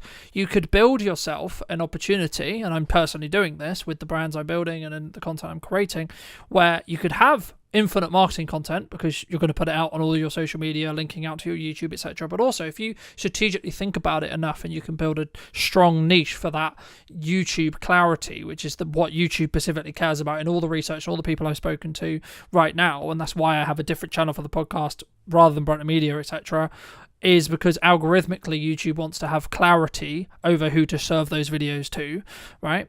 But the key there is once it gets to the point where the YouTube channels are big enough, they will become their own revenue stream. And it might be £100 a month or etc. Sure. But that what does that do to your business? That changes your baseline revenue. So if you are project by project based, that means you can potentially pay for another SD card, or you can pay for another microphone, or you can pay for a bit of lighting, or you can pay for a bit of consulting, etc. Or just hold on to the £100, right? And it's about, I think for me, how you think about that from a longer term. But do you think people sometimes underestimate like the other opportunities that could come from like either that or the lurkers that could come on social media from creating content, Chris, do you think? Yeah, for sure. I was going to say, though, something that you've brought up there, which is a huge gap for the majority of people. Unbelievably, they are not using and making the most of the second biggest search engine in the world, which is YouTube. And YouTube Shorts right now are so hot. They are absolutely flying. They are getting so much organic reach. And so even if you were to set up your own personal YouTube account under your name, right, and you just share all of these little videos that you do from various appearances, public speaking gigs, talks, meetings, whatever, wherever, however, getting your name on YouTube and giving these AI tools, hey, by the way, something to grab onto, because then you're the expert. Boom. And that is a massive gap for so many people. So again, link back to your previous question, Carlton. We're doing this in a funny order today. That will hugely help people. So definitely jump on YouTube and really, really capitalize on that opportunity by using that video content. And the great thing is with YouTube is by tweaking, tailoring, optimizing, making something, amending something, is that it can go viral like that. Okay. So with LinkedIn, with Facebook, with Instagram, if you edit something, if you edit a social post, it will penalize you, right? YouTube is phenomenal because by simply adding a new thumbnail, changing the headline, adding more to the description, all of a sudden your video can blow up and it could completely change your business forever. And that's not pie in the sky, blue sky thinking stuff, right? That's very real and it's happening for so many people. And so again, another takeaway for people listening to this is please jump on YouTube. Please start publishing to YouTube. Yeah. And I mean, we've talked a lot about like the commercial benefit of doing content, the commercial benefit of like why I should be looking at marketing, how I should be consistently marketing, but you've done some incredible work through your Big C initiative about, specifically raising, I believe this is correct, do correct me if it's wrong, raising up to about £40,000 for the charity involvements and etc. I mean, how specifically is that kind of, I guess, purposely shaped your work, or like how did that kind of come about? Like, because I think that's really rare in the business landscape, but also in the social media landscape as a whole. I don't think we sometimes think, hey, I could actually do something really good and really meaningful here. Love that, Carlton. And we're talking here about business and doing all this, but hey, actually, what charities are you passionate about? What do you want to change in society? What legacy do you want to leave? You can use social as a tool to support with that. I'm so proud to say that we've now got up to over 50,000. I think we're almost knocking on the door of 51,000, right? For a cancer charity that supported my mum before she sadly passed away in 2007. And my mission is I want to get to 100 grand before I retire, right? And I will get there. But the takeaway and the learning from that is all of that money was raised because of the power of social media, specifically the power of building a engaged community. And we jumped on YouTube lives. We were talking to our subscribers. We did a 24-hour watch along, which was phenomenal. And we raised, I think it was like annoyingly, it wasn't 24,000. It was 23,000 in 24 hours. And that was on YouTube, one platform. So again, like, if it's not enough to already jump on social media for your business, what about the stuff that you're passionate about? What about the charities that you want to help and support? It's definitely the right thing to do. Do you think AI is going to change this? Yeah, I do. I think AI has already changed a lot of social media. And I think that it's one of those things that you can either lean into, you can sink or swim. And I think that many people are already swimming with it, but then also some people are unintentionally sinking because they're using AI. They are they're really rubbish with their prompts, Carlton, and they're just kind of spewing up stuff and throwing it out there. And the algorithm is understanding and picking up, that's AI content. And there's certain things that you see and you're like, you've swallowed a thesaurus overnight. You're using the rocket emoji on every single post. You're using multiple line breaks in weird orders. It doesn't feel like you anymore. So I think AI has changed it, but not just for the good, but for the worse as well. And honestly, not even just saying this because I'm on your podcast. It's why video. I mean, I didn't think video could be any more I didn't think it could be any more valuable. AI coming in has made video work even more valuable for you and your business. Because of course, AI tools are developing all the time, right? And it's going to get scary really quickly at what it can do, even in video. But right now, there's this opportunity where doing video as you, for real, there's going to be this nice soft squidgy stage where you can get so much impact now before these tools and technologies catches up with it and are able to dupe you to a quality where you can't tell the difference. I don't think that's going to be long, by the way, and I'm quite scared by that, to be honest. For the world, not for me or my business, everyone. But you know, for the next year and a half, 2 years, I think there's a real moment where you can jump on video, make loads of money, create loads of impact, help support causes that you care about. So yeah, I think AI has made things really good in terms of getting people going, ideation. But I actually also think it's really showing people up, and it's making jumping on video even better for showing off your expertise, your knowledge, your wisdom, your skills, because that's something that AI can't do. Yeah. How shouldn't we be using AI? How shouldn't we be using it? Putting a can I'm not going to try not to swear just in case you're monetizing this. By putting a rubbish prompt into ChatGPT, copying and pasting any old nonsense, right? If you put rubbish in to ChatGPT, you will get rubbish out of it. And people aren't even proofing, Carlton. It's so scary how lazy humans are. It's like so scary. They're literally putting a rubbish prompt in, getting a rubbish answer response out of it, copying it, whacking it in LinkedIn and sending it. Yeah, that'll do. Fact checking it. And some of the stuff I've seen, it's like the worst thing to do for your personal brand. It can literally destroy your personal brand in an instant because the facts are wrong. The stats are wrong. They're not right. And it's because partly of the prompt, but also what AI is currently still latching onto. So as I say, I'm not an AI denier by any stretch of the imagination, but I think that's where people are getting it massively wrong. They are not understanding how it works, and they are shortcutting it. They're thinking it's accurate, and it's not. It's actually, you know, you spoke earlier, Carlton, about, you know, video / social attracting or detracting for your personal or business brand. And my goodness gracious me, is it detracting from some people's businesses right now? Algorithms change constantly, right?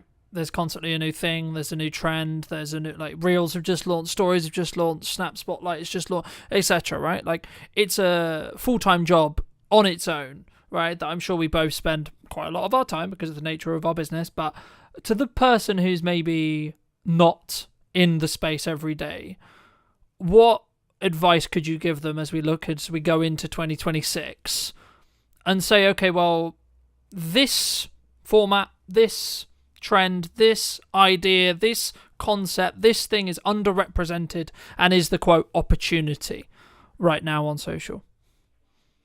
Well, I think what's always going to be safe, you know, is educational content, serving, not selling, especially when the content that you're creating is non-time sensitive. That consistency is going to be more impactful and work over and above trends. I'm really cautious with trends. Trends are fantastic at creating virality and going big, getting loads of vanity metrics. I'm not sure jumping on trends is something that a business should be leaning into too much, because actually I think it detracts away almost from your commercial objectives.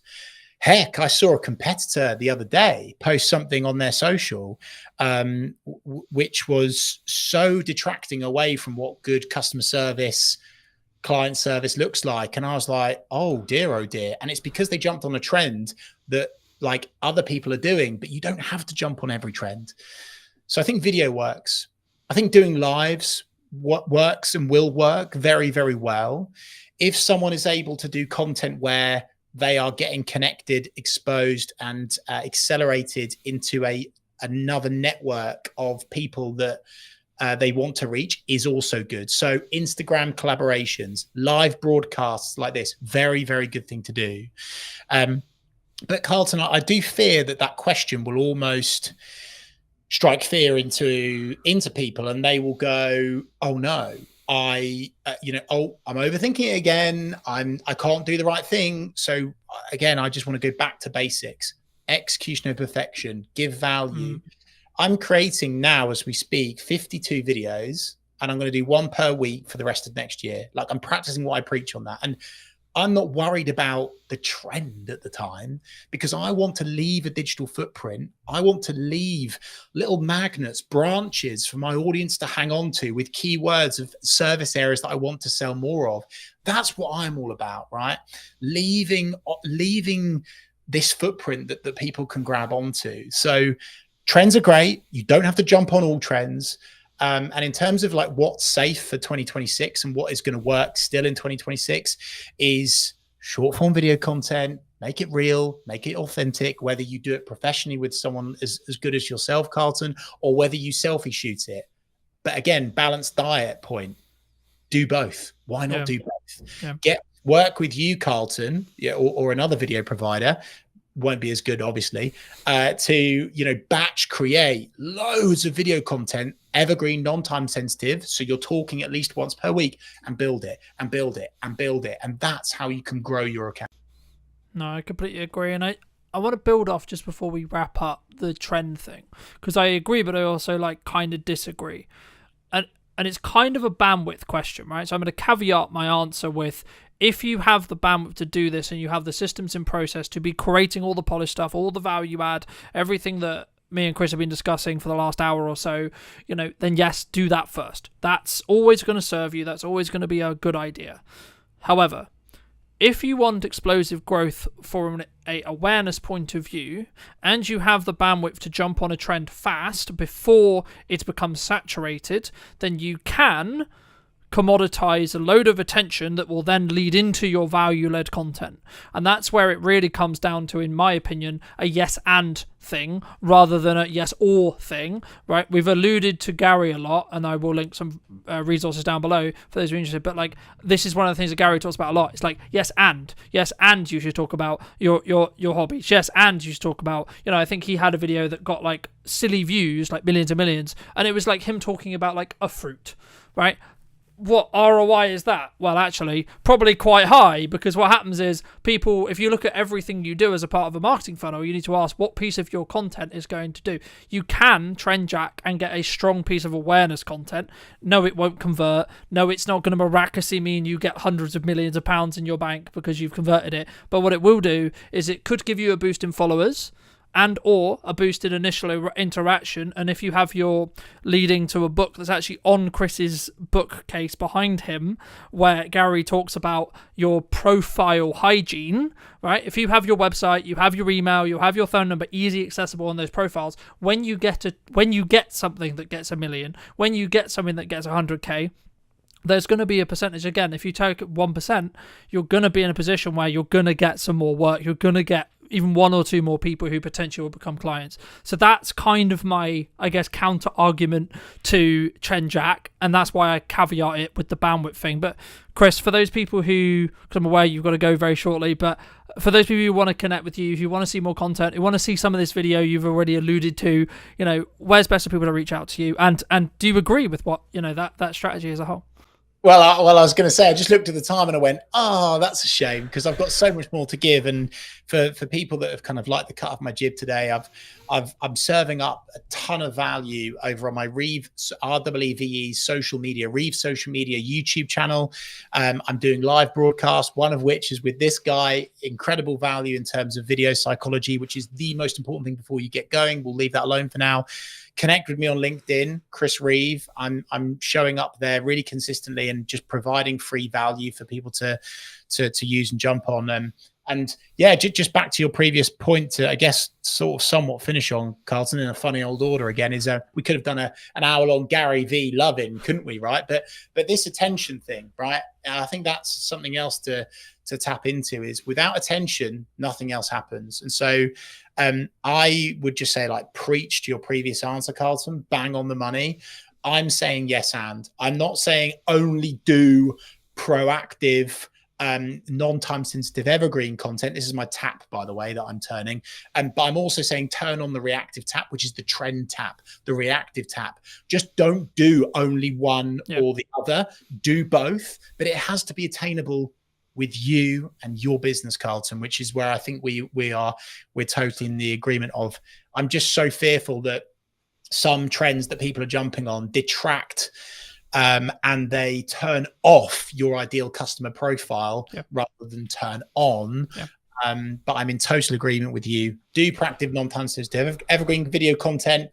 Do trend content as well. And hey, in that book, Attention by Gary Vee, his latest one, it's full of geeky social video, psychology of social content that can work incredibly well for you and your business. Carlton, I just want to say thanks for your time today, but also I want to take the time to say on behalf of your network and the audience and the community that you're building on your podcast, thank you, because this is really rare that someone is taking the time out of their day to genuinely share so much just purely because they're passionate and that they want to help. And I really wish that there were more experts in their field that committed the amount of time that you do to actually just helping people. So thank you, sir.